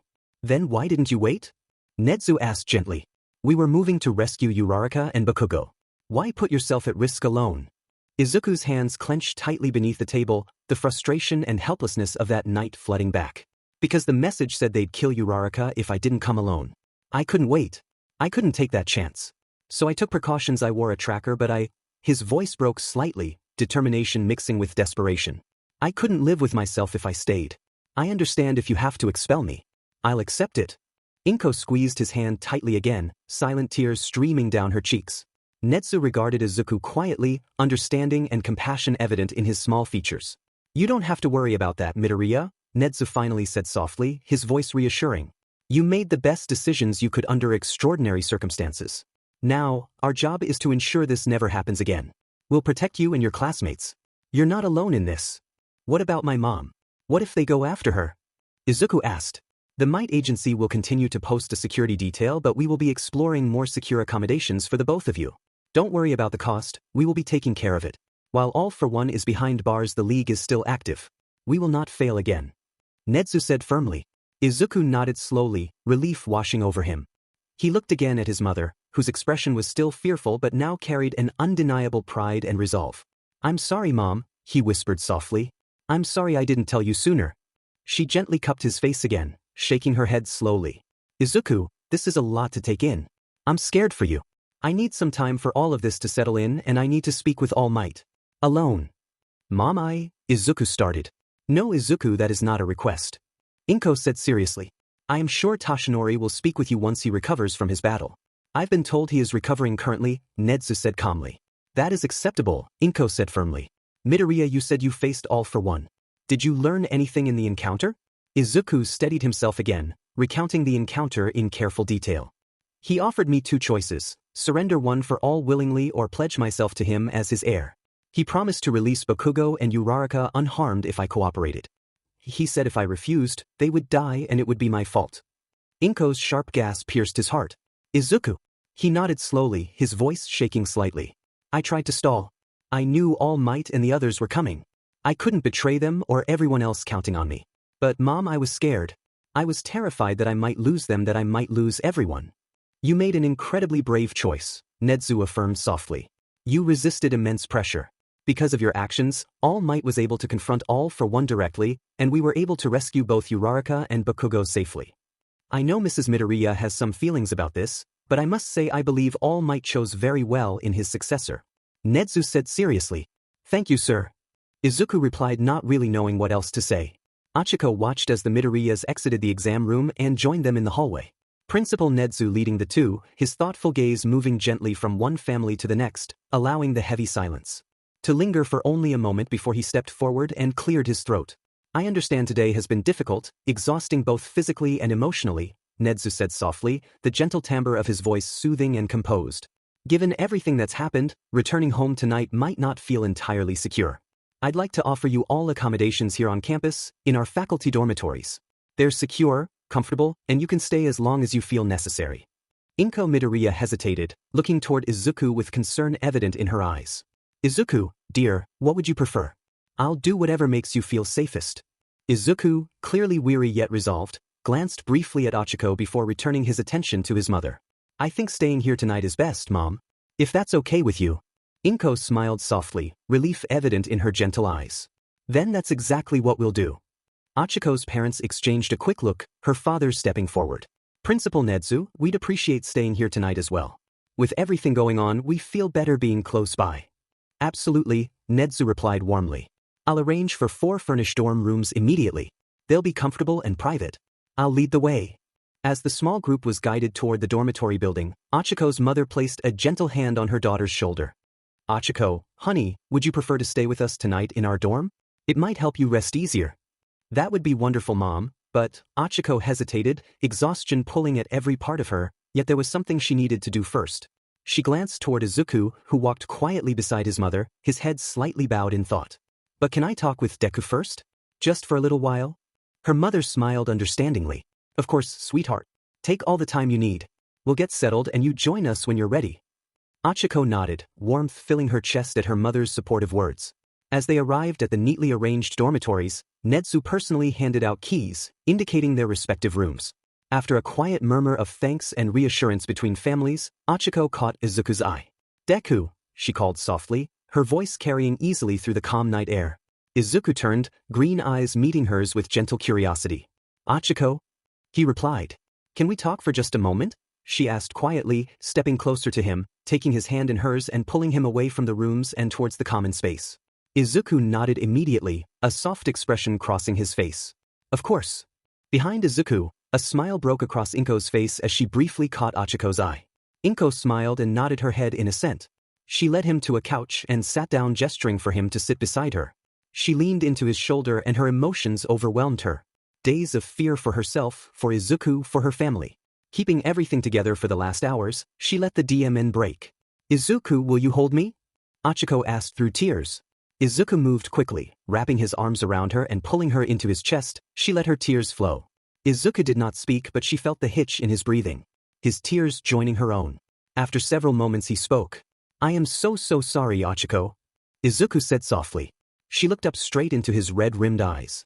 Concern radiating from him alongside a hint of fear. That would not do. Deku, I told you, you did nothing wrong. Ochako said with conviction. You were captured because of me, threatened because of me, All for One was going to kill you because I would not give my quirk to him. You almost died and it was my fault. Izuku said, his voice breaking. I am so sorry, I could not give it to him and you almost paid the price for it. I took a tracker, I tried to buy time for All Might, but he still tried to kill you and I was almost too late. Ochako, I am so sorry. Ochako grasped his face with both hands and forced him to look at her, careful to keep her pinkies up. She looked directly into his eyes. Izuku, you're my hero, you saved me, you did not give in, you stopped him, your plan worked.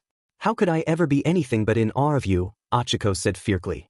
Izuku held her gaze but words failed him for several moments, seemingly unable to process her words. You were in an impossible position and you absolutely made the right choice. Had you given him your quirk he would have killed us anyways, he was a monster, you did the right thing. I never would have wanted you to give up one for all. If anything I wish you wouldn't have come but I don't blame you. If I were in your shoes I would have done the same. Tears welled in his eyes as the tension began to ebb away. Only breaking her gaze to throw her arms around his neck and pull him into an embrace. Ochako, I don't know what to do, I couldn't keep you safe, I understand if you need to distance yourself from me. Deku, what are you talking about? You walked willingly to the most dangerous villain in the world for me, you jumped in front of his attack for me, get this through your head, you saved me now you want to leave me? No of course I don't want that, Ochako you are everything to me. I have wanted to be a hero my whole life. I wanted to be like All Might, I wanted to be strong enough to save everyone, but the second I got that text I knew immediately that there was something I wanted more. Her heart pounded in her chest as she looked into his eyes. A new kind of fear breaking in. Deku, the hero, her hero, the most determined soul she knew. Who wanted to be a hero his whole life even without a quirk, who was given the chance by his hero, wanted something more, wanted her more. Izuku, when I spoke with All for One and he told me about his plan, I knew I was in danger, but all I could think about was you. I was so scared you would come and do what he wanted because I knew you would come to save me. I was so scared for you.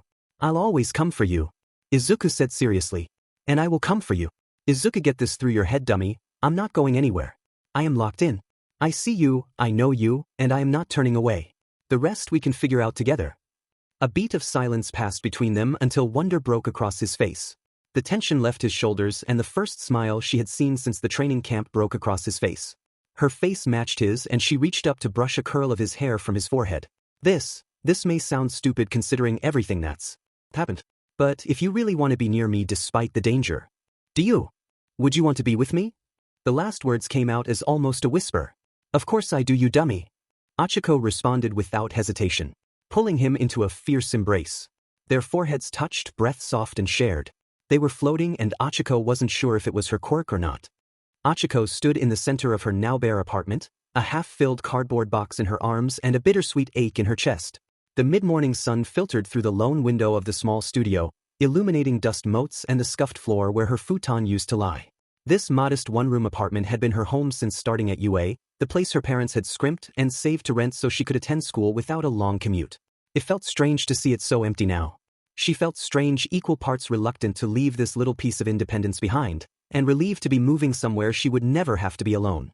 Last one, her father announced gently from behind, snapping Ochako from her thoughts.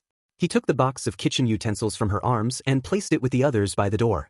Her mother was kneeling nearby, diligently peeling the UA dormitory address label to stick onto the box. They had come to help her move out, arriving early that morning with worried smiles and tight hugs that Ochako suspected were as much for their comfort as hers. She glanced around at the bare walls and echoing quiet. This apartment had witnessed her first nights away from her parents, the lonely dinners reheated in a tiny microwave, the late-night study sessions and early morning rushes to class. It wasn't much but it had been hers. Leaving it now felt like closing a chapter. Ochako's mother rose to her feet, brushing her hands on her skirt. That's everything then, she said softly. Her eyes traveled around the empty room and then back to Ochako. How are you feeling, sweetie? Ochako managed a small smile. A little nostalgic, I guess. She fiddled with the keyring in her hand. This apartment had been a symbol of how far they'd been willing to go to support her dream. All that money in rent. A pang of guilt tugged at her. At least with UA's dorms, her parents wouldn't have to pay for her housing anymore. That was one silver lining to all this.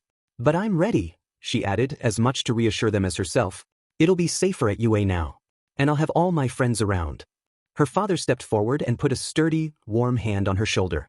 Exactly. You won't be alone out there anymore. He attempted a reassuring smile, but Ochako could still see the lingering worry in the creases of his eyes.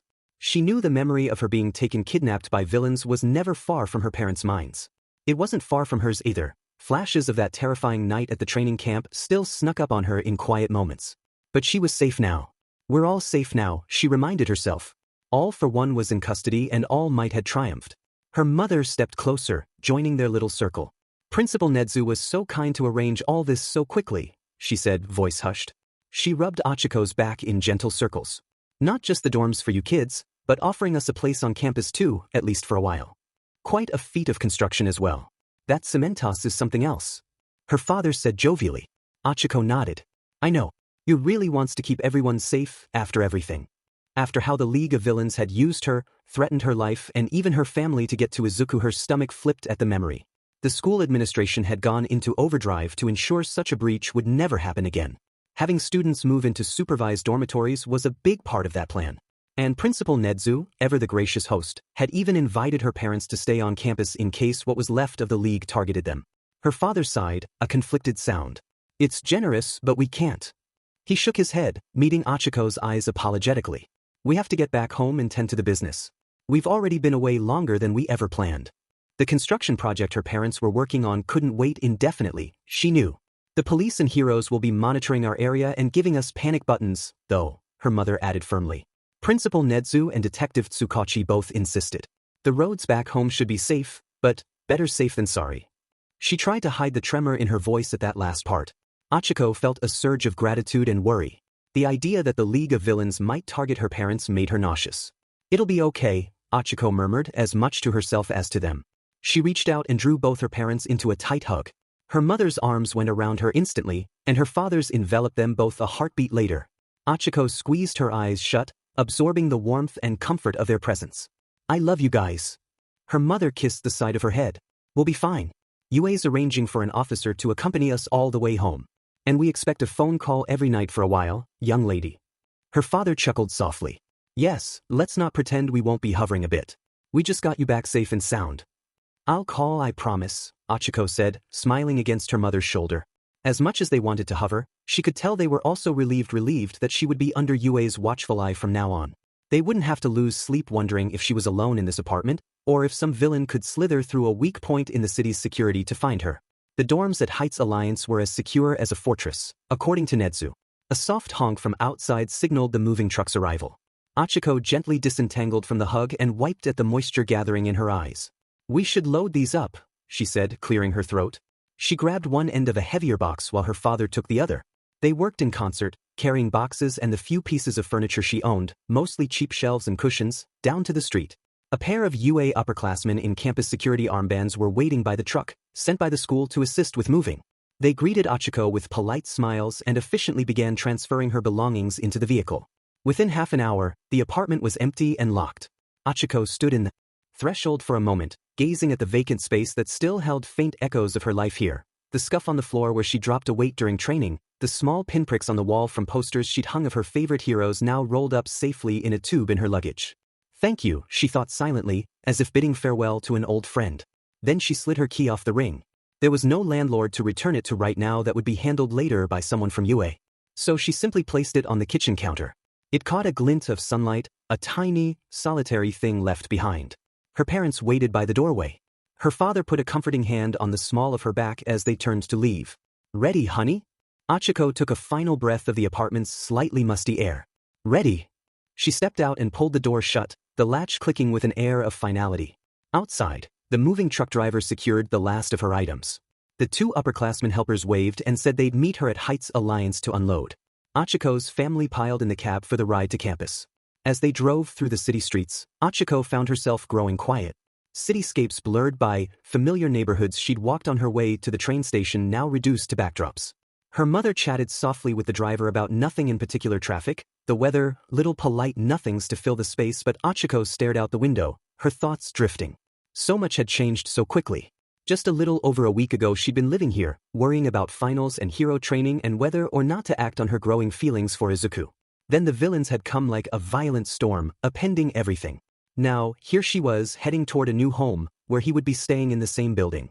She smiled, thinking of their new relationship. They had talked every night since the Kamino incident and their conversation. The first few nights in the faculty dorms they had been staying at, but then on the phone when they had both returned to their apartments had been secured. Izuku told her about his debriefing, his confrontation with All Might, his mom's fears of letting him continue to be a hero. She told him everything about her time with the League, her nightmares, her worry for her parents' safety. After all of that though they blissfully and wonderfully talked about nothing.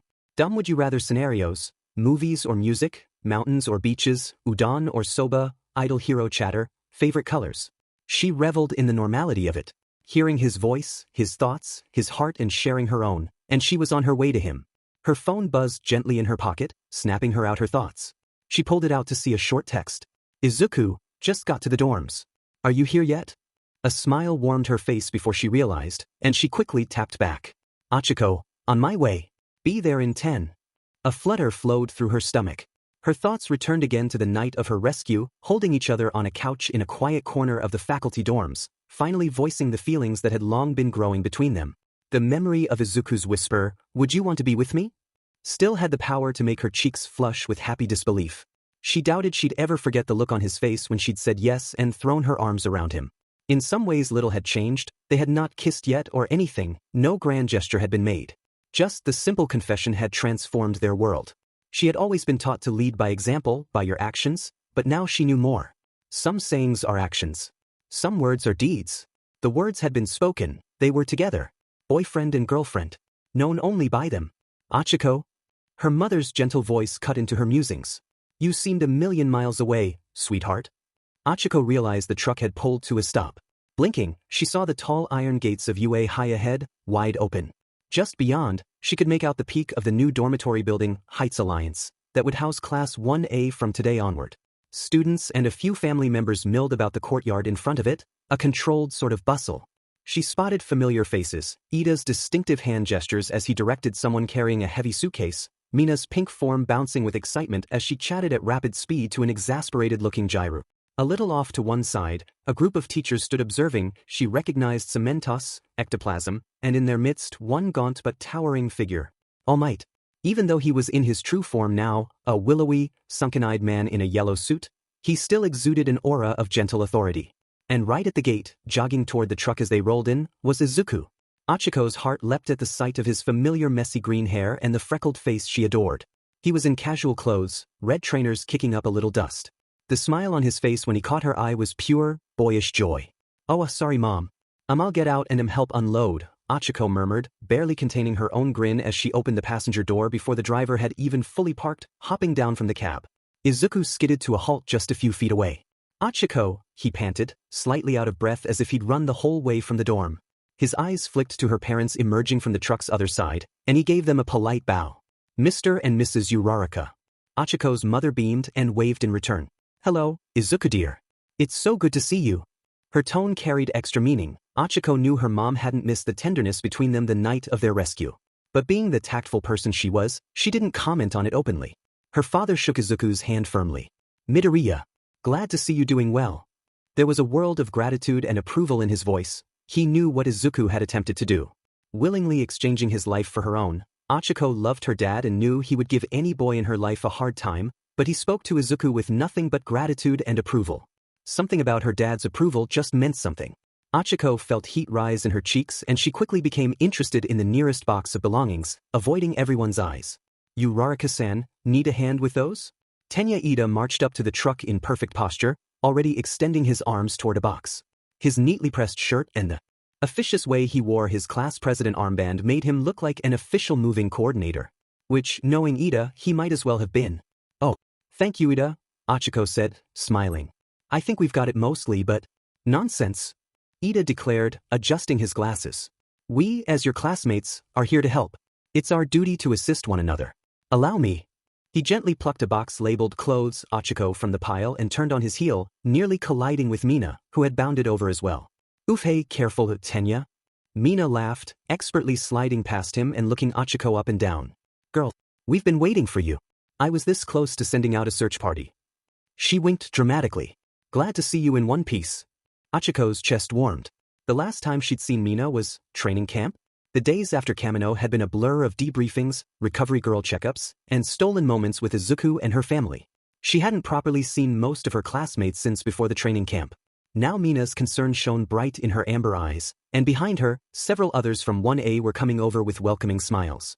I'm fine Mina, thanks, Ochako replied, feeling genuinely happy to be reunited with everyone. Tsuyu appeared at Mina's elbow then, her round eyes blinking somberly. Uraraka-chan.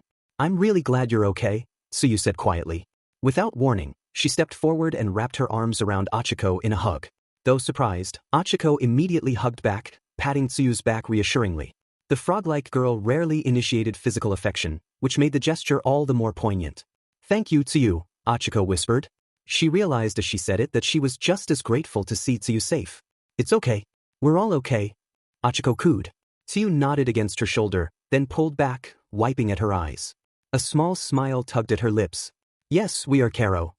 While her friends busied themselves unloading her things, Mina and Toru had already each grabbed a lighter bag, chatting about where to put Ochiko's stuff. Ochako noticed Izuku standing aside with her parents. He was helping her father lift her small desk out of the truck bed.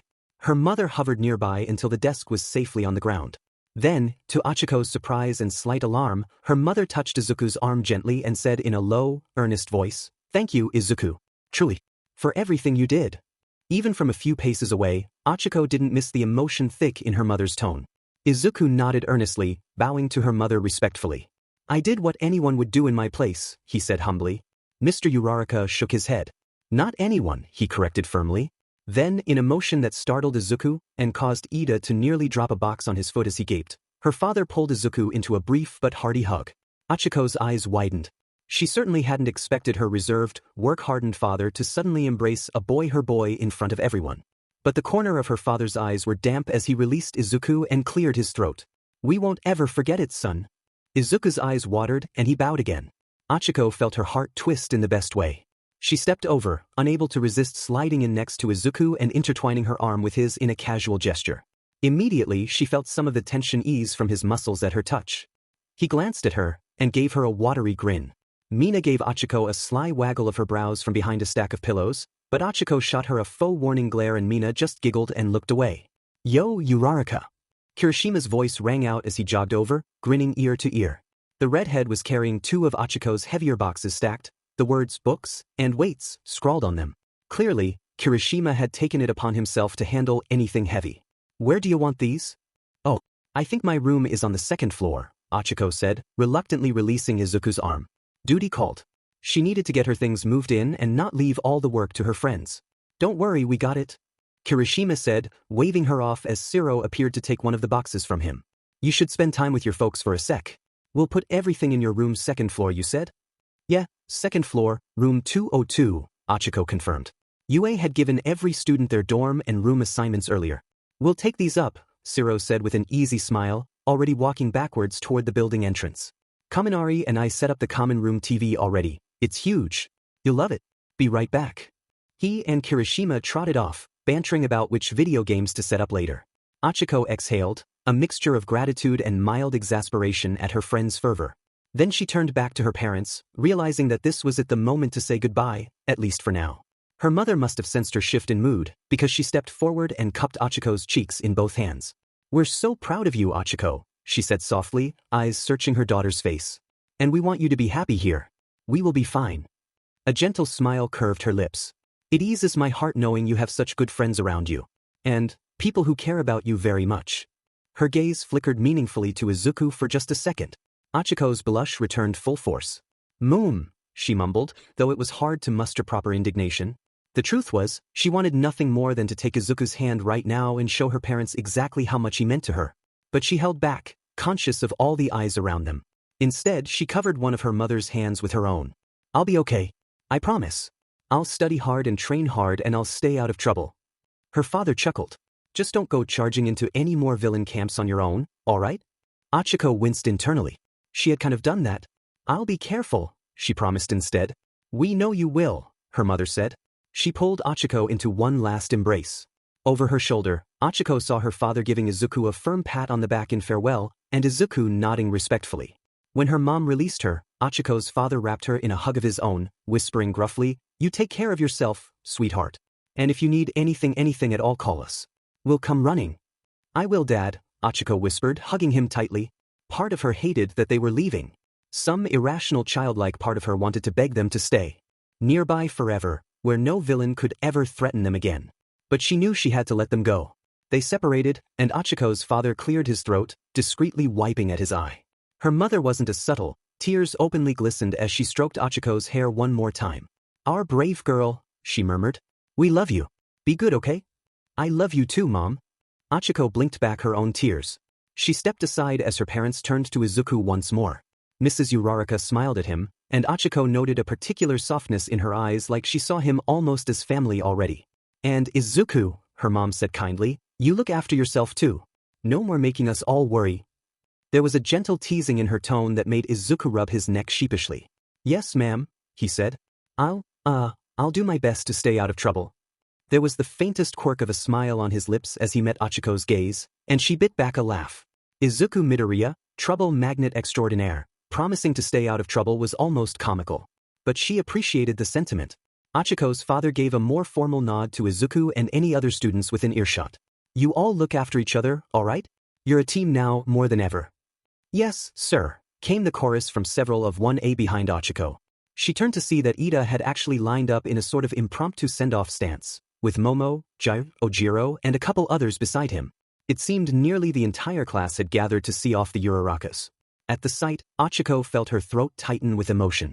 These people, her friends, really were like a second family. Right on cue, a black police sedan rolled up the driveway towards the gate. Detective Tsukachi himself stepped out, looking a bit tired but offering a polite bow. "Mr. and Mrs. Uraraka? I'll be escorting you to the train station and ensuring you board safely. We have plainclothes officers riding along as well, just as a precaution." Ochiko's parents went to greet the detective, exchanging handshakes and thanks. As they conversed briefly, Ochako stepped back to stand beside Izuku. He immediately, subtly, brushed his hand against hers. It was so fleeting, just a soft graze of his fingers, a question, "Are you okay?" She answered by curling her pinky around his for a second, hidden between their bodies. "I'll miss them, but I'm okay." He nodded, understanding. Even without words, they had their own quiet language now. In a flurry of final hugs and promises to call soon, her parents departed. Ochako stood at the gate with Izuku and watched as her mother and father climbed into the back of the sedan. Her mother pressed a hand to the window, smiling through her tears, and Ochako waved with all her might, not trusting her voice at the moment. The car pulled away, flanked in front and back by additional police vehicles, and eventually disappeared beyond a row of trees down the road. She exhaled slowly. They were gone. She was on her own. No, not alone, never alone. Not anymore. Ochako turned back to face the dormitory and the cluster of people here who cared about her. Izuku was still beside her, one hand raised in a small goodbye wave even though the car was long out of sight. His face was reflective, and she wondered if he was thinking about his own mom now. In fact, almost as soon as the thought crossed her mind, Ochako spotted Mrs. Midoriya just a little ways off. Inko Midoriya stood with all might near the base of the dorm's front steps, holding a couple of modest suitcases. Ochako knew that at All Might's personal invitation, Inko had agreed to move into UA's faculty dormitories indefinitely, a solution that would keep her close to her son and under the school's protection, given the League's threats. Izuku had confided to Ochako that he'd initially been torn about it. He didn't want his mother uprooted and inconvenienced, but relief had clearly flooded him when she'd chosen to accept. Ochako gently nudged Izuku and nodded towards his mother. "Go on," she said softly. "She's waiting." Izuku blinked, then followed her gaze. "Oh, right." Mrs. Midoriya was hanging back, clearly not wanting to intrude on the class's farewells, but now that Ochiko's parents had left, she seemed to be mustering the courage to approach. Izuku gave Ochako a grateful look and started toward his mom. Ochako stayed where she was, giving them privacy but watching with a warm heart. Inko smiled as her son came up to her. She was a short woman, even shorter than Izuku, with the same green hair, though hers had a few more silver strands these days. Ochako saw her reach up and fuss with Izuku's hair, likely out of habit. Even from a distance, Ochako could hear the affectionate scold in Inko's tone. "Have you been eating enough, Izuku? You look thin, dear." "Mom," Izuku protested lightly, face flushing in embarrassment. A couple of their classmates nearby chuckled. Siro elbowed Kaminari and muttered something about Midoriya's mom being adorable, which made Kaminari nod vigorously in agreement. All Might stood a respectful couple of steps away from the mother-son pair, but he was smiling quietly. Ever since All Might's retirement from hero work after Kamino, he had an air of subdued humility about him, no less kind, but somehow more human. He caught Ochiko's eye as she neared the group, and he gave her a polite nod which she returned. A year ago, she would have been tongue-tied and awestruck to be in All Might's casual presence like this. Now, after everything, it just felt natural. He was their teacher, their mentor, and someone who deeply cared about Izuku. "Izuku," Inko was saying, holding her son's hands in her own, "I'll be right over in the faculty building. They've given me a lovely little apartment there. So you really don't have to worry about me, okay?" And you don't need to visit every day or anything. I know you have your studies and training. I know, Mom, Izuku replied gently. I'm just glad you're here. Really? He squeezed her hands. Ochako couldn't help but smile. If anyone had embodied worry the past week, it was Inko Midoriya. The poor woman had been beside herself with fear when Izuku had gone missing. Even if it was only for a short time, the unknown had terrified her. The decision to allow Izuku to continue at UA had not been easy for her in the aftermath. Ochako was aware that Nezu and All Might had privately met with Inko to reassure her. And All Might had evidently pulled out all the stops, including revealing secrets that had been kept even from some of the class. Titled her about one for all, Ochako thought, recalling something Izuku had mentioned in passing. Inko knew the burden her son carried now, and perhaps that made her even more determined to stay close. All Might cleared his throat softly, stepping forward. Young Midoriya, he addressed Izuku, why don't you show your mother the common area real quick? We have a few minutes before she needs to get settled in her own quarters, and I'm sure she'd love to see where you'll be living. Inko brightened at that. Oh, could I? I don't want to impose, but it's no imposition at all, All Might assured. He then cast a glance around at the rest of the class who were listening. In fact, parents or family who are here are welcome to have a quick look around the dorms, if they'd like. His voice, though far weaker than his booming hero tones of old, still carried enough for everyone to catch the invitation. Thank you, All Might, Inko said earnestly. Izuku looked momentarily hesitant, possibly calculating whether any embarrassing All Might merchandise was currently plastered on his dorm walls, but then he gave a lopsided grin. Sure. Come on, Mum. He gestured for her to follow, and the two of them headed up the front steps into the building. The rest of Class 1A, including Ochako, began drifting toward the entrance as well. Aizawa-sensei, who had been leaning against the doorframe in his yellow sleeping bag until now, straightened up to address them. His hair hung in tired tangles and dark bags sat under his eyes, but he seemed marginally more rested than during the crisis. All right, listen up, Aizawa said, stifling a yawn. Welcome to Heights Alliance. This is your new home on campus. You each have been assigned a room. I trust you all have that information already. A collective murmur of acknowledgement rose. Good. The first floor is a common area, kitchen, lounge, laundry in the back. Second floor is the girls' wing, third is boys. No unauthorized visitors from outside the school without permission. Curfew is 10 p.m. That means you need special approval to leave the dorm building after that time. We'll be doing periodic checks. Behave yourselves responsibly. If I catch anyone sneaking into someone else's room for illicit reasons, there will be consequences. His half-lidded stare lingered pointedly on Mineta, who wilted under it. Mina snickered and stage whispered, so don't get caught. A few of the boys snorted laughter, which they quickly smothered when Aizawa's glare shifted to them. Sensei, Ida interjected with a swift chopping motion of his hand. On behalf of the class, I want to formally thank the UA staff and yourself for arranging these dormitories and ensuring our safety. We realize it's an extraordinary measure. Aizawa held up a hand to forestall one of Ida's trademark long-winded speeches. Spare me, Ida. The school is doing what it must after your cohort attracted unprecedented villain attention. Though the words could have been scolding, his tone was oddly gentle. A flicker of pain passed through his eyes as he added, just make the most of this chance to focus on your growth as both students and as a team. We nearly lost some of you. I'd rather not ever be that close again. Silence greeted that statement. Aizawa rarely showed his concern so openly. Ochako felt a lump in her throat and noticed Momo and Jairu exchanging somber looks. Even Bakugo, who stood with arms crossed at the periphery of the group, didn't scoff or roll his eyes. He stared off at nothing, jaw tight. Finally, Aizawa cleared his throat. Anyway, settle in today. There are no classes until tomorrow. Dinner will be a simple catered affair in the common kitchen at Consider Today a time to get moved and decompress. His gaze swept over them once more, lingering an extra second on Izuku, who had returned with his mom by now, and on Ochako. She saw the guilt in their teacher's eyes, guilt that he hadn't been able to shield them from what happened. It was a heavy burden, one she wanted to tell him he didn't have to carry alone. But before she or anyone could speak, Aizawa gave a curt nod. That's all. You know where to find me if you need anything.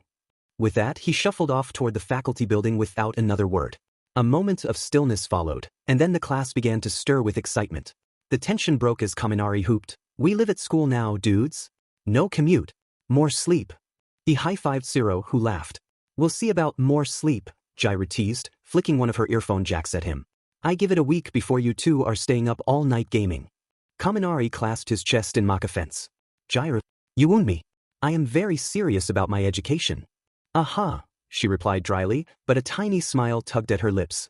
Momo clapped her hands together, her eyes shining. "I, for one, think this will be a wonderful opportunity for us to bond as a class. I've always wanted to have what's it called? A sleepover? With friends. And now it's like we're having one every night. The way she said it with such earnest delight made a wave of affection wash over Ochako. Momo, despite her refined upbringing, really just wanted normal teenage camaraderie. Mina seized on that, throwing an arm around Momo. That's right. Girl, wait till you see we can do spa nights, movie nights, the works. And the gossip potential. She wriggled her eyebrows. We'll be thicker than thieves soon.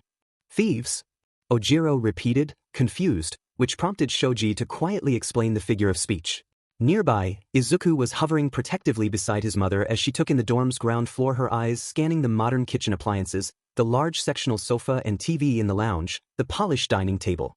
Ochako sidled over in time to hear Inko exclaim softly, "Oh my, this is nicer than our apartment at home." She ran a hand over the back of the sofa. "I'm so glad. This is much better than I imagined. You kids will be comfortable here." "We really will be, Mrs. Midoriya," Ochako agreed, stepping up and smiling at her. "You didn't cut any corners." Inko turned to her, smiling warmly, though that motherly worry still lurked in the crease between her brows. "Ochako dear, how are you? I didn't get to properly say hello earlier." She reached out and took Ochiko's hand in both of hers. "Are you feeling all right?" Ochako nodded. Thank you. Just a little tired from moving, but..." She squeezed Inko's hands gently. "Thank you for asking." Inko had been so kind to her after the rescue, fussing and making sure Ochako had blankets and hot tea. It wasn't hard to see where Izuku got his big heart from. Inko patted Ochiko's hand and then glanced between her and Izuku. Ochako could feel the perceptiveness in that gaze. Inko knew. Maybe not the full extent of Ochako and Izuku's newly confessed feelings, but enough to sense a change.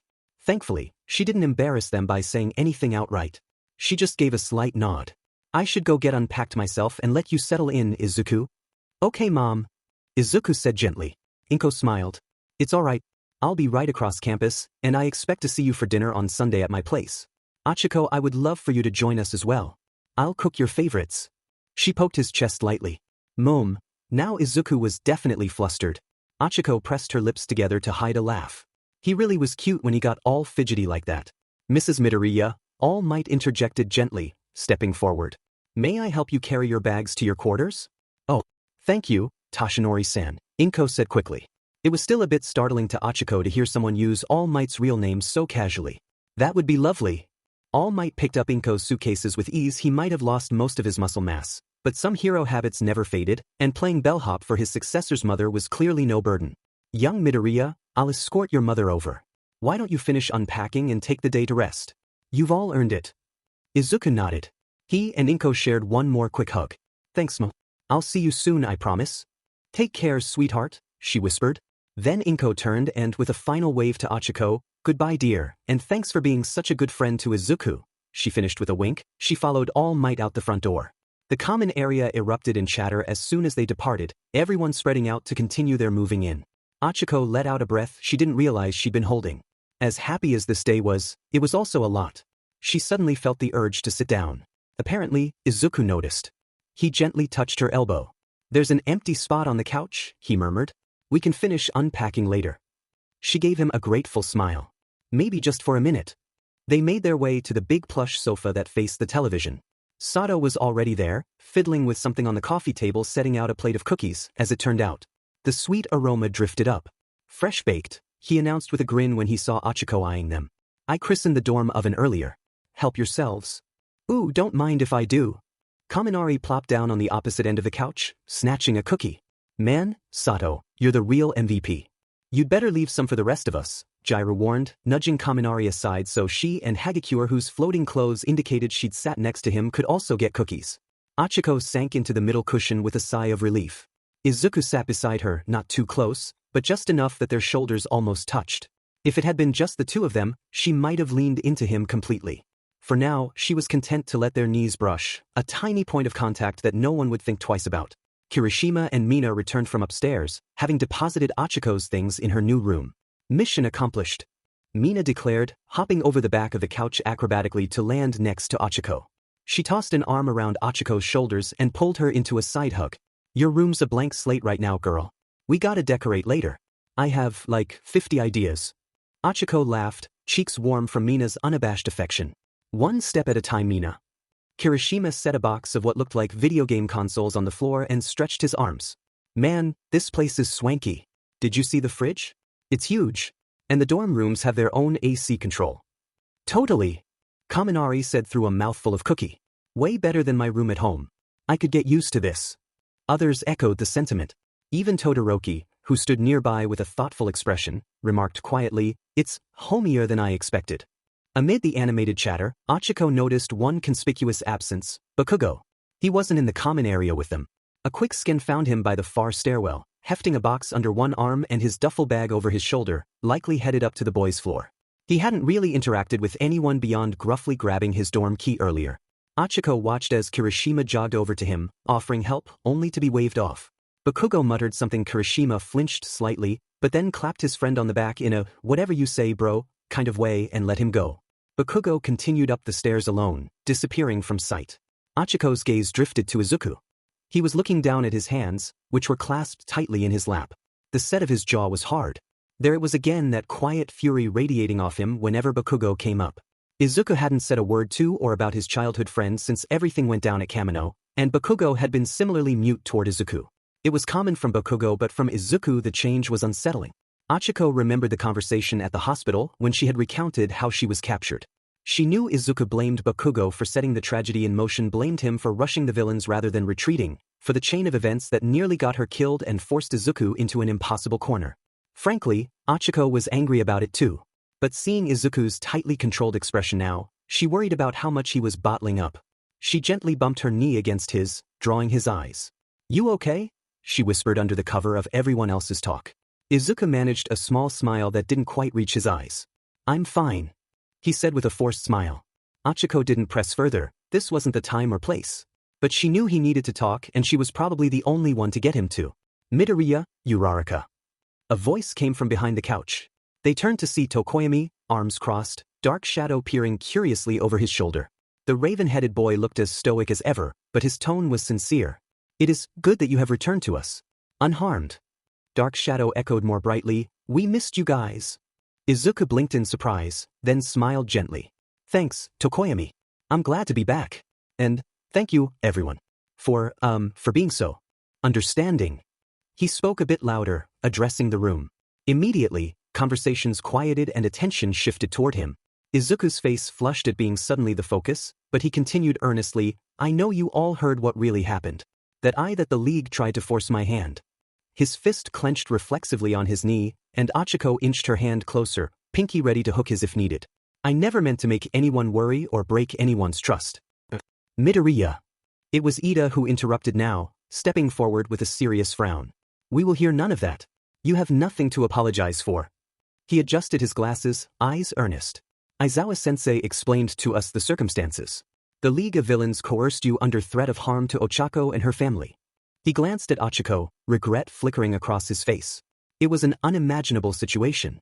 No one blames you for a single thing. In fact, he bowed at the waist suddenly, catching everyone off guard. "I speak for the class when I say we are sorry." Izuku's eyes widened. "Sorry? We're sorry we couldn't do more to help you sooner," Momo said, stepping up beside Ida. Her hands were clasped at her chest. "We didn't know what you were going through. If we had realized, we would have stood by you immediately." Kirishima nodded fervently, coming to stand on Izuku's other side. "Midoriya, bro. I feel awful that you felt like you had to shoulder that alone even for a minute. That took some real guts, man. And you should have never had to face something like that without us." His voice was thick with emotion and earnestness. Izuku looked around at the faces of his classmates, his friends, his comrades. He seemed at a loss for words. Ochako saw his throat bob as he swallowed hard. I didn't want anyone else to get hurt," he finally said, voice low. "Dude, we're already in it," Kaminari said, giving a shaky laugh. "Villains don't exactly need an invitation to mess with us. But we're together in this." "Midoriya," Todoroki spoke up, his heterochromatic eyes fixed on Izuku with quiet resolve. "If something like that ever happens again, we want you to trust us enough to share it. We'll find a way, together." A soft croak came from Tsuyu. "Croak, that's right," Tsuyu said, tears flooding back into her eyes. "Oh, Tsuyu," Ochako murmured. Several of them reached out to pat Tsuyu comfortingly. Hagikyure's sleeve wiped one of Tsuyu's tears even as Shoji's tentacle hand rested on her shoulder supportively. Izuku shook his head, eyes shining. "No, Azui, please don't cry." He took a deep breath and squared his shoulders, addressing the group with more strength in his voice. "We've got your back, man. Kirishima said, giving him a toothy grin and a thumbs up. Anytime, anywhere. Plus ultra, came a small chorus of agreement, making a few people chuckle through their sniffles. Ochako felt pride well in her chest. Here they were, Class 1A united in a way they'd never been before. She caught Izuku's eye and gave him the most encouraging smile she could muster. He returned it and she knew they were both thinking the same thing. We're all going to be okay. Together,